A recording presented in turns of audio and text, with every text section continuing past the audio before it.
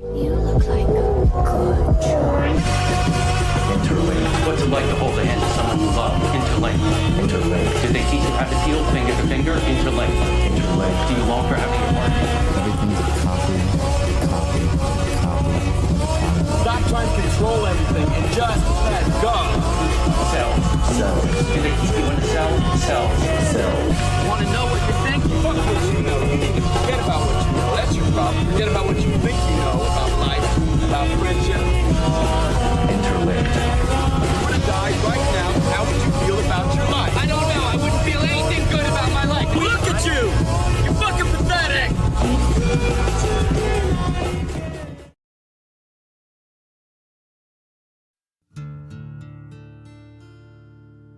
In the deep, dark hills of eastern Kentucky,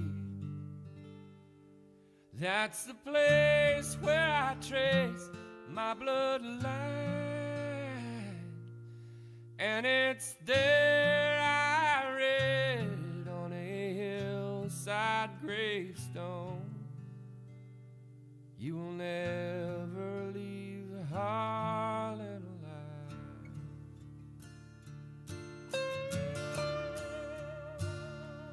Well, my granddad's dad walked down Catarines Mountain, and he asked Tilly Hilton to be his bride. Said, oh, won't you walk with me out of the mouth of this holler, or we'll never leave a Harlan alive. Where the sun comes up about 10 in the morning, and the sun goes down about 3 in the day, and you fill your cup with whatever bitter brew you're drinking, and you spend your life just thinking of how to get away. No one ever knew there was gold in them mountains till a man from the northeast arrived, waving $100 bills. He said, I'll pay you for your minerals, but he never left Harlan alive.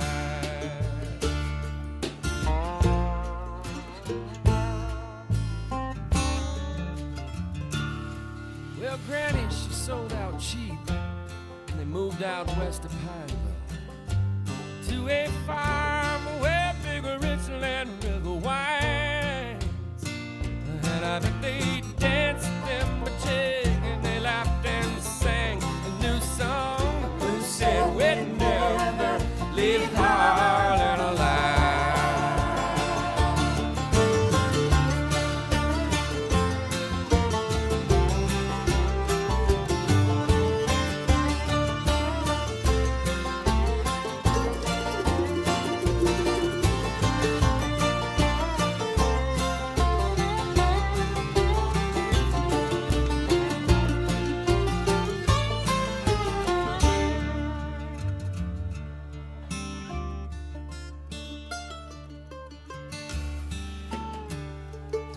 But the times they got hard, and tobacco wasn't selling, and old Granddad knew what he'd do to survive. Well, he went and dug for Harlan coal and sent the money back to Granny, but he never left Harlan alive. Where the sun comes up about 10 in the morning, and the sun goes down about 3 in the day, and you fill your cup with whatever bitter brew you're drinking, and you spend your life just thinking of how to get away. And the sun comes up about 10 in the morning, and the sun goes down about 3 in the day, and you fill your cup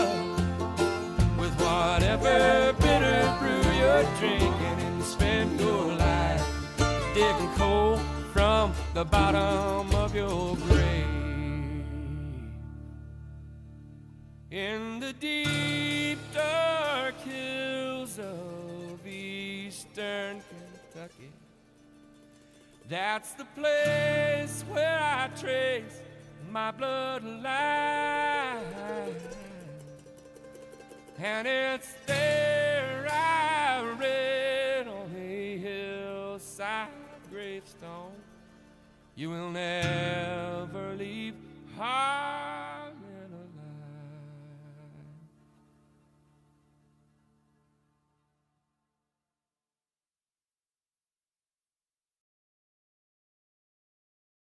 Good morning, dog!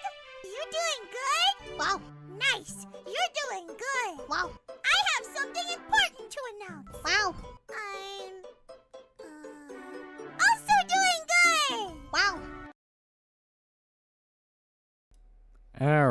Alright, we are back. We are back. And yeah, as you can see, we're not doing Final Fantasy or Persona this week, but don't worry. That'll be next week. Something is, so I ran into a 3-part video of the inside of an Antifa hideout in Manchester. It's exactly how you think it looks, but part 3 is missing. Yeah, I think I was seeing posts about that. Isn't it like basically a drug den? Sir Jack 528 is not pretty cool guy 15 months, and that gamer Dome guy is not pretty cool guy for 10 months. Hey Loli, got sad news. Grimdark Half-Off, who's best known for his Conan the Barbarian videos, has sadly passed away after a year-long battle with cancer. We lost a good man. Yeah, I don't think there's still any, like, big post about it, but yeah, word's traveling around that he ended up dying, and it's really sad. Everything I've seen of the guy, he was really cool. It's fucking, like, man, just bad fucking year, man. Yeah, Rip Grimdark Half-Off, his videos are so cool. Dude, like, he was probably the best way for newcomers who didn't have anything, didn't really have any way of getting into Conan, to get into Conan. Like, he laid out the setting, he laid out different story arcs, and he was very respectful about it. He didn't tackle it from the angle of, oh, this didn't age well. Like, you could tell the dude knew his shit. He knew his shit, and he could probably tell you, like, every story from, you know, front to back off the top of his head. You know what I mean? Another cool guy passed away this year. Yeah, Grimdark Half-Off. He apparently finally passed away. Because he'd been dealing with cancer for a while, and it was rough cancer. So Deadlifts for the Dark Gods covered the news, and he also called him an extremely chill guy. Yeah.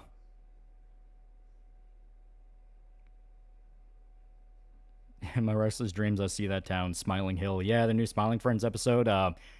There was an actual cameo by Pyramid Head, and they actually asked Konami to include him. Yeah, stomach cancer, it's bad, yeah.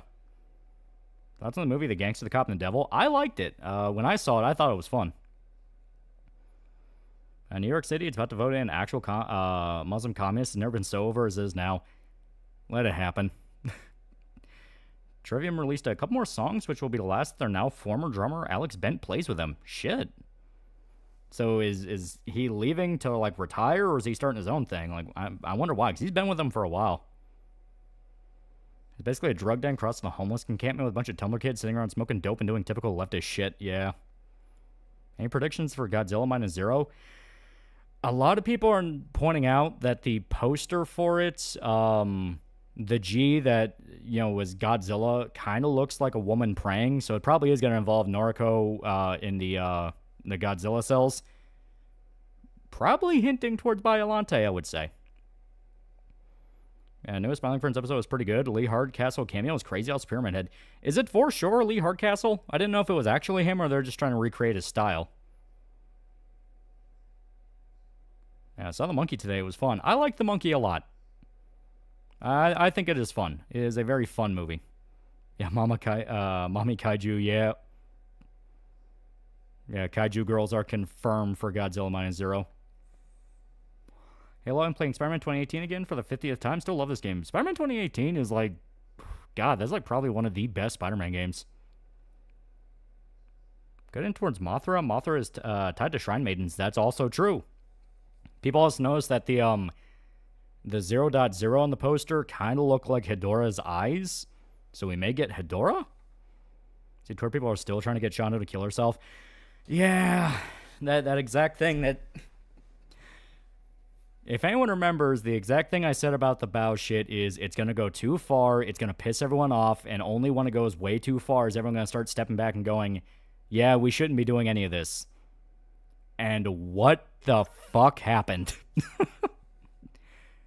Mark99, $5. Look, like I love your streams, but bro, get some sleep, you've earned it. I mean, I'm pretty sure I slept. Yeah, Spider-Man 2018, it's okay, but with mods. Yeah, Godzilla Minus film should remain more serious and totally dark, I think.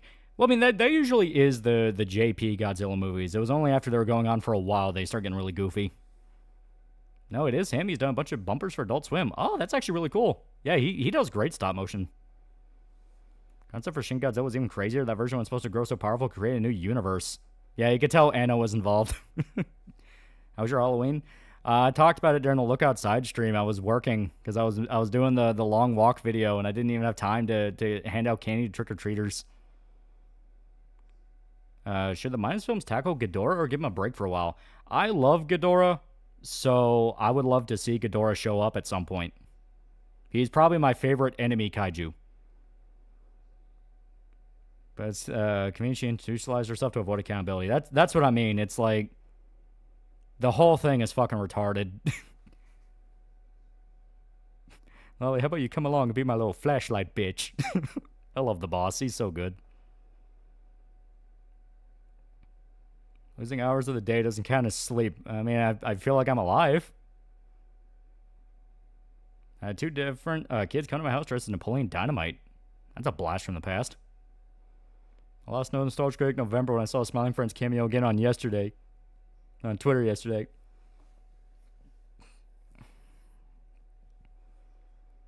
A lot of lag between the chat and your chat. That's just kind of a YouTube/OBS thing.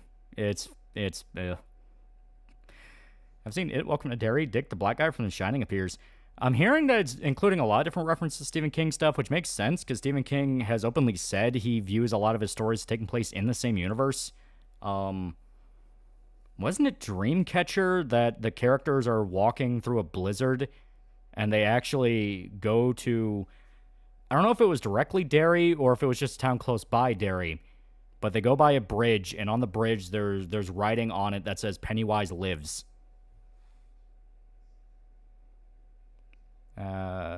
Whoever we get, I have the feeling we'll be crying like bitches in Godzilla Minus Zero. Yeah. Think we get another chapter of Berserk this year? I fucking hope. You can't have a Godzilla era without Ghidorah. Yeah. Yeah, it was in Derry. Yeah, that's what I thought. Yeah. Yep, that's a thing in Dreamcatcher. Really fun movie, by the way. Out of curiosity, what would you say was the last genuinely good COD game?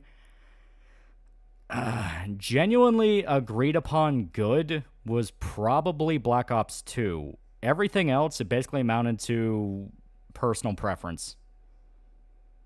At some point, you should stream the VN Crimson Gray. Dreamcatcher is one of the buttworms, right? Yeah. A lot of kids are wearing K-pop Demon Hunter costumes. I'll berserk until Q4 2026. Enjoy the clam arc. That's on Kaiju Girls. Too big, too furry. Nah. You need to have the right balance between Kaiju and girl. It's true of any Monster Girl art. Black Ops 2 was awesome, yeah. Still maintain Infinite Warfare's top 5 COD campaign. Got a ton of kids showing up this Halloween and I shut the door and turn off the lights because I ran out of candy. Much different than last year. Black Ops 2 was okay. Black Ops 3 was train go boom, yeah. Yeah, you think Black Ops 3, Advanced Warfare, Ghost, and Infinite Warfare are good? I remember liking Infinite Warfare well enough. Advanced Warfare, I don't think I ever played. Black Ops 3, I only really touched the zombies mode. And Ghosts, I never touched. You're a true monster fucker. Weak. Yeah, that one story, one of the guys tripping, he sees a clown in a storm drain. Yeah. People were pointing out in the comments of the Long Walk video, in the book, when Ray looks ahead and he sees a black figure, that's implied to be Flag from The Stand. My Zero's going to pick up with Noriko's bruise crawling up her. This is how Biolante started too. Well, similar G cells, human cells fusing with radiation. Noriko is up close with Godzilla. Yeah. Heads up, dialogue in this game isn't voice acted. Yeah, it makes sense. They're still, from what I understand, basically in early access. Speaking of kaiju ladies, even though no big lady yet, Dispatch has been a remarkably tolerable Western superhero game. Actually looking forward to each episode drop. That's on World War II. Personally, I was greatly disappointed, especially comparing to how it portrayed the Nazis compared to World at War. I just love the statement. Thoughts on World War II. Personally, I was greatly disappointed comparing to how it portrayed the Nazis. But no, yeah, I get what you mean. World at War had a lot more grit and just very, no bullshit, matter of fact with how it told everything. It established that, every side were fucking animals to each other by the end of the war. From what I understand, World War II was kind of... It didn't know if it wanted to be Brothers in Arms. It didn't know if it wanted to be an older, Big Red 1 style COD game. And it didn't really know what it wanted to do.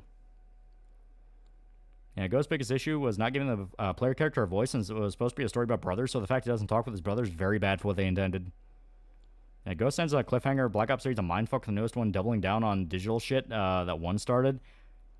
Infinite Warfare was good. I tried watching Mars on Halloween. I had turned off. The movies fucked me up. Already in the One-Man Party for $2. Thoughts on Chainsaw Remake 03? My favorite horror movie. My first horror movie. I definitely am of the opinion that it's a pretty good remake. And I like that it strikes the right balance between changing just enough to not just be the same movie again, which Hills Have Eyes ran into, while introducing a lot of new elements that actually were kind of cool. I mean, who doesn't love Arlie Ermy? That kind of thing. Did you hear LGBT Twitterers try to claim the long walk? It's purely because of the detail that Ray and Peter were implied to be gay in the book.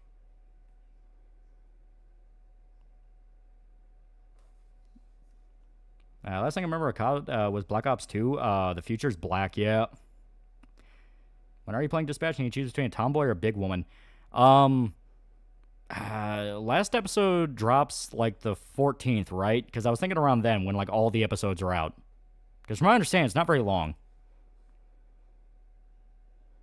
I can already see how many people who praised Minus One would hate it and say it completely missed the point of the first movie. Now it's typical monster smash up. Well, a major downside of Advanced Warfare is Kevin Spacey, yeah. World at War is racist for how it showed the Japanese. Like I said, just no bullshit. And Club Shooter and Black Ops 2 is still my favorite COD moment even after 13 years. I like Modern Warfare 2019, what they had, and for a reboot, looking at CIA and other groups working in the Middle East. Also, the gunplay was some of the best. Anything past that's ass.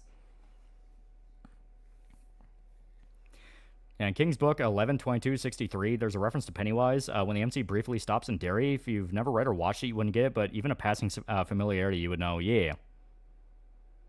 And Kevin Spacey talking shit about the UN was based, though. Minus One was one of the few Godzilla movies that actually did human drama right. Yeah.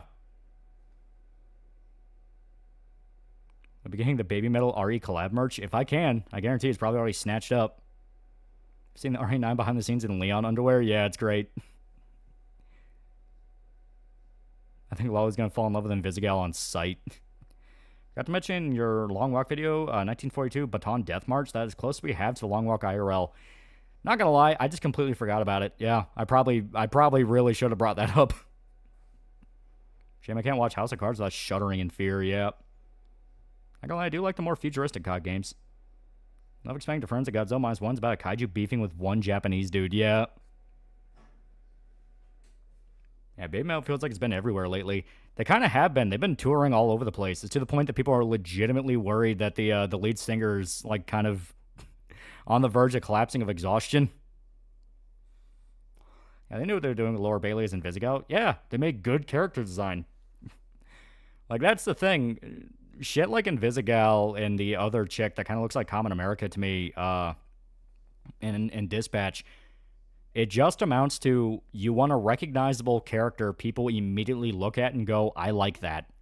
That's literally your job. So I'm on the makes Dimitrescu normal size. Thoughts? Looks rather goofy. Run. It's a normal size aristocrat with long nails. To be fair, that's scary enough. Do your toys apparently rebranding Super Sentai as Universe Warriors or something and planning to release stream in the US now because Hasbro wanted to do PR without Sentai. Huh. I think Stephen King's a good person in real life? Fuck no. Well, look at his Twitter tells you enough. Being on the Metal Gear Solid franchise? Oh, we have multiple streams talking about how much we love it. I think about Dispatch that we're right at the halfway point. We just received a plate full of fan service. I'm really concerned the progressive shoe is going to drop eventually. I hope not. Hembry Jeremiah for $5. 70 Years of Godzilla. You ready for the sequel? I am. Hell yeah. I just didn't Dispatch. I remember it has YouTubers in it. I get sad. Baby Metal is the Japanese metal cover band, right? No, they're basically pop metal because it's a mixture of J-pop and metal. I watched Bad Taste, better Peter Jackson movie. Oh yeah, that one's great, and genuinely impressive for how he managed to get the aliens. Like, because Bad Taste was, I think, his first. No, it wasn't his first. Because I think Meet the Feebles came before it, but it was like one of his first movies, and it's indie as fuck. So he didn't have a lot of money to play around with. But he's kind of like Sam Raimi in that lack of resources made him get creative, and because of that, he's able to focus on the right things. And he nailed it. Bad Taste is awesome. Well, they stream easier on Mondays. Fuck whatever you're going on. Revolve your schedule around mine. Godzilla is a misunderstood victim. He's a pissed off monster who wants to wreck your shit. Depends on the interpretation. Sometimes he's a guardian of Earth. Sometimes he's explicitly burning Earth to the ground.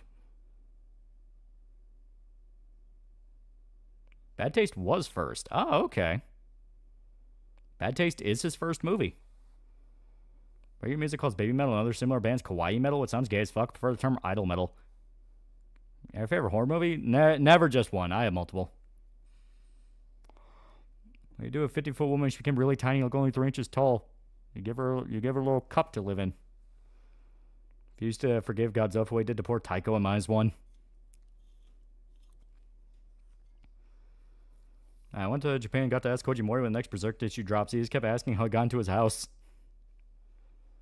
Down in Mexico, anti-cartel mayor was killed and the president just wants to ignore it. Yeah. I watched Long Walk. I was going to make fun of the Twitter artists, but after finishing the movie, reaction was, oh my god, I get it. Still going to make fun of Twitter artists, though. Well, the whole gay aspect I stated, that's only if you want to bring that element from the book, when the movie itself never addresses that. It focuses way harder on the brotherhood aspect. Earlier, still fuck your schedule. Your life revolves around me and what I want. Except Zilla. There's a reason why Toei killed him immediately in Final Wars. Yeah. One of the Dark Tower books is references to Captain Trips from the Stand, and one Pennywise kid shows up. Yeah. Well, spiteful Godzilla. Next movie, have him beef with one specific kid and go full Reverse Flash.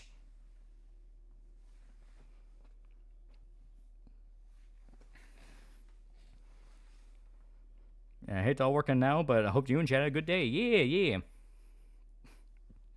It's been pretty good. Trying to crack my back. It's always bad when you have like one of those really bad spots in your back can't crack. Zolardo for 2 fake money. See the Bope thing in Rio was great. I was wondering because like I don't know where I was getting a lot more comments on the Elite Squad video, and I'm like, oh, that's pretty cool. You know, maybe just got picked up in the algorithm again. I don't know. What the fuck.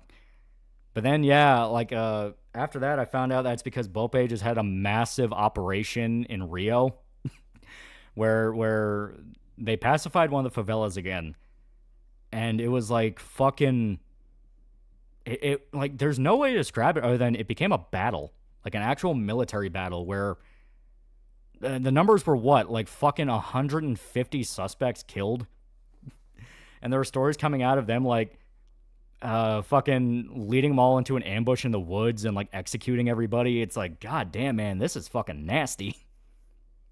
Yeah, it was downright military action. There were so many operators, yeah. I probably saw your video and got motivated to prove you right. Here's hoping for a fun stream. Hope managed to uplift my spirits because Half-Off's deaths hit me like a fucking truck. Dude, it's fucked. It's fucked. Hey, Lolly, I heard Shota watched one battle after another. Did you? Yeah, it's, he's right. Shota's just completely right. It's like, I could not tell if the movie agreed with all these people, or if it's like, why would you ever get involved in any of this shit? These people are psychotic. Yeah, gangsters were genuinely using artillery and firebombing city with drones, yeah. Yeah, Bope killed somewhere around like 130 guys, yeah. Yeah, it was not just Bope, it was all military police units. Have you seen Eddington? Still not yet. Yeah, Rio became a war zone, yeah. Don't often continue playing games on stream with Shota, barring exceptions, but since the second season of Fallout is coming, feel like finishing where we left off New Vegas 3 years ago? Maybe. At the same time, the absolute last thing I want to touch when the show is dropping is New Vegas, because, oh my god, New Vegas fans. See, Amazon ChatGPT did a multi-billion-dollar deal with Nvidia. Some folks are claiming it's the start of a new investment bubble. It is. Yeah, Bope so far only lost 4 men, which only pissed them off. Yeah, Brazil bros, stay safe. Watched Corngull a while ago, and I liked it. I kept remarking that there are a handful of war documentaries, but 20-plus documentaries about Dahmer, Bundy, and Gacy, yeah. And the movie literally has points. The main mom character who's supposed to be the heart of the movie shoots and murders an innocent black man, yeah. Verkowski gets captured by Griffith. She says she needs to get back to Guts before something happens. Reckons she knows something. She definitely knows Guts is fucked up. He is fucked up. Not to mention the director or writer that's of the pregnant woman with a machine gun like Wolfenstein. Well, I mean, they also acknowledge the fact of why the hell would you do that? Like, Leo's character outright says, it's like she doesn't even know she's pregnant. It's like, they do all the stereotypes of typical lefty Antifa types and then directly go, what the hell is wrong with you? Normal people don't do that. In a way, are they not justified further Zallardo for 5 fake monies. They went through the woods where they knew the traffickers would escape from. The Bope Twitter account straight up declared war. I mean, fuck, they can back it up, so, you know. Because, yeah, there's some scary motherfuckers. And from what I understand, I'm trying to figure out, like, where it's even coming from. Because, you know, pacifications happen off and on, but never to this extent. From what I understand, a new gang in the favela rose up, and I think they killed a journalist. It's something like that. They killed, like, an American journalist. So the mayor of Rio declared full-on pacification and sent everybody in to fuck him up. I think this investment bubble will end popping badly or extremely badly. Usually extremely badly. My friend's Brazil trip is kind of crazy. Yeah, one about after another is pure pose law. It really is. Asmongold said that the Brazilian criminals were nothing because they can't defeat the local police. How do you explain to the Roach King Bope aren't the average police? And apparently it wasn't just them. It was also military units. So it's like, it is a little bit different than that. Juan for $2, 150 suspect. Goddamn, art imitates tall videos times 10. Yeah, Cordes die. I know, Miura ever watched any of the Berserk adaptations? I know he picked the studio that did Berserk 2016 because he was impressed how they used CG in one of their other animes, which, you know, didn't turn out so good. It was like Red Hair Gang or something. Your signal was having red dyed hair. Reckon Costco would get her own party via the In-Girls? I can definitely see it. Technically speaking, Pope or something along the lines of military police, but this specific one is an extremely rotten bone depicted with drug dealers. Like, there's hatred. Oh, yeah. Yeah, Pope's military. They're military police, but in Brazil, military police handle law enforcement among civilians. They're gendarmerie, yeah. Or gendarmerie, how you fucking pronounce it. So Sargon's been Copen saying the British are more right-wing than Americans. No real proof outside. Trust me, bro. Look at the chart. When South Park gets so lame. So I have a theory about that, but give me one quick second. I'm going to grab a drink. Because I've had cotton mouth all day because the fucking seasons are changing. Zaldo, $5 for 5 fake mice. It's not a new gang. Comando Vermelho Red Command is the biggest gang in the country. They declared their own. They own Rio. Ah, okay. So it's basically they declare they're going to take the territory, and they just responded with, "Then fucking take it."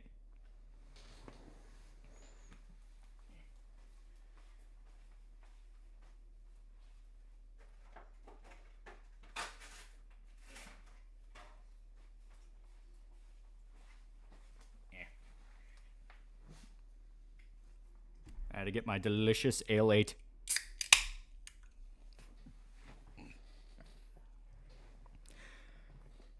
Someone who saw the movie, I thought one battle after another was definitely well directed, and Leonardo DiCaprio's character was funny. But that does not mean the writing was good. I can't even disagree, really. Like I said, it felt confused. Yeah, try us, bitch, yeah. Yeah, gang tried to take over Rio de Janeiro, and the government went, "Oh, bet on God," and then told the Pope to have fun. Yeah. Hello there. Can you spare a dime for a poor little sensitive chud like me? I'll take Venmo. Sargon's currently beefing with Rage Fist over him supporting digital ID in a porn ban, calling the Euro right leftists. Let it all burn. Yeah, this Brazil shit's crazy. Alexa played Bright Lights by Gary Clark Jr. Yeah, a new Frankenstein movie and a new Vince Gilligan series comes out Friday. Yeah. See Tron Ares? No. No one did. Costco wasn't a policy. He was cut down Peter Pan, kid in green tunic, shakes on the floor, gets you lost, boy. I think Costco retained her prior retard strength. South America, okay. Gang were probably regretting killing that journalist, and Pope started lighting him up. Like I said, that was just what I thought happened, but apparently it was... The gang was just trying to push into Rio. And because Rio is a literal fucking cultural icon of Brazil, they're obviously like, no, you're not. But...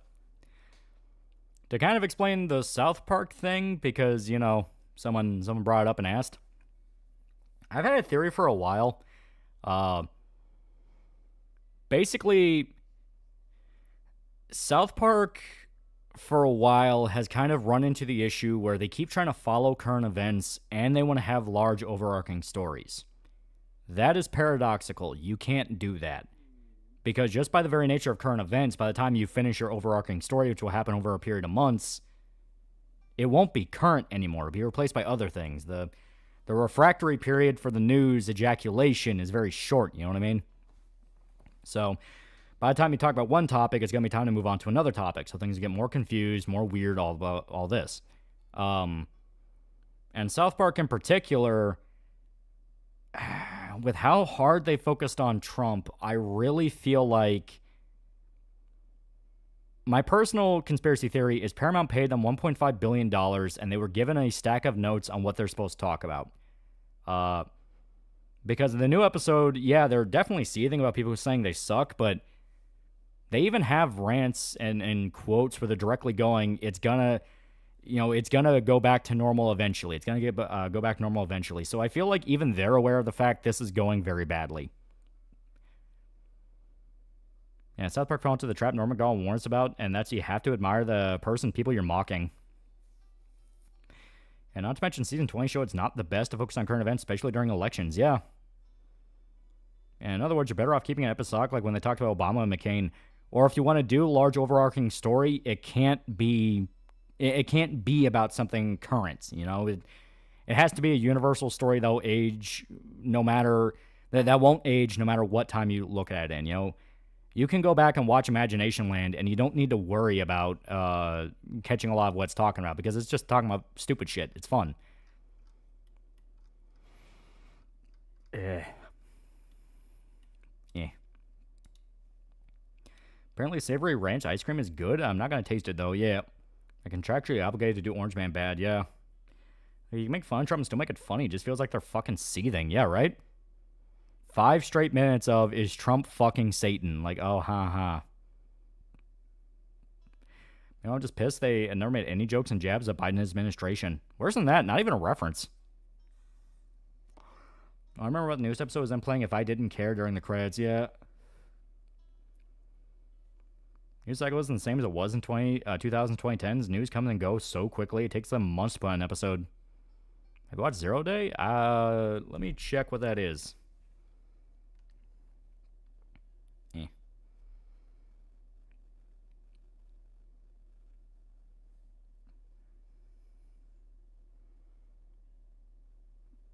I've not seen that. If it's the one with Robert De Niro.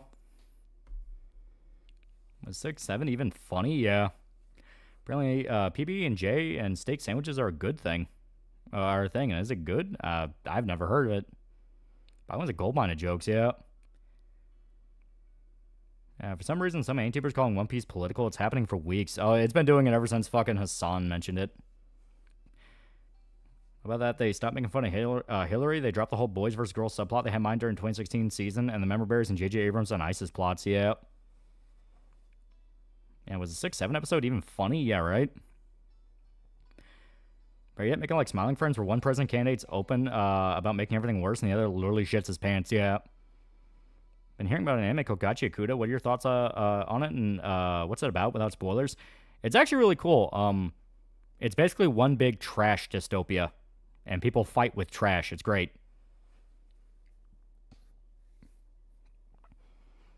Lulu4 for $2. Should do another Coon and Friends episode. Yeah. They need to go back to doing just a goofy episode with the boys that doesn't mention anything. Even in the newer seasons where it was dipping into kind of the Trump seething, you had episodes like them playing Magic the Gathering, Stan getting into Warhammer, things like that, where it's like, this is funny. Just do this. Like, not even saying you can't do political episodes. Some of the political episodes of South Park are like some of the best they ever made. The problem is they're very clearly reaching that level where they're burned out and they don't know who to trust anymore. So it's like at that point, just fucking focus on fun. Yeah, Trey and Matt were banking on Hillary winning. When she didn't, they had to scramble to change a lot of stuff they already had planned. Yeah. Trash. I'm the trash, man. 4-2 is the meaning of life. 6-7 is the meaning of death. Biggest problem with their Trump jabs that they never mention the Epstein shit, just completely ignore it, and not even a one-liner. To be fair, I think they made a reference to it, but after that, yeah. It's over 1 million copies in 10 days. Looks good, but it's critical role, so there is hesitation. Are there any YouTubers who are worth the shit? Most of them are gay cunts. Kenny Lardale is the only one I can think of who's decent, although he seems to have crippling fear of the algorithm. One Piece is political. Luffy's a meat-loving monarchist that fights against the globalist world government. The issue is most of the other good political episodes are about them throwing jabs at everyone, not just one side. And I think that really is the difference. Make fun of everyone. You can't just pick a side in it. That was good. There's this YouTuber, Truff Stuff, did a really good video on Modern South Park. I think I've seen that one. Is it the chick narrating it? Because if so, I've definitely seen that. Mantrey basically said this season they're trying to get Paramount sued by Trump because they're pissed about Colbert. Jesus said it. Yeah. And South Park imply that Trump was Epstein's friend client. No wonder people are bitter. Check the Discord for breaking news. Actually, a funny meme. Yeah, a guy getting found shot in Miami. That's how many people claim One Bow After Another is a movie of the decade. Because I think a lot of people watched it thinking it was blind support, not realizing that this kind of feels like it's making fun of everyone involved here. And Truff Stuff is a black chick. Yeah, then I definitely think I've seen that. Yeah. Because if I remember, one of her points was that when they started off, they were complete outsiders to the Hollywood system, so they were able to take jabs that weren't that popular. I mean, hell, early South Park was actually willing to call out people that were protesting the war in Iraq by going, you're not wrong to protest, but a lot of you don't know what you're protesting about, and you're trying to use children as weapons. That was the whole protest episode. But now they're so insulated in Hollywood that all they're hearing is this news that to them sounds like common sense, and to everyone else it's like, but that's not what's happening, though. So they don't get it anymore. They don't have that spark. Make fun of everyone. This is the test for GTA 6, at least story-wise. I'm still futilely hoping the online mode's going to be better than how boring GTA 5's got. Fox trying to claim Lord of the Rings is left wing because the cast had multiple people of different races trying so hard to reach for that inch, yeah. I just don't get it. The Colbert Show got taken down because it sucked. Nobody watches it. No blood for oil. Bush is a Nazi. Even Freedom Teams make fun of his own side as well, yeah. Yeah, that's the YouTuber I'm talking about. Yeah, then I've seen that video. It's good. Yeah, South Park went against climate change in the early days, but now they apologized, yeah. South Park became the establishment. It's zombie Simpsons. You start off as the rebel, then you become corporate. The reason One Bow After Another has such glowing reviews is because the people loving it don't realize that propaganda is aimed towards them as much as this movie looks insane, yeah. Basically acknowledge that behind all of our titles and pretenses, everyone's a fucking fag and loser, and I feel like they're choosing to turn a blind eye to that reality. Never sell your soul to Hollywood. Yeah, it's not they're making fun of Trump, it's they won't stop, and it's not funny. People have timed it to where, like, the amount of times they focus on Trump is like 70-30 compared to when you actually see the boys in a fucking episode. Like, they make a joke in the newest episode about how the boys haven't shown up much by literally pointing out Kenny hasn't said a word in months. One note, they took their break after Charlie Kirk was assassinated, to quote Sam Hyde. That's real interesting. What's in your pocket? Drawn together, acts make fun of everyone. Why the hell are they going back for Colbert? You think they would parry him relentlessly? Who the hell is watching Lord of the Rings? Who the hell is saying Lord of the Rings Left Wing? Vox, a clickbait site. Yeah, the way Trump talks in real life is already funny. Making him Canadian just makes him less funny. I've seen a theory that Matt and Trey want South Park to get sued so they don't have to complete their contract. Honestly, I believe it. Hey, you think they hired Stephen Colbert as a writer? Yeah.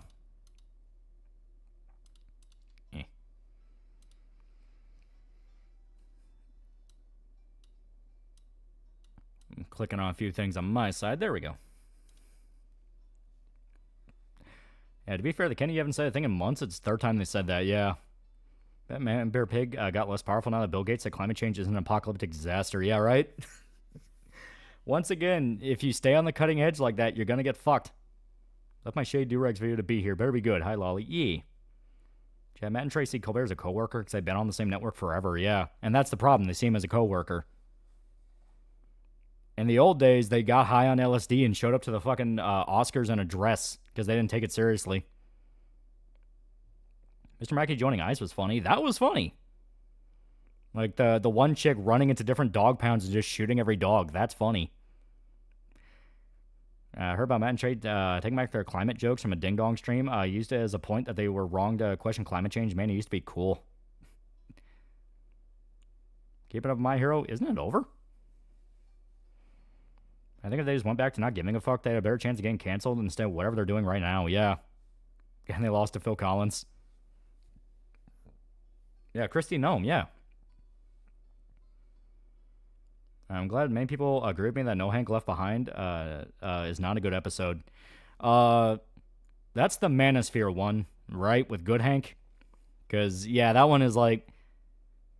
That one falls into the territory every fucking show that tries to comment on Andrew Tate does. They focus too hard on the, oh my god, he hates women thing, instead of the fact of, this guy is a terrible, terrible scam artist giving you horrible advice, knowing it's not going to work, so you come back to him already believing that, oh man, you know, what the fuck, my life is over, so he can sell you more terrible advice. So I think the funniest joke was Cartman getting depressed because he's not token edgelord anymore. That's like, yeah, that's universally a good one. Plus, he's a rapist. Yeah, I mean, true. Yeah, you know, him being a rapist is a pretty big point. As being coworkers an excuse, I was fine when one of mine got fired for stealing a whole ass rotisserie chicken. Matt and Trey just sold out.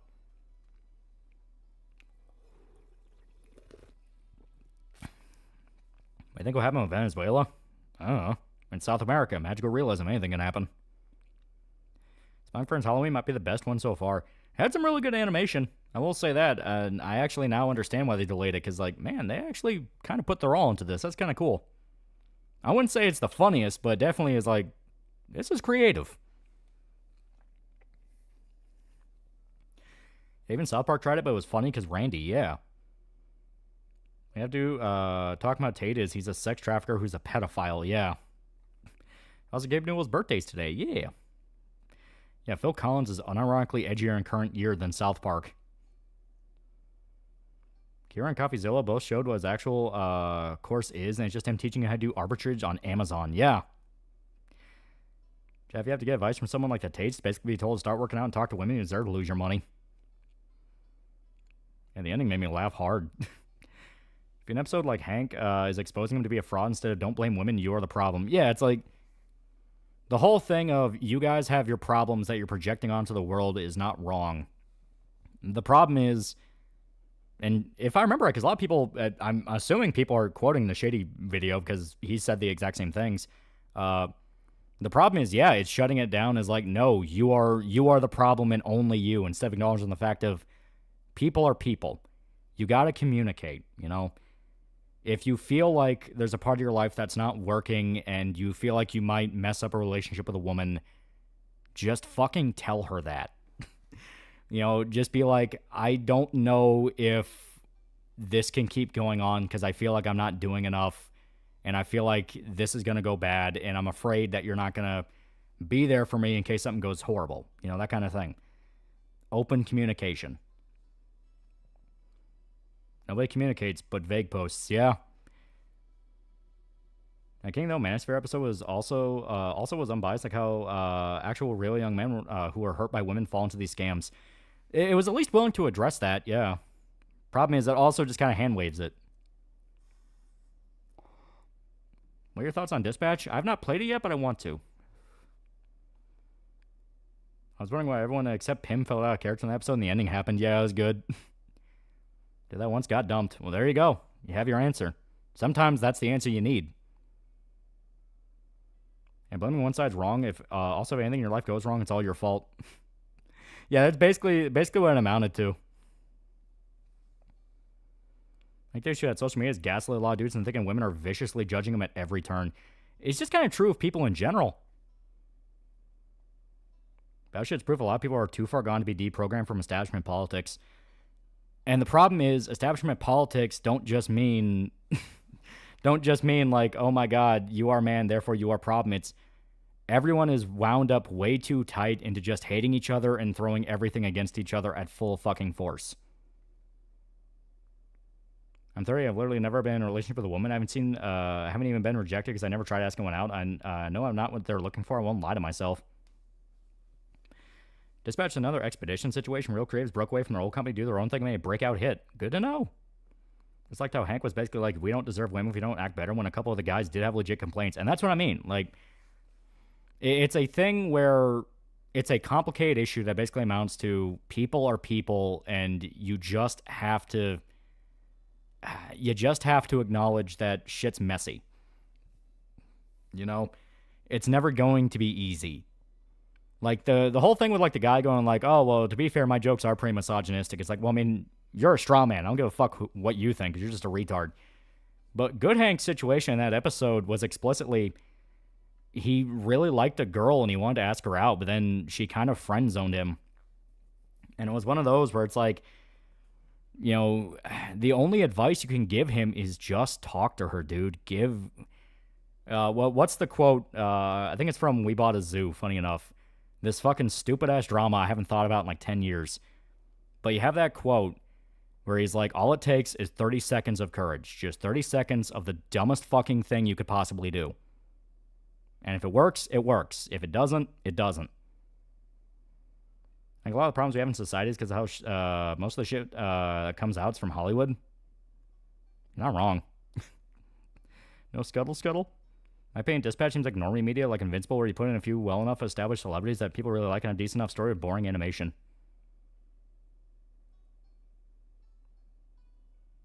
Like class bullying from Class F. Should have talked to the GOAT Boomhauer, exactly. And then it was also pretty lame because they made up the fact the camp was funded by the guy's mom and not an actual issue with Tate. Yeah. They just shot for like simple hypocrisy, which I mean it's not a bad way of going about it, but it just feels like very like, okay, yeah. Do you have a King of the Revival gets another season? Kind of hope we get episodes of Cotton growing up. I was saying like GH, but yeah. Western execs always point guns at creators and directors' heads to shit on men and handwave concerns of feminist Marxist infiltration. So I'll be incredibly tone deaf on purpose. Well, corpos just reflect the culture because they see the culture building and they want to capitalize on that because that's their job. Their job is to try to make shit that's as relatable as possible, you know, that kind of thing. And like I said, the problem is everyone's so wound up into just fucking hating each other. See the Chainsaw Man movie? Not yet, but I plan on seeing it. On some new John Bernthal Punisher picks, they're pretty funny. Most answer shows most relevant animation changed my mind. Yeah, Tate shit's funded by cam girls, yeah. We have far too many George Costanzas these days. Neurotics collapsing based on one stupid shit. We need more Kramers for both men and women. Confident and speaks his mind. Giddy up. See, Mexican Mary got smoked in the middle of the Day of the Dead festival. Yeah. Any Sire Pop updates? Possibly. We might possibly be sending it off to print. Possibly. We might even, and this is just an accusation done by horrible slanderers, but we might have the full print file ready. We We might possibly be able to get it out into people's hands by the end of November, maybe even December. Possibly. I may have a banner in the works to celebrate that we got this all done, and I'm going to post and email all the backers and tell them that, hey, you did a good job. Possibly. But not even Batman can get that shit out of me. I don't think we need more Kramers. Do we need another Laugh Factory situation? Talking about just asking people out, just do what I do. Make yourself large and yell to assert dominance. Possibly. Cool, possibly. For real, possibly. Problem with dating is after my ex-fiance treated me like shit and cheated on me, I have a hard time talking to women again. Well, I mean, that's just basic trust issues, man. Like, yeah, that shit's going to fuck you up, and it's going to take you a long time to get over that feeling of, but is that just going to happen again? It's like getting into a car wreck, you know? You get into a car wreck, and what happens next time you get a car?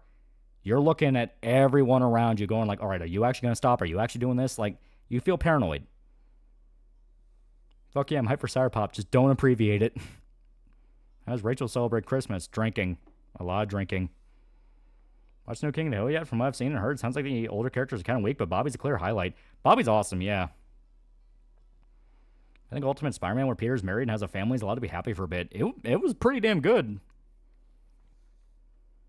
Love a guy. I'm going to say this for people in the back. Put yourself out there. You can be 45. You can still get with a woman. My grandfather got married in his 60s. As Yuki celebrate Thanksgiving. She's Japanese. She doesn't really know what Thanksgiving is.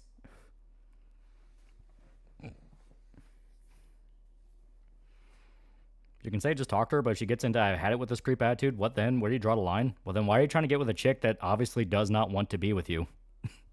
If she's going, I've had it with this creep, clearly she's not interested, meaning, all right, fuck it, move on.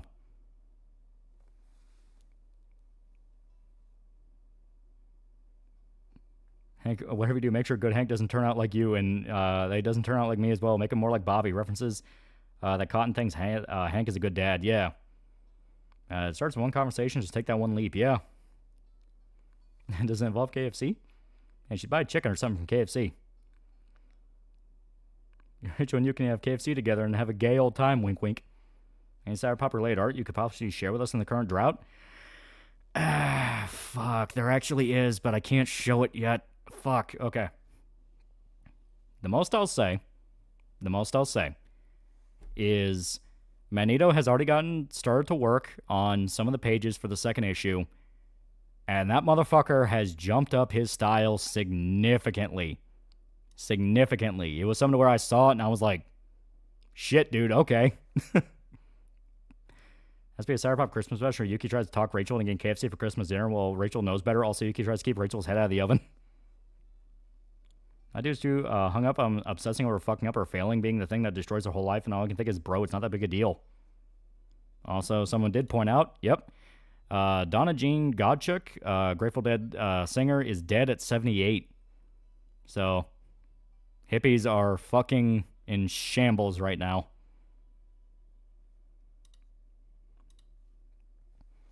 I'll be the 60-year-old hag, 30 lover. Azuki celebrates St. Patrick's Day. Don't say drinking and partying. She likes leprechauns. Who? Lead singer of Grateful Dead. Yuki's Japanese, she would celebrate Thanksgiving in September. Like most Asians, celebrate Chuseok Chinese Thanksgiving, and it's a week long. Damn, I was right. Tragedy was going to strike due to Loli not playing Final Fantasy this week. The only problem with the Laugh Factory thing was, like I said, confident and spoke his mind. Giddy up. Yeah, Deadheads would be inconsolable. I hear the Grateful Dead during a hockey game, and I blame them for why my team lost. Also a home game. It's true, support can always become rejection in the long run because people change. I mean, yeah, no shit. You know? You never know when someone's going to fuck you over. And it's just kind of one of those where you just have to trust people. Nikki puts her drumstick in her mouth. Pencil sharpener noise ensues. To Rachel's horror comes out clean. New Indiegogo Sour Pop issue 2 campaign when Lolly Boy. Well, we want to make sure this is in everyone's hands first. We don't want to. We don't want to start the next campaign while all the people who backed the first one don't even have theirs yet. You know, we're at the very least gonna wait until the printer actually finishes and sends it off to people. You know, Yuki's Japanese, but what is Rachel? Is she Irish, English, German? Do I even say French? She's from Kentucky, so Scott's Irish.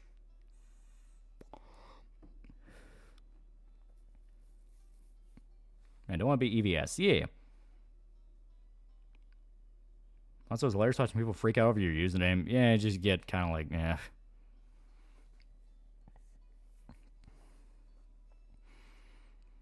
Yeah, be like Mr. Frog on that one time he was at the Laugh Factory. He's a beeper. Chad dated a chick with multiple personality disorder. I managed to sort through that for a year. If I can do that, you can talk to a woman. Fucking do it. It's your homework. I could be a good therapist. No, I'm too much of a dick. Joseph Conrad, yeah. He's always gender bent self-insert. Hope kid to be a Kentucky colonel someday. Sometimes a chick or two fuck him over. I see that as zero reason not to try and find one in life. Can't let bitches get you down. Healer's dilemma and all that essential. Do you like to order your book even though the campaign's ended? Unfortunately, yeah, campaign's over. Now we will have an option to buy it down the line, but right now we want to make sure all the backers get theirs first. Because, I mean, we put in the order, you know, to have it all printed out and all that. So it's like, we got to get the people who backed it before anyone else right now. But once they're all through, and then we can confirm, like, okay, everyone got their stuff. It's in good order. Great, good. Then we're going to set up a kind of like print-on-demand type thing. You know, with like Amazon or another site like that kind of thing.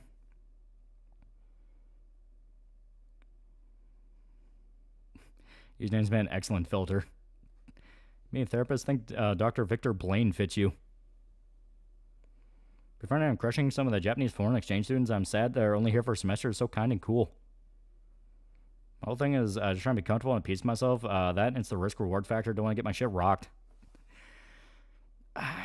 A big aspect of life, and it sounds way meaner than is actually intended, but it needs to be said, is people by and large don't care about your problems.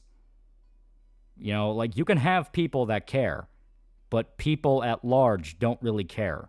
You are just a background character to their personal life, that kind of thing.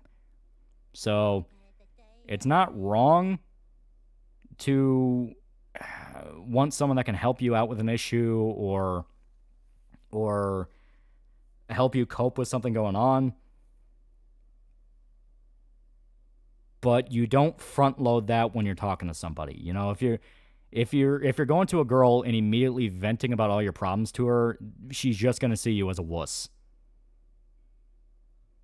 Cheryl Fair for $2. N.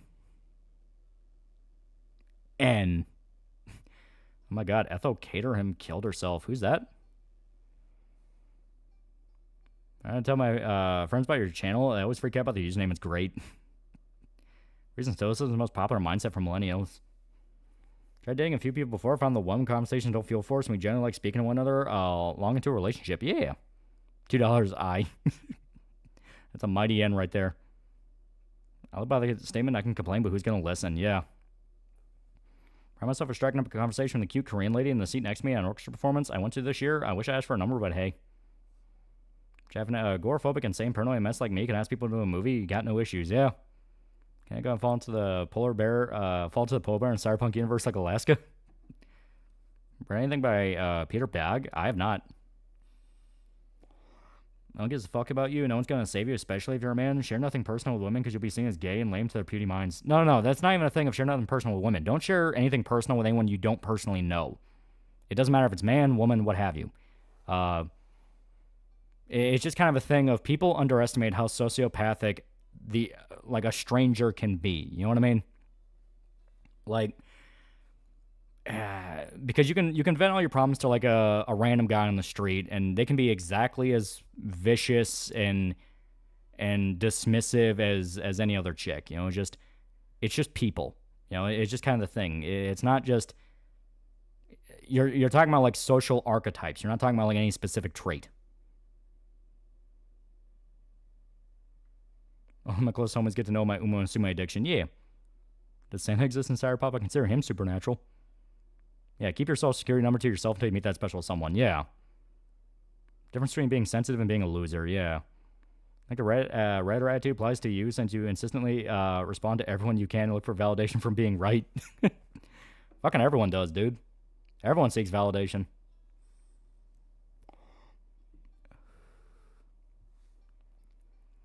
Remember, chat, the world doesn't care about your issues. Your issues do matter. Just don't matter to the world. Yeah. Not a great communicator. Don't do small talk or anything like that. It's hard for me to just talk to people who might be interested. It's just kind of how it is.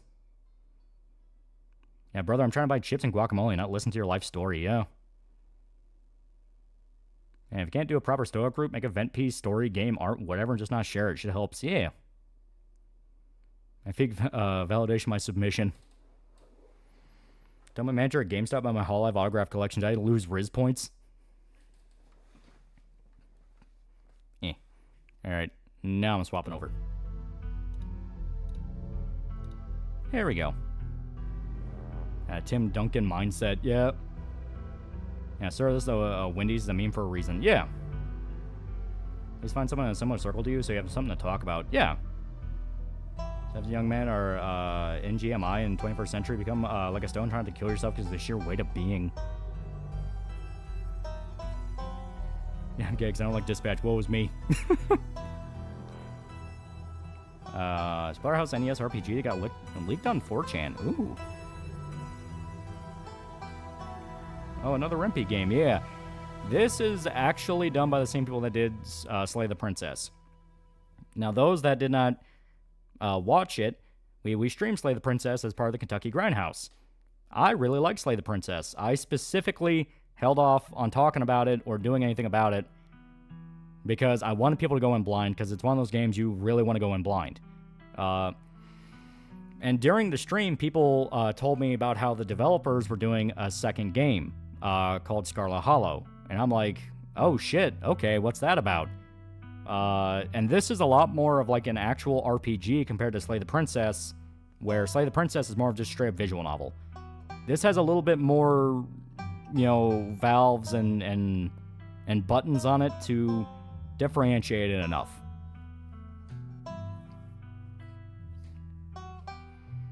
Technically, Scarlet Hollow was in development before Slay the Princess. Oh, okay. Seek only knowledge by local Meyer is to put an ugly pink sticker in my 12-pack of Pib. I'm buying 2 cases. You're wasting 4 stickers, idiot.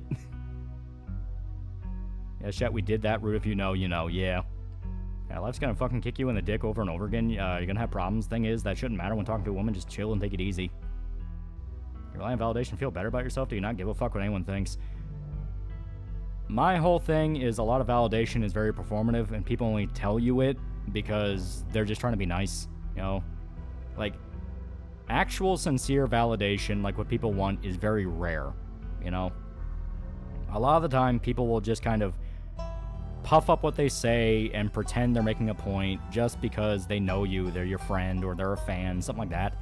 So they're just trying to be nice, So you shouldn't look for validation to a degree where it keeps you on your feet, because you're not really going to get it that often. You're going to get fake validation.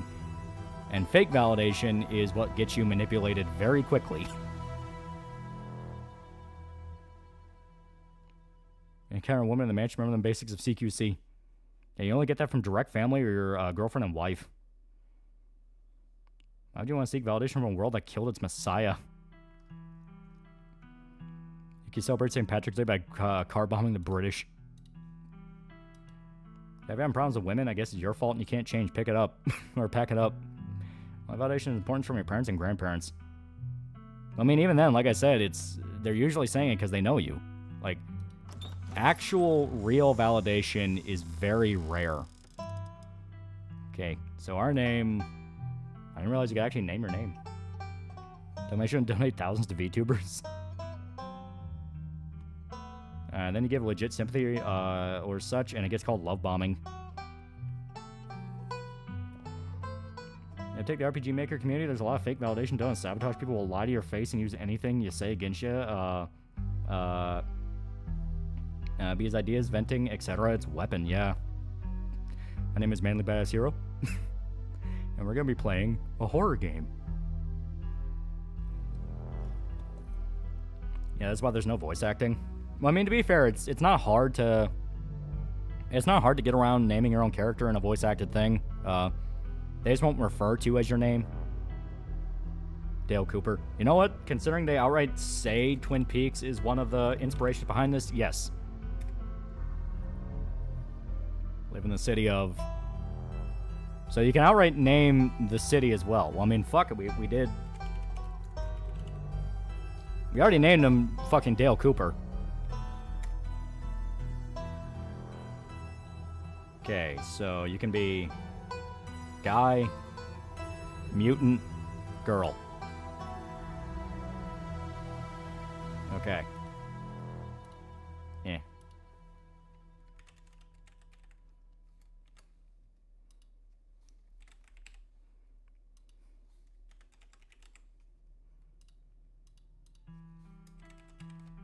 Here we go.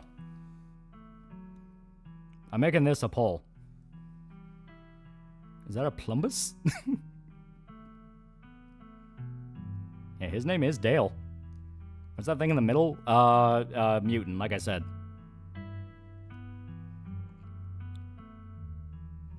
Raise hell, praise Dale. Can we skip this? Well, it's character creation. Go mutant, be completely unhinged. Fucking pronouns. Is Dale Cooper's gender? Don't be gay, chat. Go for mutant. Alms officials for $5. If you want woman attention, just approach her and pull it out. You may get jail time, but you got her attention. She'll never forget you. You're not wrong. Time's over, mutie. Mutant, it is scary season.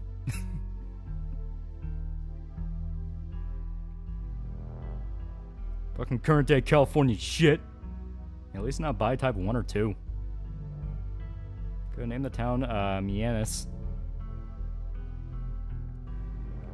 Go girl, say it's short for daily, and her parents are big gacha game fanatics. I'm gonna LARP as Dale Cooper, might as well be a man. It's bullshit, why can't I be a mutant and a guy at the same time? We truly do live in a fucking society. I mean, skipping pronouns. No, you gotta pick your gender. We're boring and all we know is current day Californian shit. I'll put Alligator Alcatraz Gator Hugging Pen for the city name. Watch Real Life Ryan's Hellraiser retrospective? Yeah! Alright, when it reaches 200 votes, that's when we pick. We're a girl. Are we at least a hot girl? Is that shit in the middle? Basically non-binary. Because it's they, them. That's why I keep saying mutant. Give me a man or two flavors are wrong. Actually, in Heel vs. Bayface when you can tell me what game you was shit-talking. Starfield. Everyone knows a Starfield clip. Being hot is a character ability. It implies you're multiple people. Alright, so Guy is still heavily in the lead. We might end up playing a Guy. Agent Dale Cooper. I'm joking about non-binary. Should have anticipated they, them. Holy shit, it is a plumbus. I mean, shit talk to your heart's content. And Starfield was pretty bad, yeah. So I'm non-binary. Who the fuck starts a conversation like that? Just sat down. Hive mind of rats, please. Join the Hive. Join Mutant League. Should name the city Pripyat. Hey, remember to vote in your local elections tomorrow. Eco, $5. I know you're sick of hearing about this shit, but you think Bao and Shondo are gonna be alright? This shit just makes me both sad and fear for the worst. Not only do I think they're gonna be alright, I think, if anything, the minute Shondo comes back, people are gonna have a massive lashback against people that fucked with her. Because the people that are trying to fuck with Bao have been trying to extend it for an entire week straight, to the point that the reason behind why they're mad has changed 3 or 4 times. It went from, well, she made a misandrous tweet to, well, she doubled down on the tweet, even though the double down was basically just, oh, this is why we picked the bear. Then claiming she hated all of her fans in a live stream clip, and then when people ask, well, what was the full context of this? No one seems to have the full VOD. Then it turned into Skeb, then it turned into what Shondo called someone guy a groomer. It's very obviously a personal vendetta. And when it's obviously a personal vendetta that keeps doubling down, that is when you get people that will eventually go, why the fuck are you people still talking about this? VTubing drama is gay? Yeah. Is she hot?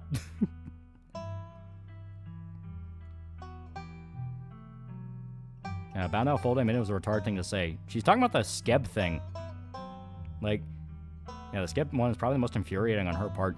And the Skeb thing is still fucking stupid to care about. It basically just amounts to, oh, an art site fucked you over.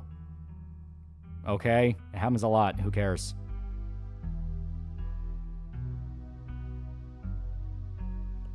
King Cobra JFS. KFC took away the fucking double down.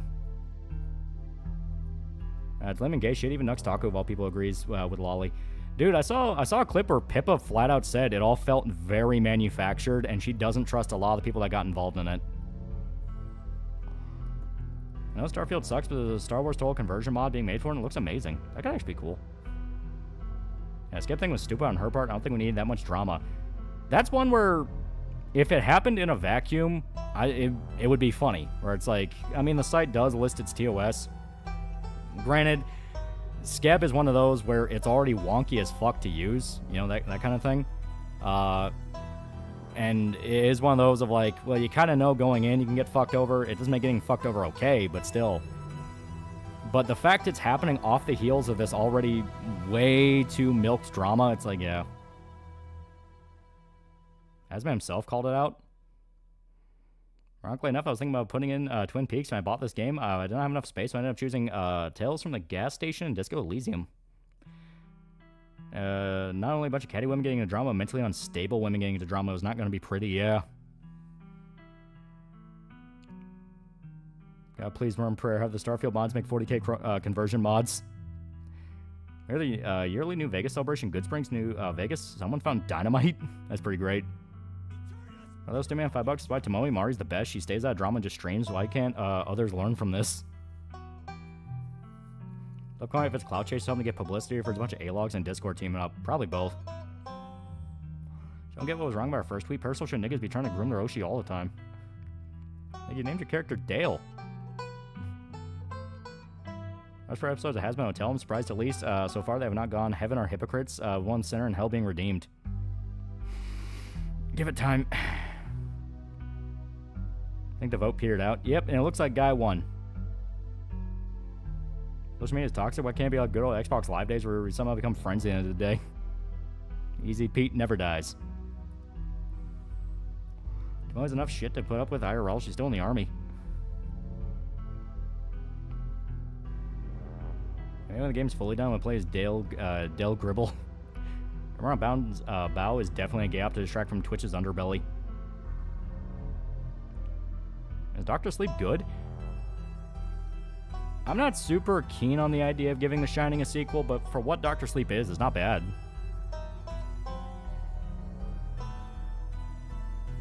As everyone's overinflated, this should be bigger than it is. Unfortunately for Bao, she normally likes overinflated things. People on that side need to take a long walk. Yeah, Dr. Sleep's okay. Yeah, Dev's trying to get into her circle by being buddy-buddy. The whole thing is basically just parasites of every flavor all screaming at each other and accusing each other of being parasites. Book of Dark Sleep's good. Movie's dog shit. And Dark Sleep is alright. Not bad, but definitely not the best thing. Bao does hate man, however, this shit's just dumb. At this point, I don't even give a shit if she does or not. I genuinely don't. It's like the amount of shit that kicked off from a fucking tweet. It's like, what are we doing? Men are acting like fucking teenage girls over this shit. Oh, went from wanting to become bred to getting thrown into some slap on X, yeah. Start playing Look Outside. I feel bad for Joel. His whole family turned a monster and he's left with a face of teeth. Like, have you already played Fear and Hunger 2? Gone to lore vids, but I've never played the game myself. Yeah, it's super good. Actually, I like the movie. It's not perfect, but there's plenty to like. Bow hit, don't let guys with obvious red flags be close to you the entire internet. We didn't like that. Yeah.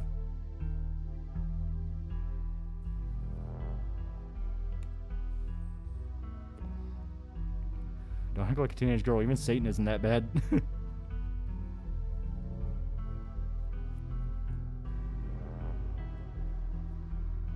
Yeah, Jack Nicholson impersonator was cool. Yeah, and he actually got the voice pretty close.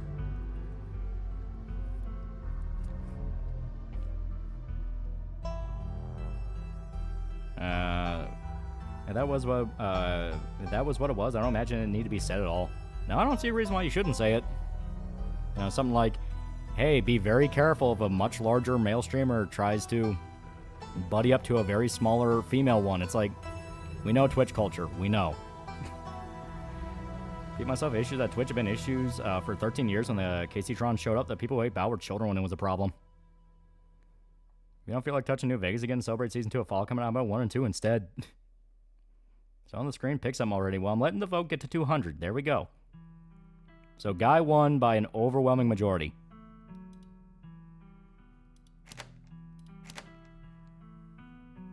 Oh, there. Could you spare a dime for a poor old sexy woman like me? Yeah, I love it. Alright, so we can pick 2 traits. Alright, so fortunate for Bad Company fans, Paul Rogers is sick and he isn't going to be able to perform at the Rock and Roll Hall of Fame. Oh man, I swear to God, if we lose Paul Rogers too. I was like, I named your character Dale or something. Superman's lost all human supremacy. Penis, penis, penis. Yeah, so we have powerful build, tough as nails, pinnacle of fitness, imposing presence that commands the room, mean right hook, strange and unusual, to see threads of reality in ways you cannot. Okay, we gotta pick that because Dale. That 100% we need. Go himbo, hot and powerful. Talk to animals. You can talk to animals. Animals can talk to you, a gift and a curse. Animals were important in Twin Peaks, but Dale never talked to them. So, I don't know if we'd pick that. Street smart, good at lying and hard to lie to. Fast talker, you can read people and read the room. No door can hold you. Maybe. We'll keep an eye out for that. Keen eye. Observant with a knack for picking up small details. Empathetic. That's definitely Dale. That is definitely Dale. Book smart, well-read and rational. Possesses a wealth of esoteric knowledge and know when to use it. Talented researcher. That's also Dale. Hot, extremely good-looking, natural flirt. People just like you because you probably were a good person. So mystical and keen eye sounds the most like Dale. Powerful build, get people into headlocks and say head enough, gonna tap out, gonna tap out.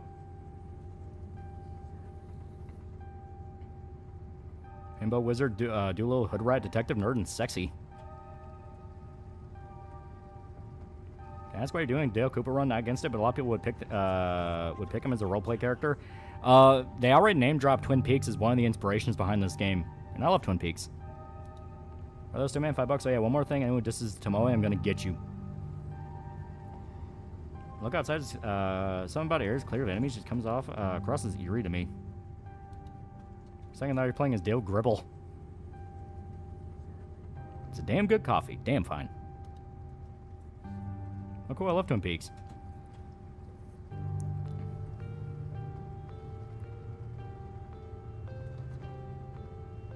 So yeah, this is very much like Disco Elysium in that, depending on your trait, you get different dialogue. Talk to animals, be Tony Soprano skills, since he did talk to fish at one point. Also, they're calling the name fucking Scarlet Hollow. God damn it! So there's no point in naming it Twin Peaks. Who's the man who sold the world? Apparently this guy. And I don't like this guy. He's maxed out electrochemistry. In fact, Dale Gribble canonically wears a thong for Nancy. You're welcome.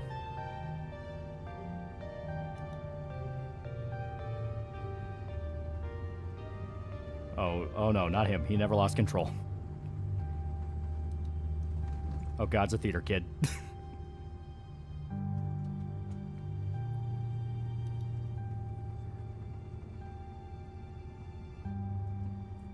Okay.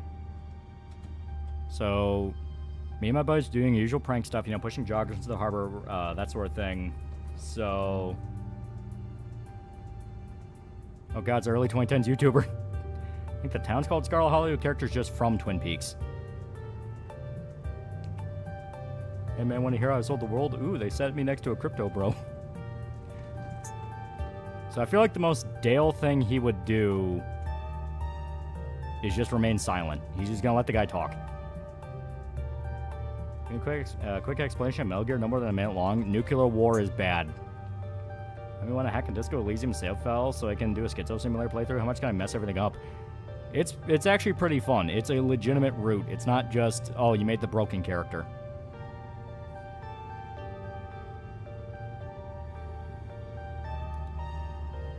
Get away from this man. Get away from this creature. Do not talk to this creature. Too much hair to be Tim Pool.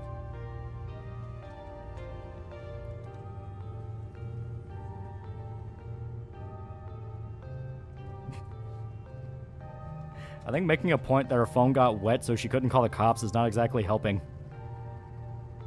Should call the stream The Long Halloween Never Ends. Loose change for $5. I'm at work. Read the dialogue out loud, you homosexual. Okay, I'll try.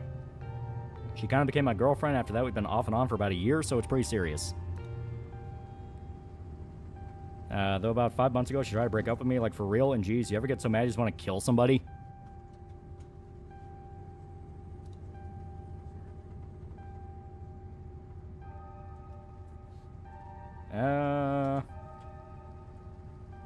No, not really. Do the voices? I'm not a voice actor, trust me, it will go bad. And you're young, you'll get it when somebody tries to break your heart someday. It changes the person, makes them think things they never thought they could. Okay, this motherfucker's a murderer.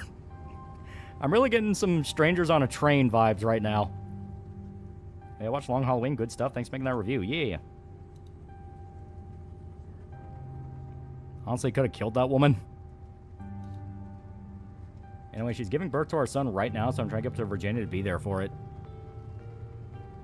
Summary of Metal Gear in under a minute. A really good soldier named Big Boss killed his teacher in the name of America, and his test tube kids fight each other and his former gay lover over nukes.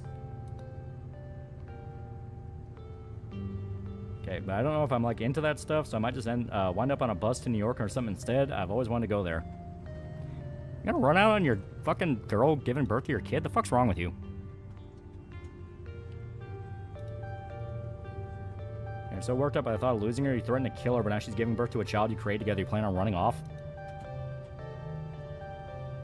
Yeah, even if you love her, think about whether that love's strong enough that you'd be able to handle raising a kid together. Think about how your actions are going to impact his life and whether removing yourself would be better for him in the long run. Stop looking at your fucking phone.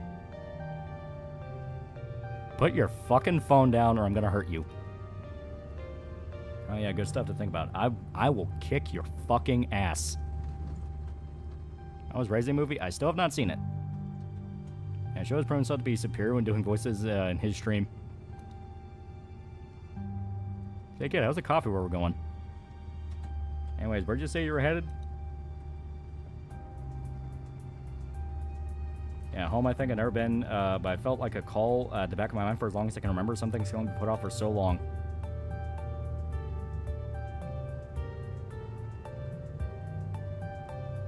You gonna pay us for this therapy session? If you had powerful gold, you could have threatened him. I'm trying to get the serial killer to say that his wife couldn't possibly end up wrong. You know, at this point, fuck him. Yeah, what a douche. Yeah, this guy's a douchebag. Young man actually shifts in the seat for one perceptible moment. It's his turn to feel uncomfortable before he catches himself and hardly laughs. They must be talking about Scarlet Hollow, right? Or the Holler, as they call it in the mountains. You're not fucking Southern. You don't get to call it the Holler. How's your gotcha luck? Not gonna lie, Fate Go is the most brutal for me at the start of NA. It took me half a year to get SSR to come. It's not great. It hurts. It hurts a lot. Did you raise this video on Family Opera movies? I haven't yet, no. That's the only other stop until this bus turns around, so if you aren't getting off at any stop, you must be head up that way. Almost nobody ever goes there. I'm usually alone on the bus by now, though, actually. I had a couple of buddies who went up there to work on the mine. There's a coal mine up there in the Holler, you see, and there's always a job listener or two on the boards around here. I don't believe you've ever stepped foot anywhere near a coal mine.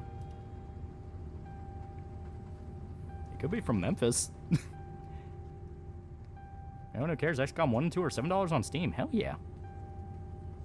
Solid Lolly and Liquid showed have the spirit genes, but gets no bitches. Yeah, recap said he had a special guest star. Who is it? What are you talking about? Never wanted to do that kind of thing myself. I like my lungs the way they are. Thanks, but my buddies got desperate enough to try it. Yeah, see, you never step foot in a coal mine. Has scruffy baby face. I don't like it. I like Solid Shota and Lolly Emmerich, though comparing their love lives shows more Otacon. I haven't heard from them in a while. Now I think about it, I should try, see if they're on Facebook, see how they're doing up there. Hope they didn't die. Yeah, that's not Timpo. It doesn't look half Korean. It's me. Lovely meeting you. Hope you don't get too bored without me around to talk to. Here, I have something for you. Change rifles to his pack for presenting you with a dripping bag of peanuts. Why is it dripping? Boiled peanuts. Got them at a gas station a few buses back. Notice you haven't eaten much, so I figured you could use them more than me. I'm not going to eat anything you give me. Plus, they dripped all over my bag, so I don't want to carry them anymore. Tip, sometimes picking a dog option establishes new fact about who you are. Okay, I love boiled peanuts. Take the peanuts. No thanks. Screw you and your peanuts. I'm actually allergic. Eat the peanuts. I'll take them. I'm not eating them.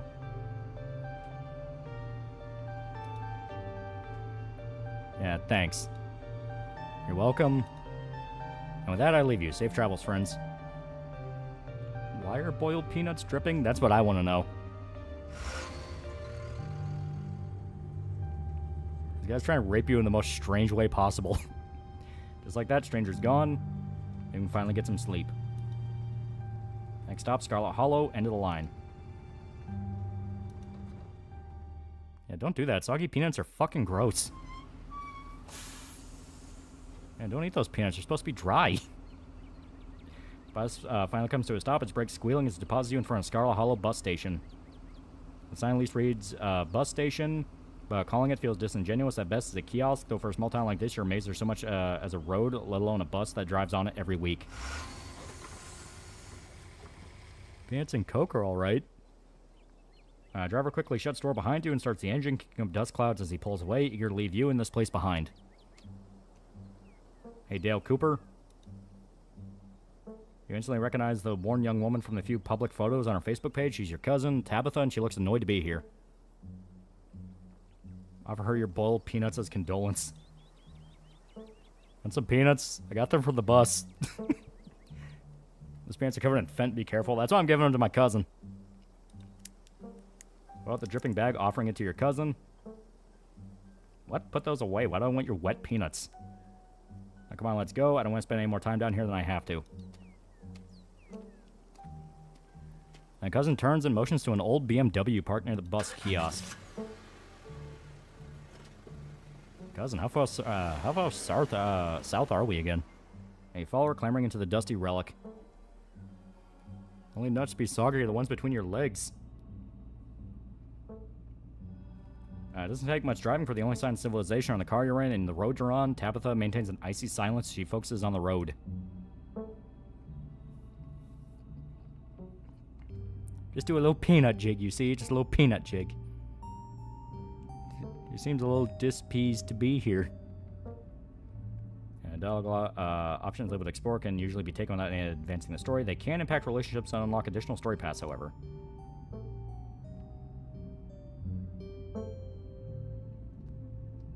Alright. We're gonna be nice. Just, how you holding up? Are you okay? Cooper loves all men except for evil wizards and dumbass douchebag liberals. I'll act like a brain-dead idiot around your cousin, but be a genius when she's not around to mess with her, yeah. Yeah, fine. Are you sure? You seem tense. You know you can talk to me, right? I went through something similar when my own mom passed. Throw a peanut at her. It's kind of cute, though. Tenses up even more at the mention of your mom for letting out a heavy sigh. Maybe it's a sore spot for her. You quickly apologize. I'm sorry, I know that's probably not what you're looking to hear right now. Look, I appreciate your concern, but I'm fine, really. You super are not fine. Imagine being named Tabitha. Can I offer you a boiled peanut in these trying times? Just constantly trying to offer Tabitha peanuts. Okay, so the funeral, it's on Sunday, right? Yep, like I told you. Yeah, since I'm here to need help planning, I know this stuff isn't easy. Dale's a nice guy. He's gonna offer to help. That's about how ass the game is. I wish I was playing Fallout 76. Wait, Tabitha, is she a voice actress? She's doing the woman talk. She absolutely is not fine. This character remembers the time you farted on her birthday cake in front of the boy she liked when she was 10. She ever smile in the future while still keeping tired eyes? It's actually been fine, just needed the coffin and somebody to dig a hole. I mean, I guess we're getting a shovel. Okay, and I can't believe we never met before this. I can't believe we never actually met before this. You have your mom to thank for that, or had, I guess. Mystical, you can feel the same careless cruelty in Tabitha's words that your mother would use when she talked about Perlane and the old Scarlets. The wound that tore your family apart runs deep enough that it bled through the generations. In true Twin Peaks fashion, we are a man trapped in a massive woman moment.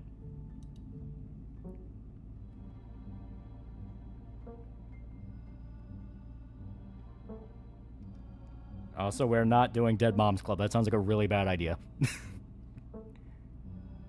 You know, fuck it, we got the Mystic option. You sound like my mother right now. She hated this side of the family so much. We don't have to become our parents. There are things in life we get to choose.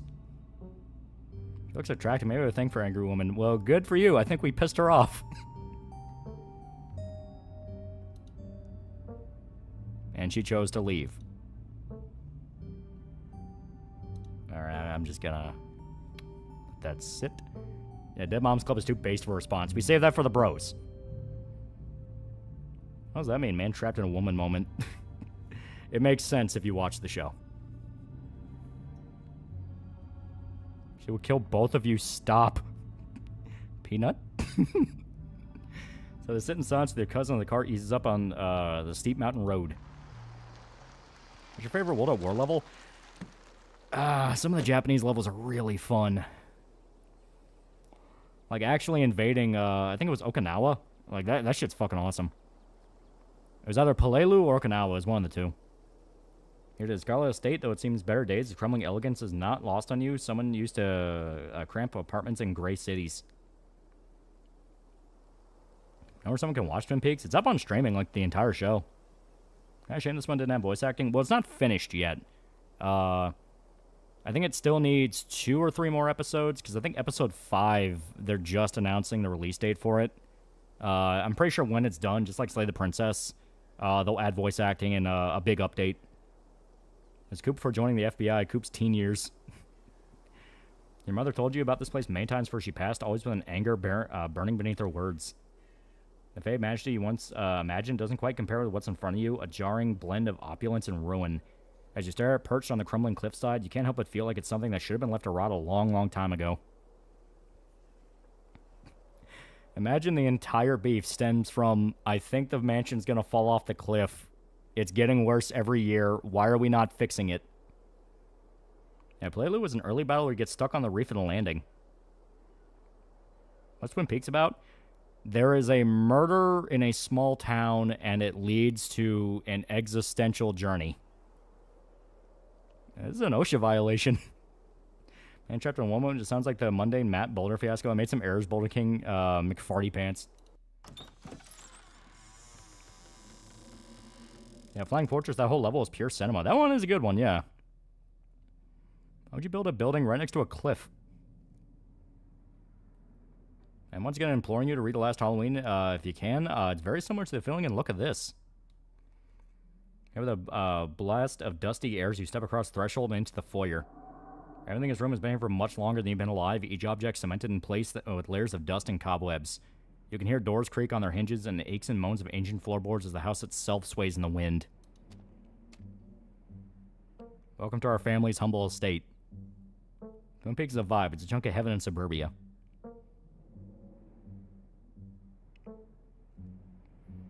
Mine's either Vendetta or Black Cat. Something about Vendetta made me fall in love with the game, but Black Cat's the best soundtrack. Got a light? Was everything in this mansion always slightly tilted? You ever read a horror novel called Dead Path? I have not. Fortunately, due to the current state of the house, only a few rooms will be safely accessible during your stay.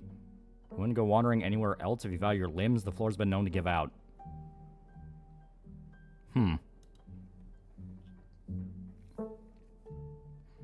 If you know what's good for you, you'll stick to your room, your bathroom, and the kitchen, and hallways, I guess. but only the hallways you need to use to get to those places. I'll show you around so you know where it's safe to walk. You can leave your bags here for the time being. Why are we living here? Yeah, can they even sell this?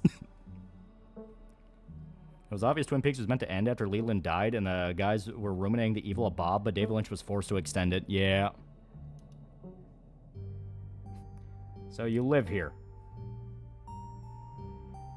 Have you ever watched the anime, My Senpai is Annoying? That sounds familiar. That reminds me of a Shel Silverstein novel. Yeah, I'm letting you stay here for free, so mind your manners. Did your mother not teach you about those? No, I think I'm going to call a fucking hotel.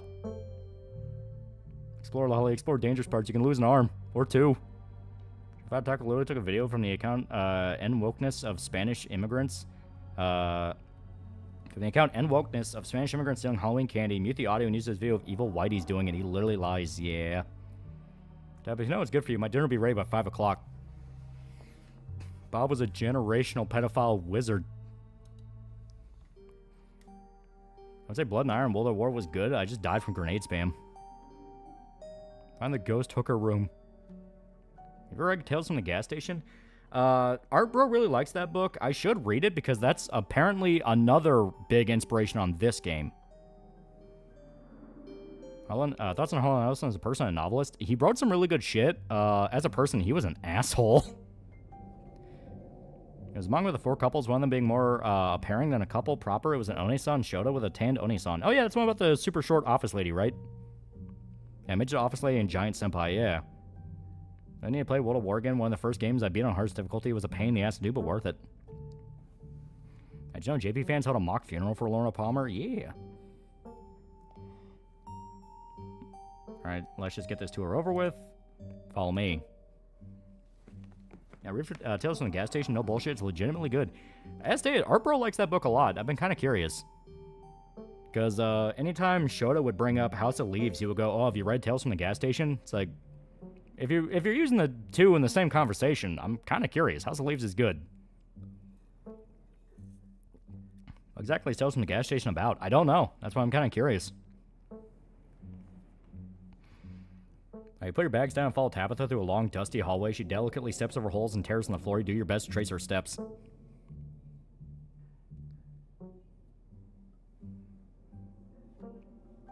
Doon, doon, doon, doon, doon, doon, doon. Doon, doon, doon. I do like the music. It's good music. Kitchen on Wednesdays. A woman from town comes in and does the cleaning. Her name is Janie. I would recommend socializing with her. She'll talk your ear off. You need any food? There's fixings for peanut butter and jelly. It's formatted as a blog from a guy who works at a weird gas station. Weird things happen. It's funny. Oh, okay.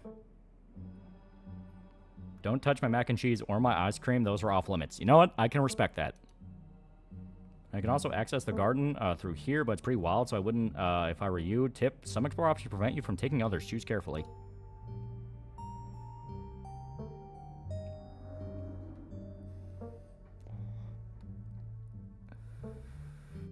All right. So Dale would look on the bright side, so we're going to put, it's nice. Was that from a gas station? That one creepypasta got some weird readings. If it is what I think it is, yeah, weird things happen at a weird gas station. Yeah, one of the clips from Les Document, Interdidis has very obvious inspiration from House of Leaves. Yeah, an anime grandpa, which one? Grandpa Gohan. Damn, bitch, you live like this? Woman lets garden and house fall to ruin. Shake my head every time. It's a kitchen. Is there somewhere in town to buy food? Yeah, I might want to eat some other than PB&J this week. Is there somewhere in town we can get groceries? Aren't you fancy? Yes, there's a general store. There's also a diner. I usually order my food in bulk online, though, so I wouldn't be going with you. Yeah, sweet, thanks. Yeah. So you're like a weird shut-in. Don't worry. I'm the social butterfly. I'll be fine out there. Cool, good talk. And you know what? Yeah, you know what? Fuck it. Yeah, I like peanut butter and jelly. How'd you know it was one of my favorites? Smile can't be real. It's weird that gas stations used for a thing for a horror anthology since it's so small. To be fair, people who worked at gas stations, especially during the night shift, Oh, they got stories. They got fucking stories. Have you seen the TV show Hitchhiker? I have not. Now, Harlan Ellison sued James Cameron over the Terminator movie, saying it plagiarized his work. That's what we're dealing with, yeah. Cousin Dale Cooper is going to fix your depression by being fucking best friend ever and being the God Emperor of Dune. I didn't, but good for you. Alright, yeah, so yeah. Yeah, next on the tour. Oh god, why am I kidding her? Recommend reading Tales from the Gas Stations for creepypasta. Oh. Bathroom, follow me. It's been hours since I've gone. So if you leave the kitchen, you pass by a tuxedo cat sitting on the countertop. Is that your cat? What's his name? Frou Frou. Do not try to pet her. If she wants to be pet, she'll let you know. So yeah, cat. You know, I'm gonna try it. Trust me, I'm good with animals. Who's a good kitty? You decide to ignore Tabitha's advice and pet Frou Frou anyway. She bites you hard and hisses violently. Now, what did I just tell you? Come on, let's continue the tour. You know what, Tabitha? That's the difference between you and me. You live your life by shutting away from things. I live my life by saying yes. I say yes. I say good experience, you know? You know what you need to do, Tabitha? Every day, give yourself a little gift. It doesn't matter what it is, whether it's taking a nice cat nap in your office chair or getting yourself a damn fine cup of coffee. Just one little gift every day. Once again, follow Tabitha through a long, dusty hallway. Maybe after a few nights, it'll get easier to navigate these spaces. But for the time being, you feel lucky to have not fallen through the floors. Seeing those stories about people picking up ghost hitchhikers, kind of creepy. Yeah. Guest bathroom, not much to show. It's a bathroom. I'll wait outside. Do what you must if you must. It's a wretched bathroom. Piles of junk sit untouched in the corners of the room, and mysterious stains paint the floor. Say yes to everything. It used to be part of a pyramid scheme. Lurking, so I'm late to the topic of what was talked about. Okay, so today lots of ladies, majority of them were bi. My advice is see if they have something in common, and if not, make her smile and laugh. What's worst social faux pas you've ever had? I mean, everyone has that moment where they've said just the exact worst thing in a conversation, and just you can feel how awkward it gets. I don't know, some mailed dead rodents in a pay-on delivery package. The recipient had to pay for the mail instead of him out of petty spite. Bathroom's so gross, I wouldn't kill myself here. Hey, this house is about to be condemned.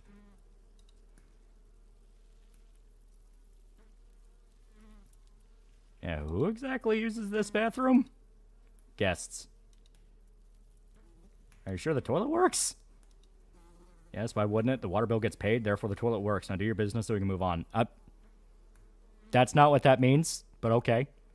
After hearing Dale Cooper talk about giving yourself a present every day, I started doing that. Genuinely improved my life a bit. Dale is good advice. Really good advice. Okay, I mean, I guess we're going to do this. Let's just pray to God it's a piss. And you know what? Now I am very, very thankful we picked a man.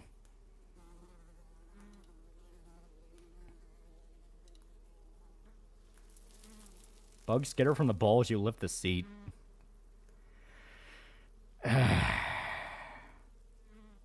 Girl, can you at least run a bottle of Fabuloso in this place?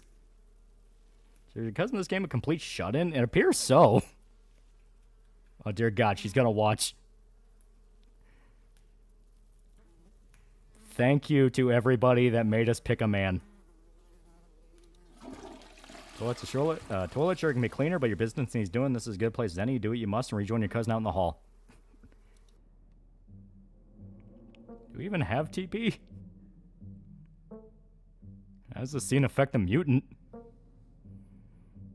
you help me keep watching the first episode of Twin Peaks? If you're forgetting to watch the second episode, what should I do to make myself watch the next episode of Not Supernatural? How do mutants piss? Was the reason your mom left because her entire family were a bunch of femcells? Next up, guest bedroom. Last stop in the tour, follow me.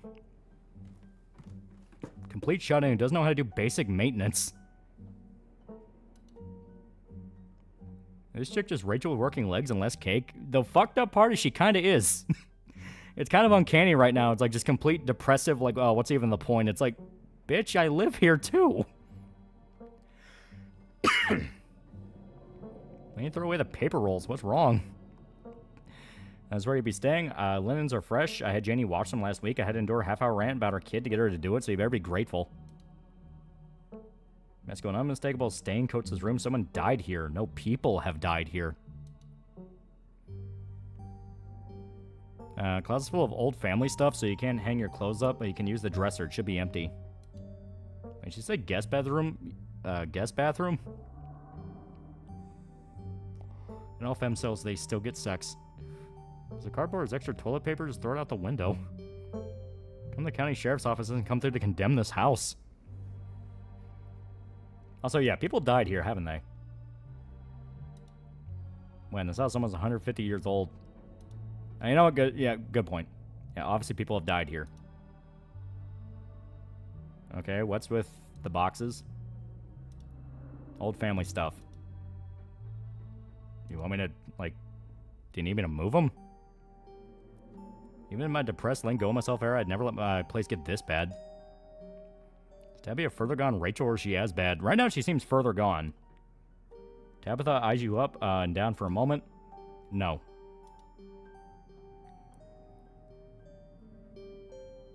Okay, who used to sleep here? Like I said, this house is almost 150 years old. Many, many people have slept here. And now you'll sleep here, carrying on the fine tradition of bedrooms being slept in.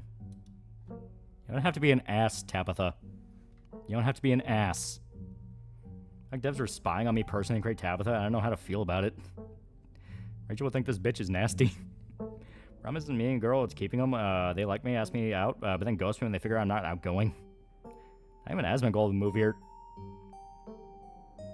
Tabitha, do you realize, if we tell anyone that this is our mansion, looks, they'll take our mansion away and we'd have to move out of it?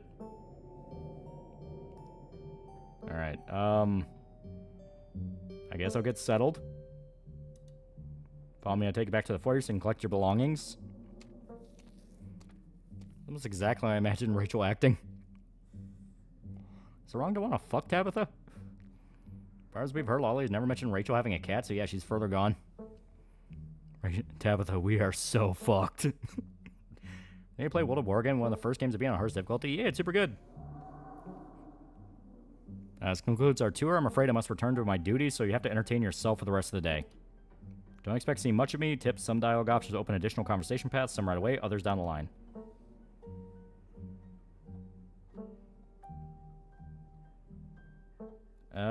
You know what, Kenai? You know, we don't have to inherit our parents' bad blood. We can start fresh, now that's just us. God, yes, okay, we're not our parents, and there's some things in life we can choose. Fine, whatever. If I choose to say that, we stop bringing it up every time we have a conversation. I don't know, you gonna stop being an ass? You're an ass, Tabitha. An ass. Is it right in Cyberpunk because I don't trust blondes? There will be. You don't have to be an ass, Tabitha. You don't have to be an ass. It needs to be a t-shirt. Yeah, duties? What duties? Obviously not maintenance. God, I don't want to give her a coffee. Okay, I'm sorry I've been testy since you've gotten here. You've been fine. I'm just under a lot of pressure right now. Please just stay out of my hair until later, okay? I have work to do. Okay, what kind of work do you do? I run the coal mine, same as every Scarlet who came before me. Bitch, you own a coal mine and you can't afford a handyman to fix this place up? Joe Yuki better than everything else. Except for you and your mom, it requires a lot of time and concentration, so I'd appreciate it if you didn't keep me for long. Yeah, I didn't know we own a coal mine. I like Tabitha, I have no earthly idea why. We don't own the coal mine, I own the coal mine, your side of the family forfeited and claimed to it a year ago. Well, I mean, okay, that's all well and good, but how many fucking local handyman are in this town you could hire to, like, I don't know, fix the goddamn stairs, fix the flooring? Hey man, don't come around anymore because she constantly offers sex and they're not that desperate. I mean, can I come watch? What, no, the coal mine's dangerous. Can't babysit you and do my job. You're administrative.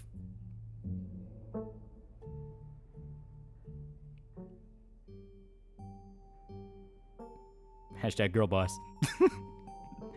I mean, yeah, I mean, that's impressive. Like, good for you. You own a coal mine.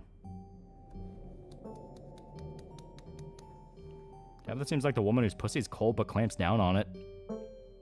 My side of the family, bitch, we're brothers. We're cousins. I appreciate your enthusiasm, but I don't think of exciting in the same way. I don't think of cleaning a toilet or painting a wall as exciting. It's a task. I'm glad you're not doing a lot of those. How come Mr. Opportunity plays a girl so we can simulate Yuki and Rachel rooming together? You're an ass and not the good kind. You're flat. Yeah, I wish I owned a coal mine. Yeah, imagine how much you could sell it off for. Sell it off to a fucking Chinese corpo. Yeah, one of those tasks could use more doing. One of those tasks could use more doing around here if you ask me. Excuse me? I'm saying this place is a health hazard. Toilet's going. Have you seen the toilet in my bathroom? Have you seen what lives there? Any other requests before I head out? Alright, like, what do I do? Like, what am I supposed to do? You're gonna be gone. A very demanding job you should be getting back to right now. It doesn't include you figuring out activities for you to occupy your time with. Alright, I guess I'm fixing up the mansion. Fuck you. Be fair, women seem to be perfect fit for safety stuff, bureaucracy stuff at least, so no getting stonewalled by a nerd. Buy some nails and a hammer. Fix it yourself, girl boss. Now your babysitter, why don't you, I don't know, go for a walk around town or something until you get tired. Historic buildings to look at, I'm sure you have a great time. Yeah, alright, I won't keep you, but we're hanging out when you get back. Modern day, right? Who the fuck buys ground coal? The plot twist of this is in Germany? We'll see, there's a lot that needs to get done this week. Chinese love coal, Tabitha. It's crazy. They cook with it, warm themselves up with it, some even eat it. You can sell it. That face scares me. Cousin leaves through the front door. Now it's just you and the sprawling, decrepit estate. We're going straight to the Forbidden Wings. Tabitha gone, there's no one stopping you from going to the Forbidden Wings of the estate.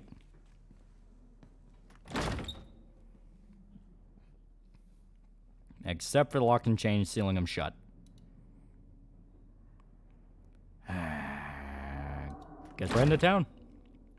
Cousin gone, there's nothing for you to really do. You drop your bags off in your room and head out to explore town. If you had known you'd wind up having to walk all the way back to town, you probably would have just asked Tabitha to leave you at the bus stop, especially with how unhappy she seemed to see you. This house reminds me of my aunt did have spite. If only you could wipe the slate between the two of you clean and bury some of the tension, though maybe your mother's funeral isn't the best time for something like that. And again, maybe it's the perfect time. You go find Beast in other parts of the mansion. I'm coming back with fence cutters. Damn it, Tabitha, why does she always cock-block me? It's really pretty out here. Finally made it back to town. The holler, as that guy on the bus called it, has probably seen better days. So it's a feeling of idyllic country town, but sidewalks are cracked and many of the storefronts are boarded up, their windows dusty with age. Chill breeze sweeps down the lane, you shudder, suddenly feeling as if you're peering into a grave.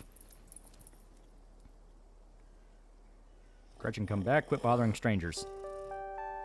Sorry about that, Gretchen can be very slippery when she wants to be. She loves to get loose and cause havoc. I'm pretty sure Tabitha's pussy has teeth. Time to order that damn fine cup of coffee. That mansion's probably filled with black mold and asbestos. Yeah, pug. Yeah.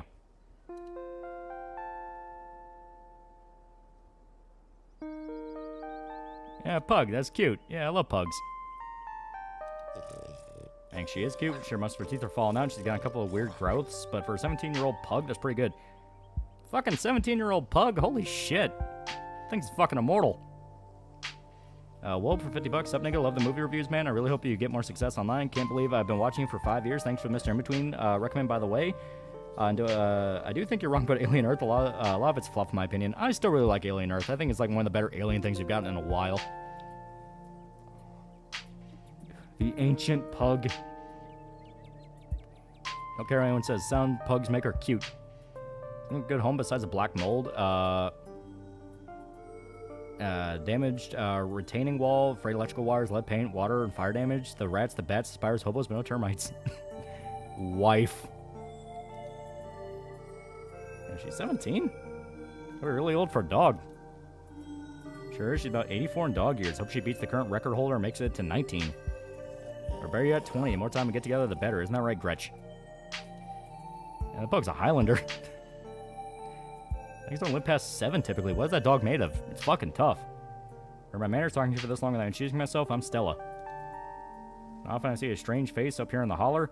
Every now and then there's a new crop of coal folks, but you don't look dusty enough for that. Oh my god, she's already blushing. Dale Cooper already has an in. Reverse Lifetime movie. You're about to fall for the tomboy in your hometown. Calling the pugs and eldritch god, keeping the town from collapsing because it likes the doggy treats. Yeah, man, Mr. Grimdark half off passing away was a sad passing. Dude, it fucking sucks, man.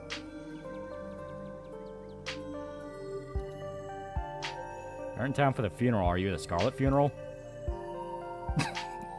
Oh my god, we still have the peanuts. We still have the peanuts. You hold out the dripping back peanuts. It's polite to offer food in new social situations. That's really kind of you to offer, but I couldn't take your food. You should hang on to those in case you get peckish. Can I offer you a boiling peanut in this trying time? They've just been festering. Considering the fact he probably took those peanuts into the bathroom, I think it's a really bad idea. Yeah, it's still dripping. It has been dripping the entire walk. She thinks you're autistic now. I'm going to go on a limb and say that you're Tabby's cousin, right? It's the only person I can think of who will come to town for the funeral. How's she holding up? To be honest, I've been a little worried about her all alone in that big house. Mystical and Keen Eye. Oh.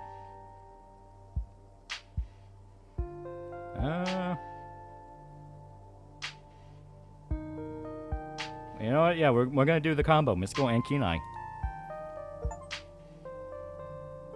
I don't know how she's doing. The real tap is buried under whatever icy front she's putting on. Whoever she is, I don't think many people get to actually see that person. She's always been a little rougher on the edges, to be honest. It's always been hard to tell if that's just the way she is or if she's putting on an act her whole life. You ever replace spaghetti with boiled peanuts? I think she's up in that old mansion all by herself. Glad you're here. Being in town will probably do her good, even if she doesn't think so herself. How long have you known her? I think you have game, but the peanuts that drip through your pocket make it look like you pissed yourself. She thinks you're special. For quite a long time, the town's really small, so everybody's known everybody else as far back as they can remember. Tabby and I got a little closer, and we were both in the school's production of A Midsummer Night's Dream. I was Puck, and she was Mustard Seed. She might have expected she was a little more prickly, but I managed to soften her up a bit in the end. And she graduated, and that was that. When we just got to town, you must be starving. I was just on my way to diner for a coffee, and they've got amazing biscuits, my treat. So yeah, coffee and biscuits reference, yeah. Oh, she's cute. She's really good for this type of world. Are you here for the funeral? Peanuts? Also, Pupper. Biscuits, your treat? Hell yeah. I like it. You can turn around and leave without saying another word. You can just immediately detach. Want to come hang out in my dirty room? But yeah, we're going. We're super going. Yeah, biscuits, your treat? Hell yeah. Awesome, let's go. Great way to introduce yourself to a cute tomboyish girl. I've heard a wet bag of peanuts. You better hope she's into retards. Thought, oh, you can't be starving. You have your boiled peanuts. Must be where biscuits go to die. Pleasant aroma of greasy breakfast food hangs heavy in the air. In contrast with the empty, lifeless atmosphere of the family estate, the diner is filled with comforting din of human life. All of which grinds to a sudden halt as the patrons realize that a stranger has entered the establishment.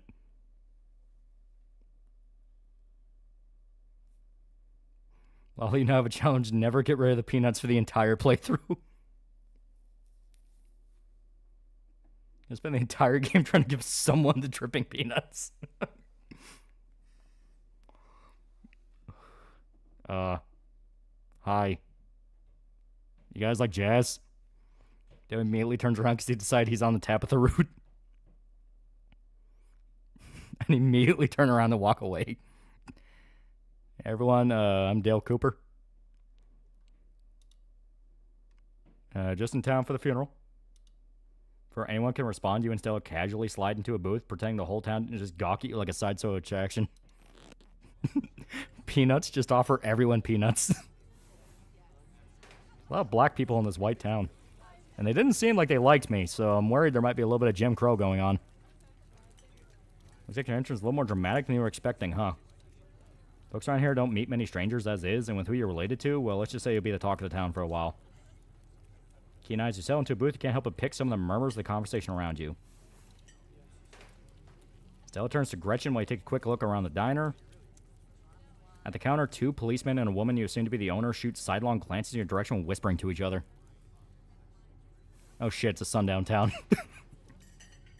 Vivian's kid. Never thought we'd actually meet him. Looks so much like her. Yes, those eyes are unmistakable. That haunted look. Always thought it'd go away once she finally got out of this town, but I guess unhappiness was baked into her DNA. A young mother and her syrup-stained child would sit at the booth across from you. Mommy, who's that? Don't stare too up. That's Miss Tabitha's cousin. Oh, so that's why you look so sad. I would look sad, too, if I had to have Miss Tabitha as a cousin. Do you think Tabitha's cousin's mean, too? I don't know. I'll find out next time I'll go visit Miss Tabitha. Are you going to finish your pancakes? They're almost cold, Sweet Pea, and you got to get home to help Daddy. Far back corner, a man sits at a small table, sipping coffee and reading a paper. Sigh, why are the strangers who wander in town never gorgeous blonde ladies of an appropriate age? Why is it always call boys, punks, and whippersnappers? Lastly, a group of coal miners sit hunched around the corner booth, readily scarfing down heaping plates of food. So that's the boss's cousin.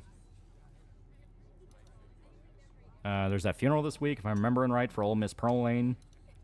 Or Pearlane. And may she rot in peace. Oh, let the lady rest, Zax. One shouldn't speak ill of the dead, no matter how foul they were, especially before they've been so much as laying to rest. If you've been around her in her heyday, you'd be speaking ill too, Rodriguez. He's right, nastiest woman I've ever met. That Tabitha's a blessing compared to her. Curse the whole lot of them, may every Scarlet burn in hell. That's enough of that. Is the guy in the back the stalker from Perfect Blue? You have a friend, anyone befriend that black police officer, help him get over the fact he shot a kid? We don't particularly like you around here. Clayton Bigsby, and right behind him is Uncle Ruckus. Yeah, the town hates this family. Looks like Billify commercial depressed MILF. Yes, is Rule 34 of her. Hey, Stella, went ahead and fixed you up a coffee. Quietly place a cup of coffee in front of Stella. Here's some bacon for the little lady. Gretchen sniffs the bacon and digs in. Tip, you can hit H button on your keyboard to hide the text box anytime. Anything for you? Name's Avery. I've been taking care of you today. Gay black man detected. It's funny how, like, aggressively gay black he is. Like, this is the level of gay black you wouldn't see if it wasn't, like, a fucking 90s buddy comedy. Tabitha blames her family history for her lack of dick. And to be fair, she's probably not wrong. You heard about Steam's sister game called Red Pine Lake? Any thoughts? Yeah, I heard about that. The dev were... I think the dev got, like, outright emails from Steam directly saying we're not gonna show your game because you have, like, a woman ass... and like one of the screenshots or something, it just got like very blatant that it's just a personal fuck over.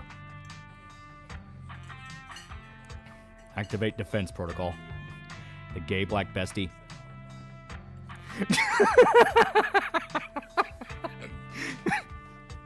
Now you know what? We're doing it. We're doing it. Offer them your boiled peanuts.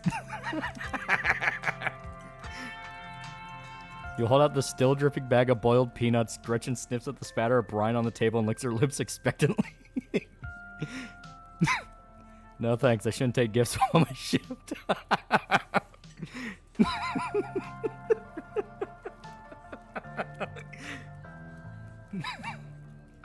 May I offer you my nuts, suspiciously gay black man? Please tell me the peanuts have an achievement. Even the dog looks disappointed. And I can get you, though.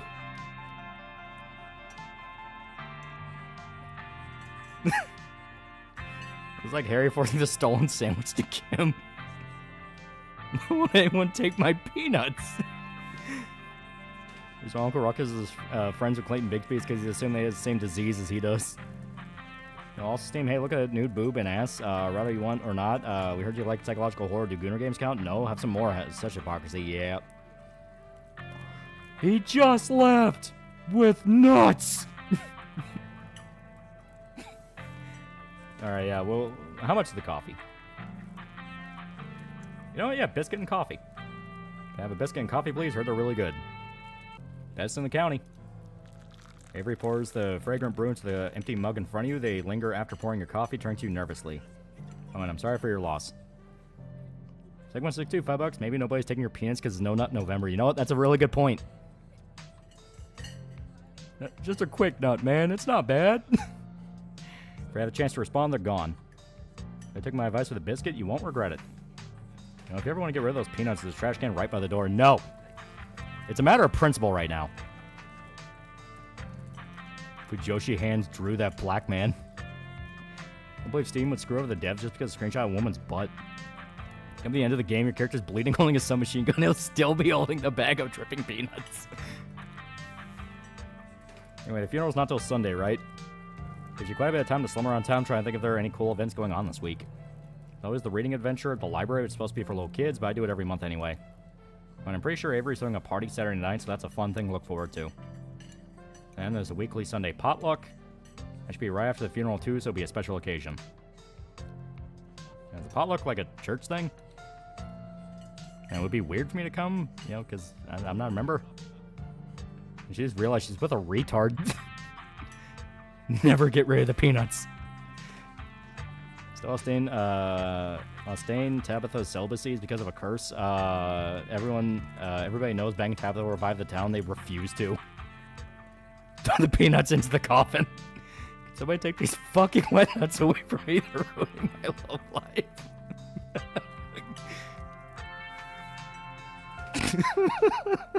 I just love the idea of it. Like, you can go the entire game even after multiple people die, because that's, from my understanding, like, people can die in this, and you still have a bag of fucking wet peanuts with you. Hold on to your soggy nuts like the world's most determined veterinarian.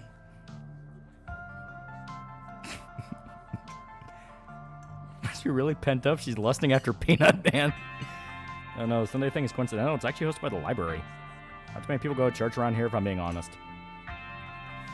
Isn't this like rural South? You know what? Yeah, that's a shame. That's a shame. I was hoping to go to the service while I was here.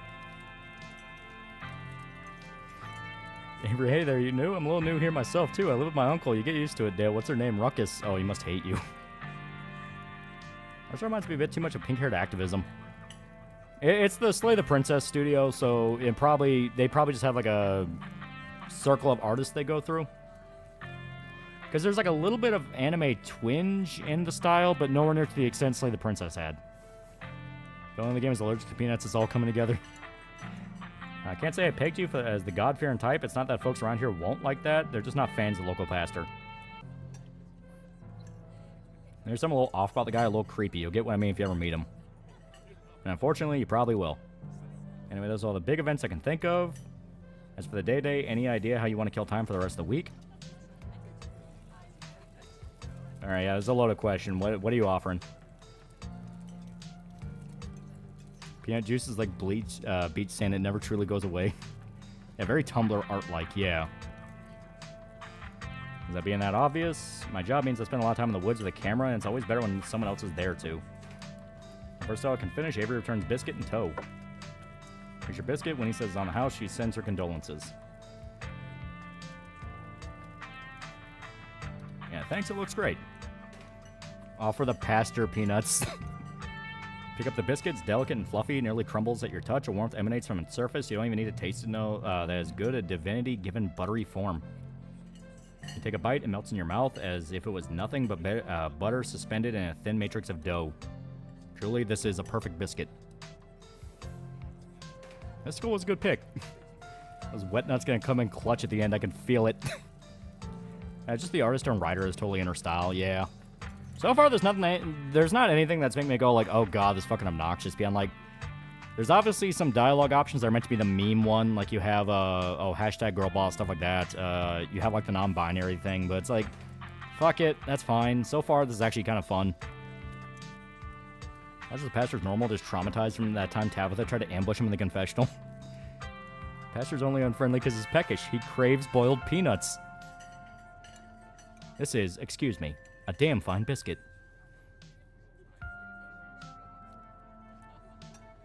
You know what? Whoa.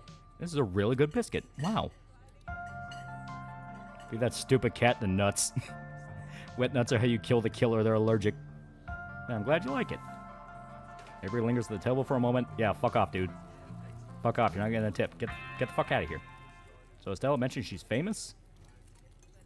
Avery, I'm not famous. The only person I know is about on the news. If that's not famous, I don't know what is. Stella sighs. You know, playing that game Dispatch? Like I said, I was going to wait for the last episode to come out. I'm a YouTuber. All right. I should have walked away. This is a bad option. Bad option. Bad route. We fucked up. I think we universally agree Tabitha's down bad for anyone.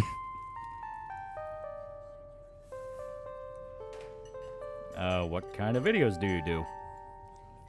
I can tip you in boiled peanuts. She hunts cryptids. Alright, cryptid channels are actually kind of fun, though. So we won't kill her yet. But check out her channel, Dale Cooper. It's amazing. I think the best video to start with would be that river one, you know, the controversial one. The Catawba River Runner. I didn't expect much out of that footage at the time, but it really wound up doing numbers. River Runner is a cryptid that's only known from a single sighting. 2 Boy Scouts thought they saw something big and weird in the Catawba River, and that's really all I had to go on. Boner's back. But she has a pug that's old. She's basically Dankula. She has an old-ass pug. She talks about weird shit on the internet. She's basically just female fucking southern Dankula. A crown for $5. She's in the woods with a camera. Why not also being 3 days from retirement and being related to Paul Kersey? She's so dead woman walking coded. I'm giving you boiled peanuts to fuck off. Pash just need to grab himself some nuts. Boiled and soggy nuts. He's in luck because I have some right here. Hold up soggy bag. And I wound up catching this on camera. Pulls out her phone and you see a clip of something in the river. Keen-eyed, despite the shaky camera footage, you can clearly make out the shape of the creature's head and its relative body proportion. Pretty sure it's a cat and a big one at that. Some folks said it was a beaver, but if that was the case, it'd at least be twice the size of any beaver I've seen. I have people saying it was a dog or even a capybara that must escape from a local wildlife sanctuary. Still not sure what it was, and I'm the one who saw the thing with my own 2 eyes. Yeah, it looks like a big cat. Got the little cat ears right there. So, seeing anyone? And be careful, she'll rant about democracy. She's probably doing a Mad Lad series. Make sure to teach the pug to make certain gestures while laying her in court with the local government. And maybe it's a mountain lion. No way. Absolutely not a mountain lion. There are no mountain lions this far east. The whole video on the Appalachian Mountain Myth and found Jack Squat. There's no reason one would be swimming in a river like this. Not fans of water. And the body's too long. No way. Personally, I'm a fan of the capybara theory. Always people keeping those things as exotic pets. Kind of a sewer gator type situation. Searching for a horror movie where the bad guy wins the good ending. I mean, it kind of depends on your view of certain slasher villains. What state is this in? I think they said it took place in Virginia. Exactly. Some exotic pet owner said it free. Now forever roam the Catawba, confusing Boy Scouts and YouTube commenters for a year to come. Speaking of things doing around town, I was actually planning on filming this week's video tonight. I was wondering if you'd want to come along. Pretty easy one this week. Wouldn't even have to camp anywhere. I'm going to go after the... What? Wait, no spoilers. I'll get back to it instead of staying around chatting with friends anyway. See you all around. Who the fuck in Appalachia has capybaras? Yeah, now the coast is clear. Going after the skunk ape. Yeah, skunk ape. Reminds me, there's a small forest near me surrounded by city. One day bears showed up there and no one knows how.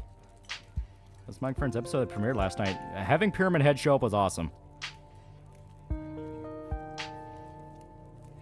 It's like Bigfoot, but smellier.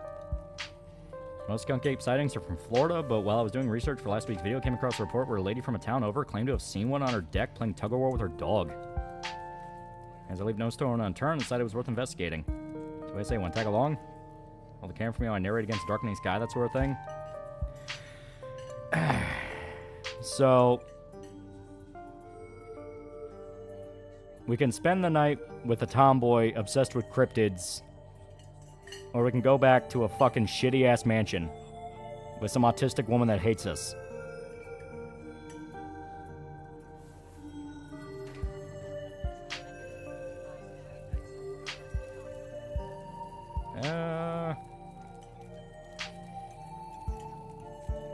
All of these are just different flavors of yes and no, so we're gonna pick the Riz option.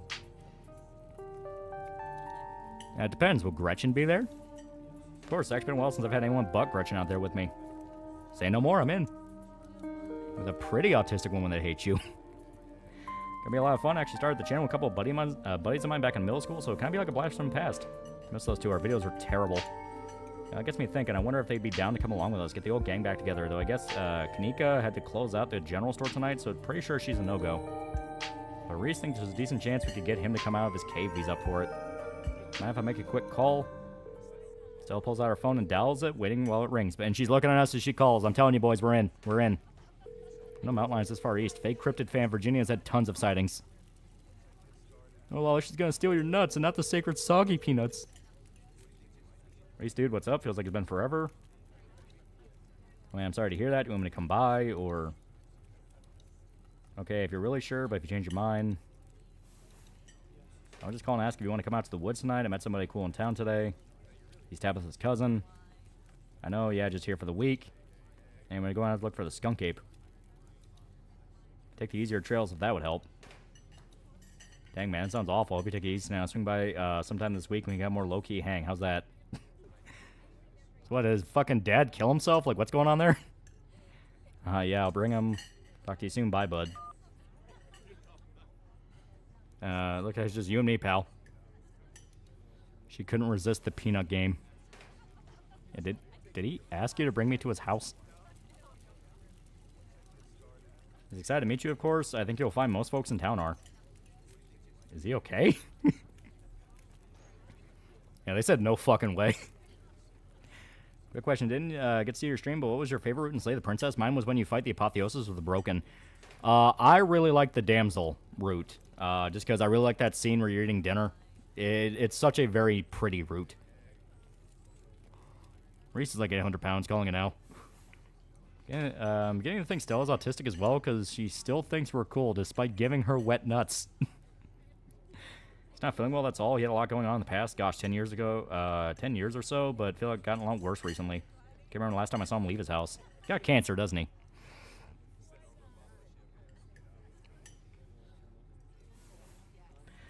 Oh, well, it's not my place to talk about, really. I just got a little excited thinking about having him along. He's hilarious. You'd love him.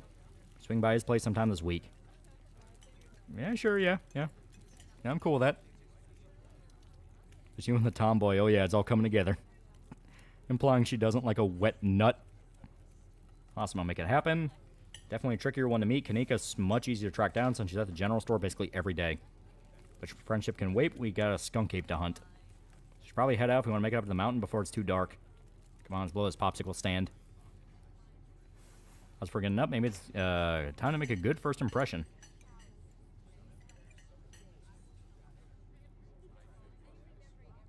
You know what? I'll leave a generous tip. Avery needs it, you know. He knows he's going to hell when he dies, so may as well make his earthly life, you know, tolerable. Enzo's really good, especially for the fact that it's the one-time narrator admits maybe the not-dying thing is not so noble a fate for the universe. Yeah. Yeah, I'm surprised he got the right side Pyramid Head show up in a Spelling Friends episode. How'd they get Konami to okay it to have him cameo? Yeah, right? Give them nuts as a tip. Reaching your pocket and pull out a crumpled $5 bill, you know it's a bit more than one would expect to get from a short dining experience, but you might as well share the wealth while you've got it. Spin that the bill for placing on the table inconspicuously. That's awesome of you. Avery will appreciate it, I'm sure. So it turns to leave the diner with you following close behind. And see? And see? You made Stella's like us more. I'm telling you, we're in this shit. Stella's just desperate. There's not a lot of Aryan men here. Her words, not mine. $5 counts as generous? Well, considering the fact it was literally just fucking coffee and a biscuit, yeah. Honestly, that might have been more than what the actual fucking food was worth. Skunk ape is Sasquatch like cryptid from the swamps of Florida emits a foul odor. Yeah. Fucking nose is stuffing up. In a new place far from civilization, people you know, following someone you just met into a dark forest in search of monsters. You feel a sense of foreboding, which seems only natural considering where you are. Instincts scream at you to leave, but at the same time you're curious to see what the night has in store for you. So I had to go with the flow to keep putting one foot in front of the other and to not dwell too much on the strange feeling. Yeah, next day we'll see for sound enough his character gets a new costume of smiling friends. Okay, to be fair, she's a hot tomboy. Counter the skunk ape, make sure to offer him peanuts. I love the brisk fall weather. This past summer was the hottest on record since last year at least. And you know what, now that you mention it, it never said we dropped the peanuts in the trash can. I think we still have the peanuts. Now, as these days, each summer is the hottest yet, until the next summer, which always finds a way to be much worse. Just nice to feel a chill in the air, and leaves change like normalcy is restored, if only for a moment. So if that was a bit of a bummer, we should talk about something more fun like skunk apes. Yeah, you ever hunt things that aren't cryptids? Like ghosts, demons, werewolves, that kind of thing? Yeah, for sure. I used to go after all sorts of spooky stuff. Never had much luck, though, especially when it came to ghosts. Back when I first started doing solo videos, I'd go into all sorts of old abandoned buildings, hoping I'd stumble across some kind of activity. Oh, so like urban exploration shit. That's actually kind of cool. FYI, there's a couple of Bigfoot creatures I met in foul water. One of my tribe, my grandfather described as Limburger cheese on a hot muffler. Just soggy peanuts in your pocket. The story of this game? That's kind of what you're figuring out, because it's basically you go to a small town after your cousin's mom dies, and you're kind of just seeing this weird town. Peanuts yet drip within your pocket. Holy shit, she's Pomni. Man, she has Mothman on her shirt. Thought it was a battle axe. Come back with me to the mansion right now. Konami left Pyramid Head because they realized what's another easy way for us to regain good graces with people turn on Adult Swim? What is second? Yeah, it's a mindset. When she talks about the weather, she says it's all depressing shit. When I say the heat's fucking gone, hell yeah. Nothing ever happened. It was always just me and my camera in an old house getting worked up over a gust of wind and creaky floorboard. And all said and done, I've just been a lot luckier with cryptids. I believe in ghosts so bad, and I can't rule out the possibility there are true hauntings out there, but if there are, sure as heck I haven't seen any myself. Werewolves I kind of lump in with cryptids. I'd be shocked if there actually were people out there who turn into animals, but werewolf lore lines up pretty well with great beast genre of cryptid. As for demons, I don't know. I honestly don't even want to consider the possibility that they exist, because if they really are out there, a lot of folks are doomed to an eternity of flames. So let's all hope that's just bunk, am I right? What about aliens? Don't even get me started. Do you see those UFO videos the government declassified? Aliens are definitely real and they've absolutely visited Earth. Like, I believe in aliens way more than I believe in cryptids. Alright. So, you have a tomboy obsessed with cryptids, and she fucking rants autistically about aliens. This is someone's dream woman right here. Look, call me weak, Will, all you want, but I would all mainly fall in love with a tomboy cryptid hunter and wearing a Mothman t-shirt. I would magically fall in love with a girl. Those videos are just ducks. Yeah, it's mine. Aliens are out there. My boiled peanuts will protect you. Now she's after my heart. You don't see me hunting aliens out here because we know they're real. You know what? You know what? That's a good point. I never make videos on aliens because we know aliens are real. And if she was a VTuber, she'd be doing mad money. I think I love her. Where's the Nurse Jewelry store? Yeah, we're not alone out here, but everything's cut from the same cloth. Well, you've got to meet my friend Kanika's mom. You two would get along. Has anything bad ever happened on these hikes? Let me think. There was that time back in early high school when Reese fell down a cliff, but he was fine. We had some folks from town rig up a pulley to get him out of the ravine, and his leg only took a week or two to heal. All in all, not too bad. I guess it's also that time I was out here alone, I kind of got stuck in a cave. I was getting great footage of what I thought was a family of wampus cats, but I wasn't able to wriggle my way back out. Turns out the wampus cats were actually skunks who very much did not appreciate me blocking the entrance to their hidey hole. Instead of running for help, Gretchen just sat outside, bored to tears. Lastly, she is not. Took me an hour to get loose, which was pretty intense, but a few tomato juice baths later, I was right as rain, so it could have been a lot worse. This woman's too perfect to exist. That's why she's in a video game. Merionethshire, Wales, and Hebert, Scotland, there have been sightings of phantom werewolves in the early 19th century. At least she brings the pug. Oh, and there's that one time I accidentally stumbled into Old Duke's property and nearly got my head shot off. Happens to everybody sooner or later. I barely count it. So yeah, these hikes aren't all that dangerous, all things considered. Well, and what's the weirdest thing you've ever seen out here? Other than crypto-related. You also know the chimps in DMT? Oh man, that episode was definitely more scary than funny that time. It was definitely a major shift, and I mean that in a good way. Yeah! Please, for the love of God, devs, will add a romance in this game because Stella will be mine. Take your schizo meds and see if she's still there. Turn off the lights and see if she glows in the dark to be safe. Never thought I'd want a woman like her, but now I do. Gosh, that's a good one. Let me think. There's always the deer I saw stealing baby birds out of a nest and eating them. That was pretty messed up. Hey, she's referencing that one thing. Everybody on the Wampus is insane. Played Ripe says a video on it. She fucking brought up the show to Animal Fact. So she's Amelia tier. There's one time in my childhood story. I think there is a romance option for this game. I think most people know about that these days. I've seen tons of videos of other deer doing it, so I'm not sure if it counts as weird anymore. Tennis Lake, that definitely is the weirdest. It's a 5-foot deep, 30-foot wide pile of old cans and bottles and a sort of garbage with grass and trees growing on it. So you could barely tell it was there until you stepped on it. Practically solid ground with how much it had compressed, but you could still fall through if you weren't careful, hence the name. Better be up on your shots if you want to mess around in there. It's all stuff from the 50s too, which is super neat. I salvaged a few balls that I keep on my dresser as a little souvenir.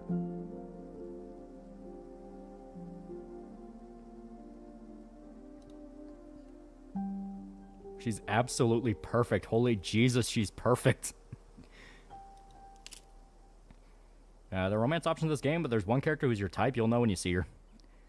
And did you hear that? Well, so far, Stella's kind of my type. I'll calm down, Gretchen, you old mutt. You're sorry for getting spooked, Duke. I thought you were some creature of darkness, not girly, just old Duke. What the hell are you looking for way out here? Skunk ape. I love the dog, yeah. Sorry I asked. Is this you sucker into coming with you? Wait, Tick, you aren't. Is that? Yep. There's a cryptid from the Appalachians called the knot deer, which is a flat face, is bipedal, and is carnivorous. I see. Welcome to the holler. My condolences. I'll keep you in my prayers. Another stranger, another opportunity for a salty introduction.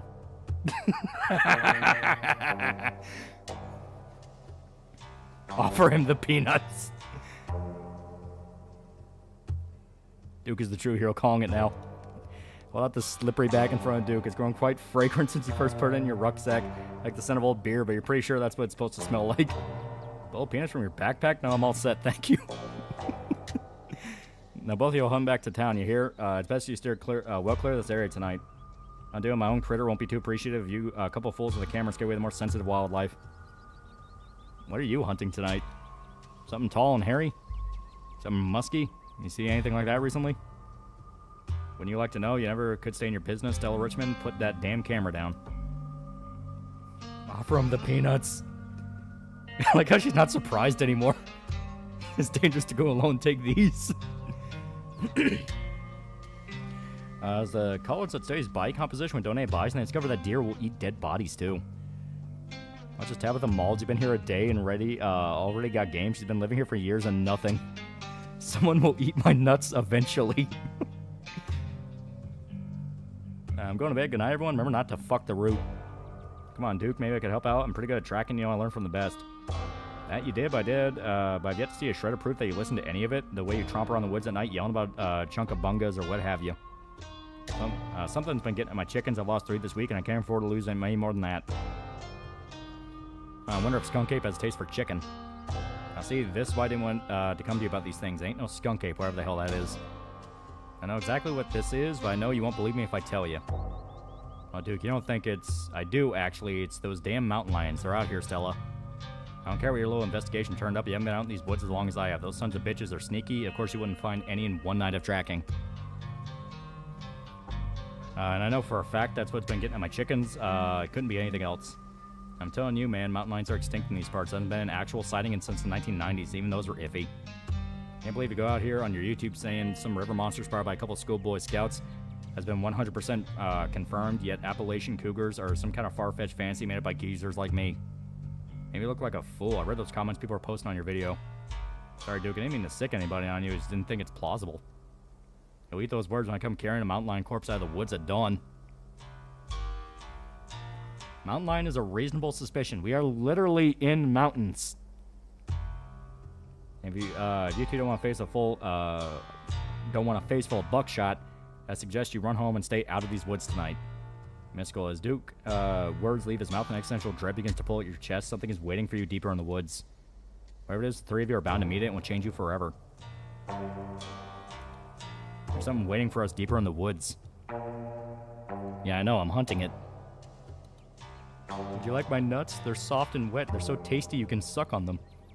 I empathize with Duke hardcore. Game wardens swear there's no wolves here, but I've heard them call side by side with coyotes and sound very different. And it's just Tabitha trying to drag a man back to the mansion to fuck her. Oh, it's not mountain lion though. What if it's... Oh, don't get started again. If your daddy could hear you now going on about ghouls and goblins, using the way he taught you to run around these woods like some kind of paranormal investigator. You want that to be his legacy, girl? And besides, you know my boy Bo and me are head down to the state fair to show off Big Betty this week. We'll be gone days. And the chicken coop might as well have a big old all-you-can-eat sign on it if you don't nip this in the bud tonight. Come back, Stella. Hasn't been plowed yet. What are we doing? You know how I feel about my chickens? I couldn't take it if I lost any more of my poor little ladies. And you know, I have to put out a video by tomorrow evening. Let's go. Stella and Duke both root themselves in their stubborn insistence. The feeling from before gains form and clarity. Something fated has been locked in stone. Somebody here is going to die tonight. If I miss an update, I might lose my new sponsor. Who knows what that'll mean for my career. We all need to get out of these woods right now. If we don't, someone's gonna die. Why even try to warn them? Fate is fate. There's no resisting it. You know this. Oh, that's supposed to mean you're trying to threaten me? Yeah, I don't know. It's just a weird feeling you get sometimes. A weird bad feeling. It's never wrong. Trying to say you're psychic or something? Yes.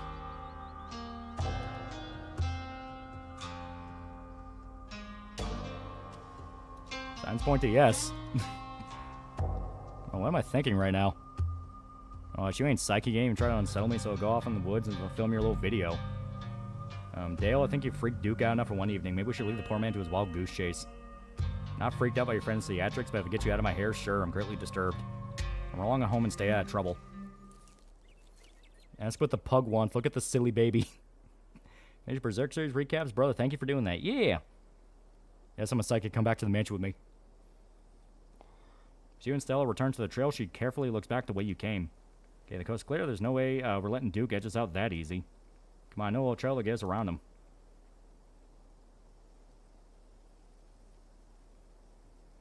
I guess lead the way. If the mysterious feeling is saying someone's gonna die tonight, we can at the very least make sure it's not Stella. Trust me, I don't have anything to worry about from old Duke and his shotgun. I've gone on hunting with him before. Man sounds like a truck crashing into the trees when he walks. Even if we do cross paths, we'll hear him long before he catches wind of us. Trail's just up this way, let's go. Yes, Duke, I'm a psychonauts. Those sponsors gamer subs. Use the toll Crypt Hunt. Yeah, use the code Crypt Hunt. Yeah, lead the way, lady. Been thinking, God, I went want you to eat me like one of those nuts. I'm already soaked. All right, this looks like a good shot. Mine holding the camera. She hands you the camera and takes position. As night falls, my new assistant, the mysterious Dale Cooper, and I find ourselves on a hill high in the Blue Ridge Mountains, where we'll begin our hunt for the elusive yet pungent skunk ape. Mostly encountered in Florida, this possible relative of Bigfoot's been spotted all around the southeastern edge of the United States, including right here in this very county. Here's hoping to get a glimpse tonight. We'll check back once we're on the trail. Until then, stay searching, Stellars. Use the code Thug Hunter for 10% off cucking. She's gonna die. White Lodge is telling you, Coop, save the tomboy.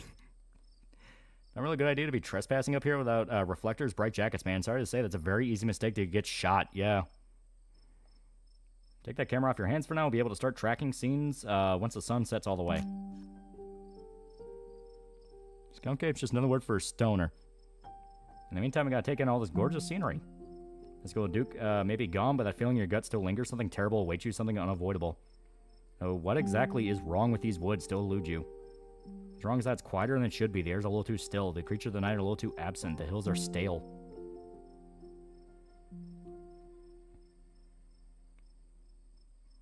Alright.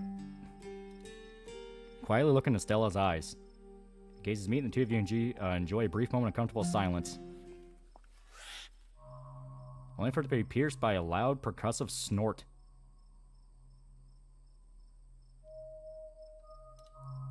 Now, what was that? No need to panic. That's just sound deer make when they want to warn the rest of their herd about a big, scary predator like us. Let's check it out. As you and Stella hear the footfalls of animals retreating to the woods, she reaches for a flashlight. A single deer remains behind, staring down the beam of light while Gretchen whines and pulls out her harness. Then it's gone. Yeah, that deer had a suspiciously swollen face. Geez, Gretchen, calm down. You're going to hurt yourself. She cannot handle deer. If she gets like this, I usually have to pick her up and hold her. She has a bad habit of slipping her harness when she wants to go after something. Almost creepy. Whoever wrote this knows what it sounds like when something's wrong in the woods. Yeah. Too much of a potato, and they don't make harnesses to fit potatoes, do they? Yeah, there was something wrong with that deer. You see its face? I mentioned there was something a little off. But it was an abscess, maybe a tumor. Like wild animals can get taken care of, so they just get bigger and bigger, poor thing, but there's not much we can do about it.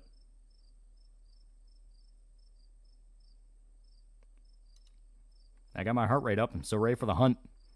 And for me, how about we take a quick snack break to fuel up, then we get right into night's activities. Oh, fuck, feral hogs are out here. Settle down to rest. Stella breaks open a bag of assorted snacks.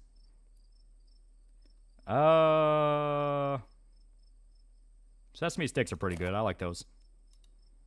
One snack I didn't make myself. I was hoping to wow you with my cooking skills, but I guess I'll have to wait for some other time. Still chasey choice chips. Chips of the hiking trail. Someone say chips are the chips of the hiking trail, but who would bother such a delicate, space-consuming snack in their pack when they could fit another bottle of water or more snacks? Hey, you want some boiled peanuts? Yeah, deer needs a poke. Look like an abscess. Yeah, or like chronic wasting disease. You and settle down, overlook, snacks in hand as the quiet sounds of evening wildlife wash over you. Gretchen nods at a stick, distract for the time being. So tell me, what's it like in Twin Peaks? Do you have a house, an apartment? Do you live with family, roommates, pets? Tell me what it's like to be Dale Cooper. She brought Gorp good old peanuts and raisins. She wants to cook for us. We're so in. Really nothing wrong with her. I can't find one thing I don't like about her. Fuck. Alright, so what do you want to know? What do I want to know? I live in the town my whole life. Girl's basement with floods whenever it rains. Apartment with a difficult roommate. 12 by 12 shed in someone's yard. I live in an internet cafe. Alright.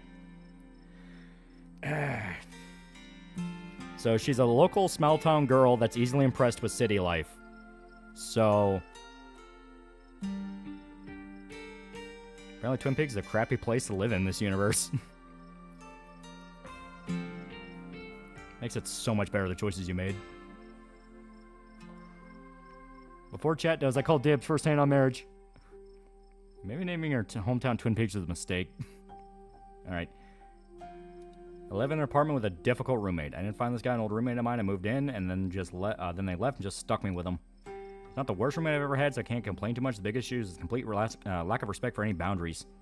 Sleeps on the couch in the common area most nights, always unclothed. He steals bites of my food, which he thinks is being really sneaky about, but there's nothing sneaky about taking a huge bite of a freshly made sandwich and when there's only two of us living there. You can find me in the other room when it happens.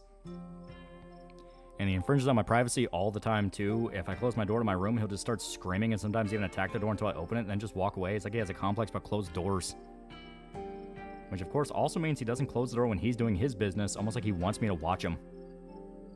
At least once a week, he somehow misses and leaves these big pee puddles, which I always wind up stepping in.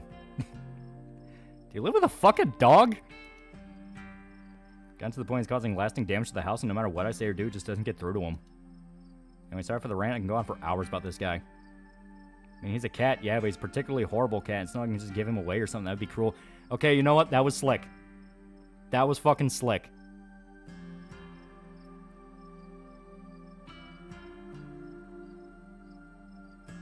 Lola got my hairless cat today. She's adorable little shit. Her name is Peach. That does sound really cute. Yeah, dog detects something. Yeah, Dale's got game, yeah. Wait, he's a cat? Like the animal? Yeah, his name is Truck. I'm terrified I won't get my security deposit back because of what he's done to the place. So what do you do for a living? Okay, programming ads for company never heard of. Arts and crafts on SD. First year associate at a law firm. Streamer, student, teacher, service industry. Okay. So obviously this doesn't have, you know, Agent Dale Cooper from the FBI, so we have to find the closest thing. First thing I think of is law firm. Can we rename the MC to Dale Gribble? Service industry? But that would just be a waiter. Teacher. We're definitely not being a streamer. I don't feel like doing the pedophile run. So, arts and crafts on Etsy, you're a fucking loser. Programming ads, you're a fucking loser. Student, you're a loser. Not saying be mysterious. Mysterious would be kinda hot. Okay. Yeah, if you're a Fed, you wouldn't say. So I'm torn between law firm and remain silent, or I'd rather not say. So. Fuck it, we'll do law firm. Fortunate enough to get hired right out of law school by a big firm, which means I got to spend 80 hours a week pouring over 1,000-page long documents for people who don't even know my name, so that maybe, possibly in 3 to 5 years, I can pay off my $250,000 in student loans. Next, but in here, I figured lawyers were rolling in it. If I manage to make it past 3 years of this, I'll be set, but a lot of people don't last that long. Being dropped off at your apartment by a town car every night at 2 a.m. only to have it come pick you up and 3 hours later has a way of really stretching things out. That sounds great, not gonna lie. Is it too late to switch up careers? Maybe being a lawyer just isn't what it cracked up to be. Okay. You know what? I got balls. I'm in this for the long haul. I put so much time and money into this, I'm not backing out. I've already come so much further than some of my classmates, and if I keep it up, I might be able to retire one day and enjoy life. I guess you're good to have you have that to look forward to. Maybe this trip will give you a little taste of what you have to look forward to. Sitting here staring up at the skies, getting ready to discover new truths. I hope it's a soothing balm for your poor, tired soul. Keen eye. For a moment, you think you catch something in a tree line from out of the corner of your eye. Before you can see anything, it's gone. I think I see something out there. Might be Skunk Ape. Do your best pretend it isn't watching us. We don't want to scare it off. Okay, what about you? What's your story? You have nuts, too. I do have nuts. Jesus Christ, this person's not slept a full 6 hours in years. I'm a stream still. It turns dry as a desert. Gretchen and I live in a little house just outside town. Actually, the house I grew up in, so there's a lot of pleasant memories attached to it, and I'm so glad I could keep it in the family. My great-great-grandfather built that house, and he must have done a great job because it's as sturdy as it's ever been. Keeping the house in the family, or is it just you there? Yeah, it's just me and Gretchen. My parents died a few years back. But it's okay, I've done my mourning, life goes on, and we still get to live in our beautiful family home, just me and Gretchen. Could be a lot worse. Okay, what were they like? Yeah, chat was covering with a pair of eyes watching you, yeah. Yeah, they were amazing. 2 of the nicest people you'd ever meet. Interesting, too. My dad was a bit of a regional legend among hunters and trappers. He was always out in the woods on the trail of something, and we certainly had some interesting dinners because of him. He had to learn how to fend for himself since his family didn't have much growing up. He always made sure I had food and that I knew how to get it if I ever found myself too far from a grocery store. I could make us pretty good salad with just what's in the clearing if I had to, though it wouldn't exactly taste great. My mom was a local vet, the lady all the farms in the county knew to call if their animals were in need of something. Even the smallest mouse get the proper care in her hands. I'm sure she's most of the reason Gretchen here is one of the oldest dogs I've ever met. So yeah, those are my parents. And this one became a full-time lawyer of a small town like the American dream Dale Cooper. Gretchen refuses to die for Stella's sake, yeah. Had to make like Peter Parker and face the fact who just won the jackpot. Yeah, she owns property in a decent house. Jackpot. Alright.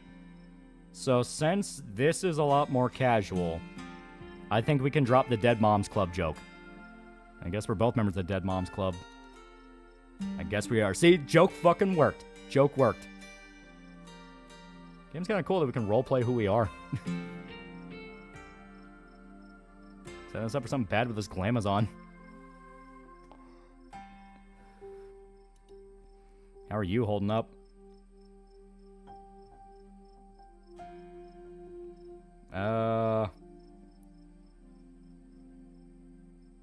Say nothing. Emotional vulnerability. That's still ambiguous. Jokes always land a girl, chat. Always, yeah. God, I fucking love her. You don't have to share if it make you uncomfortable. Dale Cooper. It's showtime. Let's go. Whoever lurks behind the tree line, something best left unseen, but the events of this evening were already set in motion long before you step foot in Scarlet Hollow. There's no turning back.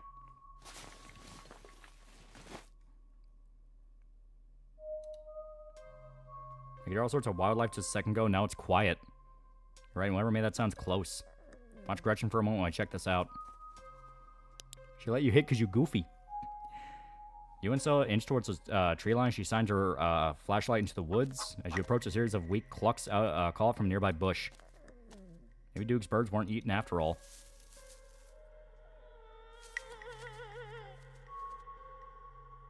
Did it just vanish? What the hell? What the hell was that? Hold on, I gotta play that back. Holy shit. Guessing it must be maybe 2-3 feet tall. Doesn't look hairy either. I think we can rule out Skunk Ape. Whoever it is has one of Duke's chickens. Please don't die before you seal the deal. Yeah, if it's quiet, it's hunting. Looks like I head north. Let's go after it. Yeah, follow. Follow Stella. She sprints to the unknown. Gretchen excitedly pulling you along by her leash.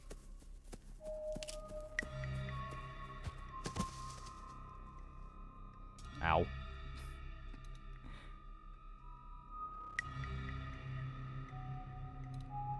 You okay?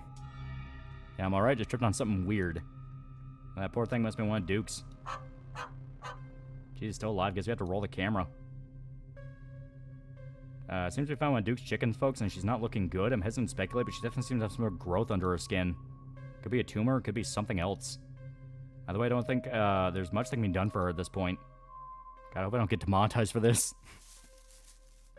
Did you hear that? So, I swear to God, didn't I tell you to go on home? Birdie? Birdie, oh no, what's happened to you? So yeah, there's something going on in the woods where animals are getting these weird tumors. Could say you're having a night in the woods. Duke, we just found her like this? Think there's something seriously wrong with her. Jesus H. Christ. Yeah, something really wrong with all the animals we've seen tonight. No goddamn shit, it's like some sort of plague. Better not to be contagious. We saw the thing that got a hold of her. Got on camera, too. Yeah, some kind of cancer beast. I just want to make sure we know Stella's dimples. She is someone's ideal waifu. Good taste. I don't know what it is yet. A gnome or something. No, there ain't no such thing. Boiled peanuts can cure the tumors. Stoop down to look at the chicken. Don't let Gretchen too close, so try to take a bite if we don't stop her. Oh, Gretchen's leash close to your chest seems nervous, squirming slightly at her harness. Jam in the head. The chicken's eyes look at you glazed over, still rolling around in their sockets with unfortunate life. Okay, wing. Wing is still barely still attached, but that seems to be the least of the chicken's concerns. Whoever got a hold of her, bust your wing up too, little bastard. And color out of space? It might be leaning in some color out of space shit. And what a bastard. Good God, at first you thought it might have been a tumor. This is something else. The skin stretched taut, the growth pulsing beneath. You could still get better. Maybe she just need pop, that thing to pop and should be rise right in a couple days. Happened to me once. There's not too much of a scar these days. I don't know. It looks like there's something in there. Look more closely at the growth. You can think you can see something squirming inside. Investigate to your heart's content. You step back and give the bird space. Do you think she's become an egg? Xeno filth! Like one of those things gonna pop out of her? I refuse to entertain that notion. She ain't some kind of incubator. She needs that thing drained, maybe some antibiotics, that's all. And just like that deer. Time to giggity go. Yeah, kill it. Deer, what deer? Ran to one earlier at growths just like Birdie. As you and Della, as you, Duke, and Stella take stock of the situation, a sound begins to wrap around you, gently at first, barely a whisper, then a guttural moan, then another and another until you find yourself surrounded by a chorus of groaning misery. I think we should get the fuck out of here. It sounds like zombies. We should probably go. Let's get the fuck out of here. It's parasite zombies. Also, what are they saying?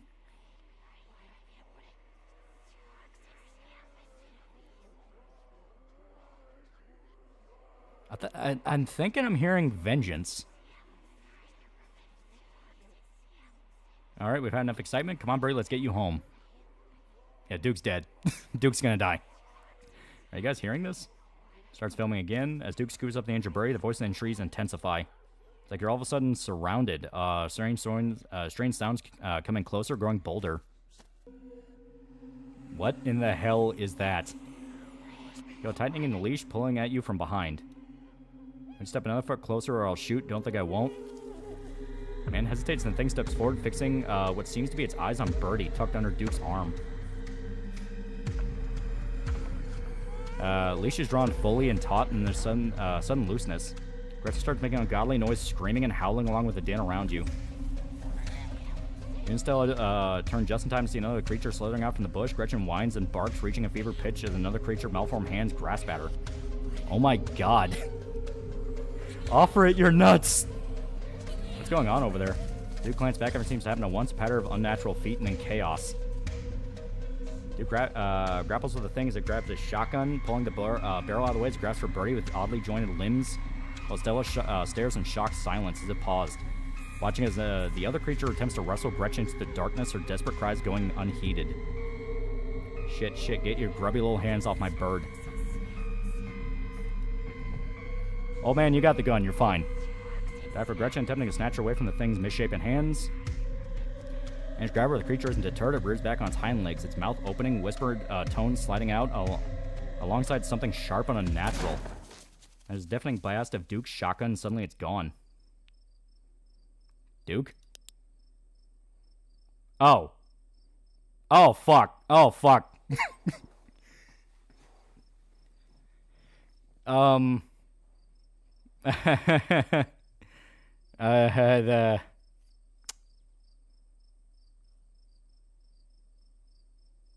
So we're not getting any tonight, are we? Yeah, oh my god, what do we do?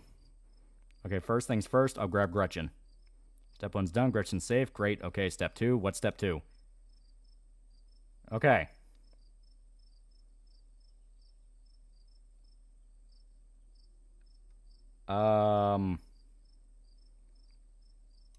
Take some deep breaths, collect ourselves.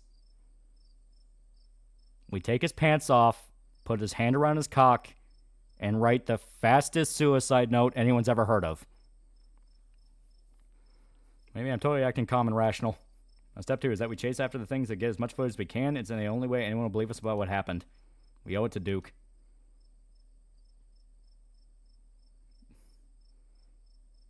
Yeah, Stella, we have to get the fuck out of here. Okay, let's go. Oh my god. So you and Stella quickly make your way through the woods. The unearthly whispers of creatures unknown once again surround you. Keep moving. You say nothing, continuing forward, grim determination. Yeah, we're almost there. You and Stella reach the main road, and the whispers fade back into the sounds of nature. Sounds like they stopped following us. Did you get reception now that we're back on the main road? Let me find my phone so I can call the sheriff. Feel a buzz in your pocket. 6 missed calls from Tabitha. And 13 text messages. Yeah, I'm gonna call her. It's the fucking eclipse. That dog's looking like a Vietnam vet.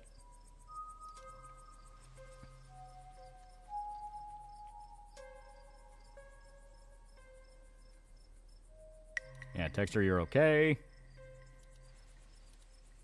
Yeah, Tabitha seems worried. Yeah, it's pretty late, isn't it?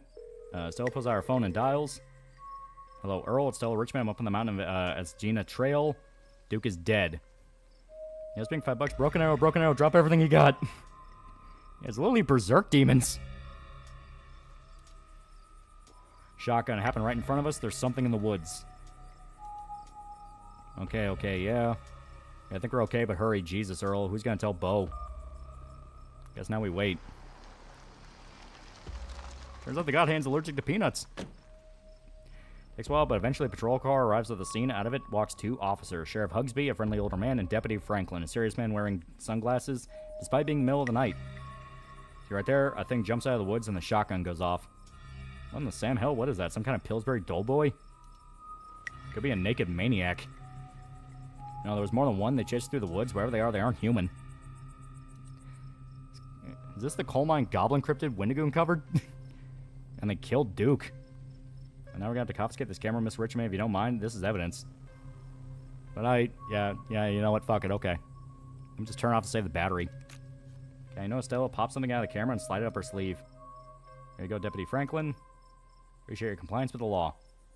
Okay, team out in the morning, trade the body, but for now, Sheriff Hugsby and I... Please call me Earl. Earl and I will escort you, and who are you exactly? It's Dale Cooper. He came in time today for the funeral. Yeah, the memory card. Yeah, she swiped the memory card. She wasn't streaming live? No, she was recording for, her video. Yeah, alright, sure. It's a good way to describe the monster, honestly. I'll escort you both back to town. There's a naked maniac on the loose. It's best you don't walk back on your own. It wasn't a... Never mind. Why aren't you going out there tonight? There's a dead body in the wood. Those things could attack someone else. Well, it ain't exactly like old Duke's going anywhere at this point. He'll still be out there in the morning. We only have a skeleton crew at the moment. Monday nights are Deputy Derrickson's bowling night. We'll be on alert for any more reports of naked maniacs, but retrieving Duke will just have to wait. I was going to say Stella was being a little bit selfish right there, but considering the cops are like, oh yeah, we'll get to him later, it's like, no, she was right. Okay, something's going on here. What the fuck's happening? Now, if you kindly step into the vehicle, we can turn you safely to your home. If we have to ride back with you, we can just walk. Those creatures left will be fine. I'm afraid I'm going to have to insist for your own safety. Stella's size. Okay, thank you. Duke's coming back as a deadite. You can ride up front with me, little lady. That is, if your mama permits. Sure, or you can hold Gretchen on the way back to town. Sunglass Man's a skinwalker. Yeah, literally Twin Peaks. Yeah, actually, she made the right call. Cops usher you and Stella into the back of their squad car. Is the cutest little thing, Miss Gretchen? Yes, you are. Sheriff Hugsby pats Gretchen on the head affectionately. Machines Wolf wholly focused on Stella. Worried look stretched across her little pug face as Hugsby scratched her behind her ears. Keen eye, Stella's quiet and stiff next to you. Back rigid, she stares out the window, jaw clenched. Stella, you good? She doesn't respond. Cover up, yeah. Comforting. Now you reach out and rest your palm gently on her shoulder. She jumps slightly at your touch, but you can feel some of the tension ease and hear her let out a self-soothing sigh. I mean, we just saw a man die. I don't know what to say. Looks to me she got a bout of car sickness. That's why she thought walking home sounded like such a good idea. Guess wherever y'all saw out in the woods wasn't as bad as an upset tummy. I'm sure she'll be right for anyone to get back to the hill, though. Bet she'd try to hurl in the meantime. Wouldn't want Franklin here to have to work late cleaning the squad car. There's a cover-up and weird alien creatures infecting the wildlife. Only a few minutes away now. Y'all better keep it together until then. The rumble of gravel beneath the tires gives way to uneven pavement, and the car comes to a stop in front of a small cottage. Do you stay out of trouble? Have this sorted out by morning? Just get a good night's sleep. And you, whatever your name was...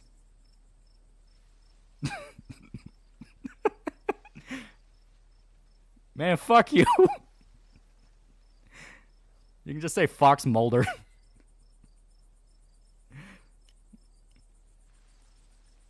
And the crime for $2, placing bets. Duke's gonna be fine later, yeah. IP freely. Fox Mulder.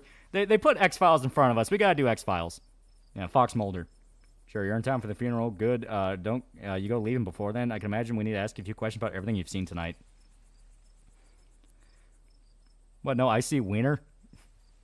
I mean, they had kind of that. You had IP freely. They keep an eye on him for us. Make sure he doesn't get any trouble tonight. Y'all have a good night now. Bye-bye, Gretchen. Y'all have a lovely evening. If any bugaboos give you trouble, you know how to get in touch. Yeah, see, they knew. Mike Cock. And here you are, back in town, away from the woods with no one but Stella in sight. Holy shit.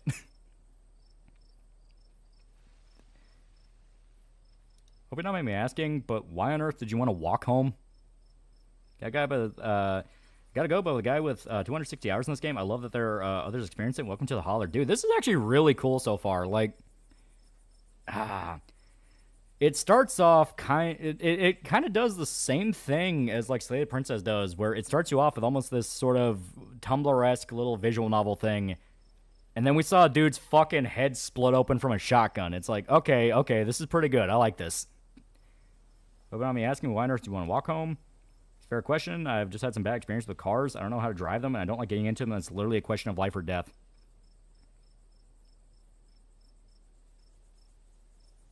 My name is Mehoff Jack. Turn still a mouse. Jack me off. Get it? Yeah, brother gets even better later. Have fun. Yeah, this is actually really cool. Like, because I only played Slay the Princess. That's the only one I knew of. And when I was streaming it, people were going like, hey, have you tried Scarlet Hollow? You know, Scarlet Hollow is kind of like this, but there's a lot of different, but it does a lot of different things in it. And I'm like, well, shit, I really like Slay the Princess. May as well try this out. And from my understanding, it's still not finished yet. It still has like 3 episodes to go, but yeah, I like what it's putting out. Yeah, there are also a lot of different paths you could have taken. Like, there's other stuff in the woods you could have seen. I was going to develop a visual novel addiction. Well, I already really like visual novels. Which I guess tonight was. Sorry if I weirded you out. God, what a night.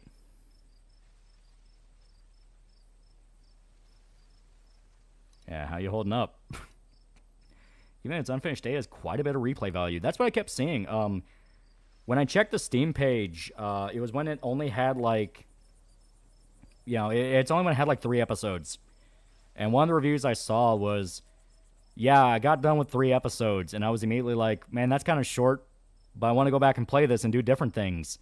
And then I replayed it again with a different playthrough, and then I replayed it with a different playthrough. It's like, from my understanding, this is first time run, you think you're running what the guided path is, but just a single playthrough with like one different option could take you down a completely different one. Look like you could use a soggy peanut. How am I holding up? I mean, not great, but I'm more worried about you. Can't believe they just implied that you're suspecting after we showed them all the footage. But it's okay, I'm not going to let anything bad happen to you. I was there, I filmed the whole thing. At the very least, I'll never hold up in court. And it won't get to that point either, because we're going to do a little investigating of our own. Can I find out more about those things if we get clear footage, or better yet, trap one of them? There's no way they can blame me for what happened.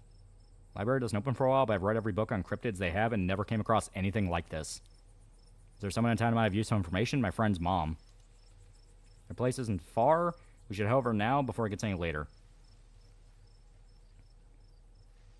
Yeah, well, I should probably check in on Tabitha. Friend's place on the way back. Stopping by shouldn't take long. You sure you don't want to stop first? I know I wouldn't head up that mountain road by myself to everything that's happened tonight. I mean, shit. Yeah, when you put it like that. That pug just wants you to be happy. No, bad idea. Those things can inject you with eggs and tumors. Still is great, but this if this isn't an 80s PG-13 horror movie, she's screwed. Awesome, let's go. Wonder if you picked a law firm, you could point out stuff legally they're doing incorrectly. You know what? That could actually be really cool, yeah. Because they do say that certain descriptions you make of your character do apply. It's not just joke options. Calling a prominent ending where only the pug survives.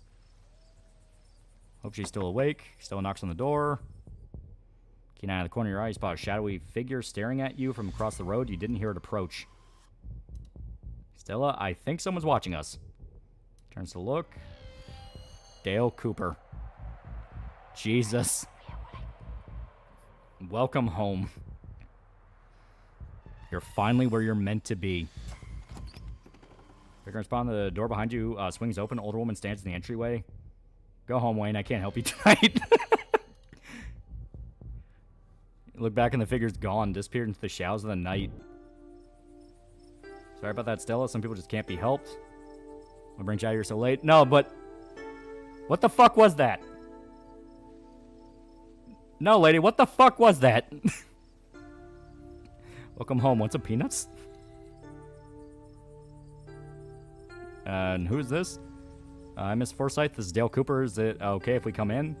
Let's go, Union Forsyth. Briefly lock eyes. She's impenetrable, and you feel small and almost naked in her presence.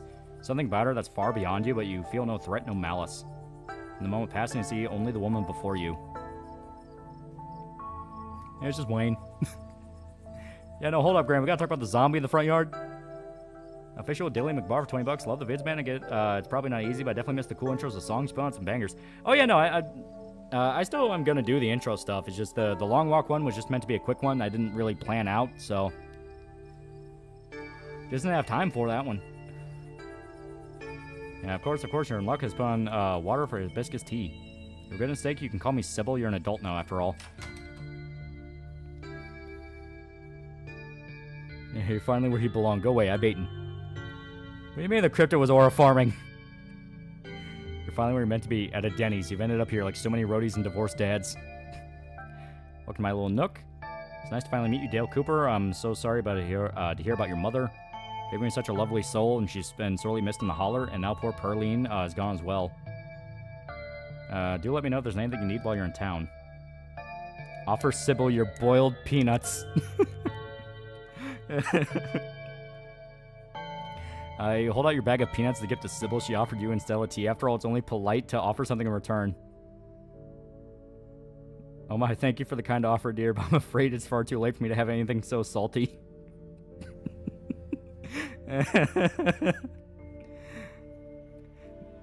They have to be doing this on purpose. This has to be a running gag that's going to be through the game, where anytime you meet a new important character, you can just offer them peanuts. Someone will take my nuts. Yeah, who is that outside? Just very sick man, you don't need to worry about him. Yeah, you know my mom?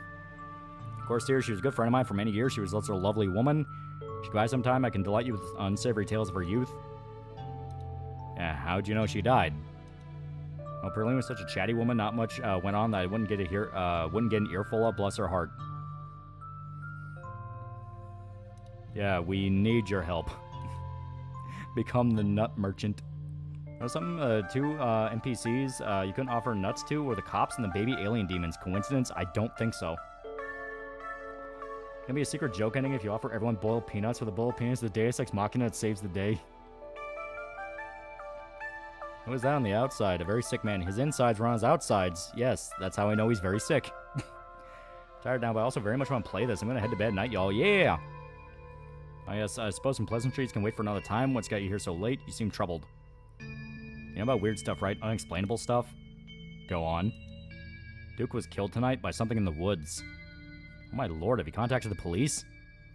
Yeah, they didn't take it very seriously. Not even looking for the body until tomorrow. Those things out there, I don't even know how to describe them. But I can show you. Yeah, Stella pulls out the card, she swipes from her camera and pops it into her phone. Let's not just let the police hold on to those, at least not before we had a chance to make a copy. Smooth. Cops wouldn't know what to do with that footage anyway. Imagine if they accidentally erased it. Exactly. Give it to them if they ask again, but for now, we can examine the footage for ourselves. I just want to give the police my nut. I wonder how Guts would handle Warhammer. I mean, he's practically a Warhammer fantasy character and just somehow somewhat small, a weaker and smaller space marine. Be in that town, you talk to a stranger going in, you hand the peanuts as you walk off into the sunset. Yeah, you're riding the bus talking to the next man in the cycle.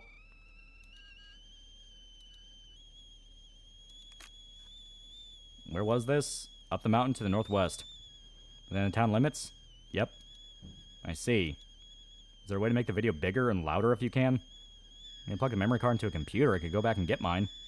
Honey, Kanika should still be awake. She can lend us hers. Fair come with us, Stella. I'm sure she'll be more than willing to help a friend than her nosy mother. Kanika's door is covered in stickers. Their edges frayed from recent, but failed attempts to remove them. This is a childhood room someone was unhappy to return to. Kanika, come on out. We could use a little help. What, Mom? Oh, hey, Stella. And Gretchen, who's a good potato. And a stranger. What are you doing in my house?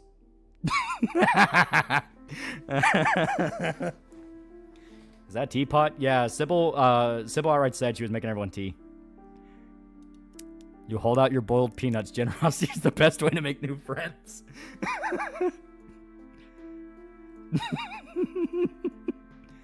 Coal burned.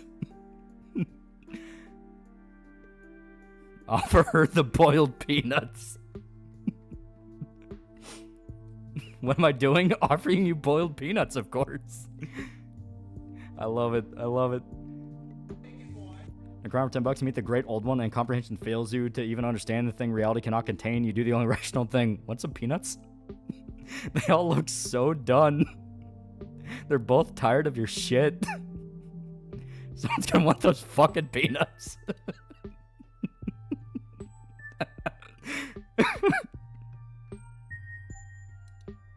Tabitha's cousin.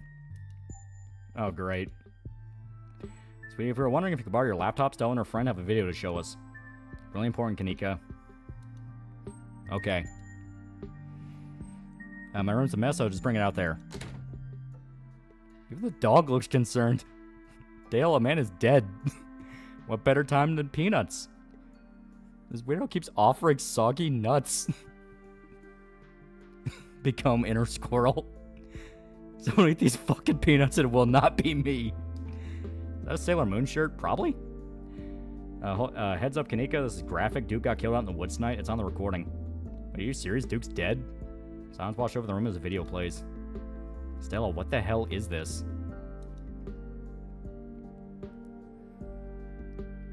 Oh yeah, it's literally a Sailor Moon shirt. Like, they didn't even change the name. It's just Sailor Moon. It even has fucking Usagi on it. And I think Sailor Jupiter. Sorry, either of you guys see this, but Dale Cooper and I have no idea how to make heads or tail of it. Stella, are you okay? Looking for regret in Stella's face every time we offer wet nuts. Like, oh my god, am I really sure I want to mount this, Cooper? Yeah, I'm fine. Really, I'm okay. I think I have that shirt. Yeah, damn, Kanika's stacked. She's pretty thick.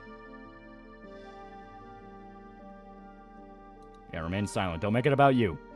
Don't scare the hoes. Poor Duke. Poor Bo. Has anyone told him yet? We talked to the police. I hope they told Bo, but Earl and Deputy Franklin didn't seem to be in much of a hurry to do anything. I'll call him later tonight. For now, I have something far more serious to discuss. Yeah, whatever happened in those woods, we weren't supposed to see any of that. Yeah, oh god, it's Usagi and Serena and Makoto and Lita, yeah. Shirt is accurately faded.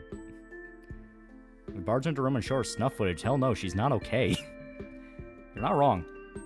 Grandmother used to talk about pale creatures called ditchlings. She said they were a terrible omen, a sign of suffering to come. Come on, whoever's doing this is serious. Stop scaring Della and Dale Cooper with their taily-po crap. Kanika, sweetie, let your mother talk. She always said they never hurt people despite that grisly scene in the woods. But Duke is dead. And these are ditchlings. His death was an accident. My grandmother was wrong, and she was very rarely wrong. Just as birds flock before a storm, the ditchlings congregate where tragedy is soon to fall. Jeez, Mommy, they've already been through enough. It's okay, Kanika, this is helpful. I don't know if it is. Okay, let's focus on what we know. Whatever they are, they're doing something to these animals. Saw a chicken in our video. What was that growth? I saw something living in the chicken. Is the best scout on shirt. Go Ebony. Picture kind of looks like Uncle Phil. Have you... The manga's Out and Bouncer Tokyo Fist by Mizuta Makoto. They're sort of delinquent, street-fighting seinen with interesting plots to remind me of Yakuza games. I have not. Don't tell me to scare the hoes when I have nuts to sell. I remember seeing some sort of parasite larval stage, like they're really big doughy wasps or something. Honestly, that would be worse than them being supernatural. Oh dear, I've forgotten entirely about the tea I put on. Let me fix you up a couple mugs that'll help soothe your nerves. I don't know, it's getting late and I should get Dale Cooper some rest. I ran him ragged today with all the hiking, running through the woods in terror.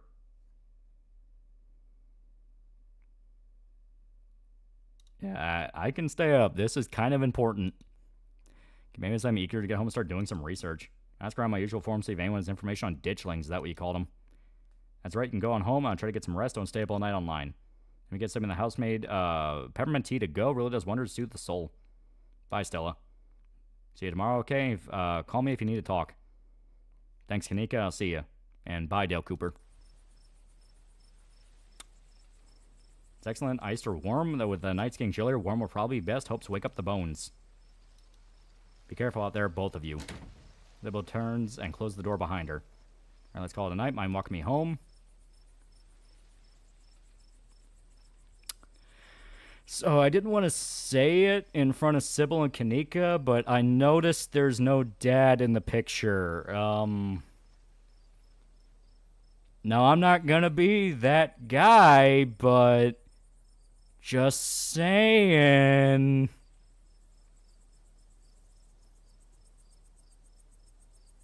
Yeah, Bang's MC killing himself because his peanuts went sour. Yeah, Dad's probably dead. There was a dad. There were multiple photographs on the wall. Now I'm just making an observation here. We're here. Welcome to stay the night if you want.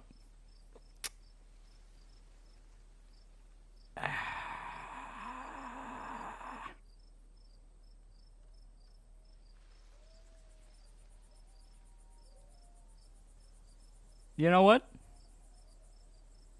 Fuck it. Thanks. The last thing I want to deal with after everything that's happened tonight is seeing Tabitha again. She scares me. Yeah, Tabby can be pretty intimidating. Thanks for staying, though. If I'm being honest, not being alone tonight is a weight off my chest. And episode 1 at Stella's. Doesn't take long for Stella to fix up the guest room for you. While it's certainly smaller than its counterpart, the estate's far better cared for. Is that dog okay? It's just really old. There's a picture with a flower attached. He's dead. Make yourself at home. Yeah, who is that guy outside of Sybil's? People usually don't get the jump on me like that, and there was something about his presence made it almost hard to breathe. Wayne, I haven't really gotten around to know the guy. I think he works on the mine. Might be worth looking into him. Yeah, you know you didn't have to do all this, right? You have to worry about that. I'm glad I had the guest room getting some use. Yeah, what do you make of all this? Gosh, don't even know where to begin. Those creatures are out there, and Duke is dead. And that's some of the things Sybil said were a little wild, but if she's right and they are an omen, maybe we can change things and stop whoever's brought them here from before it happens. Yeah, it couldn't hurt to poke around town. Where's the tomboy? Damn it, Dale! If you help me nuts one more time, take 2 to the dolphin experience. Yeah, I'm gonna try to call Tabitha. Probably like, no, you're not dead. Get some rest, Dale Cooper. See you in the morning. Pull out your phone and call your cousin. Rings for a moment if she picks up. Where the hell have you been? Do you know anyone named Wayne? Play over 100 people. I'm sure I know a Wayne. Alright, so I'm cutting through the bullshit. I watched a man die tonight. I went to the woods with this girl I met to find some cryptids, and I was watching a man die. I met Stella then. Explains everything. She's gotten you all worked up. No, Tabitha. I mean, there was a shotgun against his head, and his fucking head wasn't there anymore. He's dead. I just keep calling this by our full name, because I typed out Dale Cooper in the name. And I guess there's just no first name, last name system. First name, last name type system, so it's just going to refer to us as Dale Cooper. Go to bed. I'll collect you tomorrow. Alright. Well, they said the mom was nice, so I wonder if that would be relevant later. It's not the first time this has happened. Cops knock on door. Alright, Fox Mulder, you're coming with us. What? Why? We've been told you've been trying to force your nuts onto people. Cover Stella's guest bed. The events of past evening seem like something happened to someone else. Though you can still clearly picture the terror you felt in those moments. For now, you're safe and you're warm. Eventually the sun will rise and chase away the monsters and make them seem like nothing but bad dreams. Maybe tomorrow, if you're lucky, you'll wake up in the normal world and have a relaxing week in the mountains with a new friend. It's a nice thought, but deep down you can't help but worry that things will only get worse. From behind closed doors, you can faintly hear the sounds of quiet sobs. Yeah, I imagine Stella's not having a good time. I am the peanut man. My peanuts are delicious. Oh, we get kind of like an Alan Wake type thing. Been funny if just went Dale Gribble, or maybe that's me. Boys get excited when he sees women, he has to pull out his nuts. And everyone in the story sounds like an extraterrestrial that doesn't know the concept of given and family names.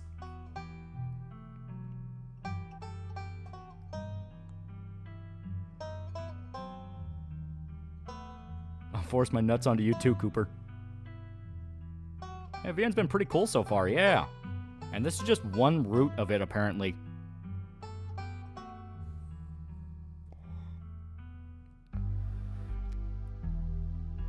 I stopped acting like Dale Gribble like a while ago.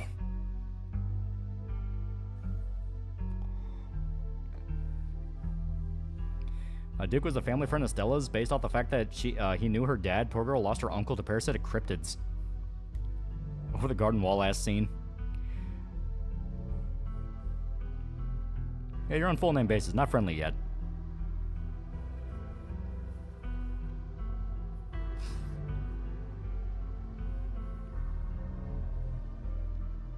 Oh shit, someone else is dead. There might be a lot more people dying in this town than we're aware of.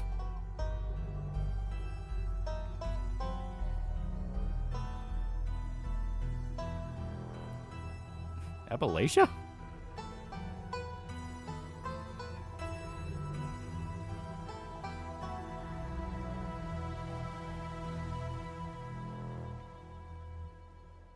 So this does raise the question of, are there multiple intersecting mysteries you can stumble into? Because, you know, like, when people say Tales from the Gas Station, and I still haven't read Tales of the Gas Station, so I don't know. I don't know the full extent of that story, but from everything I gleaned from it, it's like an anthology. And there's like multiple different supernatural events. So it could be that the pale parasite creatures are just one aspect of what's going on. It's episodic? Yeah, as stated. They got like 4 episodes out. I think episode 5 comes out pretty soon, and there's like 3 more after that. I continue with this World State in episode 2. Please save your game now. I will.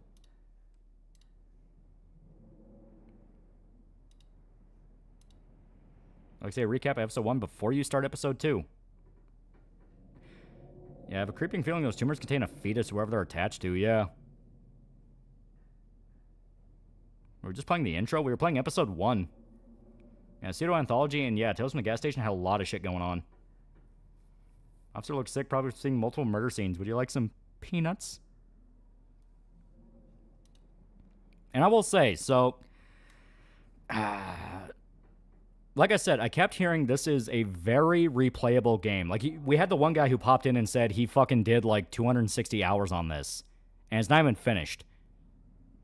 So I would genuinely like to go through this game again with a different build and picking different options. And see, like, will we still get the scene with Stella and all that? Or will it be a completely different thing? That already is a pretty big up for this game. Like, it kind of tickles your brain in the way that a proper choose-your-own-adventure visual novel kind of is, and that you're genuinely curious, like, how extensive is it? How many factors did they think about? And yeah, we will look at the recap. If you know Pearlie and Scarlet, your cousin's mother and your aunt seem like something you shouldn't ignore, even considering your own late mother's rocky relationship with this side of the family.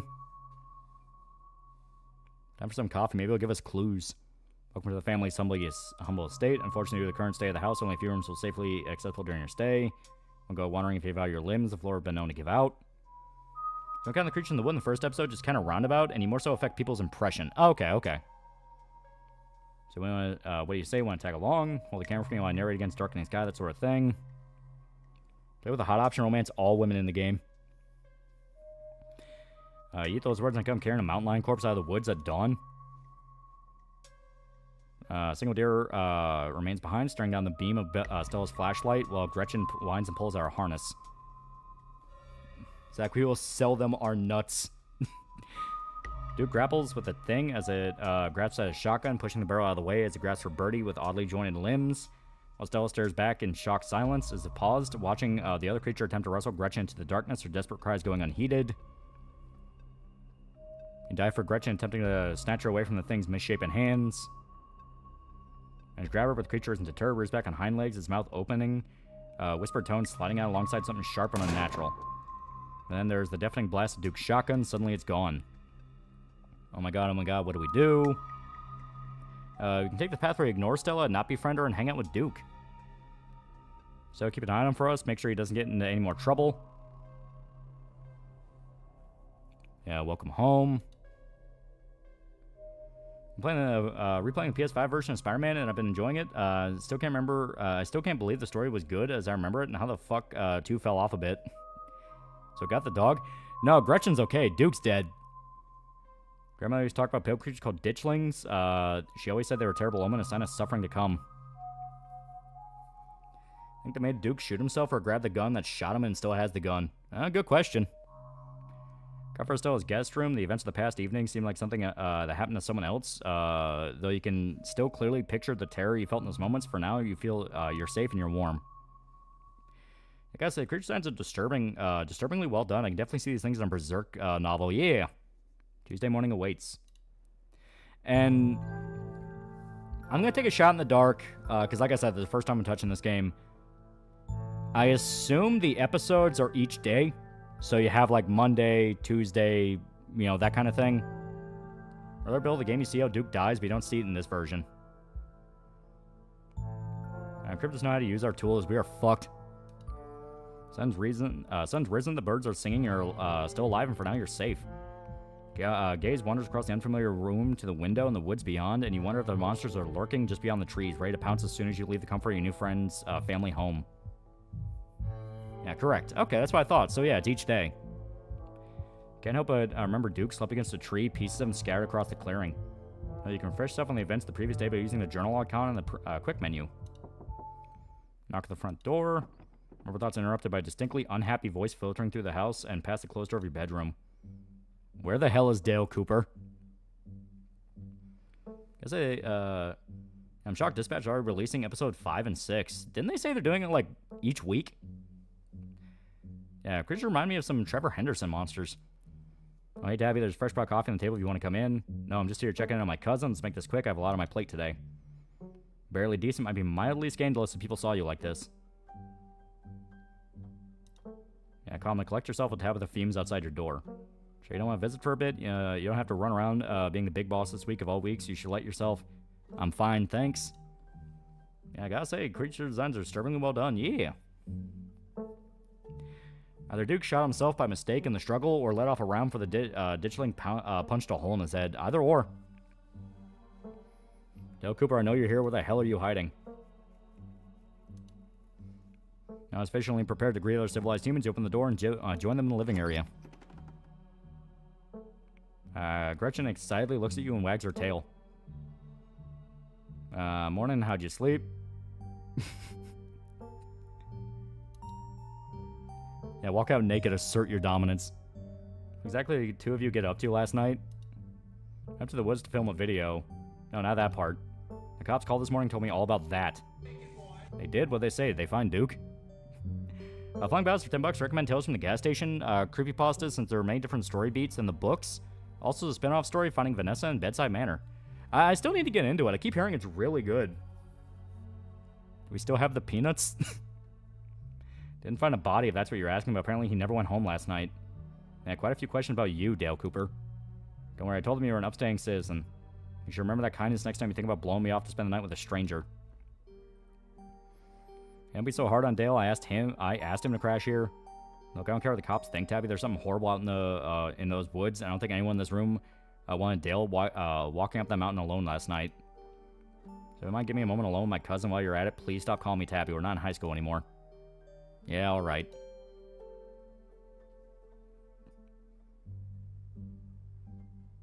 Yeah, sorry. Probably should talk to her in private. You have to understand what's. Let me know when you're all done.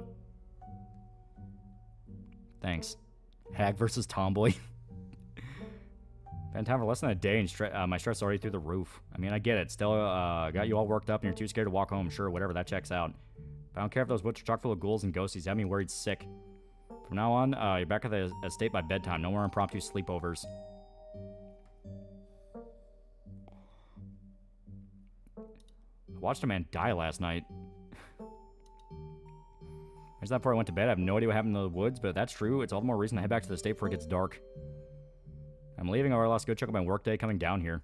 I expect to see you back at the estate by tonight. You saw his voice come out from another room. Wait, Tabby, let me know if you're free sometime, okay? Tap at the size. You're relentless, we'll see, but don't get your hopes up. No hag can contain me. Does our cousin hate us or is it Sundare? It kind of seems like Sundare. That was what we call an old soul. I mean, she's a hag in her heart. And Tabitha's just annoyed you're stealing her friend. Yeah, Tabitha looks like she's in her 30s, even though they're barely out of their teens. Yeah, get back home for bedtime. I'm a grown-ass man. No need to catch me up. I was listening from the other room. Sorry I let you get ambushed. Tabby showing up like that kind of blindsided me. You know what? I'm happy I stayed here.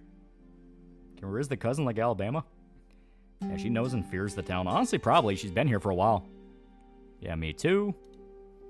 When we start for the rude awakening, I've been up for a little while, but I was hoping to let you get a little extra sleep. But you're up now, and we got a full day ahead of us. We're gonna get to the bottom of this. Man, you're so chipper. You shouldn't be okay right now. Because I'm just pretty good at compartmentalizing things. Looks like a tomboy meet in California identify as male, even though they're hot and look just like Casca. Yeah, big ass dog bed. Yeah, I like it has princess on it. Having out in the woods last night was horrific, but right now we have something important to focus on. I have time to process what happened to Duke when we get to the bottom of things.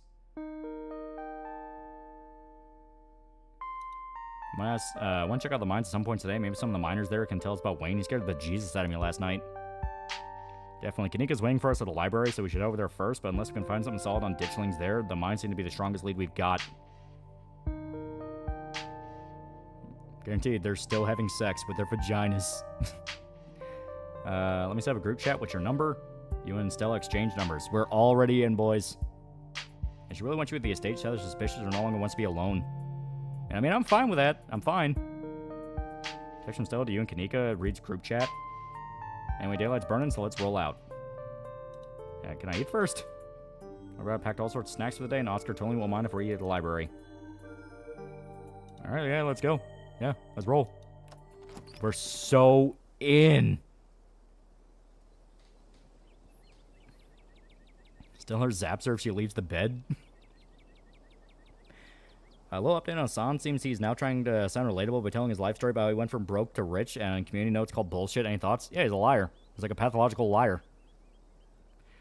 Walk time was short. Stella's house was barely a stone's throw from what remains of Scarlet Hollow's once bustling main street. Shudders stared down the thoroughfare, both from the chill in the morning air and the all-too-present memories of everything you witnessed last night. I see that building labeled Town Hall. That's actually the library. Well, it's also the Town Hall, but that's a small upstairs office nowadays. Guess this town's not what it used to be. The mayor's really into going on walks. I think there's actually going to be a meet and greet later this week. Could just be the pick-me-up we need with everything that's been going on. Yeah, maybe. We got a lot going on. Yeah, it's fair. They changed clothes. I don't trust this town. Is Ponty's Pizza the next town over? Oh, hey. Morning, Stella, and same to you, Dale Cooper. Speak of the devil, we're just talking about you. Come from Stella's hut. Y'all have a slumber party. Sorry, y'all, but I'm a bit of a rush this morning. Can't really stop to chat. Taking a bit of steps. If you want to catch up with folks or grab something at the diner, you can meet me at the library when you're done. I mean... You know what? I'm willing to talk to Sybil. Sybil is kind of like the old lady who knows way more. What do we know about the town of Scarlet Hollow so far?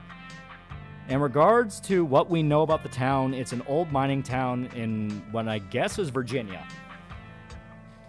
And it's been kind of on the rocks, you know, obviously because the coal industry is not what it used to be in America. And there's something in the woods that kills people. She knows what she knows, but she's not telling it. Yeah, cool. See you soon. She always has time to chat. Did something happen last night? So and Dale Cooper's got up to a bit of trouble, that's all. It's not my place to share. It's your place to share, right? Yeah, tell Avery the whole truth. So and I went to the woods to try to find a skunk ape, but we ran into something way worse, actual monsters. Sybil said they're called ditchlings, but whoever they are, they killed Duke and have been mutilating the local wildlife. Well, slow down. Duke's dead? Yeah, it's true. It's awful. Has anyone told Bo? Yeah, he's taking it as well as you can imagine. We go and check on him today, the poor lad. Can't believe you had to see that. I tell you what, I'm on break for the next half hour. How about you swing by the diner? Winnie can fix you up some of Sybil's new blend and try to calm your nerves. It's jog on lemon balm. Help me out on bad days. And you talk about what happened, I'm all ears. And it's up to you. See you around, Dale. See ya, Sybil. Take care now. Let me guess, Wendigo Skinwalker? Maybe? Yeah, I saw a man die. Get back to it myself. I'm glad I was able to catch you up this morning. I'll only see how you're holding up. Please don't hesitate to stop by if I can be of any help. We both know there's something horribly wrong about this place. How are you so calm? Don't mistake my calm demeanor for complacency. We all have our parts to play. I trust that you and Stella have what it takes to get to the bottom of things. Sorry to cut our conversation short, but I've got things that need tending to. Stay safe, Dale, and God bless. Build character development for a better morality compass. Yeah, I saw a man die. Yeah, your family's old there. Yeah, like, the main character's family is, like, old money that I guess basically just used to flat out run the town. Because they ran the diner.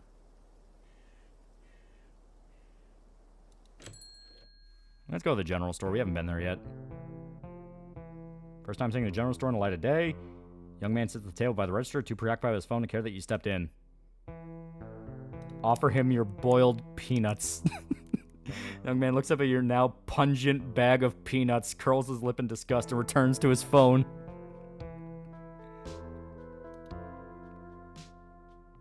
You should leave town. There are monsters in the woods.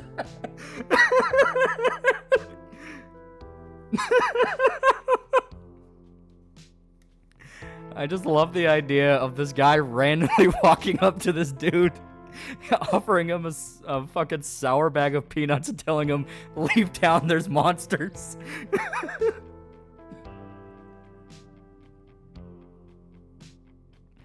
Duke's name is actually Luke, and him and his brother are Bo and Luke Duke. That's actually pretty clever. Nobody wants your soggy, rotting nuts. Giving boiled peanuts does not take it. Leave town, there's monsters.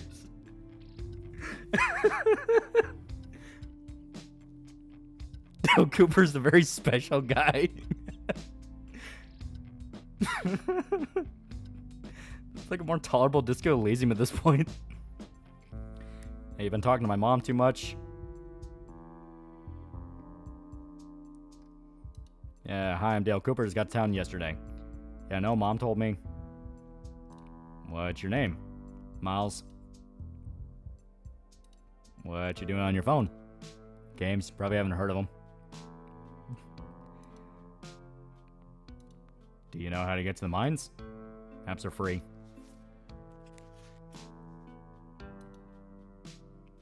So if I want to buy, like, chips or something, do I talk to you? Miles size. Guess, yeah, Kanika decided to skip work today, so of course whatever plans I had didn't matter. Take chips, I don't care. I mean, I'm paying for the chips. Not ringing you up, take them or leave them. Grab a bag of salt and vinegar chips, nearby shelf will sustain you in the coming days. Cool. See you, Miles. Miles doesn't respond, and you turn to leave the general store. Yeah, steal from the general store. That was not stealing. He told me I could have it. Yo, salt and vinegar? Don't badmouth them. They're actually pretty good.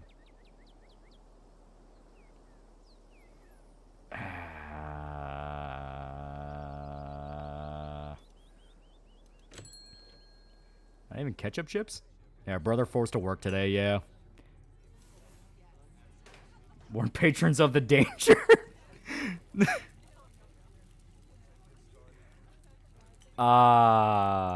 Fuck. I want to. I want to so bad. I want to so bad.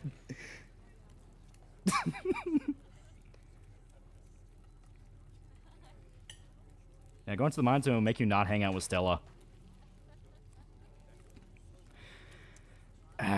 Save and do it. Fuck it. Save and do it. We're doing it. Everyone, listen to me, please. There's monsters in the hills. Do you value your lives? You leave this place as soon as you can. Someone had fun in the woods with Stella last night, huh? Nobody seems taking it very seriously.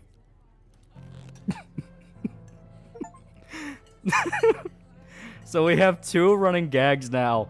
We either offer everyone we meet a bag of peanuts, or we tell them that there's monsters in the woods and they need to run away. Climbs to the booth across from Avery. Hey there, stranger. Before you exchange words, Winnie saddles up. A fresh mug of tea in her hand. Heard you might need this. Minus 29 down is oink, by the way. Hope the clue is pen sound. How's that sound a pen makes? Wait, pen is in like pig pen. Alright, kid me, how was I supposed to guess that? I don't know why you even bother those things. They're just gonna frustrate you. What's the peanut man going on about now? There's something to do to fill time, but maybe I should switch to Sudoku.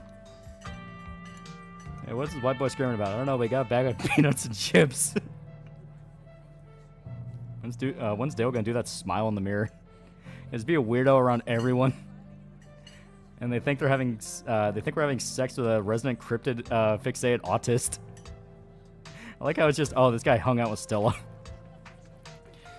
Winnie leaves Avery contemplating daily newspaper puzzles, returning to her seat behind the counter. So thanks for telling me about last night. If you're only getting into the grisly details, you can tell me, I won't judge.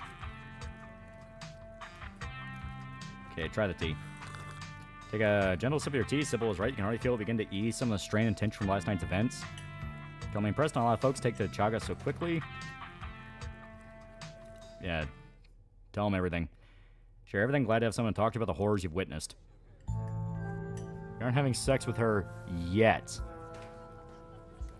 Dale Gerbil and Dale Cooper fusion dance. We now have Scarlet Hollow, Dale Gripper.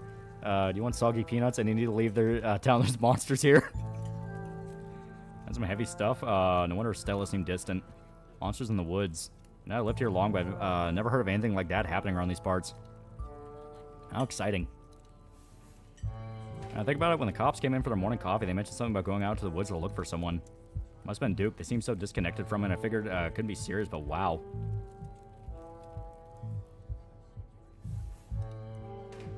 I don't get it. They saw Stella's footage. They saw what happened out there, but it feels like so far all they've done is hound me.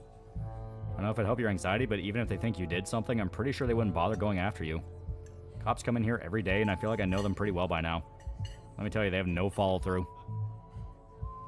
Everybody got to run. Stella and I saw a monster in the woods last night. Relax, buddy. It's not that big. Excuse you? Look, everyone says monster, but it's like a critter. Too late for the York Morgan route, are we? Calling it the peanuts are the key to saving the world. We gotta do a little peanut jig. Our little peanut jig. I can tell you the number of complaints they've just like dropped after a day or two. And I'll vouch for you if they try anything. And pegged you as a transplant. Where are you from? But you're from Charlotte, gosh, 3 years ago now. Maybe a little more. I've lost track. Aunt Winnie offered me a place to stay and a job, and who was I to pass on that sort of generosity? It almost feels like I just moved in. Practically everyone apart from the Cole folks grew up in this town, so it's like I'm the perpetual new kid. Don't get me wrong, folks here are plenty polite and friendly, but there's shared history that I'll never be part of. Yeah, maybe you're more at home here than you think. Stella really talked up your party yesterday. I don't think she'd have done that if she didn't think you were really part of the town. Could be you're getting in your head about fitting in. You know, thanks, I hadn't actually thought about it like that.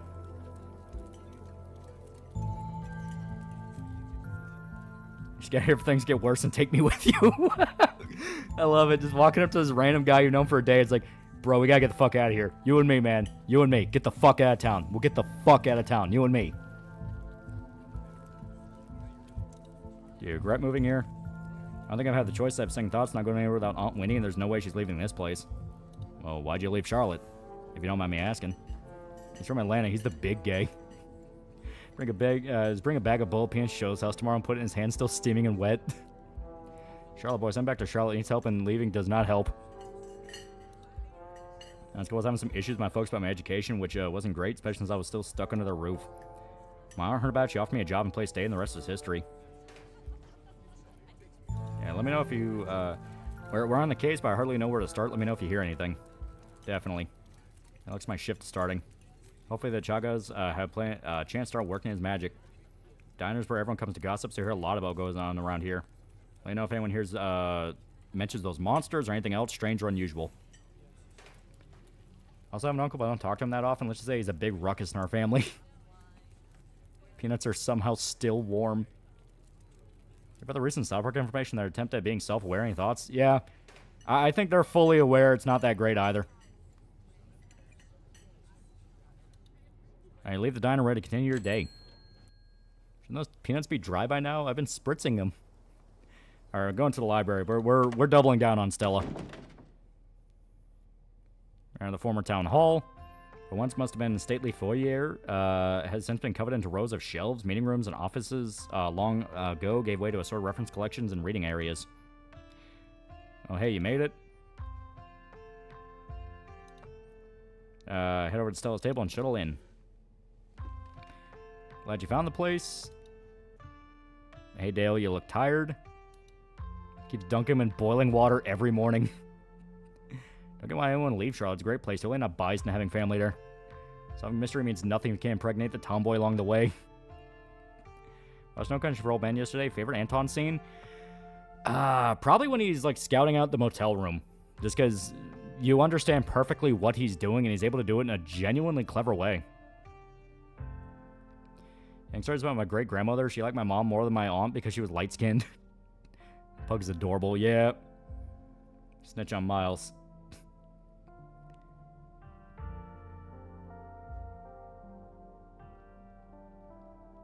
There we go. I'll sleep when I'm dead. We got important work to do. I'm a lawyer, okay? I don't need sleep. I'm here cracking these books. Look how happy Gretchen is. Agreed. Anyways, I guess we should get started. Hey there, strangers. And literal stranger.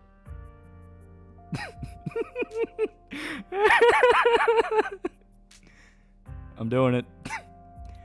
You extend your bag of peanuts to the librarian as a gesture of friendship and good faith. New peanut fodder. I want this to be followed up by, you should get out of town, there's monsters in the woods. Peanut time.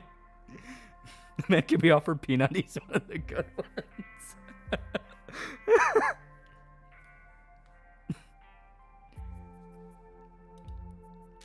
I don't know what to say. Is this a gift? I'm allergic to peanuts. Not seriously allergic, but they give me a rash.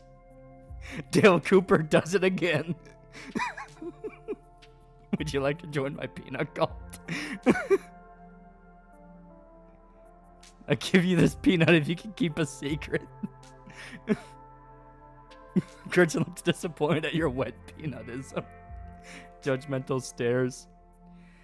Do you think Mystical would be more like Disco Elysium, become a psychic cop, more Malkavian, where essentially talking with reality? Good question. It kind of seems like it's a little bit of talking with reality.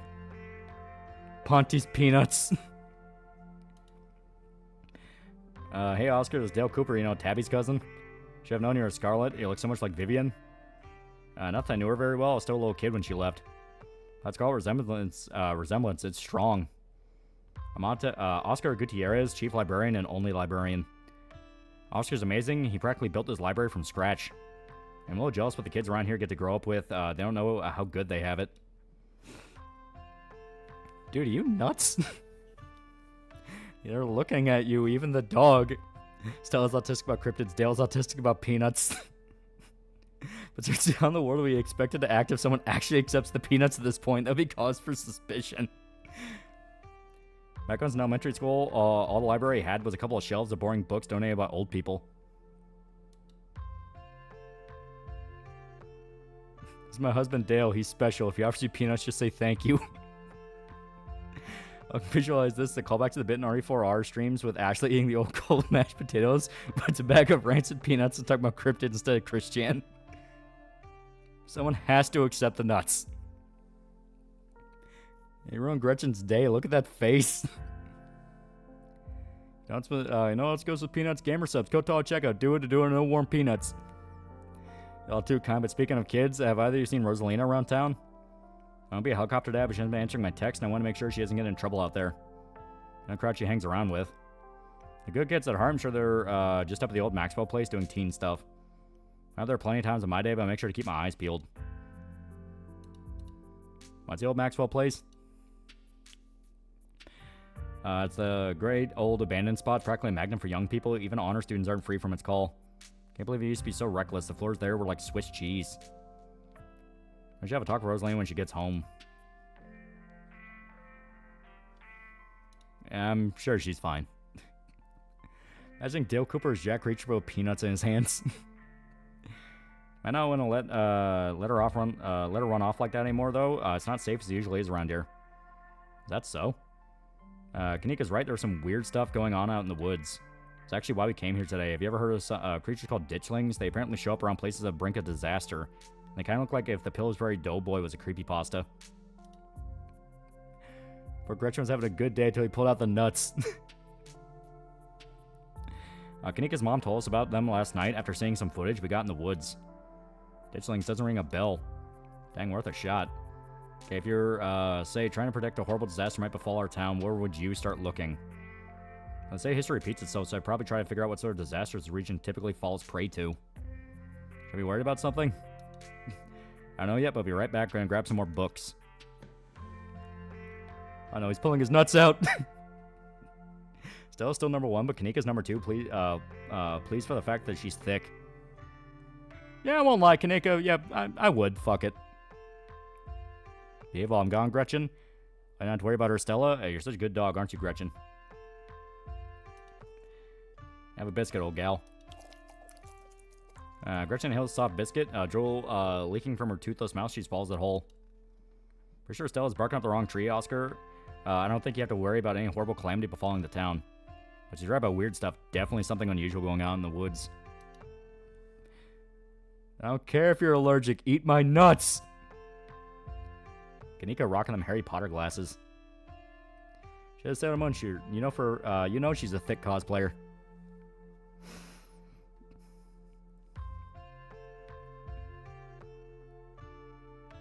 Alright, I can go full schizo. But Stella seems to be the only one that appreciates the schizo. I'm just gonna go with a man's already dead. Man's already dead, say it's plain reasonable, play it safe. Gonna try calling Rosalina again. Sure, she's fine, really. Rosalina's a smart kid, she knows better than to go around getting into trouble, and we'll make sure to keep our eyes peeled. Dale Cooper, if you see a 13-year-old girl with a black braid and glasses, would you let her know her dad's worried about her? Not gonna lie, Kanika has awesome braids. Gretchen toothless too? God has blighted this poor pupper. Dale Cooper encounters Nessie out on a vacation on Loch Ness, and the first thing he does offer her a thing of peanuts. She has a good soul, pays for them. She gives him $3.50. Oscar anxiously wanders off, phone in hand. Gam just grabbed a whole mess of local history books. Stella sets a massive pile of books on the table and pulls up a chair. Gretchen's happy again. Alright. It's gonna be so much fun. Faster with you two of you here to help out. Got her snacks, got her books to get this research party started. Reading awaits. She's 17. Every day is a gift. Okay. Flip through Silas, Scarlet Soldier, Woodsman Leader. Appalachian Folk Monsters. Veins of Scarlet, A History of the Scarlet Hollow Coal Mines. That might work. That plate of Swiss cheese wedges. I assumed it was more of like fuck. What are those little like coffee cakes you can get? I'm blanking on the name of them right now. Appalachian Folk Monsters seems like a good idea to learn about ditchlings. Forced from retirement at age 50 due to a war injury from his time in the Indian Wars, exacerbated by a short stint serving as a captain in the Confederacy. Silas Scarlet also lost his eldest 2 sons to the bloodiest of wars, leaving his 3rd eldest son, Andrew Jackson Scarlet, to take charge of the mine. Under his leadership, the mine prospered, undoubtedly in part due to the growth of a railroad industry.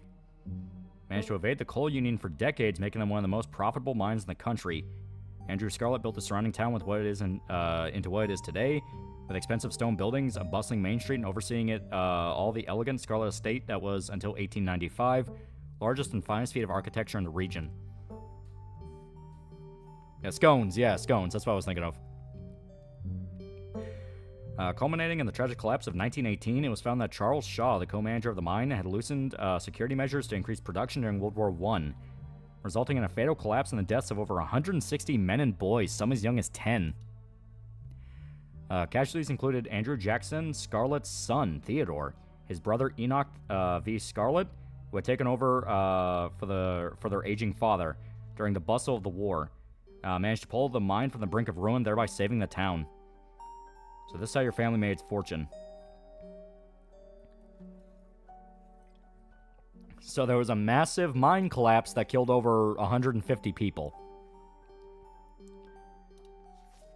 If entries catch your eye, you know what these scones need? Peanuts. Bone peanuts only last a few hours outside of a fridge. That bag is rank. Wampus cat, large cat-like creature with a loud howling voice. Often said to sound like a woman crying in pain. Tommyknockers, enigmatic cave-dwelling creatures primarily known for causing mischief. That's a Stephen King reference. Telepo, small creature, long tail, and wide yellow eyes. Fuck it. Let's do Tommyknockers. MC's descended from a Confederate soldier. His destiny is to lead the South to glory. Are the miners the wood people? Honestly, that's actually kind of a good question. Could be like vengeful spirits. Tommyknockers originated in Cornish mythology, sprang to the United States when Cornish immigrants began working in Appalachian mines. They're named for the knocking that can be heard from seemingly within the walls before a cave-in. According to some, the knocking serves as a benevolent warning. Others believe that the creatures take stolen hammer to support the supports of the mines and collapse them on whoever's unfortunate enough to still be inside. They're traditionally thought to be impish, leprechaun-like beings, but some claim they're the spirits of dead miners forever cursed to haunt their final resting place. Okay. Let's do the Wampus Cat. Often linked to Cherokee legends, some cite the Wampus Cat as originating with the story of a woman who sought vengeance against a monstrous cat demon for driving her husband mad. She hunted it down by wearing a bobcat mask, tricked it into using its own vile magic on itself, freeing the people of the region from its evil. Others say the stories come from the story of a woman who wore the pelt of a wildcat to witness forbidden hunting ritual rites. Hunters of her village gathered to perform the rites, and she watched in secret from underneath the cat's pelt, but was soon discovered. For her indiscretion, she was fused with the pelt and transformed into a creature that was neither human nor cat, forced to wander the wilderness alone, feared by all. Her calls are those of great sadness and serve as a warning to anyone who dares to go against tradition. Do you remember vengeful spirits implanting chest bursters in animals? Yeah, Tommyknockers are an American folktale, not just a Stephen King story. There was a hunter who lived in a tiny cabin in the middle of the woods, all alone with his hunting dog. One night, after a particularly bad week of hunting, both their stomachs empty, the hunter spied something out of the corner of his eye. Some small creature had gotten into the cabin through a hole, and before he could even figure out what it was, he'd drawn his gun and fired at the thing, his hunger guiding his actions. It was quick and ran back to the hidey hole and out of sight, leaving only its long black tail shut off by a hunter's rifle. Guess what he'll have to do, he said to his dog, and threw the tail in a hot pot to cook a soup. Oh, wait a minute. Yeah, I know the story. He and his dog ate well that night, the tail filling them both up. The hunter crawled into bed, satisfied, his dog curled up at his feet. He woke to the sound of long nails scribbling across wood. His dog was nowhere in sight, only a rumpled spot on the covers where he'd been, and in the gloom he saw two big yellow eyes staring right at him. "I want my Talipo," a high, hoarse voice croaked from the darkness. "Go away," he screamed at the thing.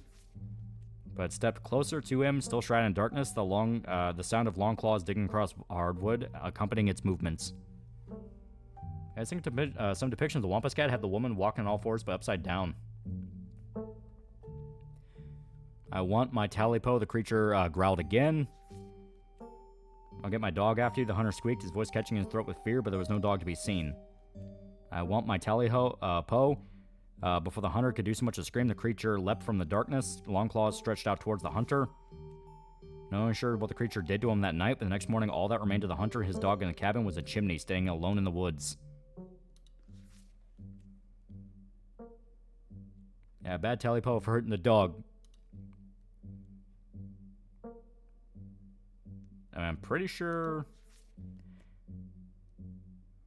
Silas Everett Scarlett was born to Colonel Everett J. Scarlett in 1818, one of 12 siblings. He grew up in eastern North Carolina during a tumultuous time in the state's history, and not much is known about his life before he joined the Army in 1836. Yeah, Talipo is a fucked up story where when you think about it, the guy got his stomach ripped out so the creature can get its tail back. Yeah. Quickly rose to the ranks, in part due to his father's connections, but also due to a particular ruthlessness, for which he received the nickname Bloody Silas Scarlett. Federal government granted the now Captain Scarlett, Captain Silas, a tract of bounty land in exchange for his service in the Indian War, and he settled into the hills of North Carolina in 1841. That land would become Scarlet Hollow. Okay, so Scarlet Hollow is in North Carolina. I kept thinking it was Virginia. Why does Gretchen look so happy about this story? But it started as a simple log cabin built by Silas's own two hands, occupied by his family of 10. Silas, his wife, married Joseph Scarlett, and their 8 children. Logging business brought many workers and fellow landowners to the hills, but it wasn't until Silas discovered rich seams of coal running underneath the entire region that Scarlet Hollow was really put on the map. Yeah, North Carolina's quite nice. Man, I wouldn't blame you if you think it was Virginia. Yeah. But, you know, Virginia, North Carolina, it's coal country. He saved what he could and bought the surrounding hillside at a great discount, cleverly hiding what he knew about the land's true value. Thus, he had all the resources to found Scarlet Hollow's now famous coal mine. You're finished with this one.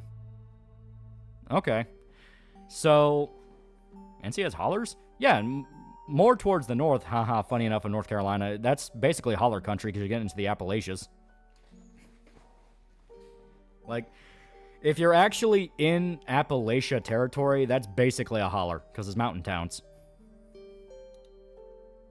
Think I'm all done? Let's check in. More proof Stella's a fake cryptid fan. Tons more sightings of cougars. Yeah, it's coal country in more ways than one. Great, it's what my state needs. Evil hell monsters. Sub homies made to my delivery in North Carolina. Alright, we're going with what Kanika's mom told us last night. I think we can rule out any natural disasters what brought the ditchlings here. But not nuclear incidents. Looks like our state has a history with those. How about y'all? Find anything? Before you can respond, a handsome black cat leaps onto the table, almost on instinct. Stella slams her book shut. Oh, hey, Pixel. I want to close your book. He loves to rip up any paper he can find. If you want to avoid cougars in Virginia, avoid Applebee's at happy hour. Don't worry, little guy, I didn't forget your treats. Pixel immediately goes to town on Stella's treats. Sorry, Pixel's bothering y'all. Hopefully he hasn't gobbled up any of our books. Can't stand the thought that people might pay attention to anything that isn't him.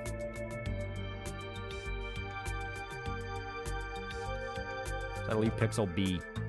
Cat curls up on the table, fast asleep. Kitty and dog, yeah.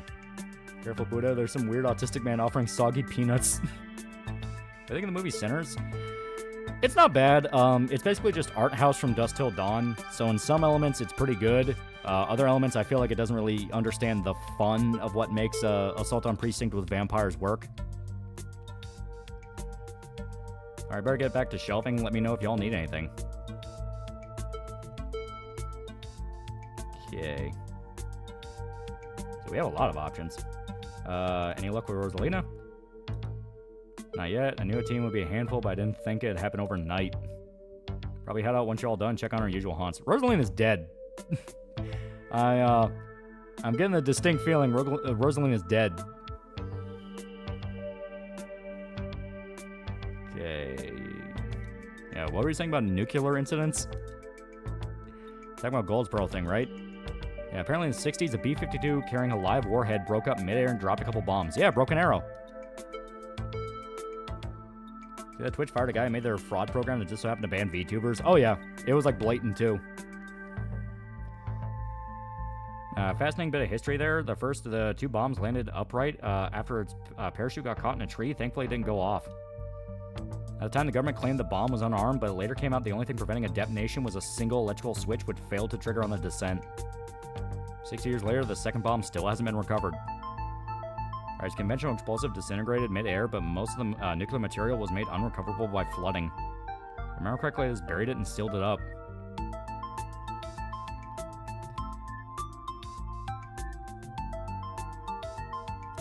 Yeah, the bomb is somewhere else. Why would there be ditchlings here? I've seen leftovers. I have not. As I can see that dog, he looks like he's seen some shit. Grove's almost 400 miles away from here. Not that we'd be looking too hard at disaster angle. Wherever those creatures are, they're biological. Look, you never know with radiation. I actually know quite a bit. It just melts you. It doesn't make monsters, and a 60-year-old bomb is going to explode on its own 100 miles away and kill us here.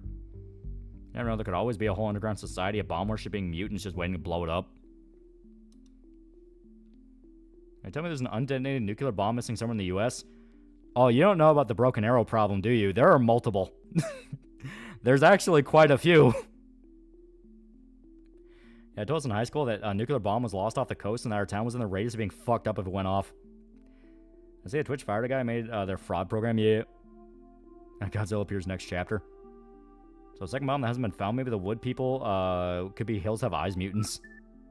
Not the prettiest tomboy, but still would. Yeah, I've missed this.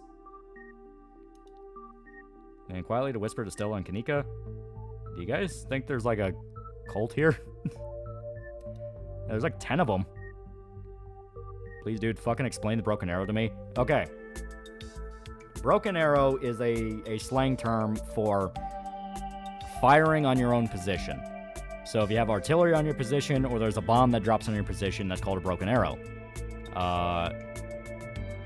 So the broken arrow problem is referring to when America loses one of its nuclear weapons on American soil. Jimbo for $2. Going to Cindy stream. Love you, chat, and take care. Yee.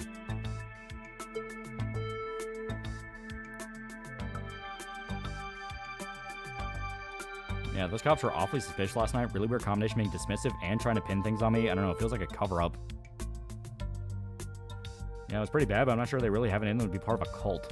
Definitely. I don't think they're capable of putting in the effort.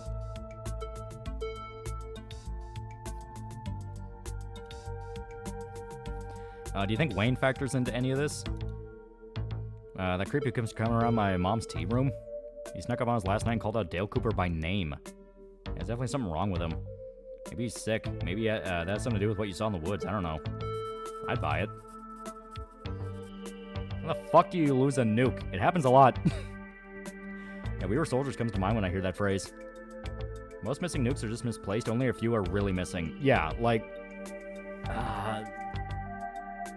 basically, if I remember right, the amount that are actually for sure missing is like maybe 10. The rest, it's mainly just they went off track and were labeled Broken Arrow, but are later recovered. And hell, the terminology is literally dropped. So if you have like a, for instance, like you're doing upkeep, because they have to maintain the missiles, because I mean, they're fucking missiles, you gotta maintain it, make sure it actually works right. And someone accidentally drops a piece of it, that can count as a Broken Arrow. Yeah, I thought it was like 12, yeah. Best case scenario, the nukes are probably depleted, because unless nukes are maintained, they don't last long, yeah. There have been 32 Broken Arrows, and there's 6 still missing, yeah. Hell, with the fact there's been that many, people, it's actually fueled the theory that America doesn't actually have nuclear weapons anymore. Like, the idea is that every nation claims they have nuclear weapons when they actually don't. There was an event in the 50s where a guy on a bomber accidentally dropped a live nuke next to a small town in Nevada. It didn't go off because God said no, yeah. Yeah, nuclear material naturally decays, so the missing ones are found. They aren't much of an issue. Yeah, and that's mainly why they don't put too much effort into finding them. Because if it goes off, who fucking cares? It's over. But if it doesn't go off, you just have to wait. Yeah, a few instances where planes crashed or had to drop cargo and the nukes couldn't be found later, yeah. Okay, Veins of Scarlet. Coal mines here. Kanika visibly shovers. Got cold sweats just thinking about being in a place like that. I feel for the guys who work up there, I could never. Speak for yourself. I love a good crevice. What happened after the mine collapsed? The book just kind of glossed over that. It was a union for a little bit, but it didn't last. There's not a whole lot written about the past century here. Now, Scholar Hollow Mine isn't exactly the most ethically run business. Sure, Tabby runs the mines better than Charles Shaw ever did. Still, hasn't let the union in, though. There's a reason she and I don't talk. Yeah, union busting mine collapsed from poor working conditions, killing me shocked. Yeah, it's pretty awful. What's your long walk bid? Really got me interested in checking out. I do wish you would try to separate the spoilers from analysis. I skipped around to avoid who dies. Well, that's why I have the spoiler segment. I specifically say, this is the point where, for love of God, pause, watch the video before you go any further, please. Military accident dropped 2 nukes, and it's a different security, and a different single security measure in each nuke stopped them from going off. Yeah, it's literal X Factor shit, man. Like, the Cold War can be described as, well, honestly, America's entire history in the atomic era and the World War II era is, we should have lost or we should have died, and we just didn't it just didn't fucking happen. Honestly, I think most nukes haven't really been upkept since the Cold War ended. Who'd say the nukes that do still exist are even capable of doing any damage? The main fear people have with nukes is fallout. Because the explosion's bad, but the fallout can render an area uninhabitable for a very long time. So that's where the fear of nuclear weapons is still pretty strong. But I mean, we're building bombs that are like equivalent to some pretty powerful nuclear weapons that just don't have the radiation aspect. Yeah, apparently Russia has way more broken arrows than the US. Yeah, I remember when the nuclear scientists thought they dropped the nuke, the atmosphere is going to ignite, and they still did it. Yeah. Yeah, Moab, yeah. That's what the sculpture up front is for, commemorating all the men and children who died that day. Every kid in Scarlet Hollow learns about the collapse of 1918. Our teachers love to emphasize how many children they had working down there, probably to try and show us how good we have it or whatever. Low bar if you ask me. You know, that could be what the ditchlings are warning about, another collapse. Writing it down a list of potential disasters. And still, that's morbid, and besides, it was all Charles Shaw's fault. The labor market's way more strict now. There's no way you can get away with that kind of safety cutbacks he pulled. Y'all don't actually think the mine's about to collapse, right? No, I don't think so. You got me worried for a second. Hate to give Tabitha any credit, but the mine's far safer now than it was back then. Still, what a horrible thought. You never know. And honestly, Stella's not wrong. There's no such thing as a safe coal mine, you know what I mean? Like, they're always at risk of collapse, no matter what you do. Yeah, we post section almost 75% of the video. If we all quit watching at that point, it'll hurt performance. I mean, that's fine. I just want people to enjoy it. I just want people to enjoy the movie. $2 for $2. What videos do you recommend a VTuber to watch? I mean, they can watch whatever. I mainly do movie reviews, so if they're interested in the movie, it just basically amounts to that. I guess the Long Walk one, since I literally just put that one out. That's on the civil war between groupers and other conservative groups. Things just Fuentes taking marching orders, break up cohesion on the Republicans. Fucking everyone's fighting each other over the stupidest shit nowadays. It don't matter. It don't matter. Fun fact, nuke sizes past a certain point of diminishing returns because the mushroom cloud gets too big, it breaks through the atmosphere, and most of the energy goes into space. You're not wrong. You know? Which could be a blessing in disguise in the sense of that limits their destructing power to where you don't have to worry about one taking out an entire state because all that energy is going to go straight up into space. It'll still be devastating, but to a point. Yeah, Russia still doesn't tell how many of the nukes went missing during the Cold War. What does lose by default because he thinks Game of Thrones is better than Lord of the Rings. Yeah, look at Pripyat, Ukraine. Radiation in that place made it uninhabitable to live in since the 1980s. Martin from Cross Pond got the true ending for Sound of Love. Scene with Hinako and her parents was peak cinema. Yeah! Okay. You guys really seem to have a bone to pick with Charles Shaw. That's how someone directly caused a monumental disaster, especially in a small town like this. People tend to spit when they hear your name. You got run out of town on a rail, you know? That's not a figure of speech. Back then, they actually tied you to a rail and ran you out of town. There's a big mural of it on the far wall. You got off easy, if you ask me. And yeah, she's not wrong. I mean, if you cause a disaster that kills 150 people, I'm shocked they didn't just shoot the dude. Back there, missing nukes a terrifying thing. I mean, I just keep it in my basement. No, don't look in the basement. That union would help anything. They take their cut and accept bribes, look the other way. In all fairness, this would have been a 1920s coal union. So it would have, at the very least, actually had a purpose. In the sense of, this is a very dangerous job where you cannot get cheap. If you get cheap, a lot of people die. So that's something to where, like, okay, in that situation, yes, a union is a thing you can do, and it actually wouldn't fuck people over. Because it's high risk, high reward. It's that kind of thing.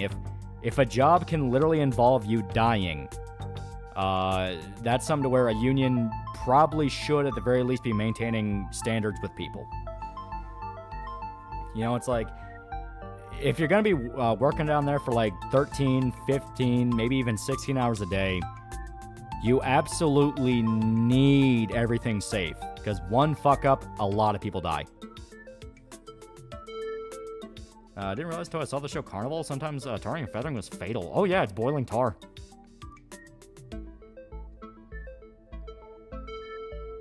And what if the ditchlings are coming from the mines? Maybe there's something down there making people sick and changing them. I'll explain how many ditchlings we saw last night. Like, sure, occasionally a miner goes missing, but we saw dozens of those things. It's definitely not mutated miners, but there's some sort of parasite down there. Maybe gotten some of the animals and spread to the woods. I think about it, Wayne's a miner. Maybe that ties him into all this. That sounds ridiculous, but it's one of the more plausible explanations we've got so far. Yeah, 1920s coal miner. I'm going to need more pay because we both know I'm getting black alone doing this. Yeah. Yeah, I'll explain further, good sir. A lot of times people are either stripped naked or stripped down to their underwear. The tar was boiling hot and would adhere to their skin. When they pulled off the dry tar, sometimes their skin would come with it. Yeah. More surprising, he was tied to a rail around town, not having a rope tied to a tree. So coal miner unions were essential given the horror stories of mining companies cheaping out and cheating miners on pay. Yeah. As a child, I yearned for the mines. Yeah, unions are only worth it for blue collar big corp OZ. Oh yeah. Eastern Europe, singing for a rainy day. Why would the train conductor be tied to a tree? Okay, solid Scarlet.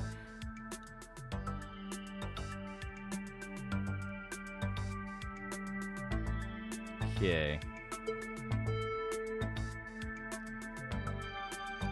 Yeah, figured all mine from the south would be great, but he sure did some things to get where he was. Book is a perfect example of why you should use multiple sources for your research instead of trusting the first thing you read on a subject. Yep, dude was a monster. Mine's made a lot of money during the Civil War too, and you can probably guess which side North Carolina business owner will be working for. Sorry you're related to him. Fire burn's the worst pain you can experience.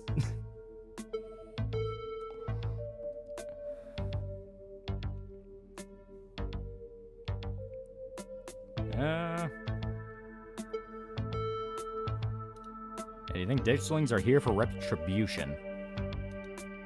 Dang, if the unions exist now, it's your average union now. It doesn't fire the pedo because reasons and embezzles the fuck out of member funds. You're not wrong. I don't trust Oscar. Unions never last long being useful. They quickly get just as bad and work for the corpos. Yeah. Seems tenuous. Assuming Kanika's mom's right, they're here as an omen, not because they're going to do something themselves. I think we know how I feel on the matter. Appalachian folk monsters. Pampas cats kind of sound like they could be mountain lions. Voices like a woman crying out, somewhere between person-sized and cat-sized. Definitely, they're 100% mountain lions. Kanika, you know there are no mountain lions up here. I thought you were supposed to be a skeptic. The myths are old, right? Mountain lions didn't go extinct in the Appalachians that long ago. The legends just haven't died off yet. Almost every cryptid can be tracked down to either a hoax or someone getting confused about perfectly normal animals, sometimes both. Bigfoot, for instance, started as a prank, then people saw bears walking around on their hind legs and got freaked out, and now we're here. You eat those words when I get first clear footage of a Bigfoot. If you manage that, I'll print out a piece of paper that says Bigfoot isn't real, and I'll literally eat it, I promise. I'm still holding you to it. You think ditchlings are Tommyknockers, but with the whole warning thing. Good thought, but Tommyknockers live in mines, that's like their whole thing. I'm gonna write it down, though. Tommyknockers are literally just the sounds that happen when a bunch of rocks and wood are about to collapse. Are they, or are they the sounds of mysterious creatures pounding on the rocks and support beams with hammers to cause a collapse? Simply no way to know. Okay, only good union was the Calmer Union. This is the joke. I just like the Teutonic expansion from Medieval 2. All unions are terrible now, especially SAG.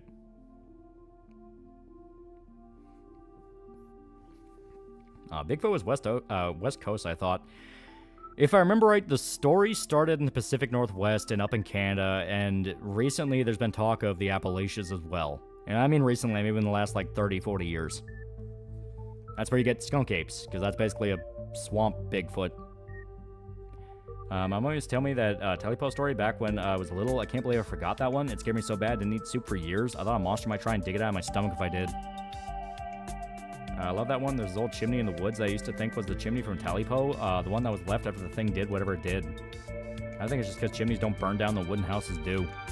I mean, it's not the chimney from Talipo. Camped out there a couple times, seen pretty spooky stuff. Yeah, I watched that video, I saw raccoons. I'm gonna get rabies one of these days chasing after wildlife like that. I'm gonna say, like to live on the edge. Alright, let's move on. Bigfoot reels, Johnny, he tried to suck my dick. I mean, ditchlings can't be entirely safe since they seem to try to infect animals and people with their offspring. I think Lord Pye's explanation for Bigfoot was probably the best in that he thought they were migratory, which is why you see them everywhere. Yeah. Yeah, I love Bigfoot. I just don't know if he's real. I mean, the stories are really cool. It's campfire stories. It's fucking cool. Yeah, we should check out the mines. Between Wayne, the old collapse, and the fact that the whole town's practically been built around them, seems like perfect, smartest place to start. Good idea. There's an awful lot of mines related stuff in my notes. We can poke around, find out if anyone's seen anything weird.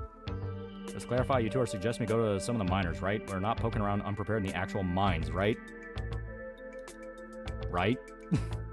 Yeah, totally. 100%. I would never. We don't even have good reason to go down there. Good, let's keep it that way. You know how I feel about mines. I promise, Neeks, we're just going to question some of the miners. And if that question gives us a good reason to poke around, say a cool abandoned mine, then we cross that bridge when we come to it. You can cross that bridge when we come to it. I'm not going underground. As a child, I yearned for the mines. Instead, Bigfoot's being erased. Aren't they a curse? Kind of like a werewolf where you transform into a Bigfoot. Doesn't Kentucky have a lot of cryptids? I only know about a few, like the goblins, a bunch of the haunted places. I think there's a werewolf on a bridge somewhere. I think Mothman's showing up too. I'm just messing with you to stick to the surface. And hopefully we can find out what's wrong with Wayne while we're at it. Yeah, maybe Tabitha can help us out. No, I don't think she'd be super jazzed to see any of us snooping around the mines. I can't imagine what she'd do if we actually bothered her while she's trying to run the place. Yeah, Stella quietly kicks her newly bought pickaxe and light helmet under the table. She get a little grumpy when she's at work. She gets grumpier at work. I'm pretty sure pissed is that girl's baseline level of existence. Chatting over dinner might be a better way to get to know her. If you're okay eating boxed mac and cheese. We can sneak around the mines, no problem. She won't even know we're there. Okay, guys, going out on a caper together. I missed this. I missed it too. Oh, there is something missing. Reese. I really missed that dude. I can't believe how long it's been. Have you seen him lately? Nope, I've tried to plan stuff, but he's been too sick. I yearn for the mines as the mines yearn for me. Kentucky goblins try to invade your house with the first gun you're reaching for? I mean, I have a shotgun. Bigfoot's real. He eats babies. Girlfriend of seeing Transformers 1 constantly would say he's showing his cog to minors and I'm suffering. Maybe Reese is infected. Honestly, that makes sense. Well, this new cryptid that was recently found in your neck of the woods is short, slightly chubby cryptid in Kentucky. Here he has a weakness for tall women. I didn't realize it was getting so bad, that poor guy. Now, we could just pop over and surprise him. I'm excited to meet Dale. Maybe we'll finally get him to leave his little cave. Oh yeah, let's do it. See Oscar, we'll let you know if we run to Rosalina. Thanks, guys. I'll keep you all posted.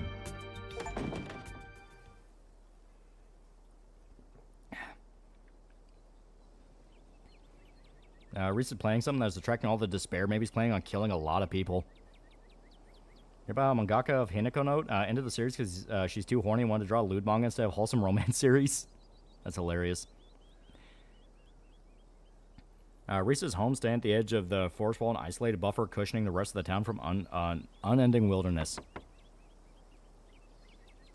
Reese said, Stella, I brought some buddies too.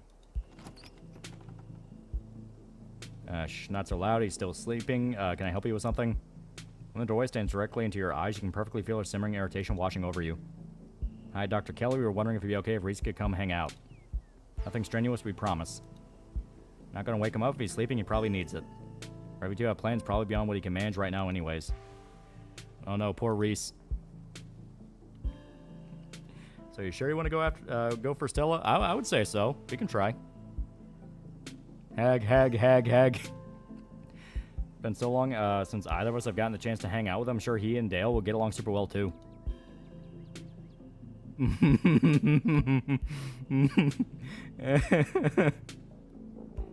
Give her the peanuts. You hold out your punching bag of peanuts. Maybe you can bribe Reese's mom to letting him hang out with you.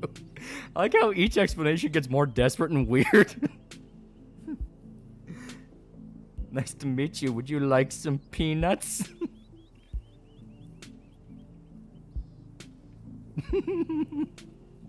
I'm never gonna get tired of this.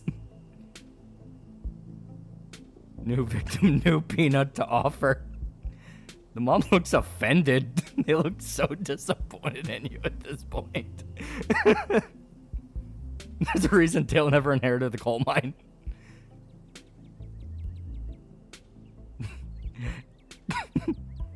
Kiss my nuts. So it's just looking at you like this is the future father of my children. You can't eat peanuts. Reese's mom turns back into the house, sighing. Sorry, I know that was a little rude. Just want to hang out with Reese, and he misses both of you too. He's usually feeling his best around mid-afternoon. Why don't you come over tomorrow? We can have supper, and you all can hang out for a bit. I don't promise it'll be perky, but I'm sure it'll brighten his spirit to see you two again. I suppose you can come too, Dale. Hold on, that ass, though. I'm the very last person in this game to accept the peanuts. That would be great. I can bring a side dish, maybe deviled eggs. Do you still eat those? No, eggs are a little too much for him. They don't settle well. You can leave the cooking to me. I know what he can handle. Okay, I'll bring soda then. That's not... Okay, yes, fine. You can bring soda. Nothing with caffeine, ginger ale preferably. And leave the dog at home. She might cheer him up. You know, they have those therapy dogs in the hospital. No dogs. Thanks so much, Dr. Kelly. We'll stop bothering you now. See you later. Ollie, you're scaring the hose. When Dale's old, he's still going to be offering that same bag of peanuts. Dr. Kelly nods in acknowledgement and quickly shuts the door. The sound of several locks clicking into place can be heard from within. I'm noticing something. We got the peanuts from a guy on a bus. I wonder, is the bag of peanuts just cursed? No one will accept the peanuts except for the one person that will then also try to give them away to whoever they can. God, the one makes me so nervous. She used to be so nice when we were kids. I like the hat. The hat's nice. Yeah, she's got a good hat. I like it. About to Persona 4, this population of virginal women in the small town is going to drop to -2. Proposed to Estelle in the wedding room is one of the shells. Peanut loop theory. I always had the best stickers when we had to get our shots. Maybe she's just stressed about Reese. Or maybe she's just nice to kids. By the way, I guess just 3 of us. You gonna drive? Yeah, sorry, I don't like the thought of going up there without the van. Cool, I'll take my shortcut then. Shouldn't take long for me to get there. Welcome to tag along, Dale. Don't worry, I'll be offended if you'd rather ride with Kanika. I'm sure you're probably sick of the woods. The way works for me. Alright, so what is actually up with you and cars? Mine's have got to be a ways off. Don't worry about it, Dale. There's a lot of junk in the back of my van. It gets a little tight with more than 2 people. Alright. So we have 2 choices. Go with Stella. Ride with Kanika. Do we go with nerdy black girl or tomboy? There's a lot of junk in the back of my van. She said that on purpose. Walking? Yeah, they're women drivers. You're gonna die either way. Stella, tomboy. Looks like we're doing Stella. I'll walk with Stella. We'll meet you there. Stop saying my full name is weird. Can you stop offering your nuts to people? It's weird. Touche. You already locked in with Stella. You might as well. Woods are calm and serene compared to last night, though you can't help but feel that danger lurks just beyond the trees. Thanks for coming along with us, with Gretchen and me, I mean. Hope I haven't seemed too cold about everything that happened last night. The truth is, I'm barely keeping myself together. I just don't know how to let it out. Duke died out there last night. I can't stop thinking that might have been my fault. If only I didn't drag you along into the woods. If only I did anything when everything went sideways. Well, you're not really locked in, but I mean, sunk costs. What's up with your peanuts fixation? Choose the tomboy. Stella pauses and searches for what to say. Like there's this guilt boiling under my skin, but the only way I can process what happened is by turning off the part of me that feels things. When I'm around other people, it's like I think of Duke dying as just a thing that happened, like it's just a part of another video. Because if I actually admit to other people that I feel something, then I have to admit myself what happened was my fault.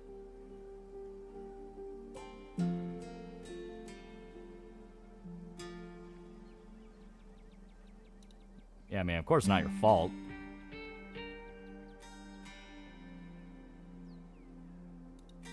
Yeah, it's nobody's fault. You and Gretchen have gone to these those woods at night 12 times by yourselves, and nothing like this happened before. How could you have known? Thanks, Dale. I think I needed to hear that. Conversation comes to a dramatic halt with you, Stella, and Gretchen all whirling around to face the source of the sound. Calm down, girl. It's just a bird. Same probably goes for the 2 of us. I guess we're a little on edge. Straight to the mine shouldn't be much further. Cool story, Stella, about you feeling guilty. Eat the fucking peanuts. Look, man, Duke had to go, but I can be here to stay. Reach in the pocket containing peanuts. Pocket nuts. Kanika casually leans against her van as you and Stella emerge from the woods. Hey. Y'all have a good walk? Yeah, it was great. I mean, not that we're missing out or anything. You didn't run into any of those creatures, did you? Nope. Holy shit, rationality and accountability? She's a cryptid, Lolly. Watch yourselves. Yeah, she was going, he was going up there regardless if she was there or not. Yeah, and I mean, we don't know what the fuck happened. Playing a Robocop in D&D sesh, I'm going to offer criminals a bag of peanuts to the interrogation bribe food. Makes sense, they're probably nocturnal. I don't know if I should feel relieved or disappointed. But we're all here, what's the plan? Guess we just gotta go talk to people. Guess so. Should probably be on the lookout duty. I'm a bit of a persona non grata in the mines. Tabitha? Yeah, I might have tried sneaking in and talk to her one or a time or two too many. And Gretchen makes it extra hard to be sneaky. Probably less likely to get caught if only one of us snooping around down there. If Stella's on lookout duty, only one of us going in, what's the third person doing? No cheesy rom-coms where someone wears an earpiece on their first date? What, do you have some kind of surveillance rig in the back of your van that I didn't know about? What? No. I have a pair of earbuds with a really good mic. We can just do a group call. Actually, better idea. Next character be a goblin named Dale Cooper, and he'll make boiled peanuts as traditional tribe food. There be a link to a secret ending, peanut ending, where an eldritch peanut god turns everything into peanuts. Yeah, this game better get an update where you keep offering nuts in every scene. Should I set up a save and see what extra info you could have gotten driving with Kanika?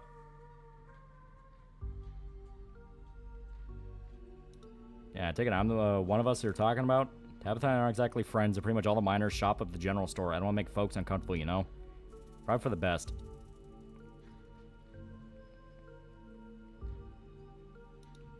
Yeah, you're good. I've got this. You'll do great. Kanika hands you a pair of earbuds. We can feed you questions if you get stuck, and Stella can give you a heads up if Tabitha's headed your way. I miss doing this sort of thing with you. You're so thorough. Thanks, I do my best. Guess we should part ways and start the call, yeah?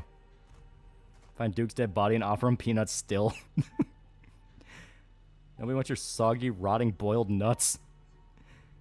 I honestly wonder if there will be a route where you just fuck around and not even solve anything. Dale thinking to himself, why doesn't anyone want my boiled peanuts in their mouth? So and Kanika break off, leaving you alone with the entrance to the mines. Your phone buzzes. Hey, can you hear us? Try saying something. Something. So Kanika, Chuck on the other end of the line. Alright, cool. Nothing to do now but enter the work site. Pass the unlocked fence and enter property of the Scarlet Hollow mine. I'm in. Alright, Morpheus, good to know. Okay, approach group of miners. Approach the nearest group of miners, blonde woman, broad-shouldered man, and an old-timer. Their uniforms identify them as Harrison, Davis, and Zax. Also, he's wearing a fire department shirt. Got a reason to be bothering us? Hey there, I'm Tabitha's cousin. Yeah, we know. Me and Davis were in the diner yesterday when you popped in. How can we help? Do you know anything about a guy named Wayne? Yeah, we knew him. He's such a cut-up. Missed that dude. Why are you talking about him in the past tense? I met him last night. Good question. They laugh. We're so fucking in, lads. And Gabs. By the end of the game, the peanuts be more of a weapon with how rotten they'll be. Adidas sweatshirt? Oh god, it's a Rusky. Yeah, wait, what? No way. Isn't that guy y'all said was, well, I guess he ain't. He hasn't even skipped town, huh? Pretty unexpected turn of events if you ask me. My relief, thought something awful happened to that poor guy. What do you think happened to him? What do you think you are, some sort of cop? Yeah, just tell me what happened, dude. Fuck off. No, you fuck off! Hey, Zax, come on, man. I've been here decades longer than you. I know bait when I see it. Let's get out of here. Our shift's about to start anyways. Sorry. Miners pack up their things and leave. I'm wondering, peanut salesman, would you like to partake in my boiled nuts? Oh, man, I should have seen there was an option to get off of the peanuts. I just maybe the same thing Wayne was dead. It wasn't just you. Don't worry about the miners storming off like that. It's pretty good info.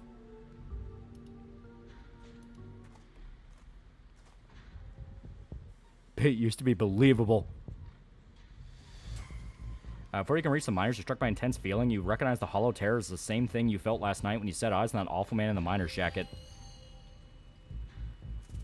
You shouldn't have come here. It's dangerous. What are you? Flesh and blood, much like yourself. You don't have to be afraid of me. I'm the only person in this town who truly cares about your safety. Don't forget that. Even if it's already too late to stop what's going to happen. Where were you when I was in the woods? Watching. I would have stepped in if you were ever truly in danger. Say another word, the figure's gone. Hey Dale, are you still there? We just been getting static from you. Wayne got the jump on me. Oh, I thought I saw you talking to someone down there. Are you okay? Whoever he is, I don't think he's human. I like how matter of fact you can be about the supernatural. I mean, obviously you have the joke thing where you just run to the diner and scream, "There's monsters in the woods!" But you can just straight up tell him, "Yeah, Wayne talked to me. And I don't think he's human." Gone before you can peanut him. Remember Sam, niggas be named Zax, and it'd be only one nigga. I hate to say, between the way those miners talked about him and how the call went to stack, what if he's a ghost, like actually a ghost? I hate to say it, Stella, I don't think anything would make you happier than Wayne being a ghost. Also, ghosts aren't real. And just because I want ghosts to be real doesn't mean I want this ghost harassing Dale. So it's some real ominous shit to me. I'm the only person in this town who truly cares about your safety, that sort of thing. What the hell is that supposed to mean? Yeah, I care about your safety. Did Wayne get his dad's car back? You know, Wayne's a pretty rude Phil. He kept refusing my peanuts. Damn, why wouldn't anyone accept my big, salty, hot nuts? No, I'm not related to him. Tab, no one wants my nuts. Stop talking to me. Apparently, when the first Lord of the Rings movie released in Japan, the subtitles were so butchered that the Jap fans somehow got in contact with Peter Jackson and fired the subtitle guy. Oh, right now, some of this game is going to take Dale's soggy, boiled nuts. Really digging this game. Got to play it myself. It's really cool so far. I like it.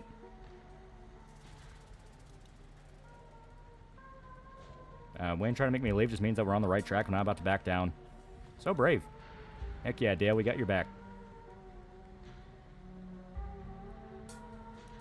Actually, I'm going to find Tabitha first. She deserves to know what's going on. Whole town's going to hell. They refuse nuts. Wait, I'm retarded? Looks in mirror.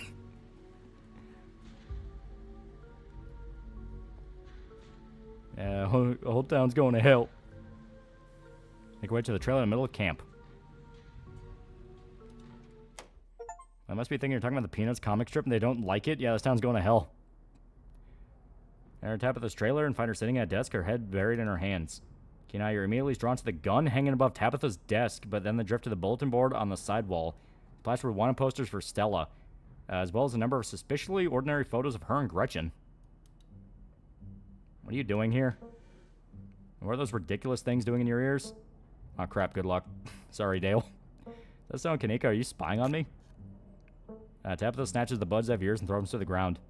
Typical phone-addicted city dweller. Ugh. What do you want quick before I kick you out? What's with a gun?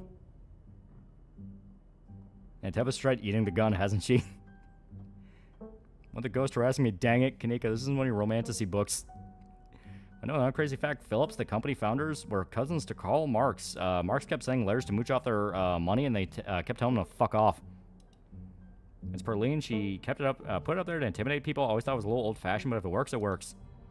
Wouldn't have asked about it if he didn't leave an impression on you. Now, why are you here?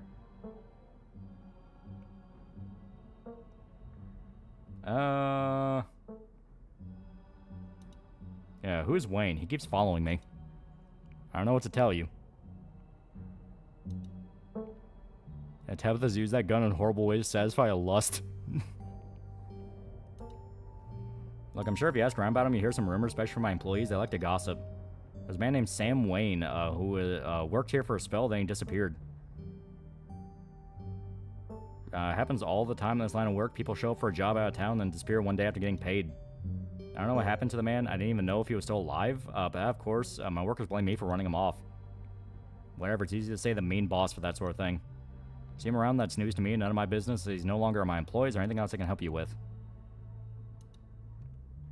I think there might be a mine collapse soon. The creatures I saw last night are supposed to be some sort of portent of doom. I'm just doing whatever I can to keep people safe. Okay, Gate, I really do.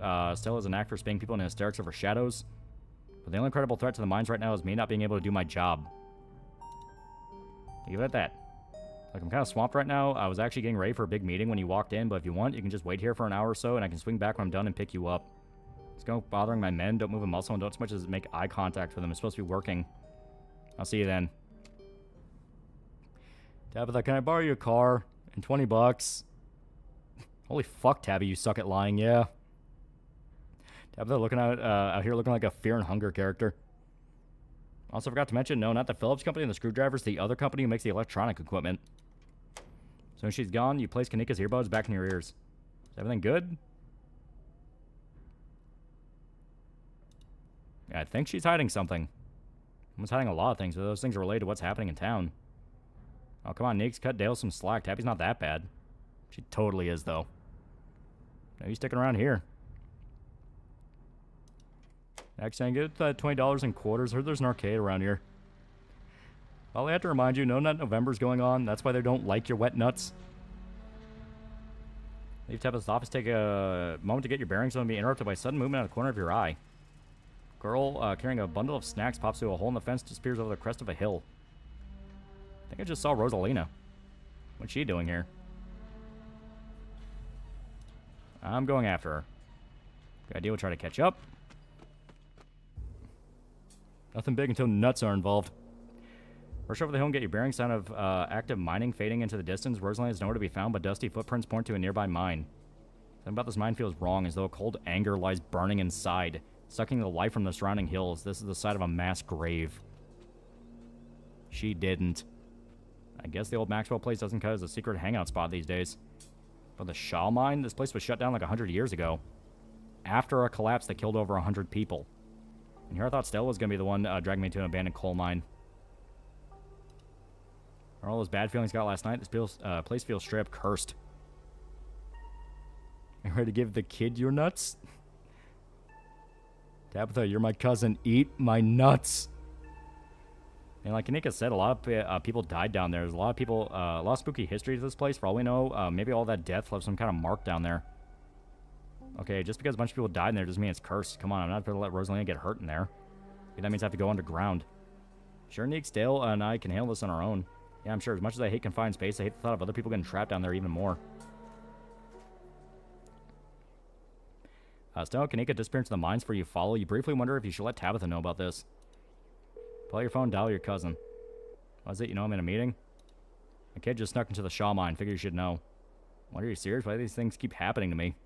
Whatever, I head over there as soon as I can. Just stay where you are and wait for me, alright? God, I don't even want to try to reason with you. It's not like you'll listen.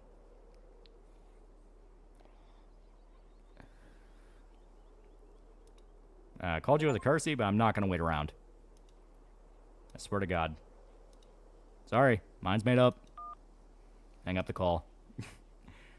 Fucking a coal mine works too. Did I mention that Tabitha, the weird demon babies, can get her pregnant with parasite children, so take that in a heartbeat. Alright, so last episode it was Stella and Duke died. Now it's Kanika and Stella. I'm getting a bad feeling about this. I'm getting a really bad feeling about this. Inside the mine is warmer than you'd expect. The air is thick and wet. The ceiling hangs much lower than you are tall, forcing you and your companions to hunch over. Your legs bent in painful squats begin to navigate the maze of corridors. Hey, you made it. I told you he would. For a second there, Kanika thought you were making a beeline for Tabby. Actually, I kind of did. I called her for coming in. You didn't. I was hoping to be able to get Rosalina out of here with anyone calling the cops on her, or us. Tabitha better not try to have us arrested for trespassing. I wouldn't about her calling the cops. I've stuck to the mines dozens of times. She's never called the cops on me. That's because you two have a weird thing. I'm pretty sure Tabitha actively hates me and believes the feeling is extremely mutual. Let the little girl die and save the two thickums. Yeah, someone's gonna die. Black character in horror media. She's dead. Kanika's okay. Not the first one dead, so she'll be fine. Matters the gang's all here. We'll find Rosalina in no time. Tabitha's getting all the slurs out before she makes her way over here. 2 kids gonna die tonight.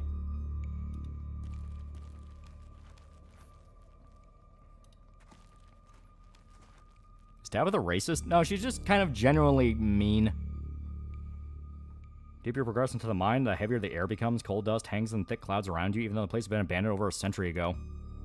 Jesus, cramped down here. Does anyone's chest feel tight? Yeah, abandoned mines are way more claustrophobic than people expect them to be, and this one's real bad, you know, because of the child miners. Or should I say, the miners? Kanika visibly shudders. Do you remember we must save the tomboy? Oh, there's a merely grass in the way of paradise. Why exactly does Kanika hate Tabitha? As stated, Tabitha is just kind of... She's just all around kind of bitchy. Because she's really stressed out at work, and considering the reputation of her family and the fact they still own the mine, and the reputation never got better. So I think it's just kind of this thing where no one in town really likes Tabitha. I'm not superstitious, but there's one way to make sure you get haunted. It's cracking jokes about dead child laborers while walking on their graves. What can I say? Do my best to tempt spirits whenever I go. I actually snuck down here a few times to try to get some good footage, part of my ghost hunting phase. Jesus, Stella, things you do for viewers. Do you find anything? I wish if any place in Scarlet Hollow was actually haunted to be this mine, hands down, but all I got was dust in my lungs and a couple of false alarms. Stella pauses as sound rushes overhead. My god, what is that? Mine's gonna collapse and we're all gonna die here, aren't we? Stella sighs longingly. That's just how wind sounds down here. Sounds so disappointed. Brings back memories of my last foray into these depths. Every time I thought I'd finally found a spooky ghost, there wound up being a very unghostly explanation. Like, well, local wildlife, for instance. Yeah, Stella likes Tabitha.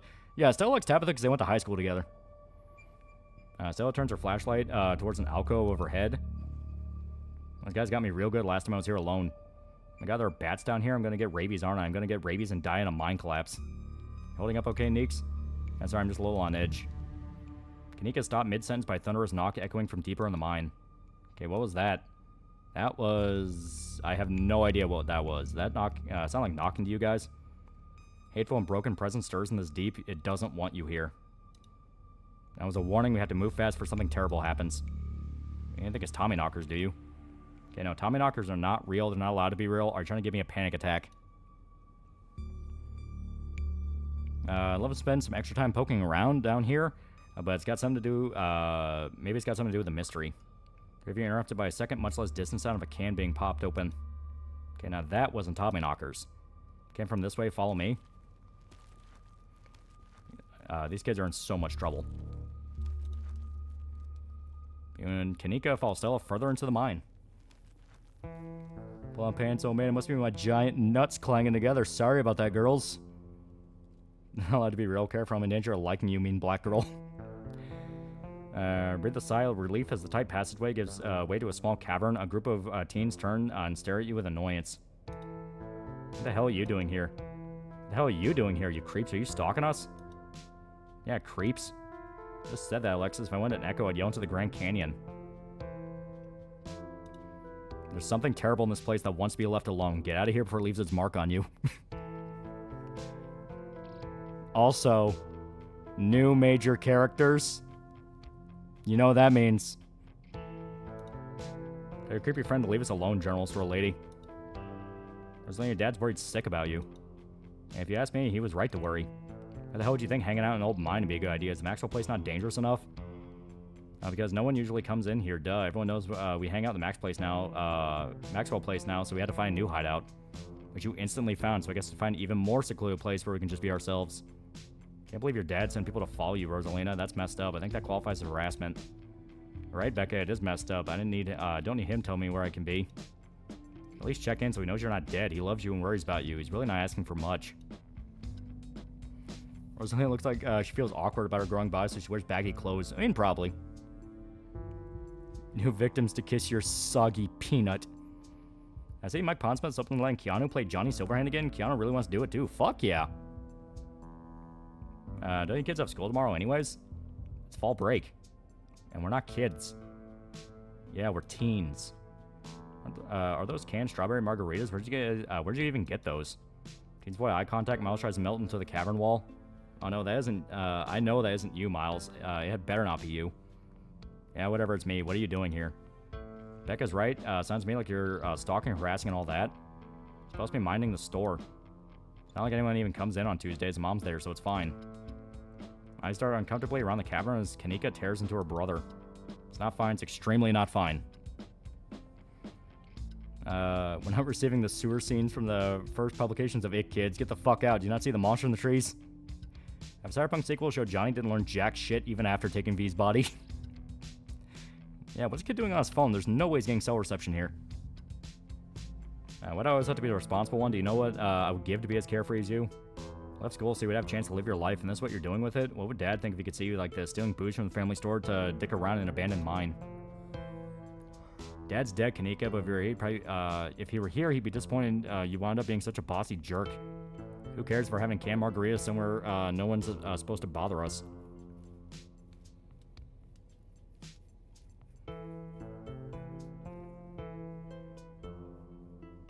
Yeah, this is what you do for fun around here. Maybe the ditchings were inevitable.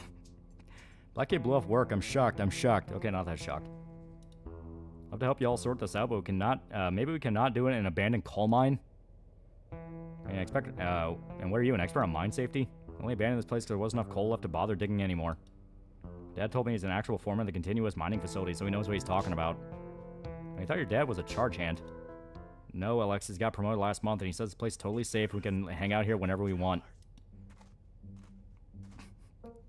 Man, the half hour, $5. Go Nagai and Yuji Hori will be receiving Japan's Order of the Rising Sun Award, one of the highest honor awards for civilians in the country. Ooh, that's actually really cool.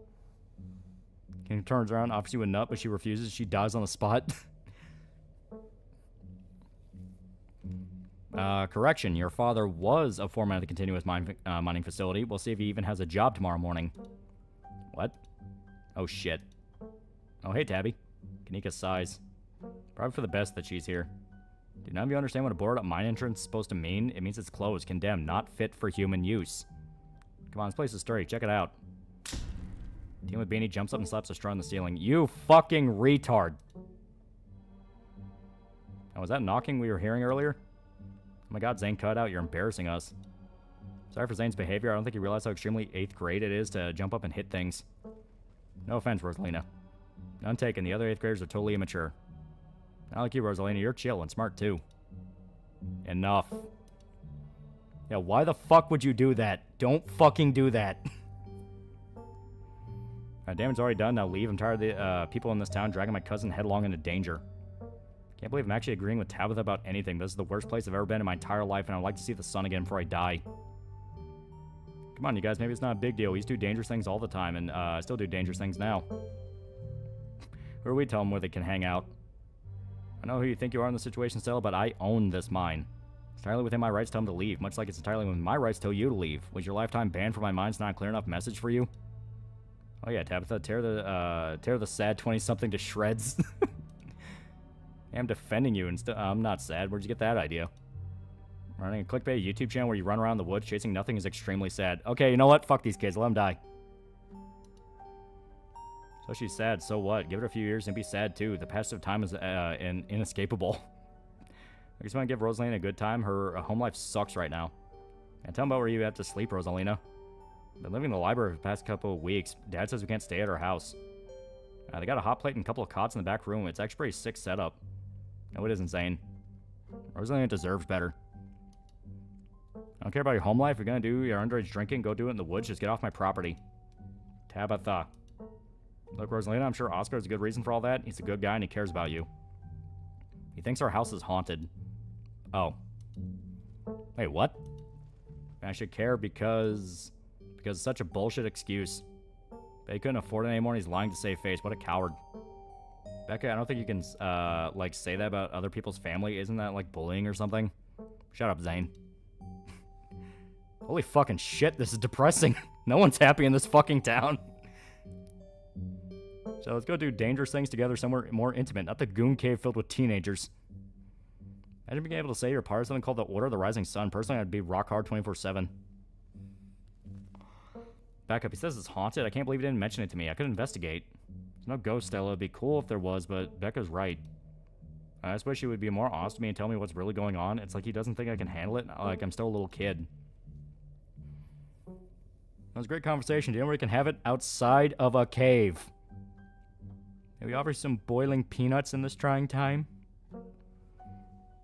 You're all children. None of you realize how good you have it. Back in the day, each and every one of you be pulling 12-hour shifts in this exact mine.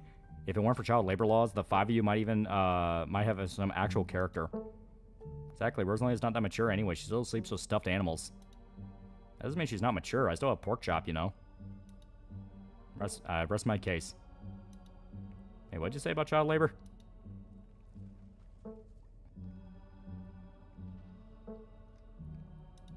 Yeah, I'm not going to weigh in on this. This is between you and your dad, and the two of you should talk about it anywhere that isn't here. And just mirrors this art style kind of Tumblr-y. Oh, yeah. I mentioned before, like, Slay the Princess leans a lot harder into the anime designs. This is a lot more of like a general Tumblr style. But from my understanding, this game started before Slay the Princess. I like Tabby. Yeah, Tabitha's kind of based. Yeah, you know what? No one said it. I'll wife Tabitha. I couldn't agree more. Yeah, if Rosalina's house is haunted, we should break in and like Ghostbusters or something. Sounds pretty rad. Or get you delinquents out of my mind. Oh my god, Zane, you can't Ghostbust if there is no ghost. Also, Rosalina lives there. She can't break into her own house.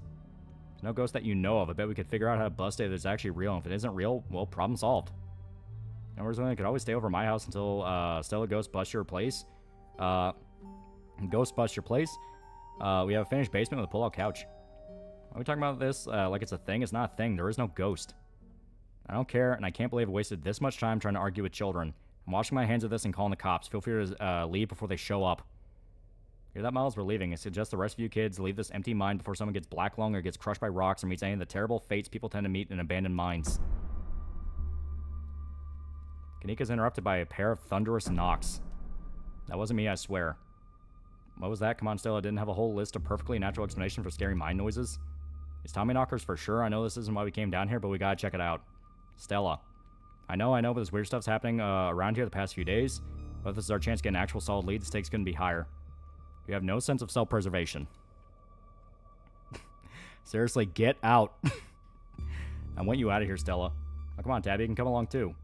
If you guys are going after something spooky, count me in. Nobody's going deeper into the mine. No one's staying in the mine. You're all leaving. Please listen to Tabitha for my heart gives out. It'll be fun, Neeks. It will not. Kina, you know some, here's something of a sound of Stella's pleading with Kanika and Tabitha, something like the shuffling of feet on stone, the whispering mischievous teens. You turn to see Becca and Alexis gone, and Rosalina anxiously hovering over a small tunnel in the cavern wall. She freezes as you notice her. Stop arguing, you knuckleheads. The teens are slipping away. Hey, what, Rosalina? Don't go in there. Becca and Alexis, stop trying to get us all killed. Sorry, guys. I'm going to hang back. I knew you weren't cool enough to hang out with us, Rosalina. Come on, Alexis. We'll have more fun without her. Oh, all right. Yeah, god damn it. Stella, we just spent 10 minutes telling these kids it's retarded to stay in here. Hey, Kimmy, Rosalina, what were you thinking? What were they thinking? I don't know. I'm so sorry. Unbelievable. Oh, Kanika, maybe if you weren't still scared of the dark, whatever, you would have noticed them sneak off. I noticed them sneak off and, like, zoning out. I've been zoning out the whole time we've been here. Must squeeze through that child-sized tunnel. Yeah. I was wondering where that goes. Never been able to get these hips through there. Stella, stop sneaking into my mines. Please, I'm literally begging you. If only all the tunnels down here were wide enough for adults, we could actually be already be done with this mess, but no, we just have to have remnants from a bygone era. Well, either Tabitha or the kids are dying. Tell everyone to leave and just take Tabitha with you. You just talked about how child labor was the good old days a minute ago. I was trying to get you to leave my mine. Becca shouts back from the other end of the tunnel. We're not about to come in here and ruin a good time. The mine is safe. I've been here a million times. Yeah, Becca says we're safe. We're totally safe. Also, sorry, Rosalina. I'll see you tomorrow. I just, whatever. Come on, Alexis. I know a cool spot this way. Okay, I think I know where that tunnel rejoins the rest of the mines. I'll go look for them, and I want each and every one of you to take note of the fact I'm doing that. If those idiots get themselves lost and die, I'm not letting their families sue me into the ground. Are those really your priorities right now? Off of the Tommyknockers, the peanuts. Just leave the retarded kids. Got your lost escape with Stella, leave the kids to their fate. Yeah, do you have a problem with that? I want the rest of you out of my mine. Except for you, Dale. I'm not letting you out of my sight. Yeah, sure, I can never fit in that tunnel anyway. They've crossed a barrier I cannot, so my time here is up. But only because Stella promised me a ghost hunt tomorrow. However, I still have to do my dailies anyways, and the service down here sucks. What about you, girl? Are you sure you don't want me to come along? Maybe I could help you get Becca and Alexis to leave. Don't make me ask you twice. That'll be fine, Rosalina. I think your dad would kill me if we let you stay down here any longer. Okay, can I at least wait outside? Yeah, we can wait outside together. No, you're not about to weasel your way into this, Stella. Kids probably have drugs deeper in the mind, yeah. At this point, very valid reason to not give a shit about those kids' lives. Yes, I'm gonna marry Tabitha. She's my type of woman. I mean, I get where Tabitha's coming from, but come on, let them disappear. Come on, Tabby. I've been down here a ton. I can totally help out. Tabitha sighs. There's no getting rid of you, is there? Fine, I won't waste my time arguing.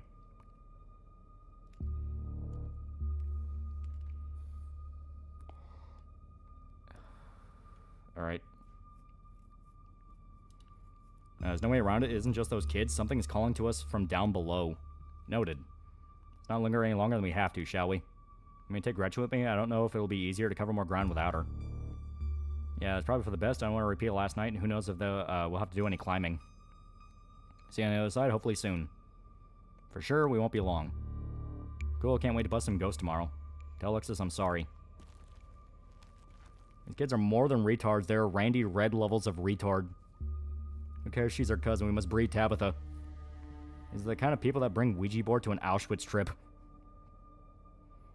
Kanika, Miles, Zane, and Rosalina head towards the entrance of the mines, leaving you, Tabitha, and Stella to find the remaining teens. Alright, no dawdling. We should be able to catch up with them if we go this way. You can still exchange a glance. Tabitha ventures further. As three of you move deeper into the mine, hear echoes of conversation bounce across the walls. Becca, why are we doing this again? I thought, you thought Tabitha was, like, really cool. Why are you trying to get her all mad? Doing this because Tabitha's really cool. She doesn't let anyone boss her around, so we can't just let her boss us around. Hear that, Tabby? Someone thinks you're cool. Can't believe she used to hang out with a nobody like Stella. Keep the bloodline pure. Go with a breedable cryptid hunter. Tough choice.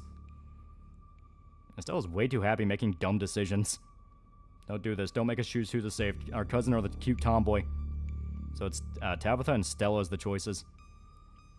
So yeah, I could have left Tabitha out of the loop if you wanted. I imagine if you didn't call her, she wouldn't have shown up.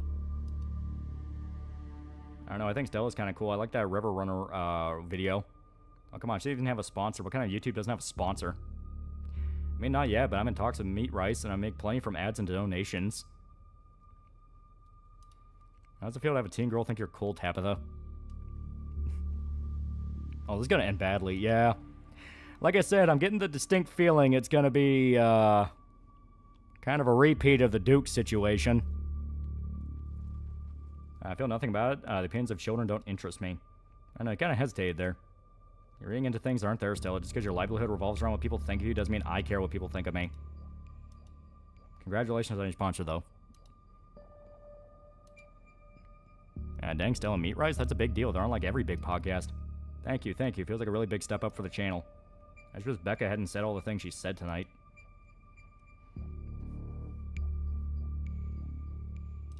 Yeah, she's just mean. It had nothing to do with you. I've seen how she's treated everyone tonight except Tabitha. Yeah, I guess you're right. Surprised I don't have thicker skin about this, Stella. You never struck me as someone who let other people's opinion bother you. Yeah, Tabitha seems a bit too important to die.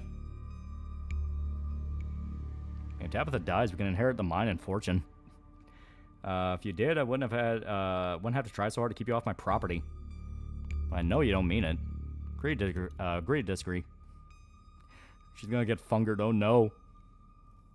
And more like shit-talking Judaism on Yom Kippur in the middle of Auschwitz. I'm not gonna say who's gonna die, but their name rhymes with Shmabitha. This channel talks makes me want to kill myself. Quietly press on. You know, this is a big deal with sponsored gamer subs. Use code TAL at checkout. Another knock, closer, interrupts your thoughts, followed by another, followed by another. Just mirror the knocking coming from the same direction as those kids. It's not just you. Really don't like that knocking. Calm down, Alexa, it's just mind sounds. Did you see that? No, just shout. There's no reason to get freaked out. Becca, I swear I saw something. Shut up, there's nothing down here. Stop trying to scare me. Are we sure the tunnel they went through is going to meet back up with us? Yes, I'm familiar with all the old maps of this place. There should be a central chamber not too far from here where everything joins back up.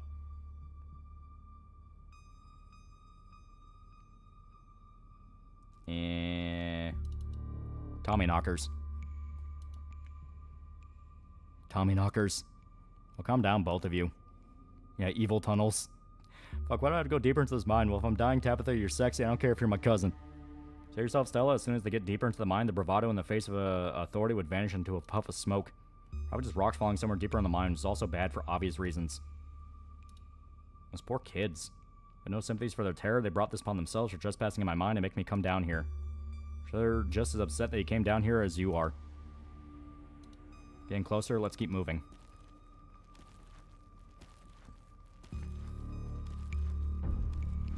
As we progress deeper into the mine, the knocking grows more frequent, still distant, but it's much louder than before. Okay, yeah, that's the sign of a cave-in.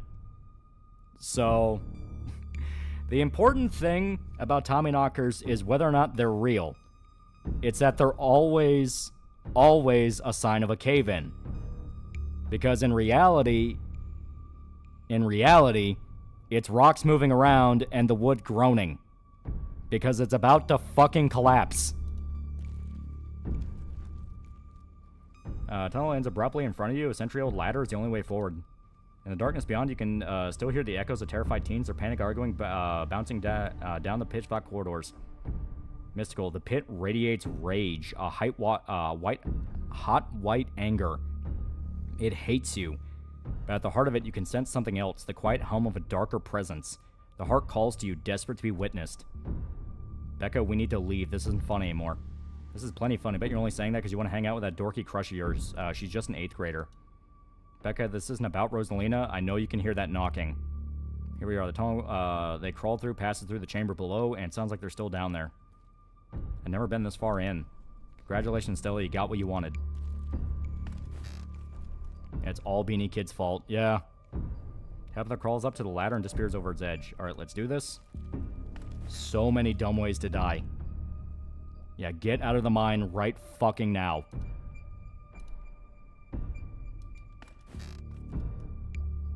Yeah, kid's about to get that encounter in Fear and Hunger. Hey, kids. Oh, great, the adults are here. Thanks, Alex. It's real nice.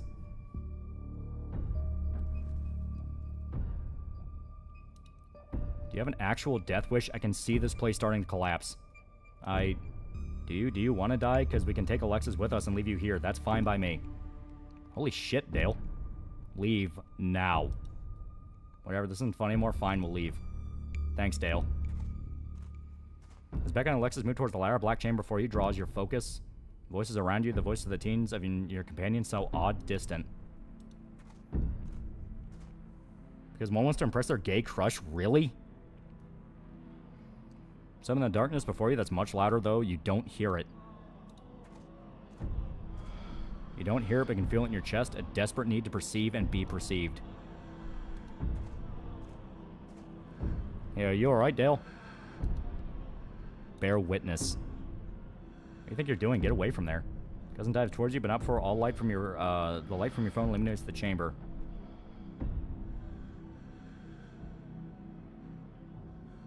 Said we wouldn't use this shipment? You know it's compromised? We couldn't afford to wait on new wood, Charles. We had to go ahead with it.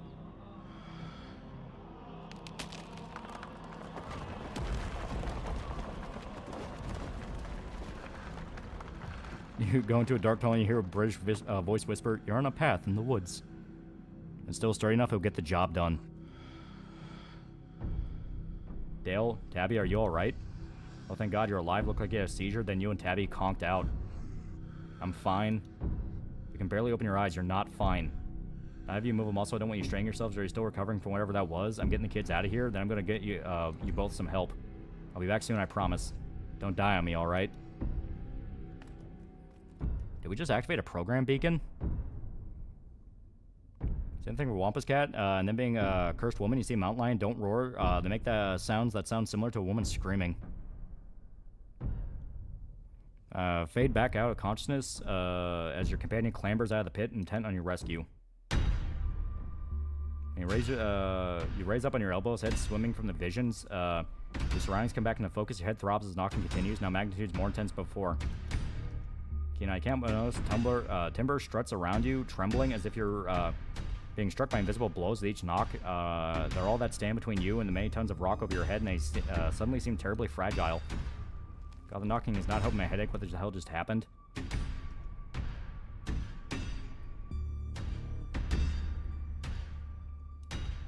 We should get out of here.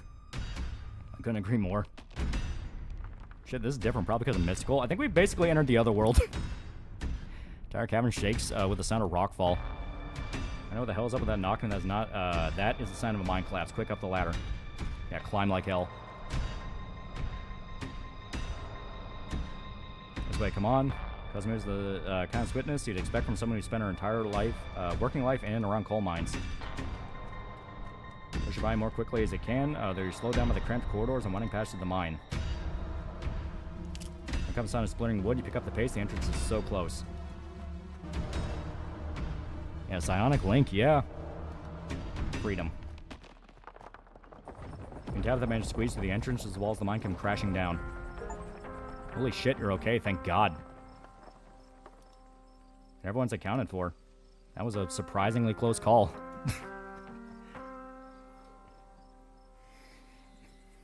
Should have stuck with the mystical option. Things would have been better. Oh, thank God we made it out. Could have died down there. What'd you weirdos do? Everything was fine until you adults showed up. Becca, shut up. What did you just say to me? I said you shut up. I'm sick of your two-faced bullshit. They didn't almost get us killed down there. You did. I try and pass it off as whoever, pass it on whoever else you can. Just cherry on top of this whole shit show of a friendship. Really not a good headspace for this conversation. I could have died in there. Why are you doing this to me? No, enough. No playing the victim this time. Being friends with Rodolina has made me realize how horrible you are to me. Friends aren't supposed to be mean to each other. Friends shouldn't be scared of each other. I never wanted to go into that stupid mine. It was your idea and we could have died.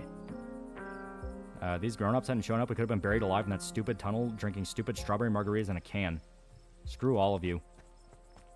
Should we go after her? No, let her have her little tantrum. I feel good, Alexis, finally telling her off. Yeah, I guess. She's gonna be so mad at me. She probably won't talk to me for a week, maybe a month, maybe the rest of my life. Okay, Alexis, we don't need her. What do we do now? Now I drive you two home. I've already texted your parents. I'm sure they're worried sick about you. Viewers in chat reacting to in-game elements involving ghosts, dark ages, mystical elements. They express excitement, concern, reliefs. They navigate through challenges referencing various in-game elements and characters. Are we gonna have to deal with a Fae? If so, we're fucked. So yeah, each trait has a key difficult choice that it can bypass. Keen Eye lets you save everyone in the mines. That's actually really cool. So if you don't have Keen Eye, does that mean you just have to pick the specific right option? Because obviously, my assumption is it's like a soft time limit, and that if you waste too much time talking, that guarantees someone's gonna die.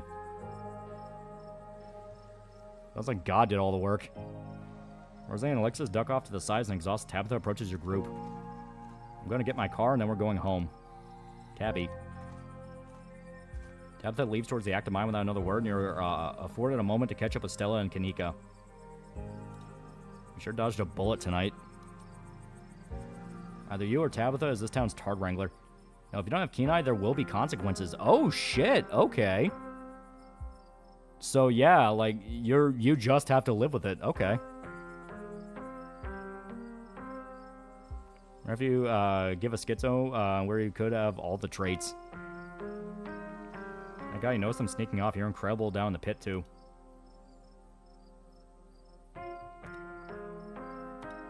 The stone carving on the wall of that pit, it gave me sort of vision. I saw what happened to this place. The Scarlets caused the old collapse Charles Shaw was set up. And we do was a monster. And the Scarlets are monsters, too. They still are. Why am I saying visions aren't real? Visions can't be real. That would be magic. I know, Neeks, you weren't down there. Dale and Tabby had, like, simultaneous seizures next to a creepy stone carving. It was like something out of a movie. Yeah, same with every perk. Okay. So that's why it only gives you 2. I forgot to mention that certain perks will help you out, see someone's life, and yes, even the hot perk. And if you don't have Keen Eye, you have to choose who to save. Oh, okay. So, my assumption, considering how this played out, is if you, for instance, don't bring Tabitha along, that means it's just you and Stella, because Kanika leaves. She for sure leaves. For instance, if you have powerful build, you could save Duke and Gretchen in Chapter 1. Oh, okay. But yeah, so it's like, if you don't bring Tabitha along, she doesn't show up for this, so it's just Stella and the kids.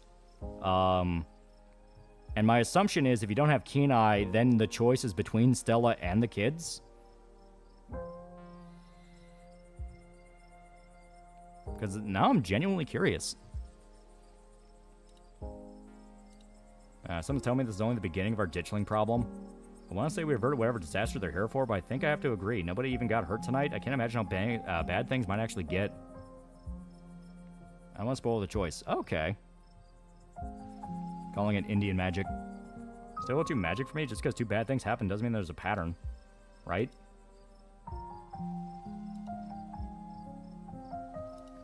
I saw something down there, like showers of dead miners. They were right behind Stella just before you all left. Did you not see them?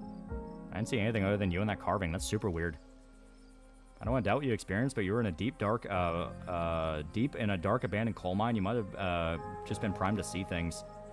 You know what I think about it? It totally fits the profile for some of the Tommyknocker stories, but they're actual bona fide ghosts. Now, replayable is all hell, yeah.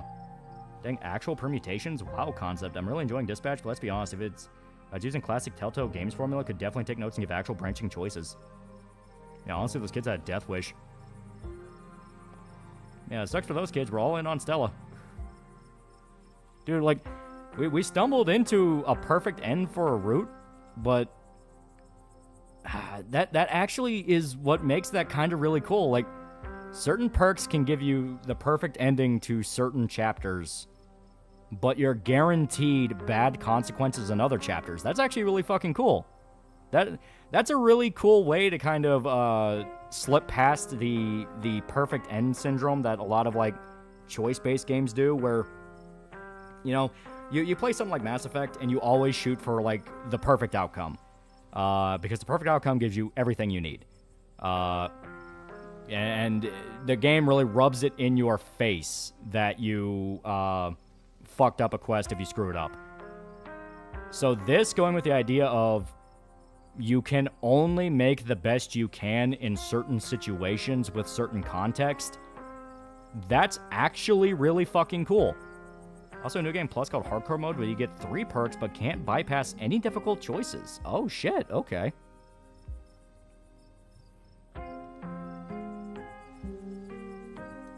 Yeah, everything that happened down there centered around that main chamber where I saw that carving. Stella showed me a photo of weird stuff. Maybe we weren't entirely off base about the cult stuff you mentioned earlier today, but this thing felt old. Are you sure those were Tommyknockers? Depends on what you mean by sure. Is anyone really sure of anything? They fit the description pretty well, and I don't know what else they'd be. Yeah, it's still possible to get a perfect outcome by law of averages. Well, it's like... basically, it's... whatever build you go with, whatever 2 perks you pick, you can get a perfect outcome in regards to that. You're guaranteed fuck-ups on certain chapters, but you're guaranteed perfects on others.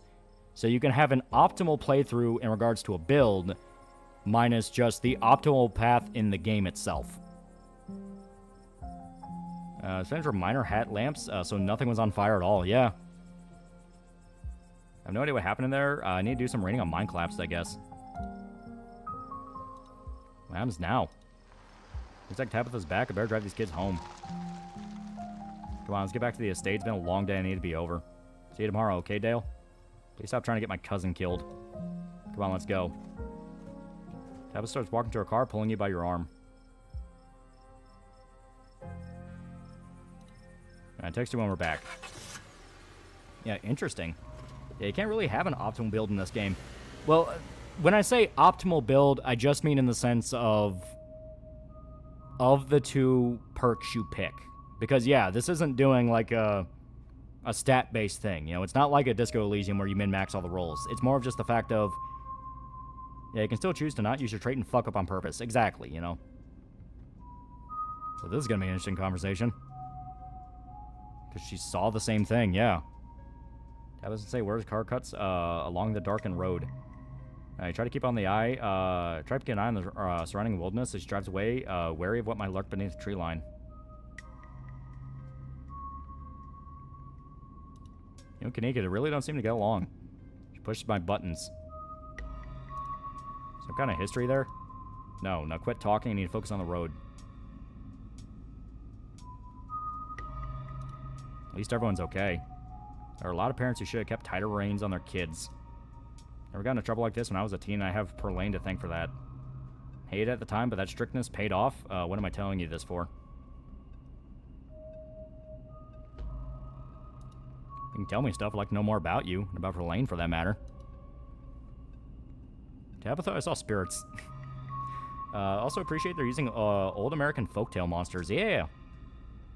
Maybe this a week. I don't have the energy to get into it right now, but I think I'd like that.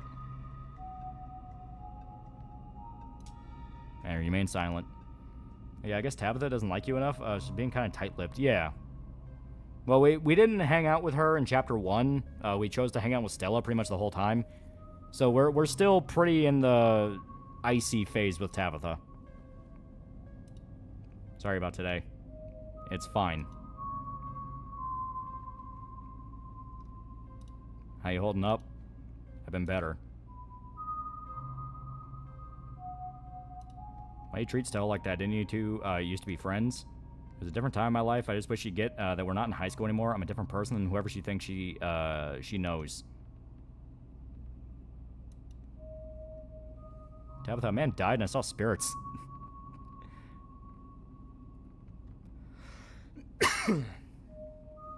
Your eyes wander back to the tree lines. You and Tabitha sink back into silence.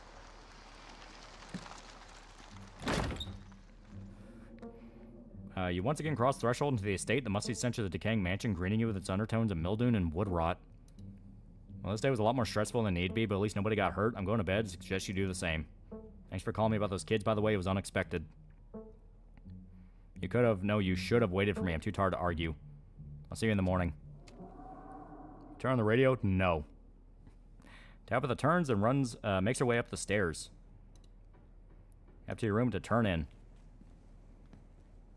Collapse in Tabitha's dusty gust bed, your head empty of thoughts. After your time in the shaman, you barely even notice the dust. Phone buzzes on the table. Yeah, there are those things, right?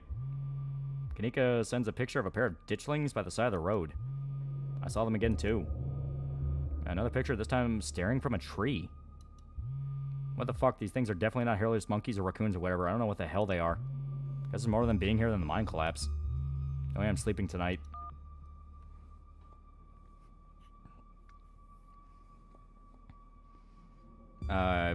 You think about looking out your guest room window, but at this point you're too exhausted to leave your bed. The adrenaline from this evening is finally wearing off, replaced by a creeping exhaustion that threatens to overwhelm you. Your limbs feel heavy, your eyelids slip down over your eyes even as you stare down at the ominous pictures on your phone. If it weren't for the pit of dread balling in your stomach, you would almost feel comfortable as you settle in between the covers, your tired bones sinking into the decrepit mattress. And close your eyes to see the shadowy figures that gather behind Stella in your mind, in the mines. Your thoughts are drawn to the carving on the wall and to the visions that imparted upon you. I shoot back open, heart pounding as the door to your room swings open. Just the cat. It's always just the cat. I see another living being, even one as unfriendly as Tabitha's cat. The comfort of her presence sets your mind at ease, and you finally slip into deep sleep. At least you're dreaming of Tomboy. Sleep paralysis demon on a wet dream about Stella.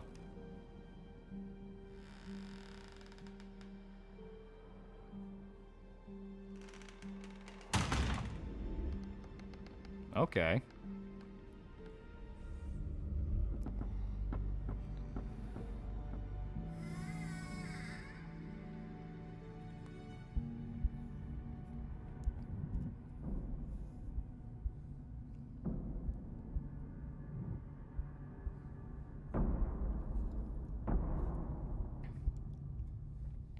And she still doesn't clean the house. It's the end of episode 2. Episode 3 awaits. Proceed if you dare. And continue this world state episode 3. Please save your game now. I'm saving it right there. Alright.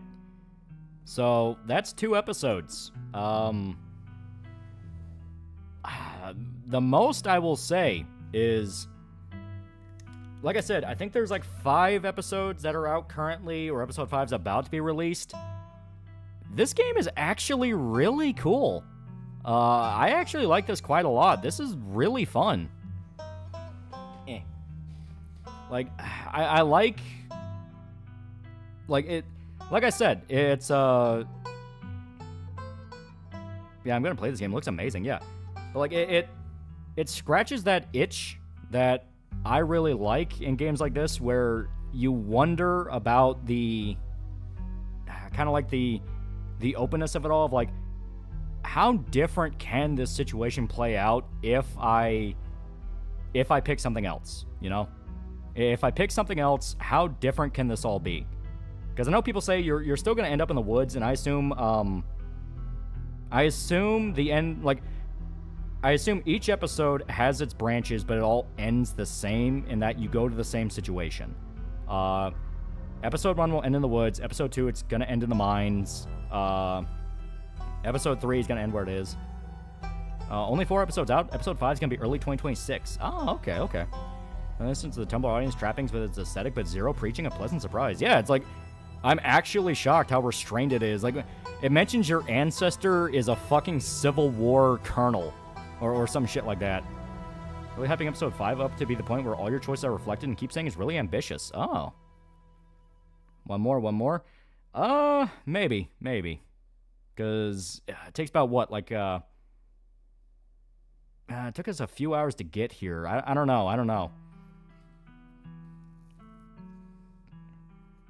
I really don't know. Yeah, Spot Time mysteries are good, yeah. Buddha, donate quick. Alright, give me a sec, I'll take a piss. And we can start episode 3. We can start it. But we'll tap out in like half an hour or so. We'll tap out around then. We'll get the general setup of it all. So, which side? The actual good guys of the Union? No, they made it a point. Your ancestor was Confederate. So give me a quick second. I'm gonna take a piss. You get to listen to the music. Yeah, it's about like an hour and a half, yeah.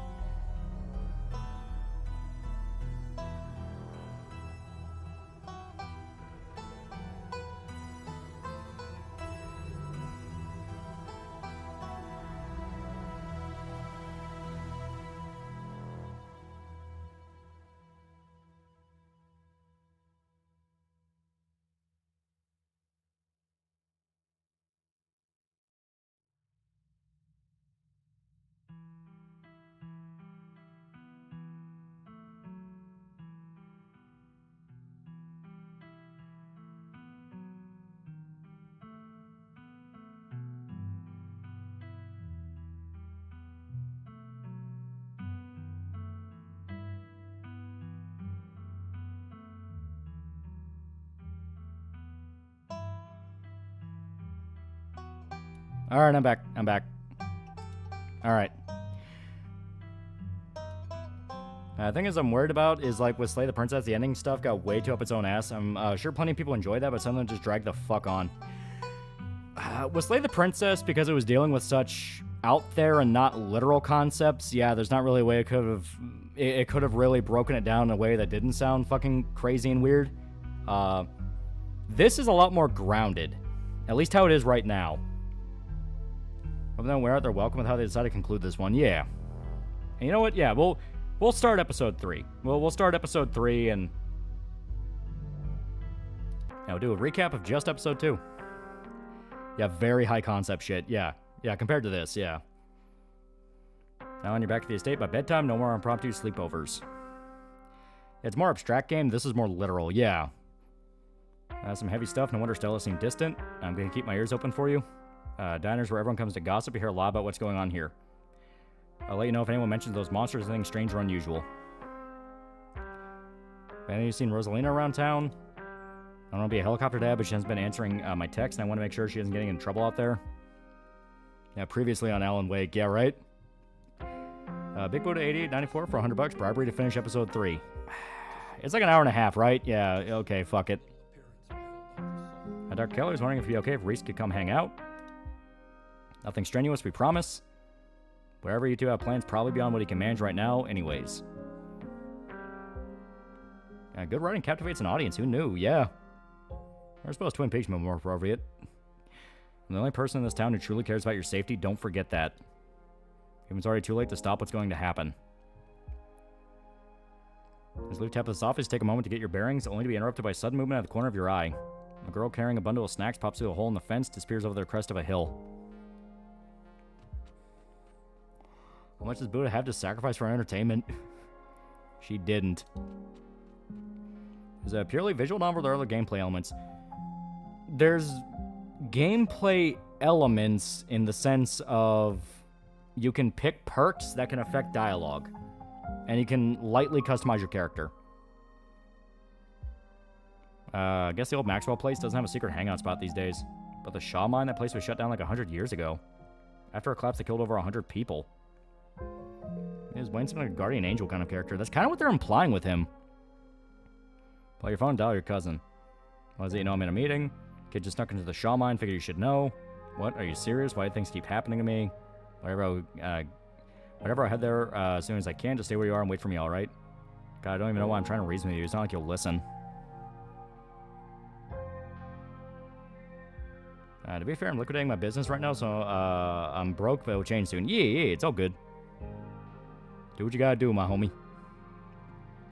My dad's a foreman at the continuous mining facility. He says they only abandoned this mine because there wasn't enough coal. So it's actually really safe and getting out of here whenever we want. Correction, your father was a foreman at the continuous mining facility. We'll see if he even has a job tomorrow morning. Dad says our house is haunted.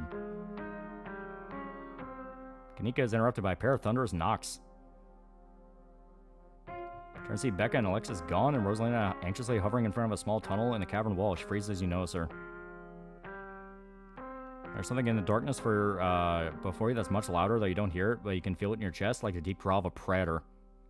Where do you think you're going? Get away from there.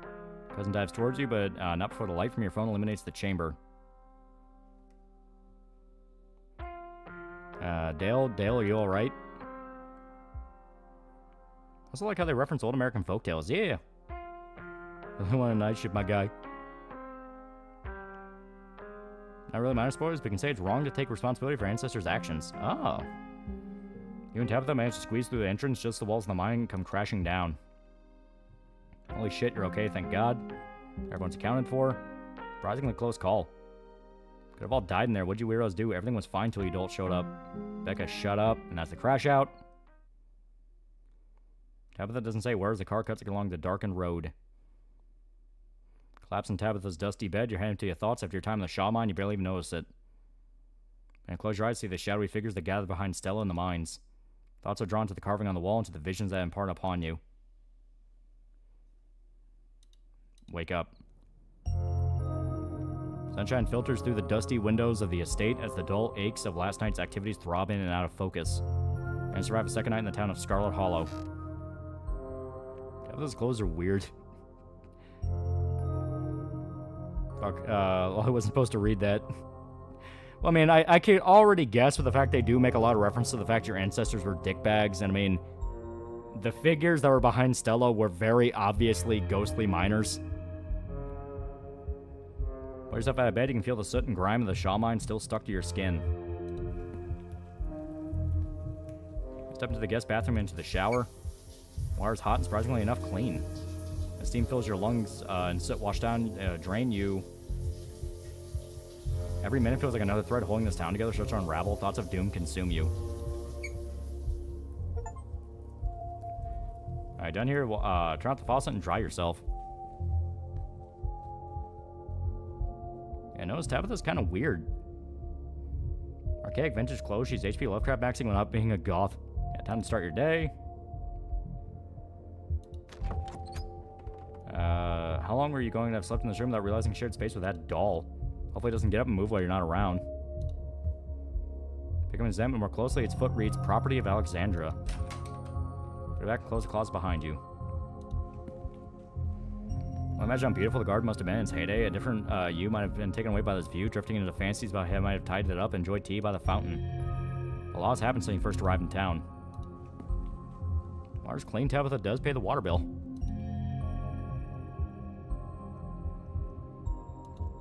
Pull out your phone, open your group chat with Stella and Kanika.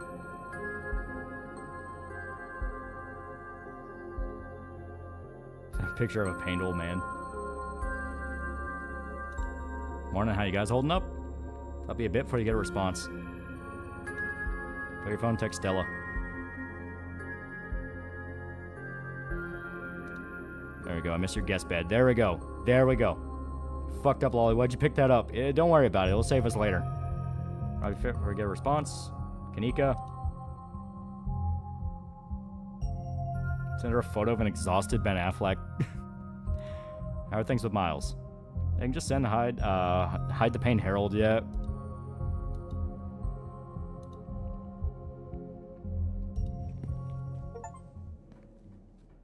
Playing the field. Oh my god, that's the achievement I got. I enter the kitchen to find your cousin in the midst of devouring a pint of banana chocolate chunk. She isn't alone. Frou-Frou glares at you from her usual spot on the counter as a redheaded woman busies herself trying to tidy as best she can. Tabitha's gaze swivels from the woman to you, her gaze and her glare intensifying. 3 episodes in. And I wasn't flirting, that's being a good friend. I can just say, yeah. Do it. Do it. Red-headed maid woman. You hold out your bowl of peanuts as offering to a woman in the kitchen. Thank you so much for the generous offer, sweetie. I'm afraid I have to pass. I had a really bad experience with a bowl of peanuts once in the summer of 17. Wait, let me think. 16? No, it was definitely 17. Anyways, my husband and I tool up around this road trip to Bowling Rock, and I used to have those things. I love that. She's straight up like, why do you still have those? Hi, I'm Dale. Good morning, I'm Janie. Just here to do a little weekly cleaning. Whatever cleaning Miss Tabitha will let me do, at least. Kind of this place looking brand new, you know? Don't go make any big renovations, moving anything around. I like knowing where my stuff is. Okie dokie, it's so nice to finally meet you, Dale. I mean, I guess I did meet you on Monday when you popped into the diner. Janie. But seeing someone somewhere and meeting them face to face are two completely different things, I suppose. Yeah, thanks. What I'm trying to say is that it's wonderful to finally actually meet you, and I'm so happy to be part of the family. Is here to keep Miss Tabitha company with everything that's... Janie! Oh, I'm sorry, Miss Tabitha. Am I being too much again? Just take my boiled, salty, soggy nuts. These are some damn fine peanuts. A previous holder of the boiled peanuts. You don't know what happens if you don't offer your nuts to every stranger you meet. Yeah, she's sweet, yeah. Tabitha grumbles in acknowledgement. Hey, Tabitha, how's it going? Massive mind collapse on my property last night. I can practically feel the whispers of unionization already. Tabitha takes one last spoonful of ice cream, then discards the empty container, turning to you with her trademark scowl. Get going, I got an errand to run in town. Every time I've left you alone here, something terrible's wound up happening, so you're coming with me. Alright, let's go. Great. Did you have those nuts in the shower? Tabitha's a total power bottom. Jane, do you know anyone in this town who would like some boiled peanuts? For some reason, Tabitha does not let Janie clean up the rest of the house. Jane, lock up when you leave, please, and don't go rearranging anything. I'll know. As you're ready to leave, Janie approaches from the far side of the kitchen. Tabitha remains between the two of you, impatiently tapping her foot. Oh, Dale, before you go, I heard about what happened last night. I mean, I heard about it before Miss Tabitha mentioned it just now. Then I heard it again. I just want to say I'm sorry you got caught up in that. You two did right by those kids, though. A blessing. Everyone got out of the situation all right. You only come here once a week, right? What do you do with the rest of your time? Oh, odd jobs mostly. Weeding gardens, cleaning houses, watching kids, that sort of thing. Husband's the pastor, so a lot of time spent at the church and doing things for the community. Poor Daniel has been going absolutely stir-crazy since we moved here, what with nobody really attending sermons. Probably doing a lot of good to talk you through your worries. And with everything that's been going on lately, having a priest on speed dial seems handy. I'm gonna say, Jenny's a MILF. Why is ice cream in the morning? Would you like some nuts to balance your diet, Tabitha? Having a pastor on speed dial is always handy. Debatable. And my Daniel's a wonderfully talented pastor. Also debatable. Chat, she is taken. We're not NTR to plot devices. But considering the fact that she's shown up and is getting more of an introduction, I get the feeling that episode's probably going to end with her husband dying. Because once again, the choice is going to be between her husband and Stella, and we know we're fucking picking. For some reason, Tabitha does not let Janie clean up the rest. Yeah, I would. No, must Janie. I will. Yeah, I fucking love Tabby too. Enough dawdling, we're leaving. Tabitha, calm down. You don't need to murder the woman. Yeah, I don't think she's romanceable. You and Tabitha walk through the doors of the estate and enter her car. Right Town's uneventful. Your cousin, unsurprisingly, more focused on the road than on making conversation. Alright, popping into the general store for a few minutes. What are we doing at the general store? Picking up tea from Sybil. Oh, neat. What kind of tea? I don't know the kind Sybil makes. She makes a bunch of weird stuff. I don't know what all of it's called. Quit interrogating me about tea blends. Jeez. After everything that's happened the past few days, it's kind of nice just to go on an errand. Reese's mother is, though, I'm surprised I didn't go for her. You talking about the old lady? I didn't realize we could talk to her early.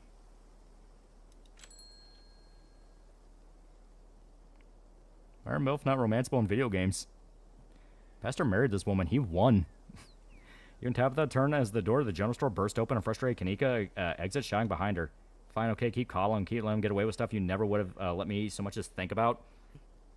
I'm sick of carrying this family. Kanika storms off, the door slowly drifting shut behind her. Other people in their drama, if more people kept things to themselves, to be a lot happier. What are you burying? A lot of things. Burying Parlene this coming Sunday, for instance. You know what? Good point. Oh, dark-haired woman with the plaid shirt. Yeah, isn't that Reese's mom? Because, like, only first time I managed to talk to her was episode 2. I didn't realize we could talk to her early.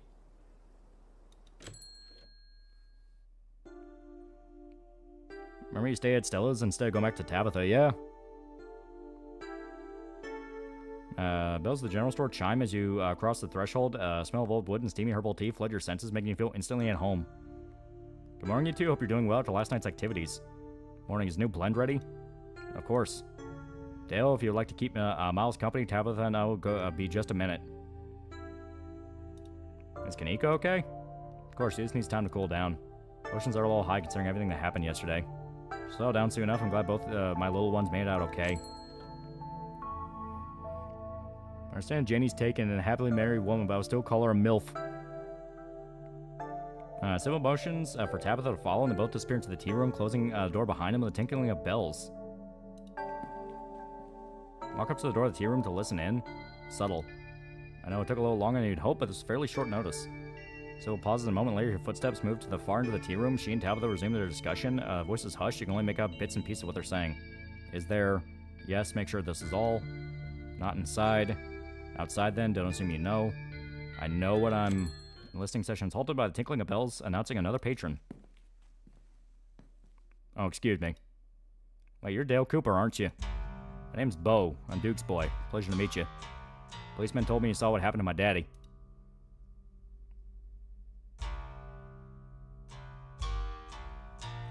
Okay, tense situation. Not really, it's more that you said you're still going for Stella, and I was surprised you weren't going after your type. Well, like I said, I didn't realize that was the lady you were talking about. I mean, by now, we're in sunken cost fallacy with Stella. She's done too much to win me over. Alright. So, he knows that we were there when he died. Fuck it, let's just not bullshit this dude. Have they found his body yet? They ain't said anything to me if they have. Policeman stopped by yesterday, but didn't seem too bothered by it, and I ain't heard nothing from him since. Mama's pretty broken up about it. I'm trying to hold together since I'm the man of the house now, but it ain't easy.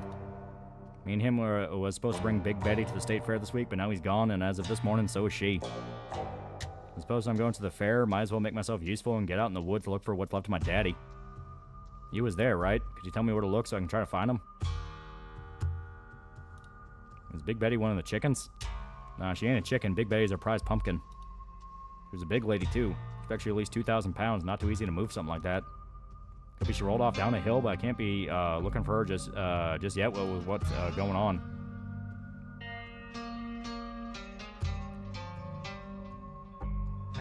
Once again, we don't want to bullshit the guy, but we also don't want to, like, sound crazy to him. Goddamn, bro, there's a whole linebacker. He's a farm boy.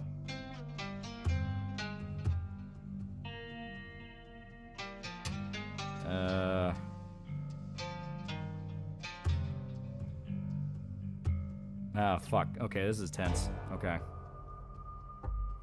Ah, fuck it. Yeah, he died on the northwest edge of town off the Esgina Trail. You have to leave town, there's monsters in the woods. It's like the Smiling Friends thing. Worms rule the planet! Thank you, Dale. I appreciate you trying to help us out. I don't rest easy knowing he's out there somewhere all by his lonesome. I got no username for $2. Just a 5-hour stream, man. You make it look easy. I'd say that it doesn't seem, look too heartbroken by his father, but it was 2 days ago and people have different ways to move. They're just that type of people that they compartmentalize, and Bo very obviously is doing that, where it's like, we can't break down because we don't even have a body. Man, Jesus, Bo is huge. Please tell Miss Scarlet I'm sorry about her mama. Tabitha and Sybil are still in the tea room. Your phone buzzes. Oh my god, hey, I overslept. Still gotta make myself breakfast, meet at a library and figure out a plan. And buzzes again. Hey again, lol. If you want to come over for breakfast, would honestly love to hang out. And buzzes yet again. Someone was busy this morning. Oh, hey again. You want to hang out before the library thing? I'm parked in the abandoned lot by the gas station. It's hard to miss. Plenty of time to before dinner at Reese's house. Okay. Fuck. So...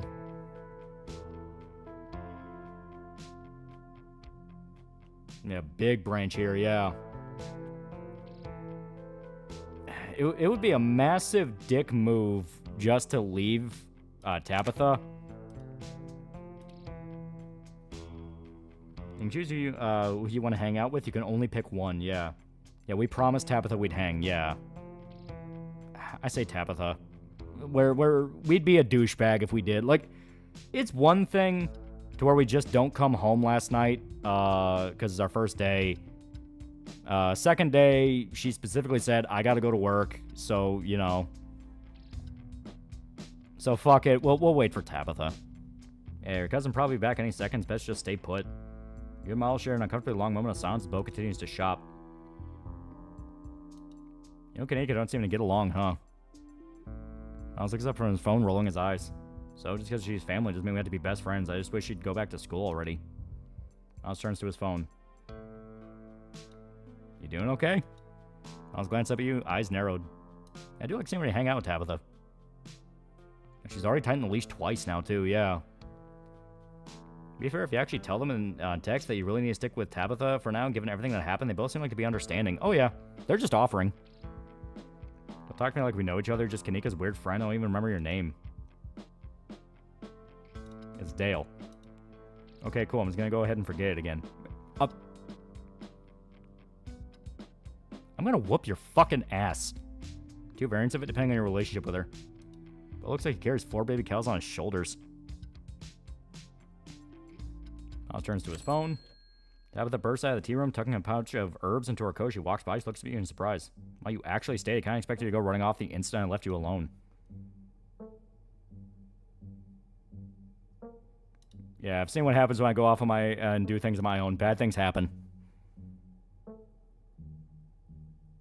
Asshole. Can we punch Miles? Good. I'm glad to see that you finally learned your lesson. Got a couple hours spare. I'll pick us up some sodas. We can get out of here. I don't like lingering where anyone could just walk up and start talking to me.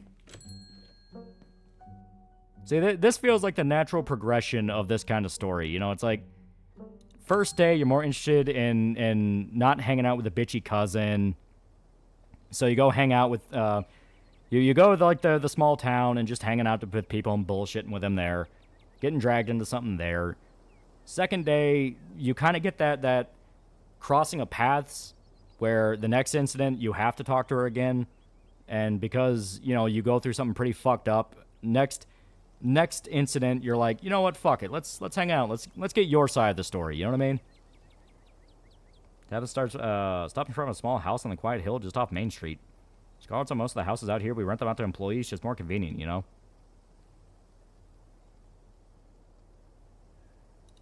Here, I thought the estate was your secret lair. The estate's my non-secret lair. Everyone knows I live there. Now, come on, let's make ourselves scarce for we're spotted. I could also have told Kanika that Miles tried to make you steal food. I'm not going to snitch on the kid, you know. Cousin pulls out a heavy set of keys from her pocket. She picks out one marked with a bright strip of green tape and locks the door. Come on in. Don't worry, it's empty. Where's the Don Knotts officer? Follow your cousin into the model home. We haven't run this one out for years. Come here to get away from it all. Does that make sense? It's kind of like a vacation home, but I don't have to travel. Anyway, make yourself comfortable and have a soda. Tabitha hands you a cream soda for settling in on the couch. Keen and I mystical. The place is clean and tidy and full of all the trappings of life. You know it's an illusion. It may look like a place where a family lives and feels joy, but there's no soul here, only the dream of one.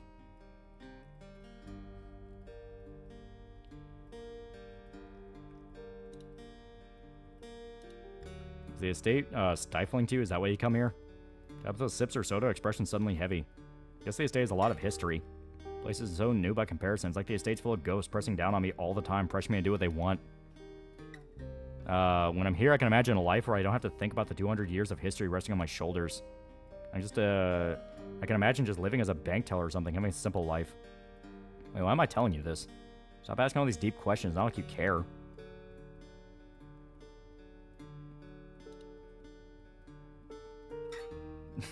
You get up and move towards Tabitha, holding your arms out to go in for a big cousinly hug. She bats you away with a glare. Don't you dare. Judging from the music, Tabitha can open up to you even more here now. Yeah. You sit back down, your hug successfully deflected by a grouchy force field. You try some of that tea you picked up? Smells nice. Nope, it's sleepy time tea. You don't want to drink it in the middle of the day. You ever get to travel? No, before I took over, Perlene was too busy to take me anywhere. And when she retired and became head of the company, I wound up in the same boat. I don't get anyone can fill in for you when you run everything. I'd like to go to Outer Banks one day, but I guess I'll have to wait until I retire.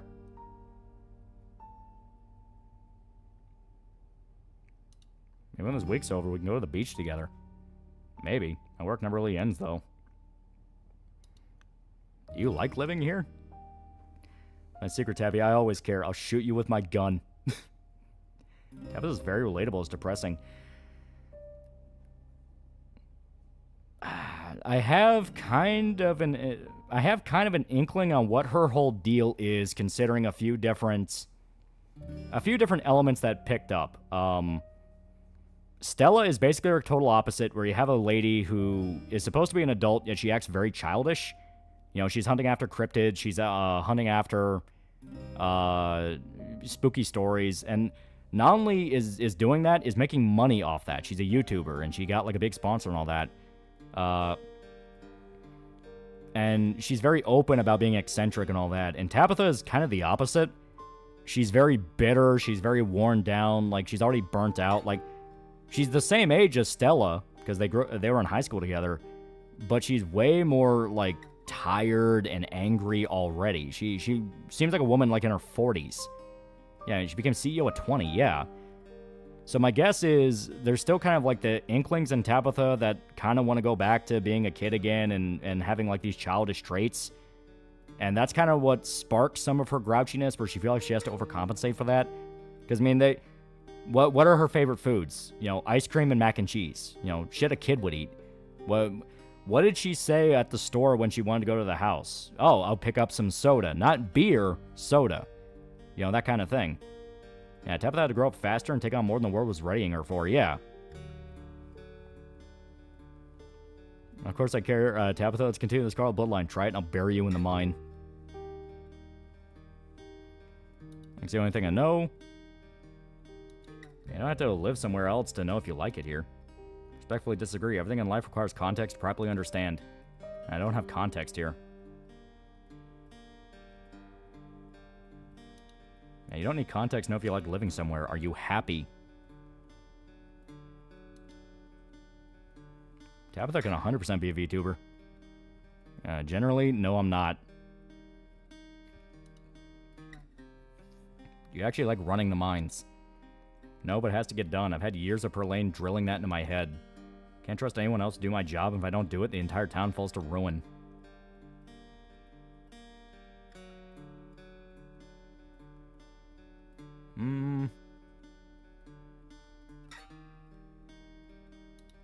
I'm sorry you never got the chance to live your own life. Shit, dude, I was just watching your Watchmen video, review, and saw you were online. Appreciate you speaking out, speaking how it is. Gonna be heading to bed soon, but just want to say howdy, yeah. And she'll fit right in phase. Hey, ice cream's grown-up food, I'll have you know.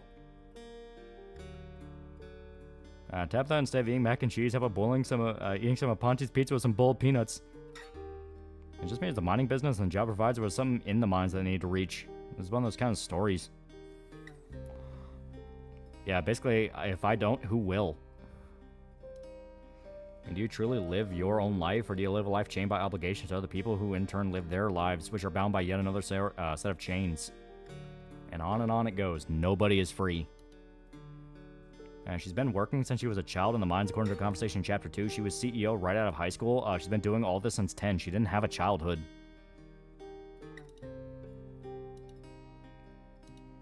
What was Perlane like? Okay, I guess you should know at least some things about the woman whose funeral you'll be attending. She was my mother. She was your mom's twin sister. Fraternal, they didn't look alike. Same with their personalities, night and day from what I heard. Perlane was a hard ass, but that comes with the territory. I mean, what else do you want to know? How'd she die? Sleep apnea. Do you two get along? Not really.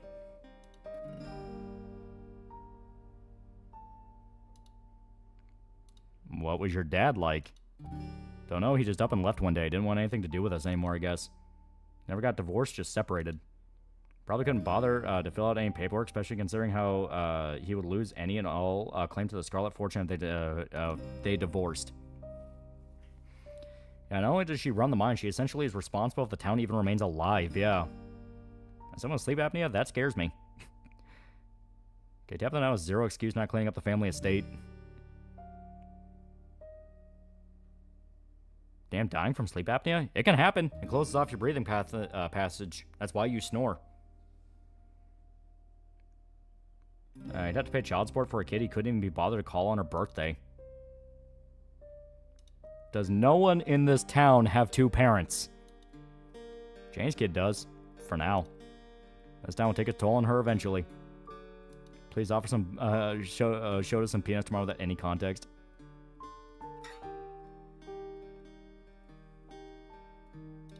I think it's Silas and the other old-timers. What's there to think about, for better or for worse, they're the reason that the two of us are here right now. Can you tell us about any other family members?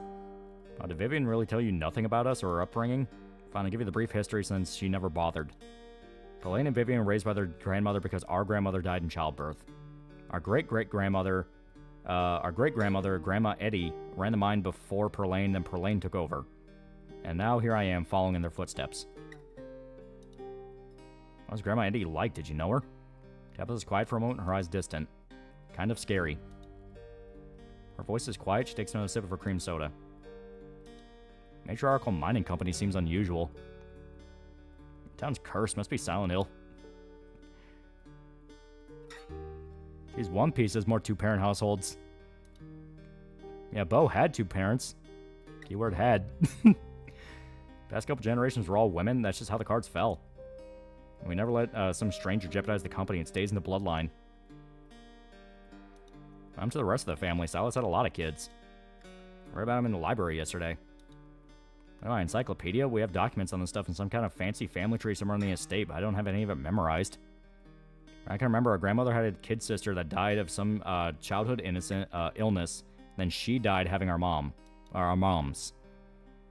And I think Grandma Eddie had some brothers, but I vaguely recall something about them fighting in World War II. One way or another, they clearly didn't stick around. As for anyone who came before the turn of the 20th century, damned if I know, that's ancient history. Supposed to have dinner at Reese's place. Do you know him? Reese? Oh yeah, the dude that used to hang out with Kanika and Stella. I kind of remember him. Quiet, smelled kind of weird, stopped coming to school at some point, guess he got sick. Family estate's a representation of her state of mind, worn but solid on the outside, rotting on the inside, and on the edge to fall off the deep end. You're not wrong. Like, it's upkept just enough to keep her going, but never actually restored, because she does kind of resent it. I know his mom better than I know him. She's been everyone's doctor for as long as I can remember. She's intimidating. I've always liked her.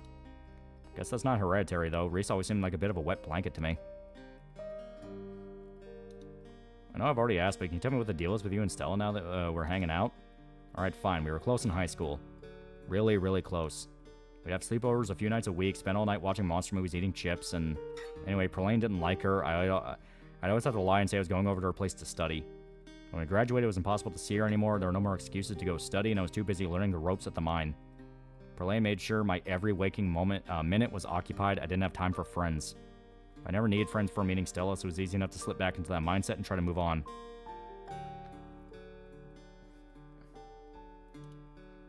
Why ban her from your property, though? You're acting like Perlane ended it all, but Stella hasn't stopped trying to be there for you.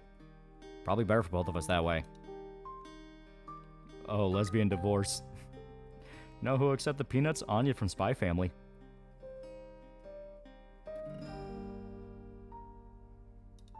Do you want me to try and get you in with Kanika?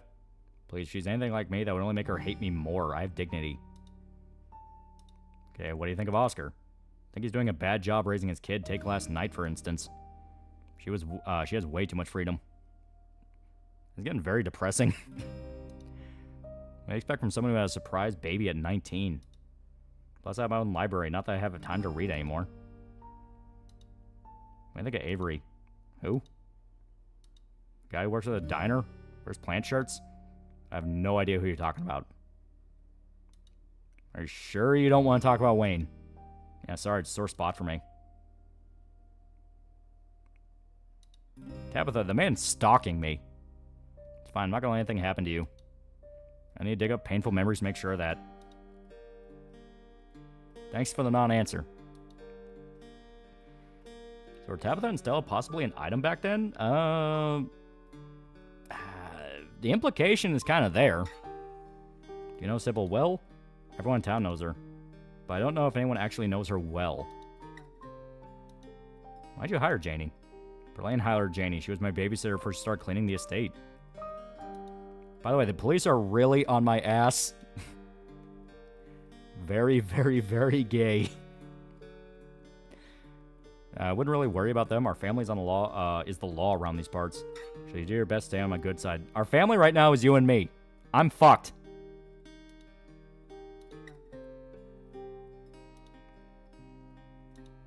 Can't believe we're actually hanging out. It's not like I came all the way here from Twin Peaks. Yeah, you can point it out if you have street smart. Why's all the good shit so damn depressing?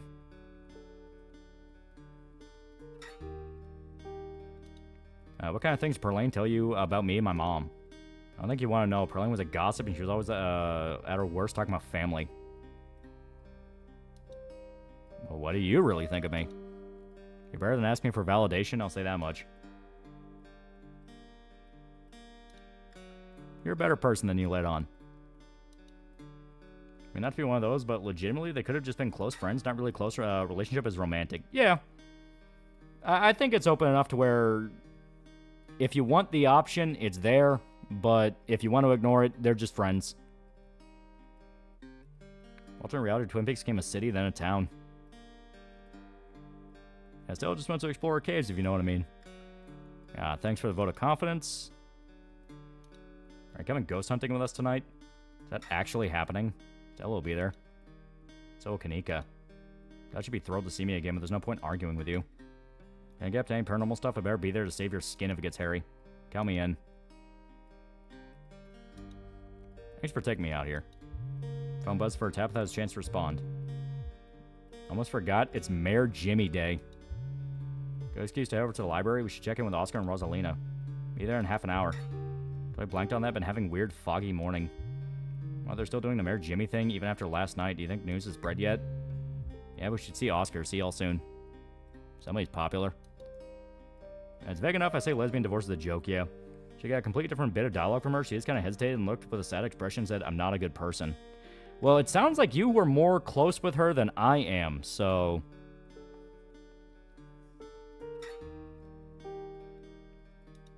It's Mayor Jimmy Day? What a ridiculous event. Not the popular opinion, all women are close with each other having scissor fights. Yeah, kind of, but the implications are there, yeah.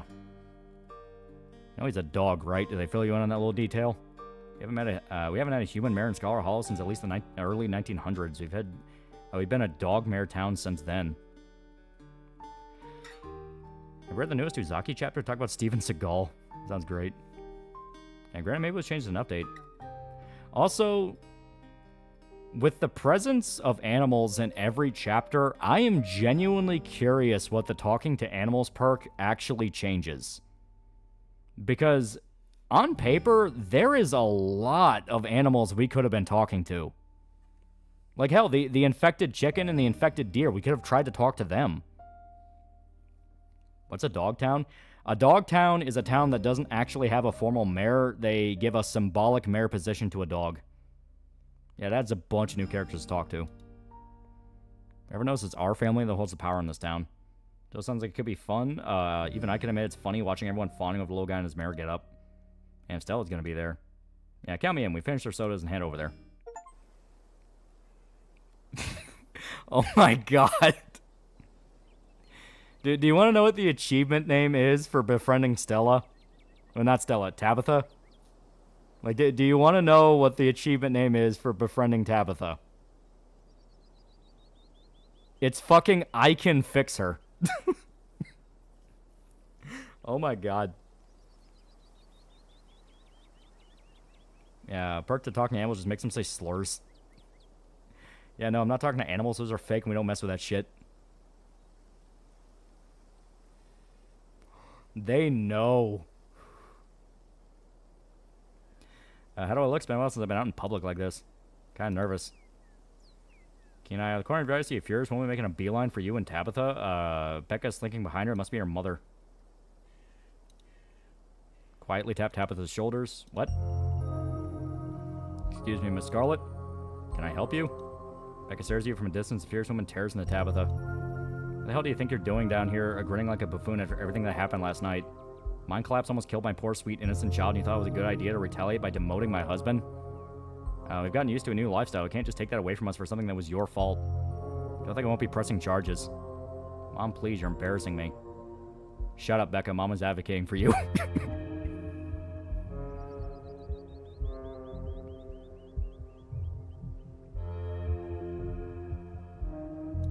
You're lucky your daughter didn't get herself killed last night. The way I hear it, everything was fine until you showed up, so unless you want me to sue you as well, keep your mouth shut. What legal grounds do you think you even have? There are signs, place spores up. I did my legal duty and you don't have a leg to stand on, so don't try to threaten me. Mom, can we just go, please? Or are you gotta listen to your brat? You haven't heard a last from us, you'll see.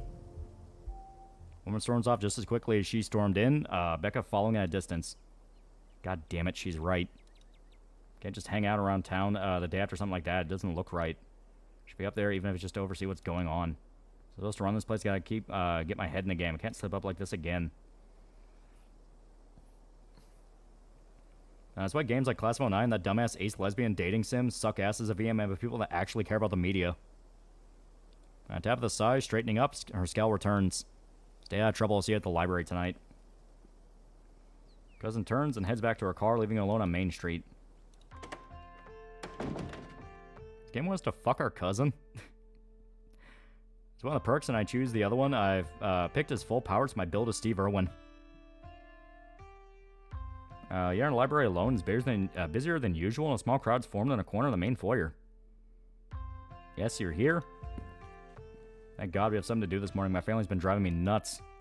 The whole gang's here. I've been waiting to introduce Dale to the mayor for, like, the entire time I've known him.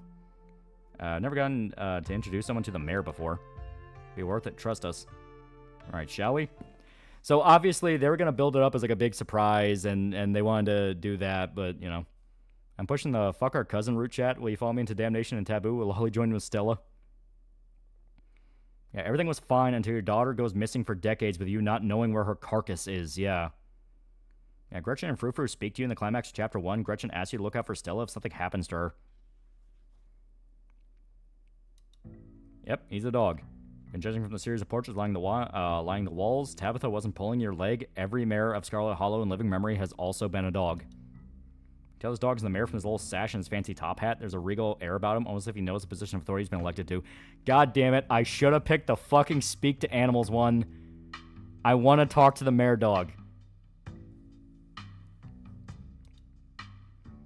Unless you're mistaken, the serious man by his side is Deputy Franklin, one of the policemen he's spoken to following your encounter in the woods on Monday. The mayor's little nose starts twitching as you approach. His doggy eyes shine with a curious intensity. He knows you have something.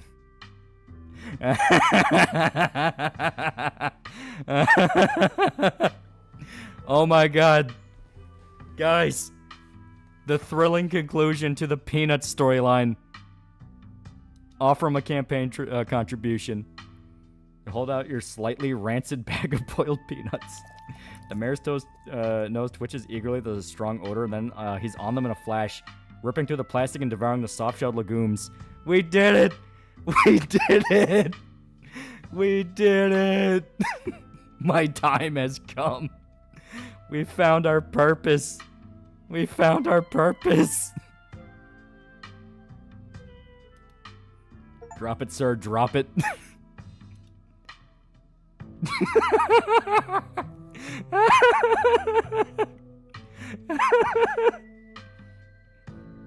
Someone finally accepted the nuts and stream. Scary Detail tries to tear him away, but it's too late. The peanuts are already eaten. Oh, hey, you finally get rid of those things. Thank God. Better hope those nuts settle well. If the mayor gets any tummy trouble after eating your disgusting pocket peanuts, they'll be hell to pay. He yelled out his paw to shake your hand. We did it! We did it! Aren't you Deputy Franklin?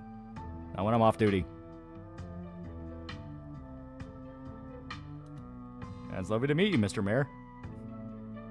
Best boy ever. Reach forward to take the mayor's little paw in your hand, but his burly security detail stops you. No paw shaking, only head pats and ear scratches allowed. Fuck, I wish we had the perk. I still haven't offered them to Reese and the pastor. But to be fair, we haven't been able to talk to him yet. So yeah, you can get rid of the peanuts if you talk to the mayor. But you can hang on to them to offer them to everybody. And my guess is that's going to be an achievement. You offer peanuts to everybody. Is he okay? Those were very rancid. On your inevitable review, you include the animal talker and go through this scene again. This dog will always have my vote. Beautiful end to the emotional Peanuts arc. Isn't he just the cutest? Best part of living in Scholar Hollow, besides the nature. All my friends and Wayne's Biscuits own the close-knit small-town community, of course.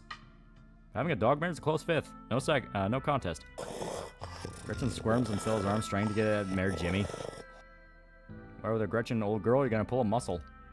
Is Richard going to have to ask you and your dog to step away from the mayor? Should have known better. These two have never been able to get along. I shout to everyone in the library, run away, there's monsters to the woods! While your streamer review reads as such, at 11 out of 10, you can pet and feed the dog. As a Mossad spy here, you must kill him, Mayor Jimmy. Actual place in the state that have no mayors? How do you even operate? Do they file taxes? Stella walks off, struggling to hold Gretchen back. Kanika's quick to follow. And obviously, yeah, if you have Animal Talker, you could probably talk to the mayor and have a full conversation. Looks like everyone else is just is already talking to Oscar in the next room. She got the peanuts and kept offering to everyone except the mayor. Have you done that to your dogs before? Fed them stuff? Yeah. Before you can catch up to your companions, you're intercepted by a nervous man with a cross around his neck. Mystical, it's hard to put a finger on it, but something compels you to dislike him. Sounds like old Gretchen and the mayor have some unresolved issues, wouldn't you say? I'm Pastor Daniel. I take it you're Dale. Everything's been buzzing about you. Sorry about your aunt, but I'm sure she's in a better place now. Let's not kid ourselves. We both know Perlane's in hell.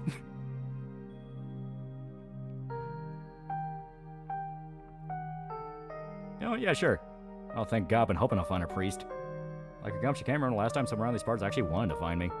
It's about Perlene or perhaps her mother. Think we need an exorcism. Oscar's house is haunted and we're investigating it. Oh, like a Scooby-Doo episode or something? I'm afraid I don't buy into that particular notion. It's a bit too spiritualist. Now, if it were a version of one of his parents, trying to contact him from heaven, I can understand that. It isn't. But I simply don't believe in malicious spirits lingering neither in heaven nor hell, jumping out of the closet scares. Motherfucker, the Bible talks about demons. Demons that will fuck with mankind. You know this. It was a perfectly reasonable explanation from whoever it is he saw.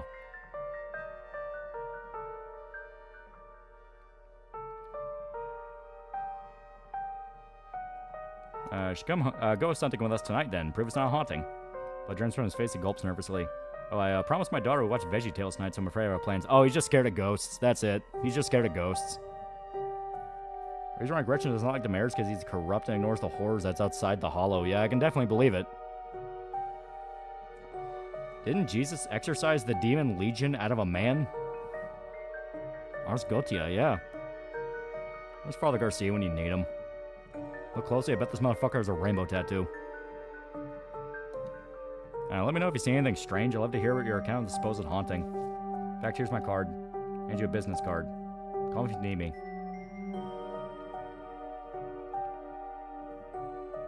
I mentioned Perlene being in a better place earlier. Let's not kid ourselves. We both know Perlene's in hell. As a Catholic, I say this guy raised red flags. I'm not trusting him. Well, he's a pastor, so he's probably more Protestant or non-denominational or something like that. I'm sure she wasn't that bad. Most people are good deep down inside. Let's not speak ill of the dead. Janie mentioned you this morning. Woman's the light of my life. I'm glad she's there to help your cousin through this rough patch. You know, your wife's kind of hot, man. Yeah, I should go. It was nice meeting you, though. Of course, and if you find yourself in need of counseling or spiritual guidance, you know where to find me. That sounds lovely. Thank you. Really? Oh, that's great. Sorry, I just don't usually get positive response when I ask for folks that they want to come to church. Anytime that works for you, just swing by. I'll sure be around. Lovely to meet you and have a blessed day. That's because of piano music. Exercise the legion to a herd of swine that ran to the sea and drowned over being destroyed by Jesus. Yeah. Pastor leaves you be and joins the line to see the mayor. Hey, better not disappoint that sweet wife of yours, slump shoulders. There goes the music, I swear. Milf's husband, now's your chance to get him out of the way. Doesn't do but join up with your companions. Doesn't matter how creepy he is, he fucked Janie. He won. Oh, he's got so many death flags. Is it by the same people that slayed the princess? Yeah! I think it's Black Tabby Games. That's the name of the studio. Because we were streaming Slay the Princess, and while we were streaming it, someone pointed out, oh, have you played Scarlet Hollow yet? And I had no idea what it was. Like, it's by the same people. It's like, well, fuck, guess we gotta try that out. You know, fucking Slay the Princess is really damn good. And so far, this is also actually really cool. Not for you a peanut, but the mayor's left me completely dry of nuts. Mystic Mind wants that MILF booty, that's why he doesn't like the priest. Find them already talking to Oscar deeper into the library. Sure we can't just get it over with while the sun's up? I don't know if I can handle getting scared shitless in the dark 2 nights in a row. Wish we could, especially since I'm not particularly excited about going back in there after dark either. But I'm pretty sure it only comes out when the sun goes down.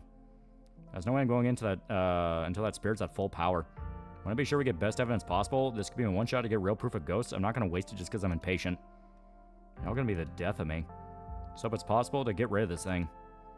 It's pretty serious ghost infestation. Is that what you call something like this? I believe it's called a haunting, but ghost infestation also sounds good. In my opinion, this is closest to Disco Elysium 2. That was me. I was the one who pointed it out, and I'm glad you're liking it. Yeah! Like, it does have a little bit of the isms Slay the Princess has well, and that some of the jokes don't land the best. Like, some of the dialogue options are literally just memes, and it's like, take it or leave that shit. But the actual general story and characters, I like them. You know, everyone already fucking fell in love with Stella. Shows for the Ghost Hunter, so we can call it whatever we want. Oscar's almost as hairy as me. Anyways, be bringing all the ghost hunting supplies anyone could ever need, so we should be set on preparations. The only thing y'all need to bring is an open mind. Always call the pastor if things get sticky. No, I don't think that'll be necessary. Yeah, let's leave the creepy pastor out of this. Something tells me things would just get worse if he showed up. Once saw the man having what looked like an honest-to-goodness conversation with a squirrel. I don't think he's all there. Can the pastor talk to animals? Is the pastor also a fucking mystic? Yeah, I'm fine with the meme dialogue. Options lets you play as an idiot if you want. Yeah, I mean, I get it. It's just one of those where, that's not really what I want. I thought that was also kind of the weakest parts of Disco Elysium, where some of the dialogue options are literally just fucking nonsense. Yeah, he took the animal perk. And should I want to marry Tabitha just because I want to make her happy? She needs it. The character writing's great. Yeah. Maybe all characters have one or two traits. You know what? That's actually not a bad way to look at it. I'd be kind of curious. Well, if we're not doing the hunt now, I guess we should head over to Reese's. Absolutely. Come on, Dale. Time to go bother a friend. Gonna get back to it. See you tonight. Is the pastor also a schizophrenic? Time to go.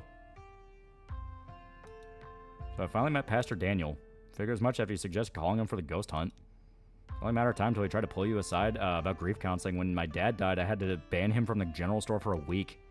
Wouldn't stop leaving these little pamphlets at the checkout. I don't know where he finds so many.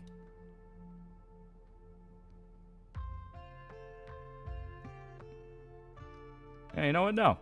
Everyone should be nicer to him. He seems like a good man. Sometimes you gotta trust your gut. Man was grinning through all of my dad's funeral. He's not normal. Not gonna lie, I'm not a fan of Stella's design. She looks like a gender-bent default Bojack. And I mean that in a stigmatizing mental illness kind of way. Just a little siren that goes off every time I see him that tells me to stay away from him. Exactly how I would describe it, too. Yeah, Stella's our artistic waifu, but if Tabitha needs to continue the bloodline, I say we take her up. Poor Kanika. She's just kind of being left out to the dark. It's a theory people had, but the creator said that wasn't their intention. Oh, okay. So he's just kind of meant to be a lunatic. As Pastor's animal talk, if you also have it, you can bond over it, because he thought he was crazy. Old Tom feels the same way. Now that I think about it, it must be pretty lonely. You can look for friends somewhere else. I wonder if the pastor's cursed. Felt something odd when he came up to me, and the way everyone dislikes him seems excessive. Unnaturally excessive. Pastor talks to animals, doesn't believe in demons? I know it's weird coming from me, but not everything in town has to be spooky for supernatural reasons. Sometimes people just give off bad vibes. Great, we're allowed to dislike him even though he hasn't done anything wrong. That we know of. Before I forget, I invited Tabitha to come ghost hunting. You invited her even after last night? If anything, I thought she was actually pretty helpful. I mean, I guess. Good call, Dale. I can't wait to hang out with her more.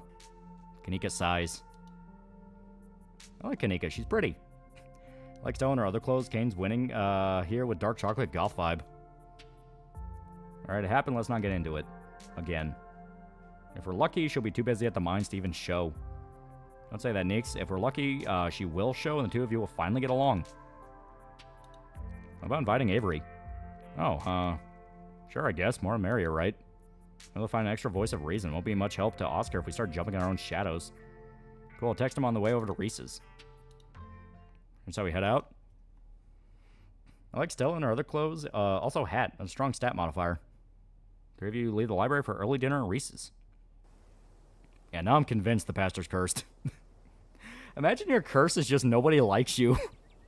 That's such a fucking awful curse. The only person that likes him is his wife. Now I'm just imagining he can talk to animals, and the animals also don't like him. That actually might not be too far off. Yeah, because, like, so far he's not done anything that's, like, immediately obvious. Yeah, no one likes you, and he can talk to animals. And the animals also don't like him. I hope his daughter likes him. Once again, find yourself in front of Reese's house. A cold hesitation grips you as the building looms over the hilltop. Though it's only early afternoon, it feels much later. The sun already sinking behind the tall mountains that surround Scarlet Hollow. Be fair, his wife's hot. The only thing that's off about him is he's a Christian man that doesn't believe in demons. Not gonna lie, the minute I picked the dialogue option where it's like, oh, you should come along with us and, like, investigate the house. You know, you can prove it's not demons. And it outright says he goes pale. It's like, oh, he's one of those.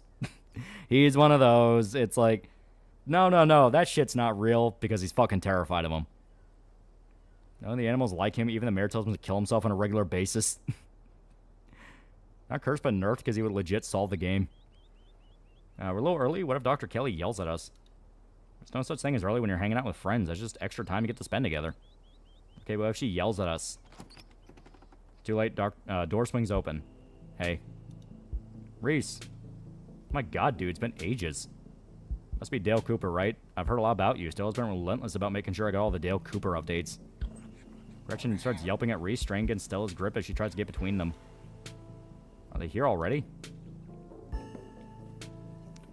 No peanuts, you fucked it up. I think the pastor's really well-meaning, and him smiling at the funeral was literally him being happy that one of the townsfolk are in a better place. Yeah. I'm not assuming ill intent right now.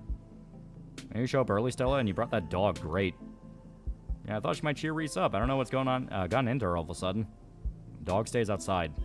But it's okay, Stella. We can let her chill in my van for a bit. I'll run the AC and leave her some treats. You know, I'll always have some of these easy chew dog jerky stashed away. But we go everywhere together. You want to come in or not?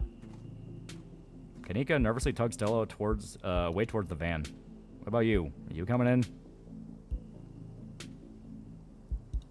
I trust dogs. Why doesn't Gretchen like you, Reese? No clue. She's always made a fuss around me. Reese doesn't do well with dogs. Now come in. Let's get this over with. He's totally a werewolf. Or a vampire. That looks like a Tim Burton character. Fuck, the peanuts would have been so funny. Follow Reese and Dr. Kelly inside. Stella and Kanika aren't far behind you. Motherfuckers are anemic.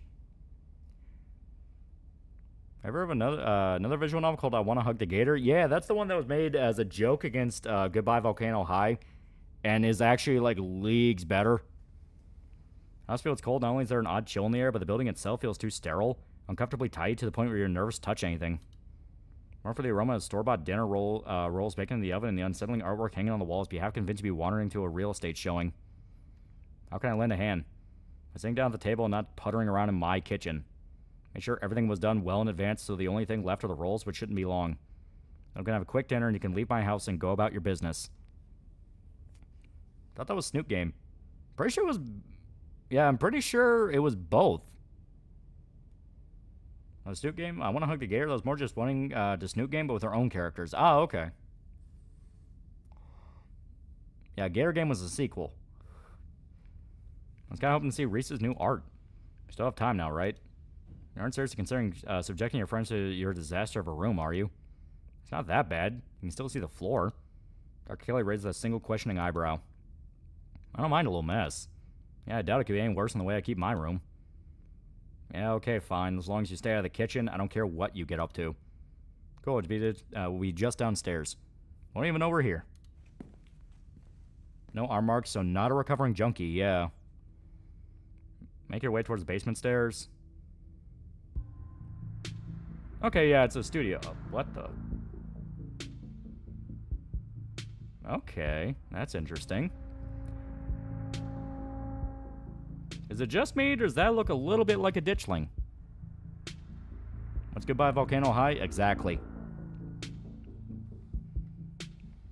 Basement's what you expect out of a torture artist. Spends all his time confined to his studio. Discard canvases, line its edges while trash and sketches leak out from the piles in the corners of the room, hiding the bare cement floor.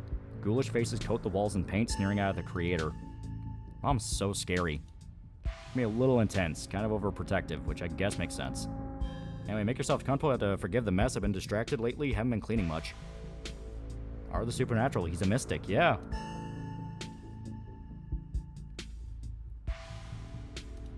Mom really looks out for you. That's one way to look at it, I guess. Foster's gotten a bit of an edge lately. I think my condition's been stressing her out a lot. It used to be something she thought she could fix, but I think she kind of accepted that's just something we have to manage. Yeah, Goodbye Volcano High was just fur fag, Life is Strange mixed with hipster parappa the rapper, yeah. But even she's a little harsh, she means. Well, it's just like you said, she's looking out for me. Okay, immediately you can flirt with this guy. Man, fuck you. No, we're not doing that. Okay. I guess I have to wonder if isolating you from your friends really looking out for you. I don't think she, does she do that? She did turn us away yesterday. This new game was a direct parody. Wani was the career's flexing and creative skills with what was originally a poorly drawn joke character. Yeah, probably because you meet him pretty late into the game. Yeah, it's probably a thing of they're just trying to get straight to the point of like, flirt with him right in front of his hottie sister. It's a straight stream only, no homo. Came by yesterday, she didn't tell me. I was probably just asleep, she must have forgotten to mention it. I don't know if I would call that isolating. So ironically, the game hit me too close to home. I hate going into other people's homes because I immediately feel like don't touch anything, just follow them carefully. Explain what the dog's protective of Reese aside from being her son. Reese is chronically ill. They explain that he's been dealing with an illness for a while. No gay, that's for another day. We're tomboying this bitch. She didn't want to wake me up. I don't think that's her being controlling or anything. Not to cast any doubt on that, but she did say I couldn't bring you any food. She knows that that's how I show friends how much I appreciate them, and she knows I can walk around, I can work around all kinds of allergies and intolerances. Not gonna lie, it felt weird. I don't know, my body's pretty particular when it comes to food. She prefers to have full control over what I eat, so... Okay, maybe that does sound controlling. But it's for a good reason. If I eat the wrong thing, it could really mess me up, so she has to regulate my food. So has Stella told you about everything that happened the past couple days? Yeah, Reese isn't my type anyway. Yeah, no, fuck this dude. Every detail, I wish I could see some of it myself, but you know, gestures and futility towards the walls of the basement. Are you sure you can't just sneak out one of these nights? Doc doesn't keep me prisoner here, Stella. I'm sick, you know that. Sorry, man, I didn't mean to. Nothing to apologize for, and I appreciate the effort. Really, I do. There's nothing you can really rescue me from. The die's already been cast. We were talking about it the past couple of days, weren't we? Any thoughts on the ditchlings you've been seeing? Care nothing for this tweet. Get us back to tomboy cryptid autist. Reese done nothing wrong and everyone wants to bully him. He's a male on stream. We don't fucking allow that. I've been coming up to my windows at night. Wait, really? Is that why you text me what they look like? Something out of your nightmares? Yeah, I thought I was hallucinating. I had to put it together. They might have been seeing the same thing till just now. So yeah, he has been painting them. Because they've been coming to fuck with him. Check Discord? Yeah. And to be fair, he seems alright. Friend material, which is good, because he's gonna be our bro-in-law soon. Stella's not related to him. Is Kobayashi's Doro made? Yeah, Doro. Yeah, guy has a very bad complex. Oh, it's 4 a.m. Why are you pushing gamer subs at 4 in the morning? I was gonna call it at the end of episode 2, but everyone demanded we go through 3 as well. This game has hooked them. I've been sketching them, actually. Tell me what you think. What's that sketchbook from one of the piles in his room? Okay, that's exactly what I saw on my way home last night. Doesn't mean they've been lurking around here, though. I don't know, but I like the company. Kind of beautiful in a sad way, if you ask me. Great, disagree with you there. Those things are gonna be stuck in my nightmares till the day I die. Do you think the town is doomed? I think everything is probably doomed at some point, but I guess that's answering a different question. Do I think the town of Scarlet Hollow is the brink of collapse? Probably not, but it's not like I have a lot of perspective on what it's like out there. Could be riding on Main Street, and if Stella or the doc didn't tell me, I just wouldn't know. I'll totally tell you if there was a riot. Would Dr. Kelly tell you, though? Yeah, I mean, yeah, I'd hope so. But the point I'm trying to make is that other people are my eyes out there. What do you think of my cousin? She's always so distant and mean. I probably would have thought she had it out for me personally if she wasn't like that towards everyone, or if I thought she even knew my name. But people change. Maybe she's nicer now. No guy IRL had to have a controlled diet. Poor dude had an issue with his stomach where if he ate the wrong food, he'd probably keel over. Mom was probably in the right. Yeah, his man in the game is like, don't you want to flirt with him? So yeah. Yeah. But we're not doing that. We have eyes on one prize. She's still terrible. Guys never took the chance to get to know her. She's actually really funny and sweet. I'll pass, thanks. What do you think's going on with Wayne? Who? You know that guy's been following Dale around all ominous? Oh yeah, that slasher creep. I appreciate the classic Jason vibe he has going on. Here's hoping he doesn't live up to the look, for all our sakes. What are you sick with? Sorry, Reese. Dale is pretty direct. We don't have to talk about your illness. It's okay. I've come to terms with the way the rest of my life is going to be. So macabre, Reese. You make it sound like you've been sentenced to death.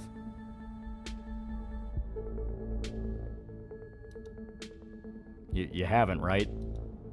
Not exactly. No one really knows what's wrong with me, but it's getting worse. Barely keep most food down. My skin always itches like there's worms crawling underneath it.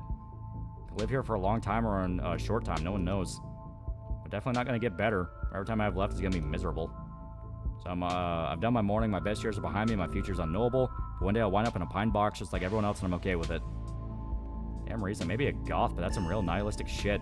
Okay, so yeah, Kanika is a goth. Make sure to come by more often from here on out. Friendship heals all wounds, right? Dang, supernatural illness. That's double rough. Yeah, motherfucker's cursed. Thanks, guys, but I really shouldn't worry about me. I have my art. I'm doing fine, really. But what's your diagnosis?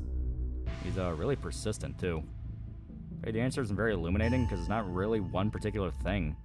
Just a whole mess of nasty little things add up to one big diagnosis of bad genes. Guess I pulled the losing card in the DNA lottery. Hey, it isn't all bad. Some of it's just weird, like this. He just pulls the skin of his arm and stretches unnaturally. Hyper-elasticity. Kind of cool, right? No. No, that's not cool. I think we probably should call that pastor. I think you're possessed. Yeah, whoa. Does that not hurt? Nope, it feels fine. Like I said, it gets itchy under the skin sometimes. I don't know if that's elasticity, the medicine, or some other part of my condition.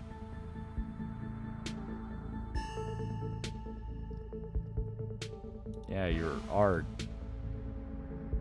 Each piece exudes sickening miasma. So I can feel something squirming beneath the paint. The brushstrokes acting as steel bears, trapping some anguish being within.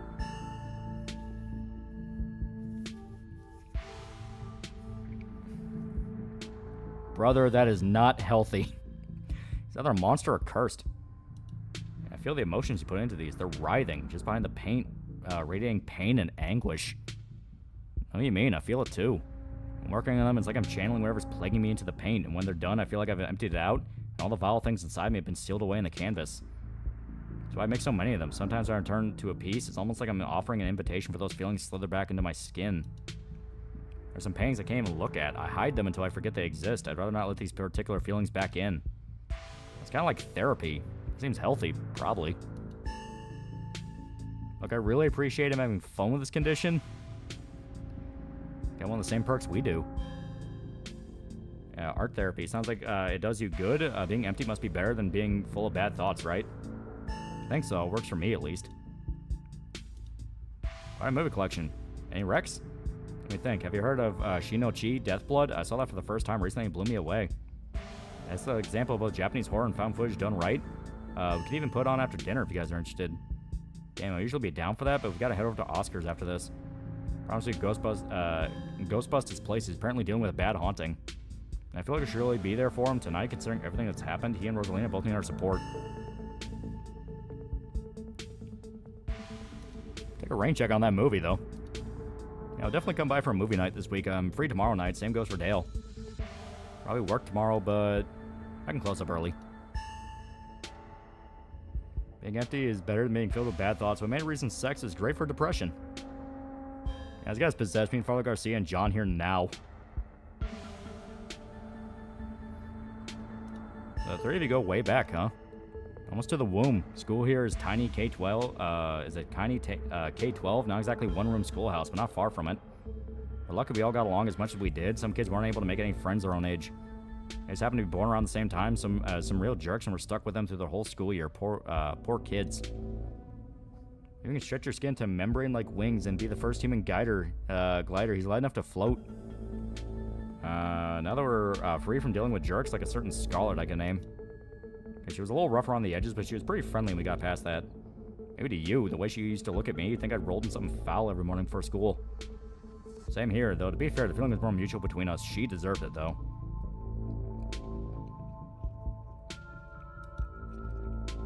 Want to come ghost hunting with us tonight? Wow, do you think you'd be down for that? We'd love to have you. It'd be so amazing, but I haven't had the best luck leaving the house lately. Even just walking to town's enough to put me in bed for a week. It sucks. But make sure you bring your camera, Stella. I want to see everything that happens. There's gotta be ready by now, right? Almost on cue. Reese's mom shouts from the kitchen. Dinner's on the table. Guess that's it for catching up. So do not invite me to things without my consent. I do not care if it's a spit roast. I'm not Eiffel Towering you with Dracula's grandkid. Make sure to wash your hands with soap. I don't want anyone sharing their germs. Sure thing, Doc. Yes, ma'am. Make way to a sink bar stopped in your tracks by a pull of an odd door at the end of the hallway. It was out of place, like you've accidentally wandered into a different, older house. But more than that, you feel something radiating from behind it. Something dark and cold. Mystical. You felt this before in the dusty tunnels you so nearly escaped last night. An oppressive hum, like a muted scream heard through the layers of rock, trying to draw you towards it. You feel lightheaded. You are compelled to approach the door, drawn in as if hypnotized. Something wants you to find it. Oh my god, this goes on for a while.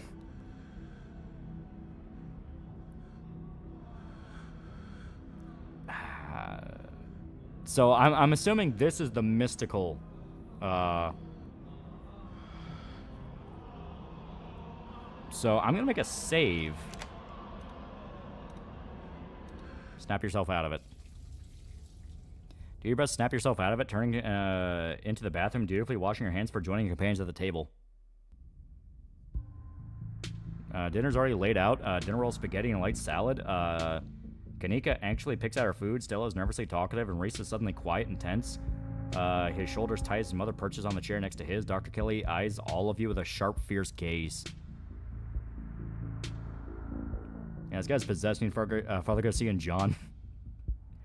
So then reach the Telltale game section. Oh, wait, never mind. She sits opposite you at the far edge of the table, her features silhouette against the light of the setting sun in the window behind her. Pills. She slides a few tablets towards Reese, who obediently swallows them. It's excellent, Dr. Kelly. Is the pasta sauce homemade? No, it's from a jar. I worked too many hours to make my own pasta sauce. We have excellent taste in brands. If you ever have any tips on easy home-cooked pasta sauces, you know No thanks, Stella. I have the internet if I need recipes. Thanks again for having us, Dr. Kelly. We really appreciate it. You didn't tell me they came by yesterday. So yeah, if you didn't have Mystical, you'd be more on thin ice with Dr. Kelly for this minigame. Oh, okay. Is it bad I wanted Kelly to be main love interest? You were asleep. I didn't want them to wake you up. You could have told me. Why? They were coming over today anyway. I would just rather know these things. Noted. Okay, I am 100% not picking that. That is really fucking stupid. Okay. I feel like I've been asking this question a lot, but does no one in this town have two parents? Dr. Kelly's glare intensifies. Small towns are full of drama. People meet when they're young and reckless, and doesn't always work out long term. Plus, these hills are dangerous, and the job's even more so. Things happen. Not everyone gets some fairy tale ending. Find happy endings anywhere, though. It doesn't have to be perfect, but people can still be happy if bad things happen to them. Because living at denial is kind of a happiness, sure. What exactly does he have? As a combination of genetic diseases that give him a fragile immune system, among other things. It's too much to get into. A lot of technical terms I have to explain. It's not good dinner talk, and it can't be pleasant for him to hear again, so drop it. No, it's not bad to romance Kelly because I want to when I get this game I can fix her. I'm fine talking about it. Rather, we talk about something else. Keen eye. Dr. Kelly's eyes briefly, nervously glance towards her son for flitting back to position of annoyance. Can't help but feel like what you saw went beyond compassion and worry to genuine fear. Do you think Reese might feel better if he got to see people more often? No. I'm his doctor and his mother. You are someone who met him for the first time less than half an hour ago. See, the thing is, conflict of interest applies to medicine, too. One of us is a little more qualified to make decisions about his life. No, Doc, I feel pretty okay. I mean, as okay as I usually do, so still kind of shitty. I don't think having people over has been rough on my health as you thought it might be. It's been really nice. Hear that? Reese can hang out with friends again. If you're still feeling okay after dinner, maybe you can even come ghost hunting with. Ow, jeez. Kanika, what was that for? Don't push it, Stella. Just say that next time instead of kicking me, your boots are heavy. Sorry, Dr. Kelly, we're totally respectful of Reese's boundaries, even though they might seem a little arbitrary and strict. Yeah, genuine fear. I don't trust this woman. She doesn't want him talking about it. Yeah, that's why most doctors don't examine their own families. Yeah, too much emotional involvement. And she might be the only doctor in town. They're not arbitrary. These rules are in place for good reason. Tell me how great you feel in an hour when the exhaustion catches up to you, Reese. You'll be knocked out all evening, regretting every minute of this, let me assure you. As if I would regret being able to see other people for the first time in months. I don't care what happens. It was worth it. Aside from Reese's mom staring down the table, no one's making eye contact with anyone. This is a talented artist. Must be very proud of him. Yeah, conflict of interest applies especially to medicine, yeah. He has a lot of skill, honed through practice and dedication. I can't say I understand that a lot of his pieces, but of course I'm proud. Thanks, Doc.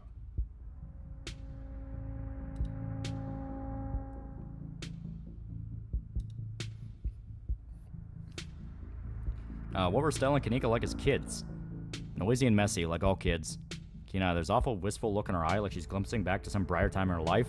Kanika softens too, her shoulders lowering from their defensive place by her ears.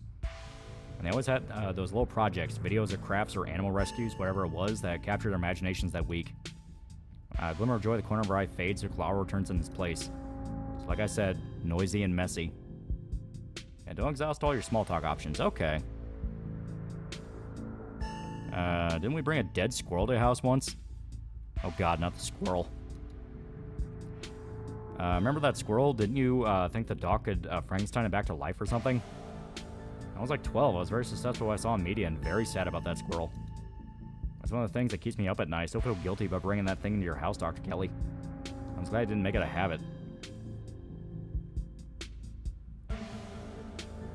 My cousin says she admires you. Really, I didn't think Tabitha could look up to anyone who isn't a Scarlet. You just didn't get to know her. She has tons of inspirations.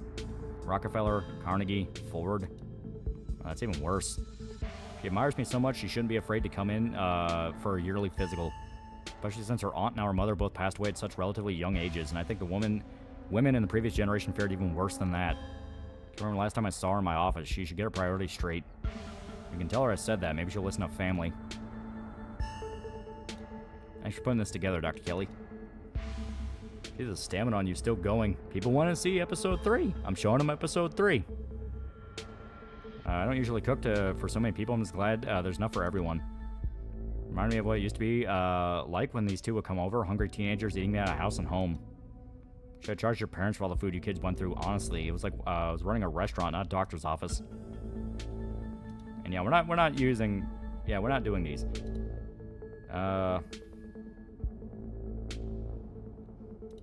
Has anyone come in suffering from hallucinations? Now we'll discuss private medical information. Are you sure not even a little bit? Could help our investigation if these strains going on. It's not like you have to name names. Investigation into what? The mind collapse? I think this is best left to professionals, Stella, not someone who runs around in the woods with a camcorder. Judging by the police response so far, Dr. Kelly, I don't think it is. We saw some stuff down in the mines last night that I struggle to explain. Maybe if we knew there were any miners suffering from hallucinations, we could roll it out as a gas leak, but if you're an abandoned mine, the chances you are huffing something dangerous and hallucinatory are through the roof. Dr. Kelly's really shut herself off to the world around her. What the fuck happened?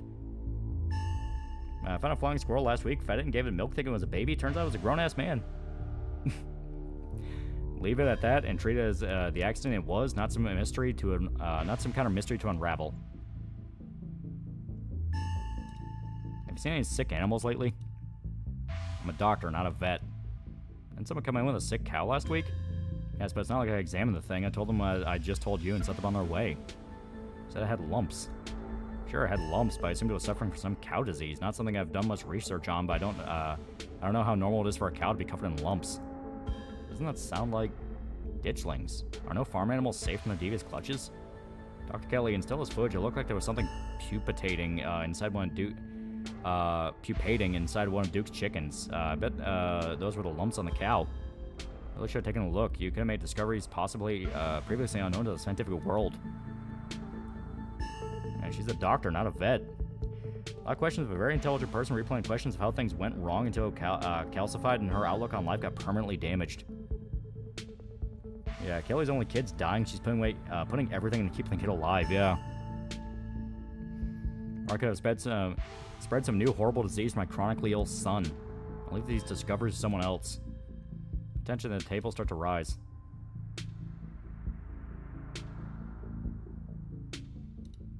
Have there been any strange illnesses spreading around town? What? No. Are you sure you haven't met any minors who had unusual symptoms? Anyone who seemed sort of trippy or strangely ominous when they talked? Sorry to probably just doing my due diligence. Absolutely not. I've barely seen so much of a runny nose, so it's a good thing. Concerned about the mine, why don't you just have Dale Cooper ask Tabitha? I have no interest in violating HIPAA for your weird little investigation into nothing. Okay. Yeah, use too many of your small talk options at once. Yeah.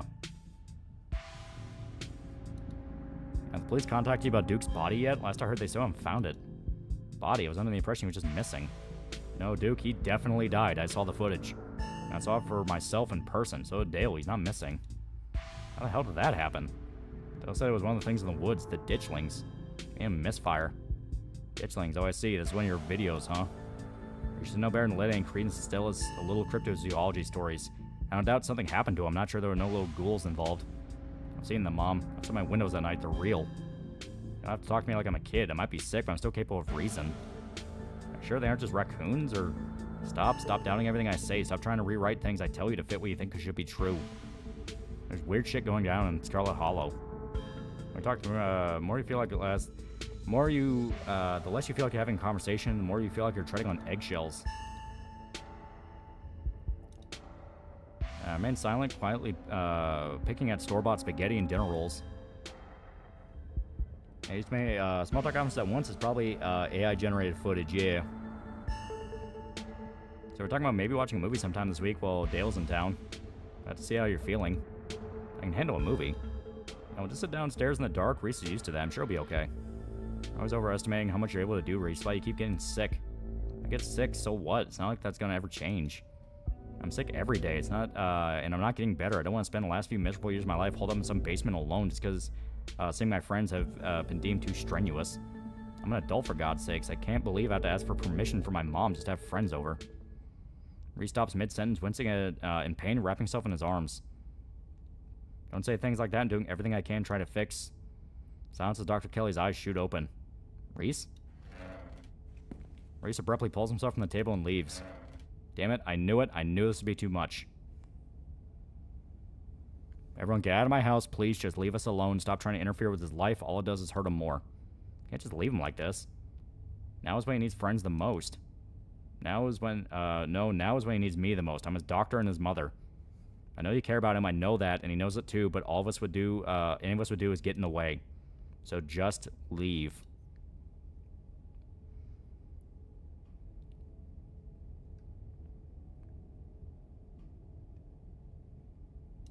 He seemed fine before dinner.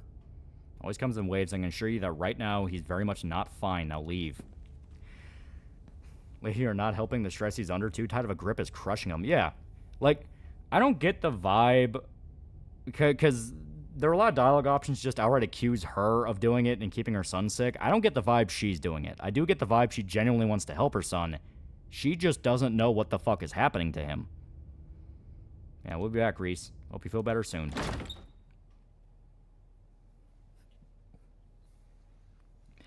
Dr. Kelly shuts the door in your faces. The click of a lock signals the end of your dinner at Reese's. Door to the clinic felt like it had the same pull on me as the carving in the mines. You think something's back there? Another one of those carvings is somewhere in there. I'm certain of it. Okay, that'd be really weird. Do you find it? Think you'd get another vision? I'm just spitballing here, but I wonder if what that carving showed you last night's related to the ditchlings. God damn it, everyone in this town's fucked. You're not suggesting you go poking around in there, are you? Of course I am. Maybe tomorrow. I'm not breaking into Dr. Kelly's clinic based on a bad vibe Cooper got. You think Reese might have a supernatural affliction? Like, related to what you felt in there? If he did, why wouldn't Dr. Kelly have it? Makes more sense if he just had a bad genetic condition, assuming there wasn't any foul play. Foul play? The whole thing's just fishy, and after tonight, I feel like my fear of Dr. Kelly's a lot more justified than I thought. She's just overprotective. I'm sure that's all that's going on. She has every right to be. I mean, the poor guy took 2 bites of food and got sick immediately. I can't imagine what that's like for both of them to go through. Yeah, something like she's giving him some meds that just kill his body, but she doesn't know? Maybe. And she's trying to treat him like a sick child in the hopes of helping him, yeah. Like, I'm just saying maybe there's more to their dynamic than just him being sick, but it's not like there's much more we can do about it right now. Probably go back and forth on this for a while. Let's grab Gretchen and get going. The sun's setting. We wouldn't want to miss a second of ghost action.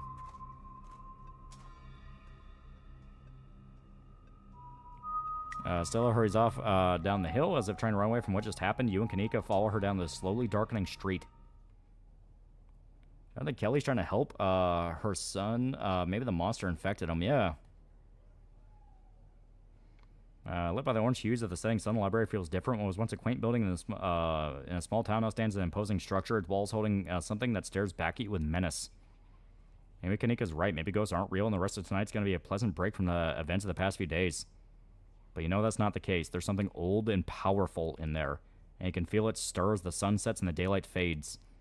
Before you enter, a pair of figures in the nearby bush catch your eye. You can't help but feel that with every passing day, the ditchlings grow bolder. Yeah, more ditchlings, yeah.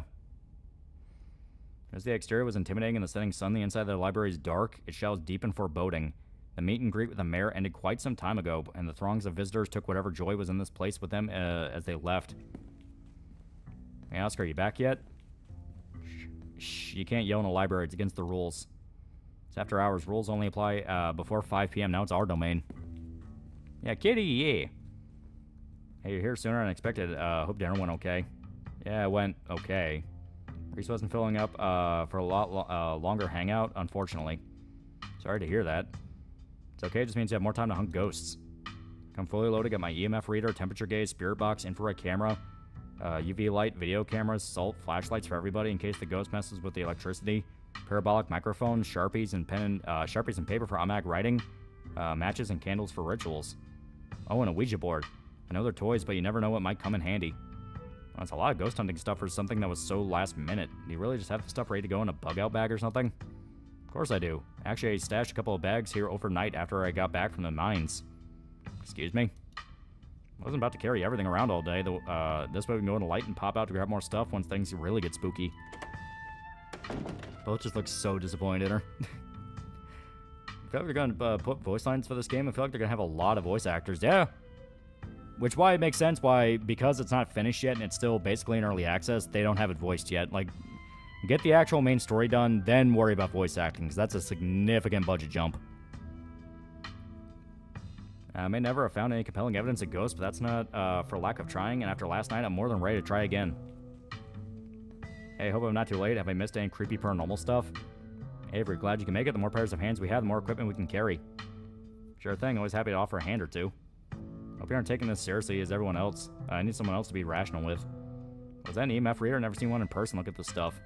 Spirit box, parabolic microphone. Y'all really covered all your bases. Oh no. I'm as rational as they come. I'm just not ready to rule out weird paranormal stuff. People tell me they saw a ghost. Who am I to say they didn't? I mean, y'all apparently saw some really unexplainable stuff on Monday, and that mine only collapsing again after 100 years while you're still there. And plus, the last update was adding more stuff to episode 1. Yeah, I mean, I'm fine with not having voice actors yet. They should focus on the story. Yeah. I mention your name a lot, so I don't know how they work around that. Yeah, good point. The only thing I can think of is they just do the neutral statement with it. They either say your pronoun as in he, she, they, or just like a vague title they give you. Like the cousin or the stranger, something like that. You know what I mean? I'm just saying, anything seems possible right now. Got a bad feeling about this. There were ditchlings in the bushes outside. Who knows how many more are lurking around here. Those the monsters on the woods? Just once, I would like to actually see some of the stuff myself. Trust me, you don't. Sybil's right. We're only going to see more of them as time goes on. We can't let them get in the way of things. There's something back there. I can feel it. Really, it's so exciting. Can't wait to finally see a ghost. I'm going to play Walking Dead again. I'm not against it. Because we do have seasons 2, 3, and 4 to get through. And some of the DLC stuff. I could drop my trailer after get loaded. What'd I miss? Yeah. What's it like to be... Man, yeah. Or last name since always Scarlet. Yeah, they can just call you Scarlet. Yeah, exciting's a word. Someone here for the thrill of being terrified? It's the word I'm here for. See how you two feel about that once things get started. Yo, don't rush off ghost busting without Zane. No way was I gonna forget your promise, Dilla. Zane, glad you can make it. It's confronted with my own mortality for the first time yesterday, so I'm desperate for answers about the afterlife to ease my troubled mind. Now let's go mess with some ghosts. I hope my house is big enough for 6 ghost hunters at once. If this is everyone, we can go ahead and... That's everyone. Hey, what about Tabby? What about her? She's not here. Let's get started. Guess she can catch up to us when she gets here. If you're all itching to get started, see the back. Follow me. Oh, no, not this retard. He'll fuck things up. Okay, the sun's almost set. This is when stuff usually starts to kick off. I haven't been back inside for about a week, so I have no idea what to expect. Hey. You didn't think you'd be doing this without me, did you? Rosalie, I thought you were at Alex's place. Sorry, Mr. Gutierrez. She's really convincing. Oh, hi, Zane. What's up? Go. You don't have to leave me out for stuff like this anymore, Dad. I'm not some fragile thing that he's protecting. I can handle seeing a ghost, whoever it is, keeping us out of our house. Really don't think you want to see what's in there, Rosalina. I don't know if you'd ever be able to feel safe in our house again if you know what's there. I mean, Zane's coming. It's not like tonight's adults only. So we let the retard die, yes or yes? Think any Lovecraft works can probably be adapted into visual novels? Oh yeah, 100%. At the Mountains of Madness would probably make a pretty good one. Call of Cthulhu, Shadow over Innsmouth, Whisper in the Dark. There's a lot. Favorite Seth quote? Mine is Starfield is to role-playing what dementia is to the elderly. It's also from the Starfield video, and it's Rick and Morty fans love multiverses because they can think of a timeline where they weren't molested. That has stayed in my mind for so long, ever since that video. Yeah, I don't want to be called just because you're scared. Alexis and I can handle this. Yeah, we can totally handle this. Okay, I'm sorry, Rosa. Just let me know if it gets to be too much and you want to leave, okay? Thanks, Dad. Let's get our house back. Oh, no, not Weedhead, and I'm calling him that because that the weed that's on his head. Also don't know his name. You all cross over the threshold and enter Oscar's living room. Family photos line the wall and stacks of books sit comfortably on wooden furniture. Let's go, and there's a feeling again, like the mines, like the door to the clinic. A dusty, suffocating, dizzying feeling. Something is in this house. Though whether it's a ghost or something worse, you can't know. Yeah, it looks pretty normal for now. I don't remember that picture being on the floor, but that could be non-supernatural. All my equipment is picking up anything around the picture. I'll set up a camera in case it falls again. Could be important evidence. I want to save your cameras for Rosalina's room. That's where I've seen ghosts manifest. Tell me they're writers that haven't been molested? Do I pay a lot of money for visual novel adaptations of Shadows Over in the South? Yeah, over Innsmouth. It's one of my favorite Lovecraft stories. Yeah. And just down the hall. Oscar and Kanika startle as the door swings open. Seems I made it just in time. Let's get this show on the road. Don't have all night. Debbie! Great, she's here. Wow, Dale, you really brought the whole gang together today. I have every right to be here, Kanika. My family built this place, you know? Yeah, I know. We all know. Dale, what made you think inviting her was a good idea? What? I like her. We're friends. Really? Yeah, so what? Like, it's weird to be friends with your cousin? Wow, Dale, do you have any idea how hard it is to get these two in the same room? This is amazing. Yeah, amazing. That's a word for it. Seems like we're in for an interesting night. I'm glad I didn't stay in the same town with the people I went to high school with. No wonder small towns have so much drama. Back when baby oil was used on babies instead of in babies is my favorite. But what if it was a canon event? I wonder if the ghost will even show with this many people around. Like, it's just me or does it suddenly feel colder? Yeah, it does. Definitely feel that. Got chills. Temperature gun says actually a couple degrees colder, but that's normal. Rooms and hallways are sometimes cold in other parts of the house. A genuine cold spot. I guess not picked for posterity. Is that it? This isn't very scary. Wait, Rosalina, the ghost mostly manifests in your room. Shouldn't you have seen it? I've only seen the stain. That made me switch rooms with him before we moved out. I was about to let my daughter sleep in a haunted bedroom. I spent most of my nights on the couch before we shop in the library. Even if there's something back there, I'm not scared of it. I'm mad at it. I was so brave. I'd be terrified sleeping somewhere that might have a ghost. Okay, so I'm going to raise the obvious question. Once again, parent is missing in this equation. Because it's Rosalina and Oscar. Where's her mom? So, very distinct possibility the ghost could be your mother. Because it's manifesting in her room.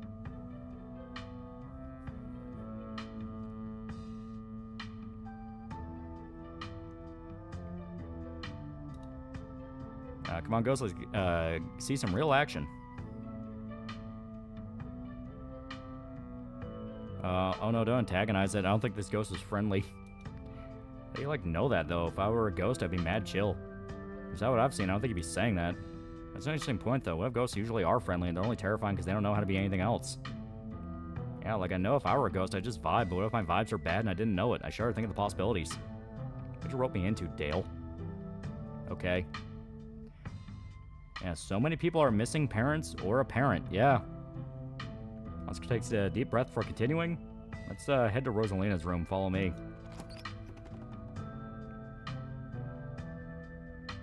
Wow. That's where I've seen it. It appears on top of the stain. It's gotta be tough to scrub out. Doesn't county own this house? Do they know about the damaged carpet? Have you seen your house? I don't see how that's relevant. I'm not getting anything. It's not even cold. It's the same temperature as the living room. Nothing on the EMF either. Your equipment's wrong. The stain's definitely paranormal. I scrubbed it out too many times to count and it keeps coming back. Just a stain, Dad. Can't we cover it back up? I don't mind sleeping in here.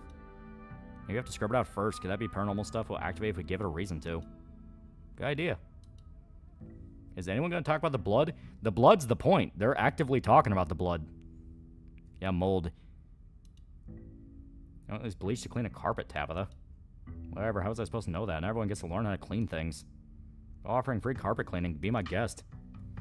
Stain's an attempt at expression. There are no words, no decipherable patterns, but you can feel it. A cry for help from something that's lost its voice. Something's crying out for help. Might be onto something, Dale. I wonder if the blood spills something out on the floor underneath. Have you tried tearing up the carpet? In a house owned by the government? Nope, I'm not messing with the carpets. I'd rather scrub ghost blood out of it every day than have the government take me to court for destroying the property. Don't worry, I'm sure they'll just take you to court for neglect instead. Did it not occur to you that there could be a leaky pipe under the floor? I'd argue with Tabitha on anything, but some kind of structural damage does seem likely. Tearing up the carpet doesn't seem like such a bad idea. Only one way to be sure. Stella excitedly starts tugging at the corner of the carpet. Oh dear. Doing the government a favor, really. I'll cover for you, you don't have to sweat it. Tabitha, you sleep in a moldy bed. Mystical might actually be kind of overpowered now that I think about it. Well, I mean, it's about supernatural shenanigans, and Mystical basically makes you a psychic, so you're sensitive to the supernatural shenanigans. Broken seal around its edge. Whoever carpeted this hatch didn't want anyone going down there. What if it isn't a ghost after all? What if someone lives down there? Maybe I don't want to sleep in here. Broken seal around its edge. Someone didn't want us down there. Yeah, but how long was it sealed up? Whoever did this gotta be long gone, right? There's no basement in this house. At least we weren't told about a basement. Look at all the red stuff coming from underneath. Yeah, this is super haunted, all right. We got a basement chock full of ghosts. I can just feel it. Phone rings, though. All this equipment's made of peep. Yeah, might as well call it the spoilers perk. Of course not. I know last month was super rainy. It's clearly been a long time since anyone stepped foot in the basement or crawl space or whatever it is under that hatch. There must be a leak that flooded the whole area under the house. Mara dissolved the caulk around the edge and leaked it to the carpet, and it's red because North Carolina has red-ass dirt. It's as simple as that. It's not mud. It's blood. Human blood. I tested it. We tested it wrong. Can't be blood, right? Kanika's right. You got a muddy floor, and that's why it's so cold in here. There's wet dirt under the house. Congratulations. Solve your ghost problem. No way. There's an old hatch in the floor that someone tried to seal up. We're not leaving till we know what's down there. I'm a Stella. This is my room, and I want to know what's down there. Great, my first playthrough was powerful build and street smart. Yeah, the pug looks scared. Yeah. Is there anything I tried sealing up because it's unsafe? Open it, meat cellar. Split up and search? Yeah, that's never backfired in a horror scenario. I think the flooding could have made the house unstable. I'm all in on ghost hunting. I don't know if I could crawl into another dangerous crevice. I'm going for it. You come into Oscar's living room. You can't tell what time it is, and your friends are nowhere in sight. At least physically. This is Oscar's living room. Spiritually and mentally, you've been ripped away to some other place. The building feels colder, and something about the air that feels wrong. It's stale, with an undercurrent of mold and earth. It makes you claustrophobic as though you're in a coffin, each breath depleting what little oxygen's left. How do we end up back here? Where is everyone? Did we pass out again? Is there a gas leak in the basement or something? What the hell's going on? There's another gas pocket or mold or something shaken loose by the collapse yesterday. I don't know. This isn't exactly a normal occurrence for me. Let's get the hell out of here before the bad air gives us brain damage. Yeah, Tabitha's here too. Cousin marches to the front door and opens it. Why does it look like Oscar's house in front of us? Didn't we just leave? Must be misremembering things. Let's go. So this went full House of Leaves.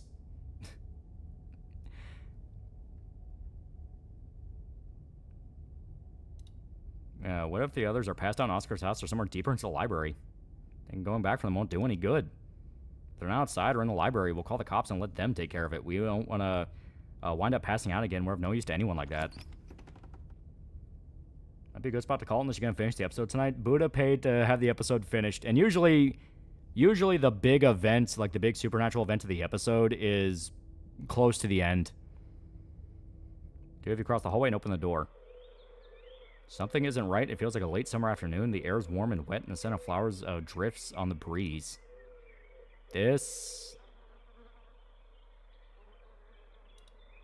Tabitha, tell me about this. The only one seeing that scratchy shadow in the distance. You know something I noticed? Wayne hasn't shown up yet. So again, like with the mines, you could have completely left Tabitha out of the loop. Not. What the hell is that thing? Having a stroke? Are you having a stroke? Are we having the same stroke at the same time? Buddha paid $100. He's getting a whole episode, yeah. Last time this happened, Stella said it looked like you and Tabitha are having seizures. What the fuck is this? And yeah. You see that creature behind with thorns? That's one of the bad omens Stella and I found in the woods. Ew.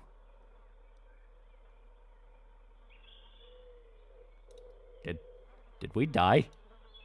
Don't be so dramatic. I think we know if we're dead. There's gotta be an exit somewhere. Just have to look. Do you hear music?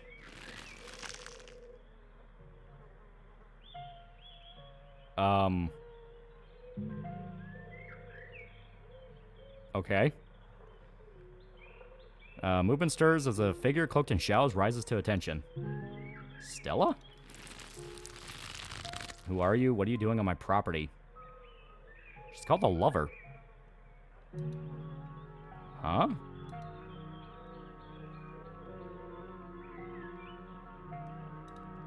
Eddie, it's Charlie. What? Do you say Eddie? No one's called me that in a long time. It's Edwardine now, not Child anymore. Edwardine? Eddie? You've got to be kidding me. This isn't Stella. This is the Lover. What are you talking about?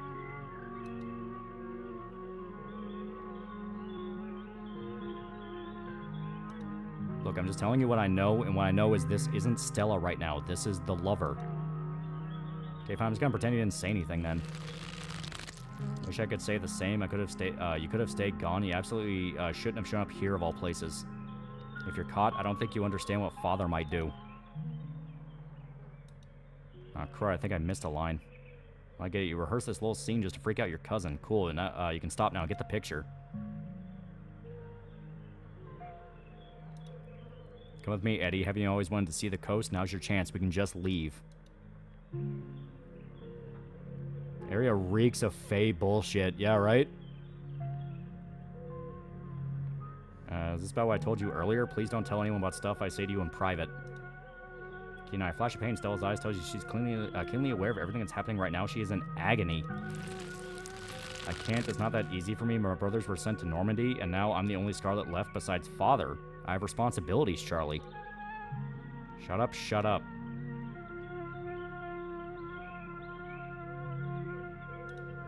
Screw your family, screw my family. Why are we letting choices made by our fathers destroy our lives too?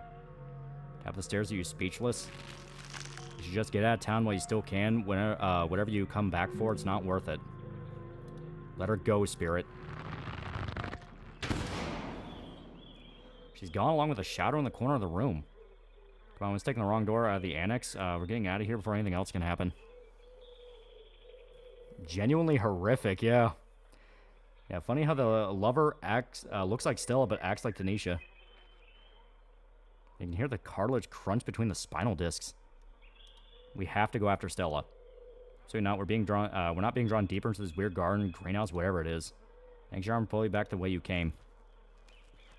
Where'd the annex go? Try the door. Can't be anything behind it. It's just standing there. Ignore walking forward, reaching for the doorknob. Bells ring as cacophony rages outside. The doors in front of you pulsate as figures unseen bang against it. Shaded figure from the garden sits in the corner, ever so slightly more defined. Are you kidding me? This is messed up. We need help. Save? Yeah, I'm actually gonna save. Because I don't know if we actually saved Stella or if she just died. God, please let this call go through. Tabitha anxiously taps her foot. She waits for her phone connect. Hey, it's what? No, it's Tabitha. Didn't you see the caller ID? Stop interrupting. Can't you hear what I'm... Wasn't cut off by the dial tone of a disconnected call. Great, she couldn't hear a word I said. Looks like we're on our own. Junior, pack your things. Quickly, hurry. Jesus, Rosaline scared the shit out of me. Maybe we should run them out on a rail, too. Make an example of the whole family. Mama, what's going on? Had to deal with you doing this all night? Please, he's only a child. We'll leave peacefully. Just give us a little time.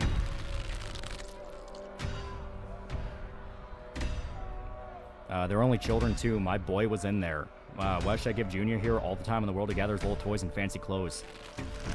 My boy didn't have that kind of luxury. Oh.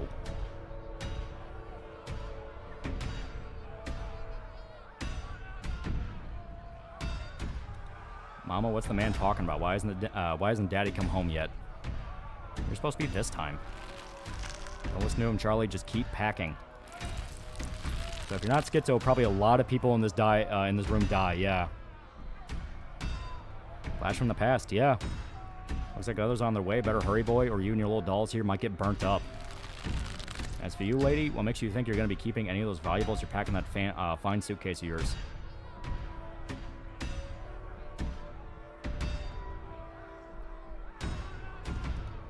Daddy's saying when he's not here, I'm man of the house, so you don't get to push us around, mister. I'll call the police. Like some kind of toddler now, aren't you? Trust me, boy, the coppers ain't coming here tonight, and what makes you think you can talk to an adult like that? Maybe they should have had you working the mines, too, instead of lazing around this big house. Maybe you would have learned a thing or two about respecting your elders. Don't talk to my son like that. Don't talk to me like that, woman. I call the shots. Now get out of here unless you want to go up in flames with all your dresses, jewels, and expensive dresses. You're lucky I'm even letting you leave.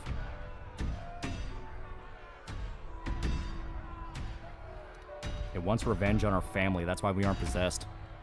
But neither of us have done anything wrong. It's been over 100 years since the collapse. It's okay, Charlie. You can make new ones, even better than these. It's good for him. Shouldn't be playing with dolls anyway. Now you're gonna have to earn your keep just like the rest of us, boy. No more big inheritance for you. Mother and the mob are whisked away, leaving you and Tabitha in the empty room. As the front door starts pounding, it opens to a beckoning white void. We're in hell. We both died and we're in hell.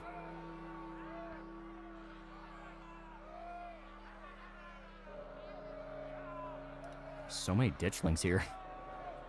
Yeah, they lynched your papa. Yeah. Yeah, there are. Those things are horrible.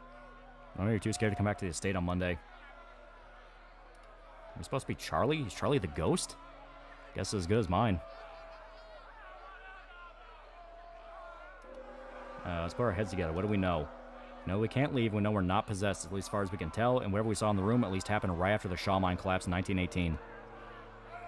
Yeah, bloody pickaxe and lamb impaled by arrows. Yeah. I think the only option on the table for us right now is keep doing what it wants us to do. Maybe it'll stop at some point. We can figure out a way to escape. Who'd you call on the phone earlier? Friend of the family. Not that it matters, though. Call didn't go through, so we're on our own. You're right. There's only one way to get to the end of this, shall we? Now let's get this over with. Charlie in the coal mine factory. Are Fae even part of American folklore? You and Tabitha walk up to the pounding door you used to stand and step into the void. You're outside, and it's night, a false moon looming massive in the painted sky. Night feels thick and warm. The insects lively. Their calls unnaturally teeny. Everything feels warped and wrong. Like you're listening to a record fish from the bottom of a pond. Magic works. We have to say to get you to let us go. We're sorry, okay? Whatever our family did to piss you off so much, we're sorry.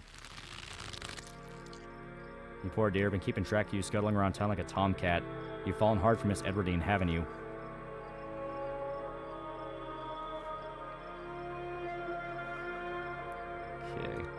Back off, lady. I don't know you, and if you know what's good for you, you don't know me either. Is this supposed to be the nosy neighbor? They are primarily Celtic, and it was brought over to America by them. I was known to be embarrassed. Your secret's safe with me. You know, I never did approve what the Scarlets did to your family and what it did to the two of you youngins. Childhood sweethearts, just think how lovely it would be if you could just be happy together. That's what you want, isn't it?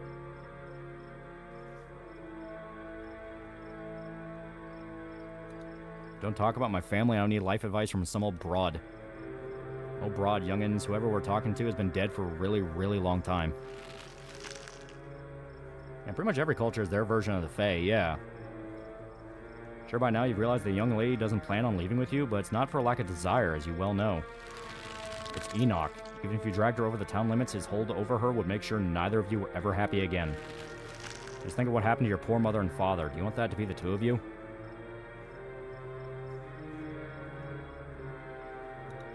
It would never be like them. We love each other. My mother just loved his money as soon as it was gone. So was she. And then all he loved was booze. Me and Eddie aren't like that. Tabitha stares ahead in riveted silence. The powers at work here are stronger than even your love could withstand. You need to break the bonds holding her here. Then you can both go free. Went from Twin Peaks to a Monty Python sketch. To be fair, that is kind of Twin Peaks at times. No more misfortune, not for you, not for anyone else bold enough to step foot outside the holler. The witch mime's handing you something, though her hand is empty. Everything you need to know is on that map. I don't understand. Is this a map in some kind of poem? That's where you'll find them. You need her there, and be careful. Good luck to both of you. I hope you get your happiness. And she's gone. Tabitha sighs. Okay, let's find the way out. Unless you have any ideas, I don't think there's anything else we can do until we get to the end. Or until we die. Whichever. While two of you can leave, a smell hits you. Sweating, suffocating flesh with a tinge of saccharine and stomach-churning scent of decay. There you are. I was wondering when you'd show up, asshole. I would have found you sooner, but the resident clearly doesn't want me here. Doesn't seem to have the same issue with these miserable little parasites. Bottom feeders always manage to slip through the cracks, don't they?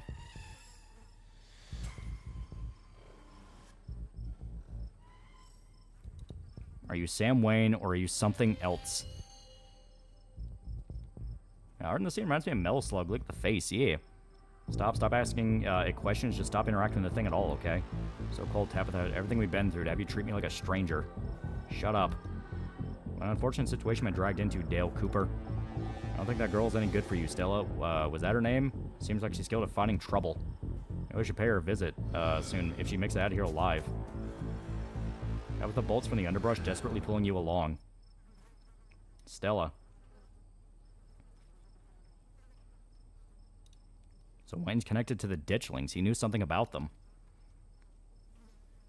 Fae, spirits, yokai, jinn, all the same, yeah. Between God of War, Spartan Rage, and Yakuza 6 is the extreme heat. Which game has the worst DT system? Her name is Stella. She is my wife, and yes, she's very good at finding trouble. I know who you are, Wayne. You're secretly Green Arrow. Anything about that? I don't care to find out. If that gets you to stop engaging him in conversation, then sure, he's connected to the ditchlings and he's super evil and bad, and talking to him will curse you. Or whatever it is those things are supposed to do. Two of you step outside the brush into a long wooden corridor lined by balls and rails. Figure rise to attention, blocking your way. I'm afraid he doesn't have long. Is there anything you need to say to him? I'd say it now.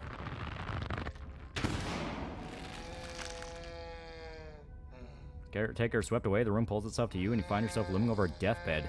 The father lies in its center, looking pitifully small.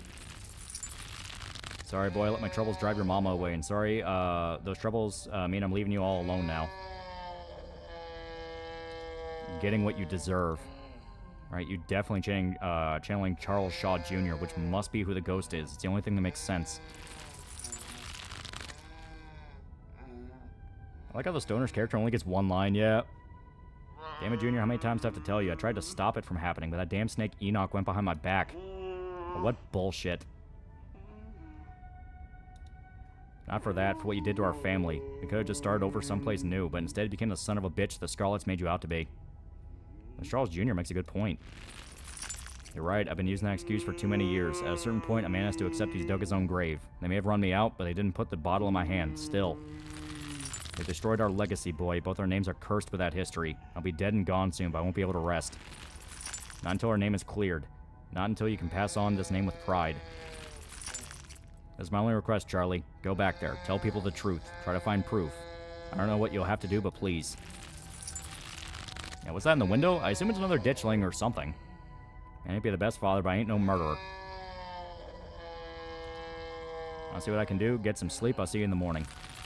Damn it, boy. I may not have till morning. Promise me. Promise you'll go back and at the very least show that Enoch bastard what for.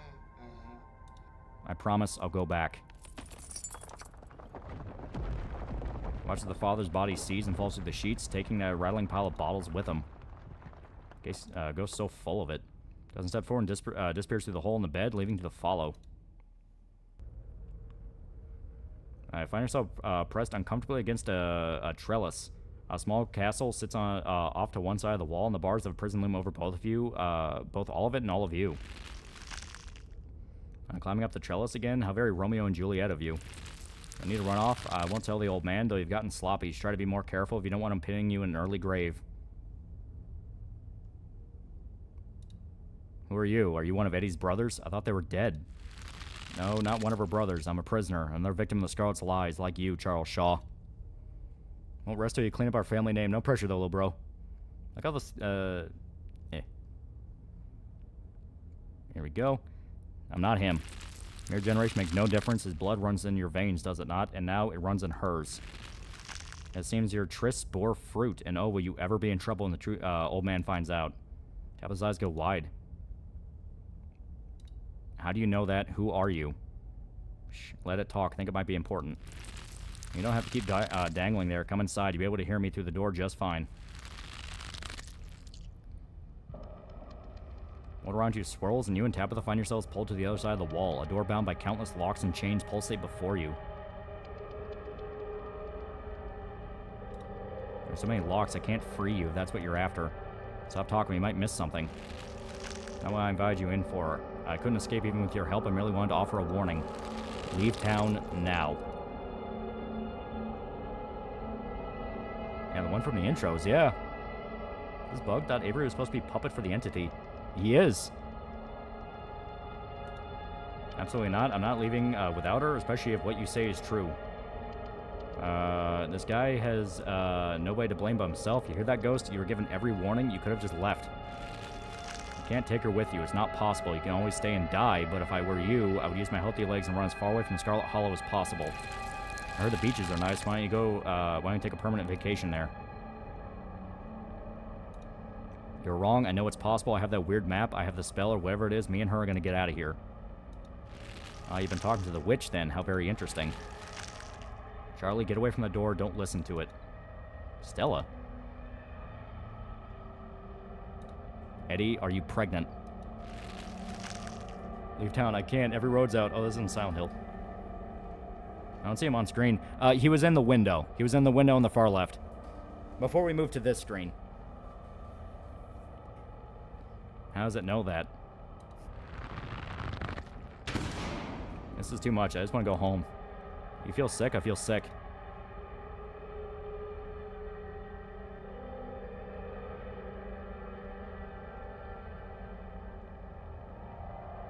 Okay. Are we related to Charlie? I know for a fact, but even if we can trust what we've seen here, I'm sure Grandma Eddie just miscarried or something, right? Come on, the quicker we get through this, the quicker we'll be out of this ghost place, hopefully. You and Tabitha walk after Stella into the darkness. You and your cousin find yourself crouched under a large table. Lever stares through you as indecipherable murmurs and shuffling feet echo from the ends of the table. I don't know why, but this feels so much worse than the last room. They're so lovely. Are you sure I can keep one? You must have worked very hard on them. Of course, it's a present. When you look at it, you can remember all the fun we had.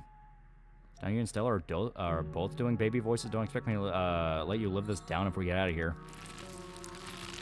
I'll try to keep it away from my brother so they don't smash it, though I wish I could make it move like you can. And you can even do the voices. You know, you could probably make real money if you put on a show for people. That's the plan. I want to be a traveling performer. Why don't you come with me? You can go from town to town putting on shows for other kids. Christ, yeah. Guess that didn't work out for him. Traveling show and you want me there too? Oh, we could go to towns along the beach? I've heard the Outer Banks the most beautiful place in the world.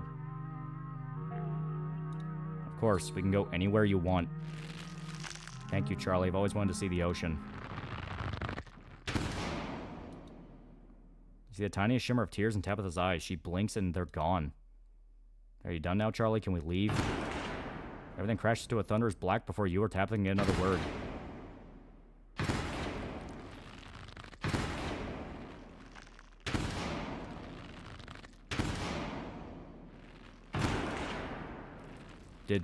Did we damn our friends to die?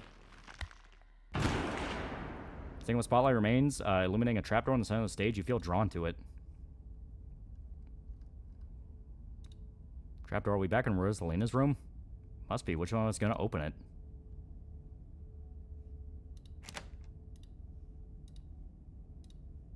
Wordlessly step towards the trapdoor. It creaks open all on its own.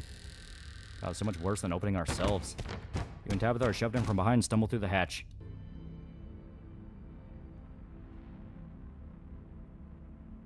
Took some digging, but it's there. The map was right. That means there's hope, Eddie. Whatever it is that Enoch did, we can undo it. We can be happy together.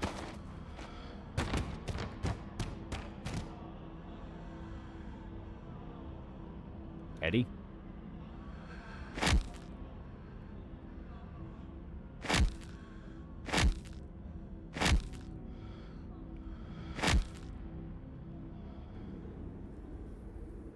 Oh god, I'm so sorry. Cousin violently heaves into the void, but nothing comes up. There's nothing here. This place is completely empty.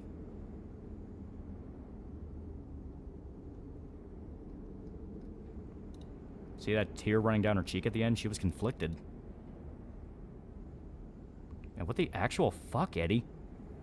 I didn't, but that's a good point. This whole thing isn't very fair, you know? We only saw one side of the story.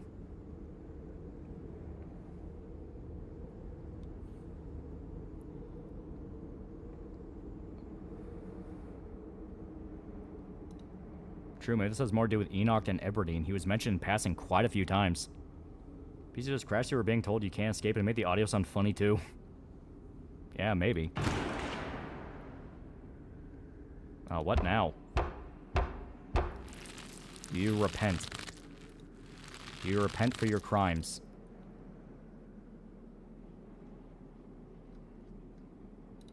Their names are back to normal. They must not be in character anymore. Maybe it's getting weaker. Must answer for the crimes committed by your scarlet blood. Maybe it's getting stronger. I hate it here. I hate it here so much. Until you do, I cannot die.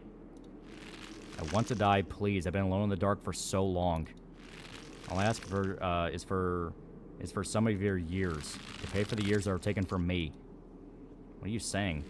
My life was stolen from me. I want some of yours. It's only fair. No, it's absolutely not fair. You gotta be kidding me. Neither of us had anything to do with what happened to you. Sins of the father are to be laid upon the children. One of you must forfeit. It doesn't matter which. Bullshit.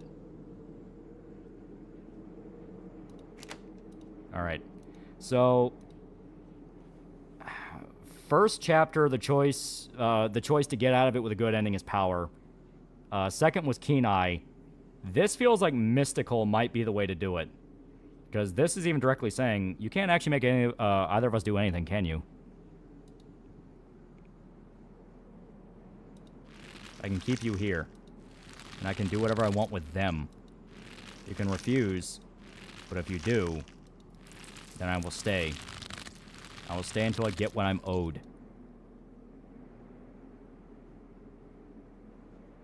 I continue. Sentence been handed down. Make your choice. Hope I didn't come too late. Oh my god, thank you, Grandma Sybil. No, Mystical can't save you here, okay. Mom? All of you better get out of here before the spirit regains its composure.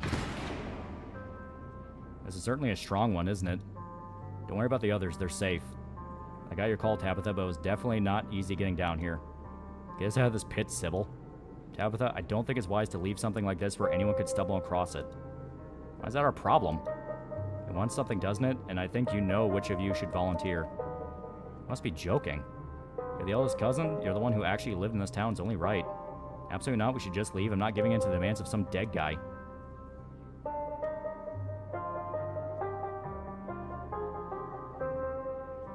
I'm not leaving before I put this thing to rest. Take a step towards the spotlights. Move forward. You feel Tabitha's hand on your shoulder. Dale Cooper, what are you doing?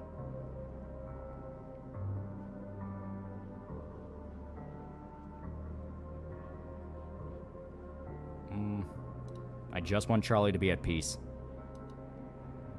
Not really that hard of a choice, in my opinion, but maybe it'll be later down the line. I don't know how yet, though. Yeah. After everything's done to us, after everything he's done to Stella. Sybil's right here. People don't, please don't do this. Or, wordlessly step into the spotlight.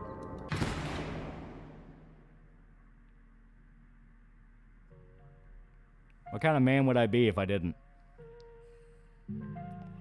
Now, you can choose not to sacrifice anyone, but the house will remain haunted.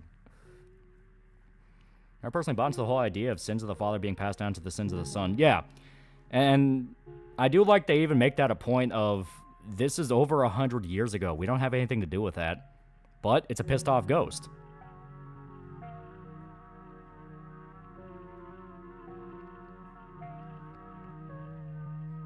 I'm gonna note on the head, feed his pet. Yeah. You can actually hold that opinion in this game. And very clearly it supports that opinion, because it's like, what the fuck do we have to do with any of this? We don't know any of you people. But it's a pissed off ghost. Yeah, ghosts are not going to be rational.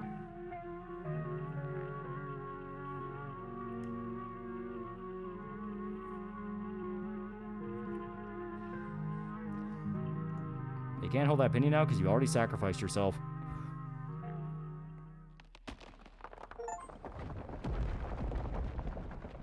For the first time in what feels like hours, the earth around you feels solid, real, but also soft. You feel pressing in on all sides, cold and growing tighter by the second as the soul settles. Claw your way out. Arms stare at the earth till they break you into the air.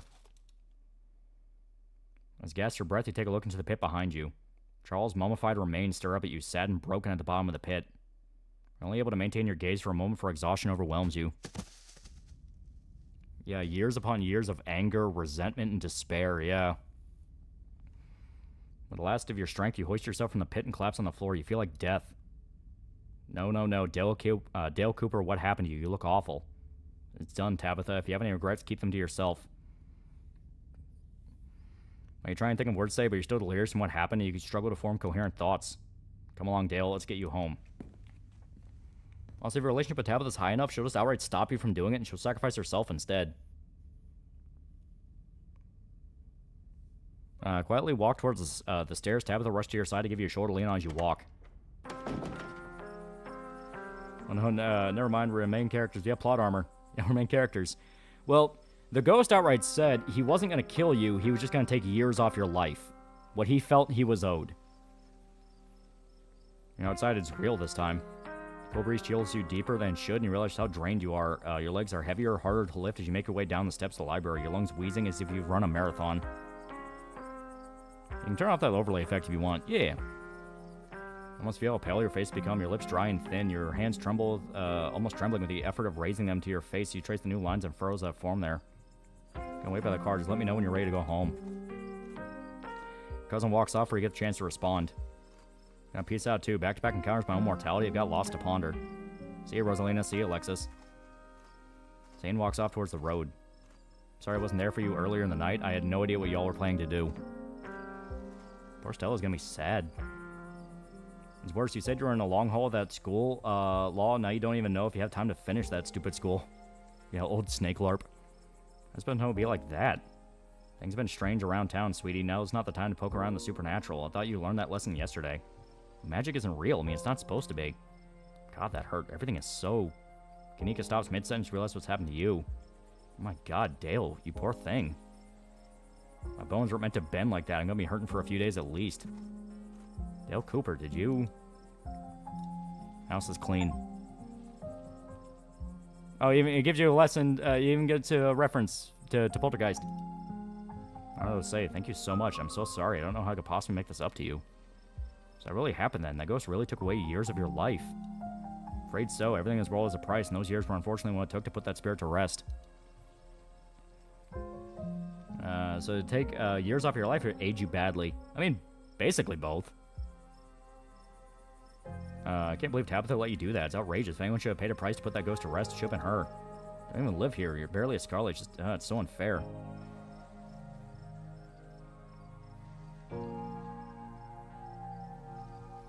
Okay. This was my choice to make. Don't bring Tabitha into it. See, this is why Tabitha should have done it. Your life has changed forever, and you're just okay with it. I agree. It is unfair, but I did my best to swear. What's done is done. There's no use dwelling on things. Okay, Sybil, really nice grandma. And, I mean, Kanika, I get. She has beef with Tabitha. They have not liked each other for years. Sybil. Motherfucker, I made the choice. What, the oldest cousin has to do it? No. The one who knows it's the right fucking thing to do does it. I'm not gonna fucking make her do it if she didn't want to do it. It's like, fuck it, I'll do it. I'll fucking jump into it.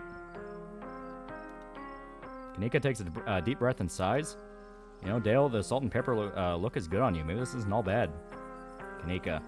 Sorry, just trying to be positive. Stella's way better at that. She okay? I was wearing the same thing. We just saw a ghost, and she's just standing off by herself. Be a normal reaction from anyone else who had just seen a ghost, but this is Stella we're talking about. I'm going to check in with her. Yeah, Tabitha lost years first, technically. Exactly. And don't be angry on my behalf, yeah. Probably not going to live past your 30s, are you? Look, we're all winding up in the same place eventually. Might as well make the best impact you can in that time, yeah. Walk over to Stella. Oh, hey, Dale.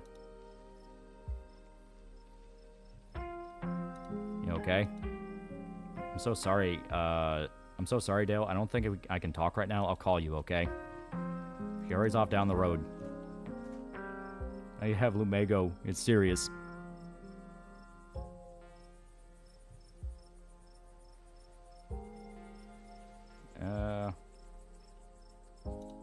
I think she took the brunt of things in there. No wonder she's having a hard time right now. Should we go after her? I think she just needs time to herself. Stella's never been the kind to share burdens, and I doubt that'll change just because someone goes chasing after her. If anything, it'd just make her clam up even more. She's a strong girl. She'll be okay. Also, arguably, Tabitha's already had her childhood years taken away from her.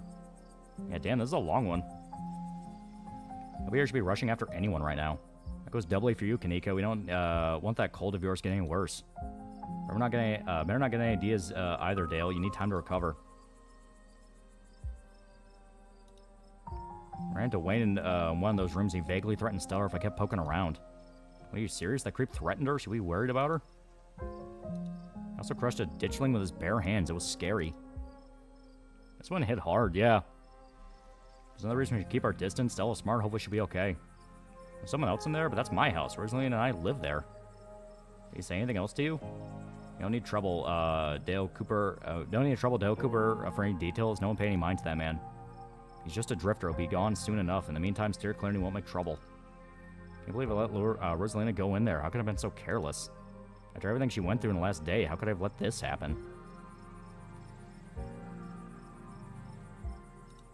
You actually tried pretty hard to warn us about things, Oscar. None of us took you seriously enough. I should have done a better job of warning you. I should have known how bad it could have gotten in there. Shouldn't have let Rosalina come with us. Well, shit, what happens if that house stays haunted? I assume they just leave. they just move out and they don't fucking go there. Yeah, I think you need to talk to Wayne again, yeah. Dad, what'd I tell you? Stop blaming yourself. You could have stopped me. If you tried, we were just gonna sneak in after you. Yeah, Rosaline was gonna make us go in there no matter what. You didn't put a ghost in our house. This is not on you. We both had a difficult time with this, but the storm has passed. Things will start getting better from here. Were you all conscious that whole time? Everyone glanced at each other, though none of them gave any of their years away. You can see how exhausted they are, how unsettled. Yeah, it was awful. Kind of fun, too, but mostly awful. Pretty sure we remember everything, at least until Sybil showed up and snapped us out of it. There was another carving in there. They keep giving me visions. It's pretty good. I may pick this up. I like this a lot. Doing another 10-hour stream? No, Buddha wanted us to go through all of episode 3, and he dropped an Akasupa for it, so I'm like, alright, I'd just be a douchebag. And episode 3 is... Honestly, that was really fucking cool. I really like that old photo vibe after old fallen leaves, yeah. Wonder if those things are tied to everything supernatural that's been happening. Yeah, I wonder. One is a coincidence. 2 of them are back-to-back nights. And if you're right, there's another one in the clinic. Sorry, a little lost. Been finding carvings around town that have been giving you visions. This is news to me, too. Sure, everyone here could stand around theorizing about this all night long. I'll be plenty of time for that tomorrow. Dale Cooper, if you have the time, I'd love to discuss the visions over tea after you've had the chance to get some rest. What was it like, being puppeted? Worth it, but let's be honest, you didn't really need the push. Yeah, like I said, this game's great.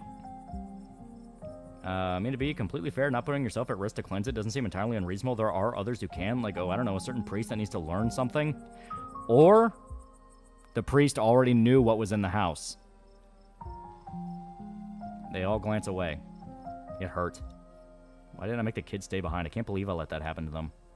This might be overwhelming pain, exhaustion talking, but shut up. I love you. You didn't do anything wrong, okay? I had no idea what I was going to say until the words were always spilling out. It was like I had no control over myself. I remember each and everything I said. It's like it was burned in my memory. Poor souls. Can't begin to imagine what you've been through. Do any of you know who you were supposed to be? You know, letting a house be haunted instead of sacrifice someone is a far better choice than one of us becomes old. I had no idea. Words just came out. There's no context, nothing. There was a weird feeling, like an overwhelming guilt. I was so angry. I was mostly just scared. I didn't feel any of those things. I don't know how to describe it. I felt powerful. I was just cold. Should probably get going. It's starting to get chilly out, and there's still work to do to get Rosalina set up for the night. Don't be a stranger. Let us know if you need anything, Oscar. I will. Thank you, all of you, again. Now, someone else can step up. Yeah. I didn't have anyone sacrifice themselves since I'm holding the whole why should we take responsibility position, but I keep hearing the consequences for leaving it are really bad. It was time for me to get my daughter home as well. But, Kanika, dear, you haven't been feeling well. You need to get some rest. Okay. I'll see you tomorrow, Dale Cooper. Yeah, I'll see you tomorrow. Cool. Kanika wearily treks back to the general store. Before I go, so we'll place her hand on your arm, holding you back for a moment. I'm sure you have questions about everything you saw tonight and about what's happened to you, but let's not get into it here. I think everyone could use a little rest and relaxation right now, yourself included. If we swing by the tea room sometime tomorrow, say early afternoon, you and I can have a little chat. I'll see you then, Dale. Sybil leaves you and catches up to her daughter. Tina, you can't help but overhear snippets of their conversation as you leave. Whole body hurts, Mom. My whole body hurts, Mom. What was that? And I want a better answer than a ghost. It was a spirit, dear. I've never been a fan of the word ghost. You'll be alright. Let me get you some of that special tea. It's been working well, don't you think? I don't think ibuprofen would be better, but I gotta admit, the tea's been nice. I'll put the kettle on as soon as we get home. Guess just 2 of us now. So you have no idea who you were? I could roughly place most of the others. Nope, none whatsoever. I remember everything I said, and I remember that cold feeling. Prisoner of the Scarlets. I wonder what your family was up to back then. Guess we can add to the ever-growing pile of mysteries. Awesome Berserk video, man. Yeah. How many years did it take off? I don't know, but they do say it's enough to where you can see you visibly aged. Also, you can bypass decision with one of the traits and reason with the ghost. That's actually really interesting. Like I said, this game does genuinely make you want to go through it again with different traits, see what happens. What do you remember? As far as I know, all of it. I might start forgetting soon, but for now it's all fresh. The twisting wasn't the most pleasant, but even though I feel like I got tossed in a blender, it honestly made me feel so alive. So you don't regret coming along tonight? Can't believe you're the one being apologetic right now. These bruises are temporary, you know? Look, that was a horrible experience that'll stick with me for the rest of my days. But it was also kind of amazing for that. I don't know if that makes sense, but how many other people can say they were possessed by a ghost? Guess we finally got some shared trauma with everyone now. I got the VTuber Cineveri to check you out. Sorry. So long as they're cool. That's all that matters. As long as they're cool. Avery chuckles and grabs at the wrist, ribs, wincing. Yeah, I guess I do, huh? I know tonight was horrific, but it was also thrilling, and knowing we all went through it together makes it easier. You played Dinosaur, the official name Dinoblade. I have never heard of that before. Salt and pepper doesn't mean much, as I'm 31 and getting seasoned. Yeah. You know, theoretically, it's only about like 10 years, which for a lawyer, we were going to hit that anyway. Now, which reminds me, I better get home. I'm supposed to have shift tomorrow morning. I might have to call in sick, but here's hoping good night's sleep's enough to heal up. Dino Souls game? And hope you feel better soon. Let me know if there's anything I can do for you. Avery heads off, leaving the square in front of the library empty. Time to wrap things up here.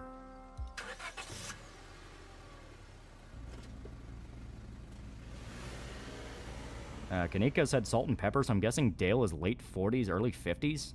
They make it sound like a lot more. Judges, GF, do you want to be in their pockets or stepped on? Pocket.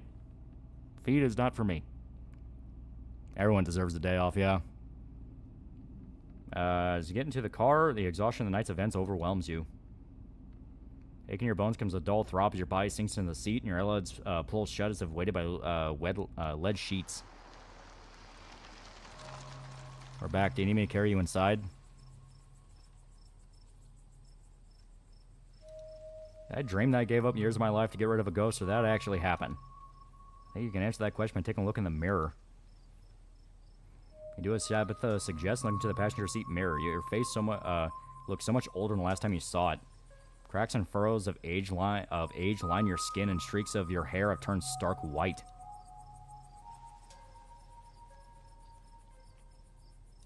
No regrets. We'll see if you still feel that way in the morning. Now, come on, let's get you to bed. Back inside, the chill of the night breeze is a little better here, but your legs are numb with exhaustion. We're back inside. I have to imagine you want to get to bed. I want to know about Wayne. Really talk. Really have the energy to keep talking? Do you think he's actually going to hurt Stella? Correct answer was inner cleavage, so you failed. You're not a true Giantess fan. You only gave me the two options, asshole. Don't cheat. Awfully pissy for something we went out of our way to stop her from being a victim too. Well, she's pissed off that we did it, you know? Like, we were reaching a level with her where she genuinely was opening up to us, and then we do that, and it's like, oh my god, what the fuck did you just do? She's scared shitless. No, he's a creep, but I don't think he has any in him to hurt her. And I don't know if you noticed, but Stella's irritatingly resourceful. She'll be fine. So Wayne's a he now. Back in the ghost realm, he was an it. Does it really matter? I was scared in there. Right now, I'm so exhausted and barely think straight. Who cares if Wayne's a he or an it? Either way, he's bad news, and you best steer clear. Talking's doing much good for your condition. If you keep going, you might just collapse on the floor. You can barely stand right now, but if you're going to keep bringing this up and people are going to talk behind my back, I at least want you to know my side of things. Perlane didn't like it when I dated someone for too long. She pressured me to break up with him, and if I push back, she'd find a way to handle it herself. When I know what went wrong with Wayne, you're better off asking her, but she's dead as a doornail, so unless we're stuck dealing with two ghosts in 1 week, that's not happening. Case closed.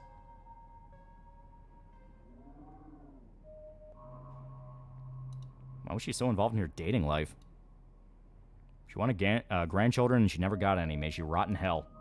Now go to bed. You need rest. Find yourself unable to object. Now keep poking around looking for trouble. You just had to make it to the funeral. 4 more days, that's all. Then the bus comes. You know, I don't have to leave the holler. I can get used to this place. That's good to hear. It would be nice not being the only Scarlet left. Anyway, night. See you tomorrow. And she's pissed off that Dale got hurt. Tabitha would have wanted none of them get aged by the ghost. Yeah. Time to go to bed. It's getting more like a visual novel or disco. I mean, to be fair, Disco Elysium is already basically a visual novel. The only difference is it had the dice roll mechanic. This is more just straight up visual novel in that your choices are your choices. And she just lost her mom, granted the relationship with Rocky, but now her only remaining family is going to croak early. Have you noticed yourself entering the guest room and falling into bed? Suddenly you're just there, buried under your family's musty covers. It's Wednesday night. Nearly half a week has passed since you first arrived in town, and a little over half a week remains till the bus comes to take you home. Spirit of Charles Shaw Jr. has been put to rest at the expense of unknown years of your life. Spectre of the night's events will linger over you for your every day you have left. Grim reminder of the price you willingly paid for the crimes of a family you never met. Maybe it'll be easier in the morning. Maybe your joints will ache just a little less than they do now. Maybe you can still right the capsized ship of your now broken life. Or maybe things will only get worse. Have you played any other visual novels? Oh, yeah. Yeah, I played a bunch of visual novels. Okay. And now I'm going to save. Oh, my God.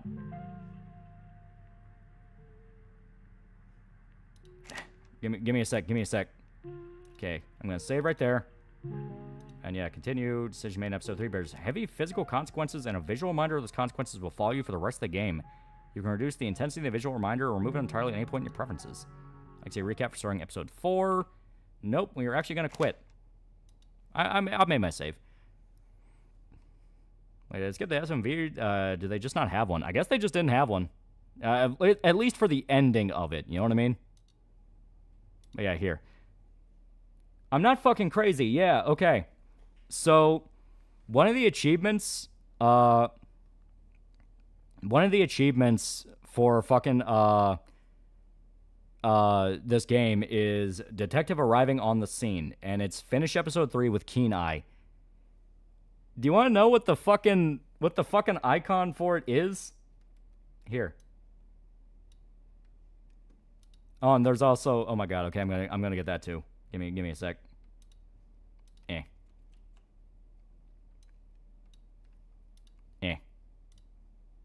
Okay, here. I'm gonna pull it up right now.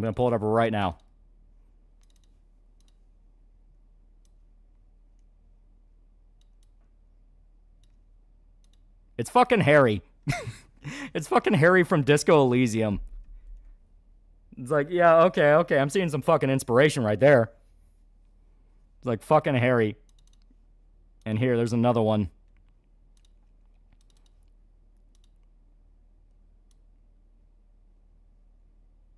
So, that's if you finish it with Keen Eye. But remember, our other trait is Mystic.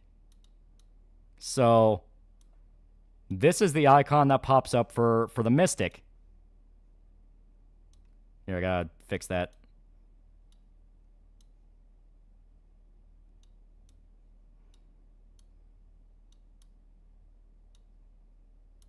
It's fucking Yu-Gi-Oh! It's fucking Yugi. Yeah, a lot of trade achievements are references to other media, yeah. Is that Yami Yugi? That stream was genuinely fun, yeah. I actually really like Scarlet Hollow. This is really good. Yeah, not Dresden. Yeah, of course it is, yeah. Alright, this dev's an absolute nerd. I love it, yeah. Copyright infringement. Can't wait for mods and this game to have a schizo playthrough. Yeah, we're glad you like it. Dude, this game is really good. I can definitely tell the creator of this definitely enjoys Tumblr. They're very much a Tumblr person, I can tell.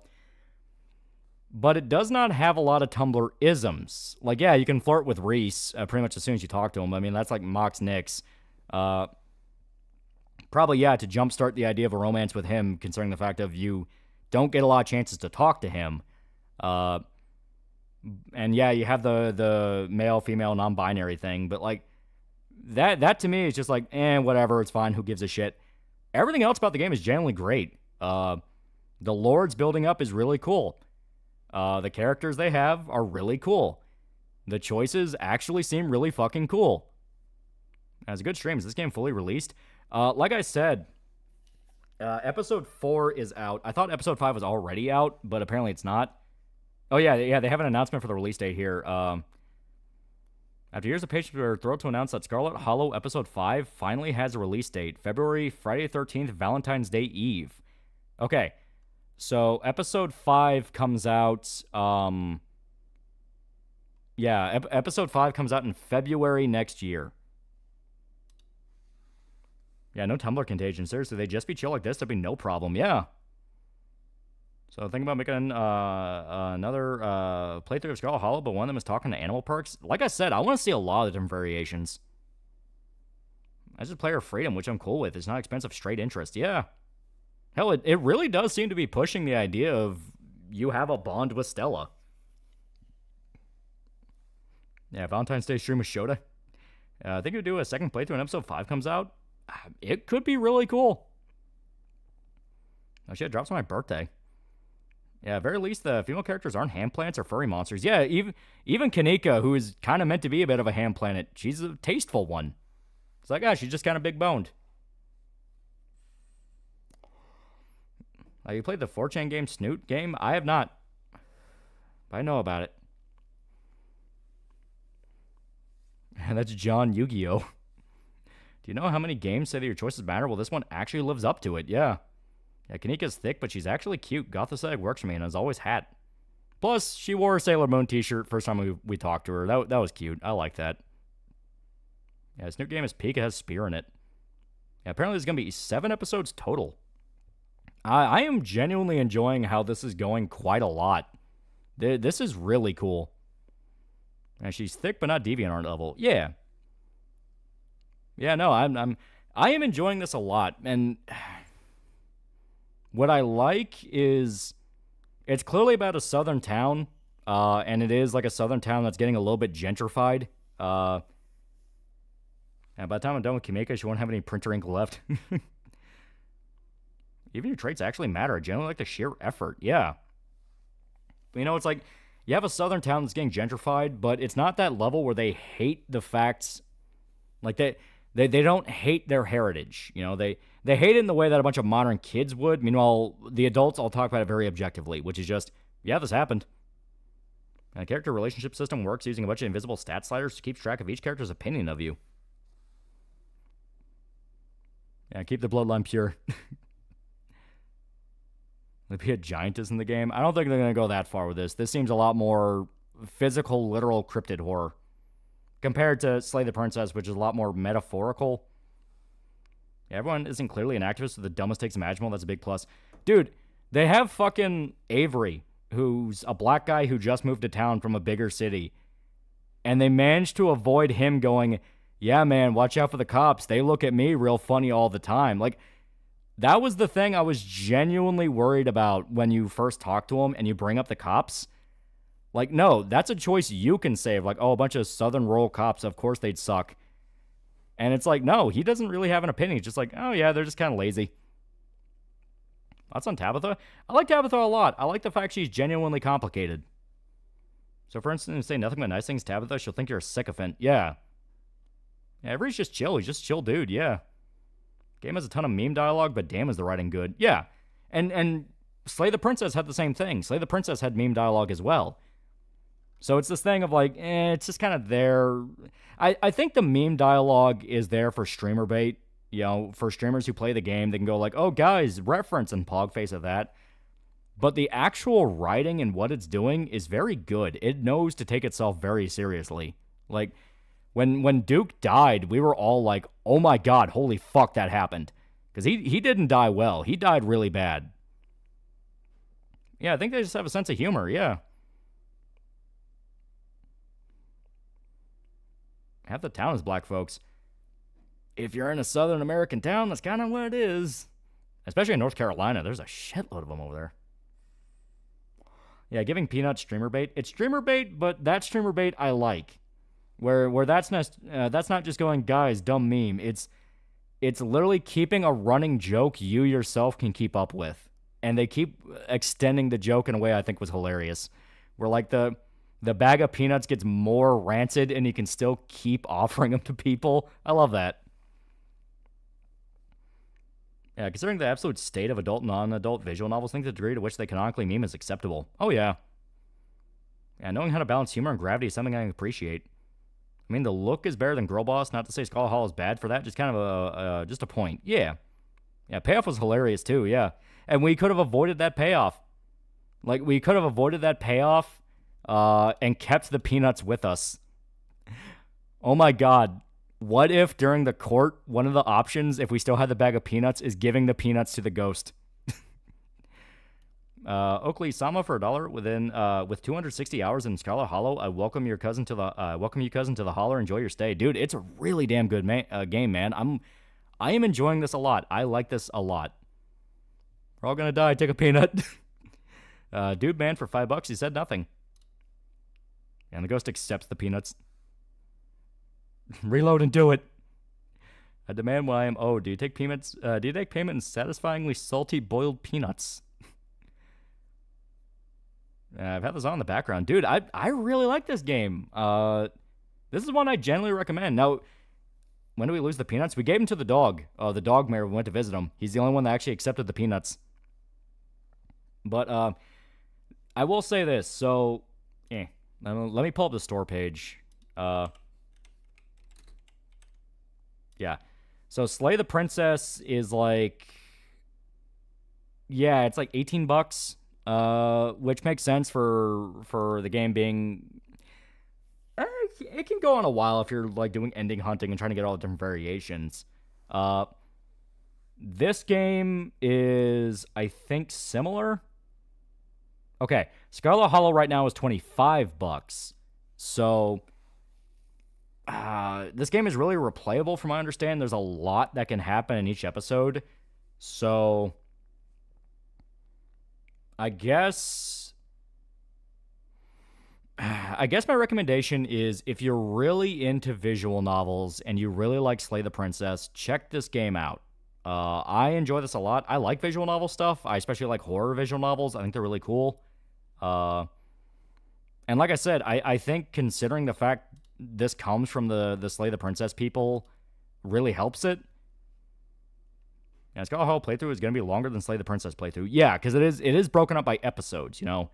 A run through all 7 episodes when they're all out is going to take a lot longer than a Slay the Princess playthrough, which is like maybe 5-6 hours, depending on what you want to do.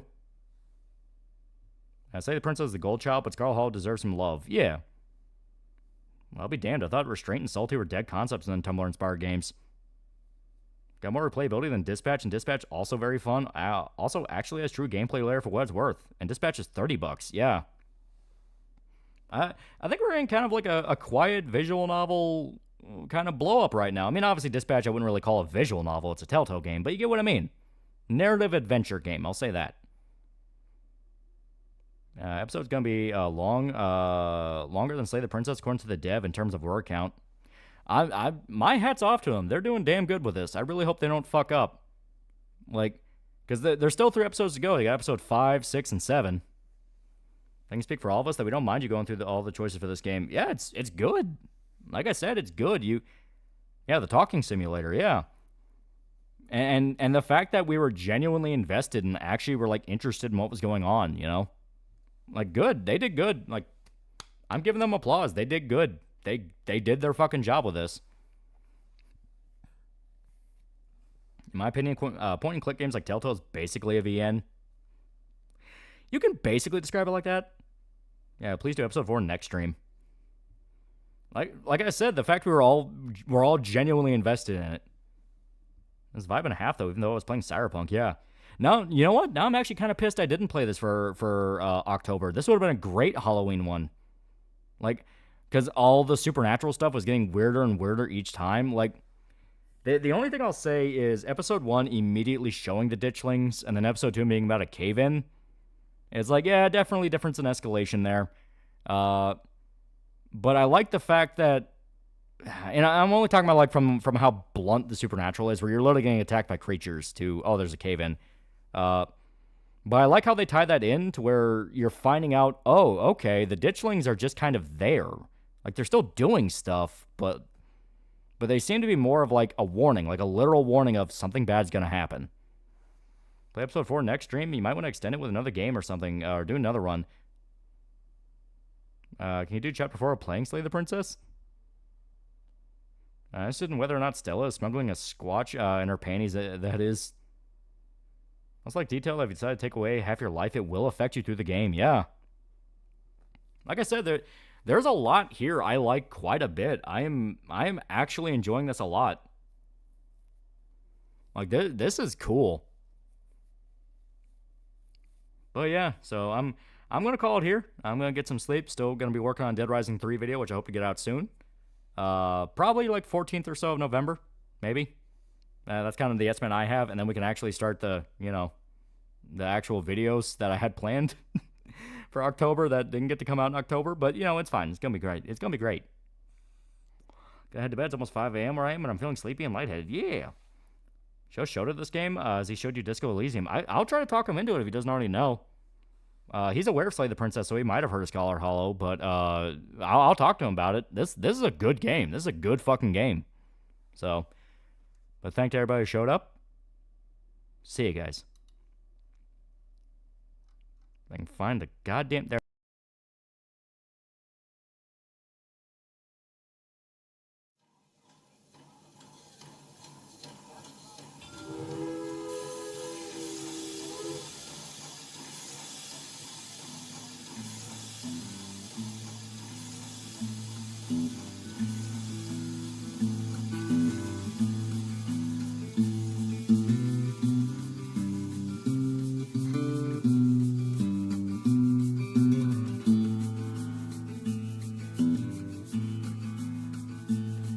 He was born to a West Texas guy. Mama worked the mill and Daddy worked the mine. And Daddy was a good man, but he liked that corn liquor. One night he met a man whose draw was quicker. The sun rose on a fresh grave. He stood there by his mother, a shovel in one hand and a gun in the other. The killer wore a silver star. The boy found him at the bar and dropped the hammer on Daddy's revolver. He fled the law from El Paso to Waco. They ran him south all the way to Laredo. He cut a trail to the border on a Palomino quarter. Most of the law never made it to the Rio. He wasn't born a gun-fighting man, he just played the cards in his hand. Many men have tried and many men have died, trying to kill the man responsible for many a cowboy's last ride. She was born a school teacher's daughter. She'd been raised right and washed by the water. She found him hiding in her backyard, leaning on the well, a bullet in his leg and a posse on the hill. She hid him in the house when they came around. She nursed him to health and he was never found. They wed in the spring, but the word was in the wind. There were holes in his story, tales of past sins. 7 months he left his gun hanging on the hearth. One night he went for wood, they were waiting in the dark. When the shots rang out, she dropped the kettle to the floor. Saw his gun on the mantle, knew he needed no more. She fell in love with a wanted man. She stole his heart and his gun hand. Many men have tried and many men have died, but she was the reason for a cowboy's last ride. He wasn't born a gun-fighting man, he just played the cards in his hand. Many men have tried and many men have died, trying to kill the man responsible for many a cowboy's last ride.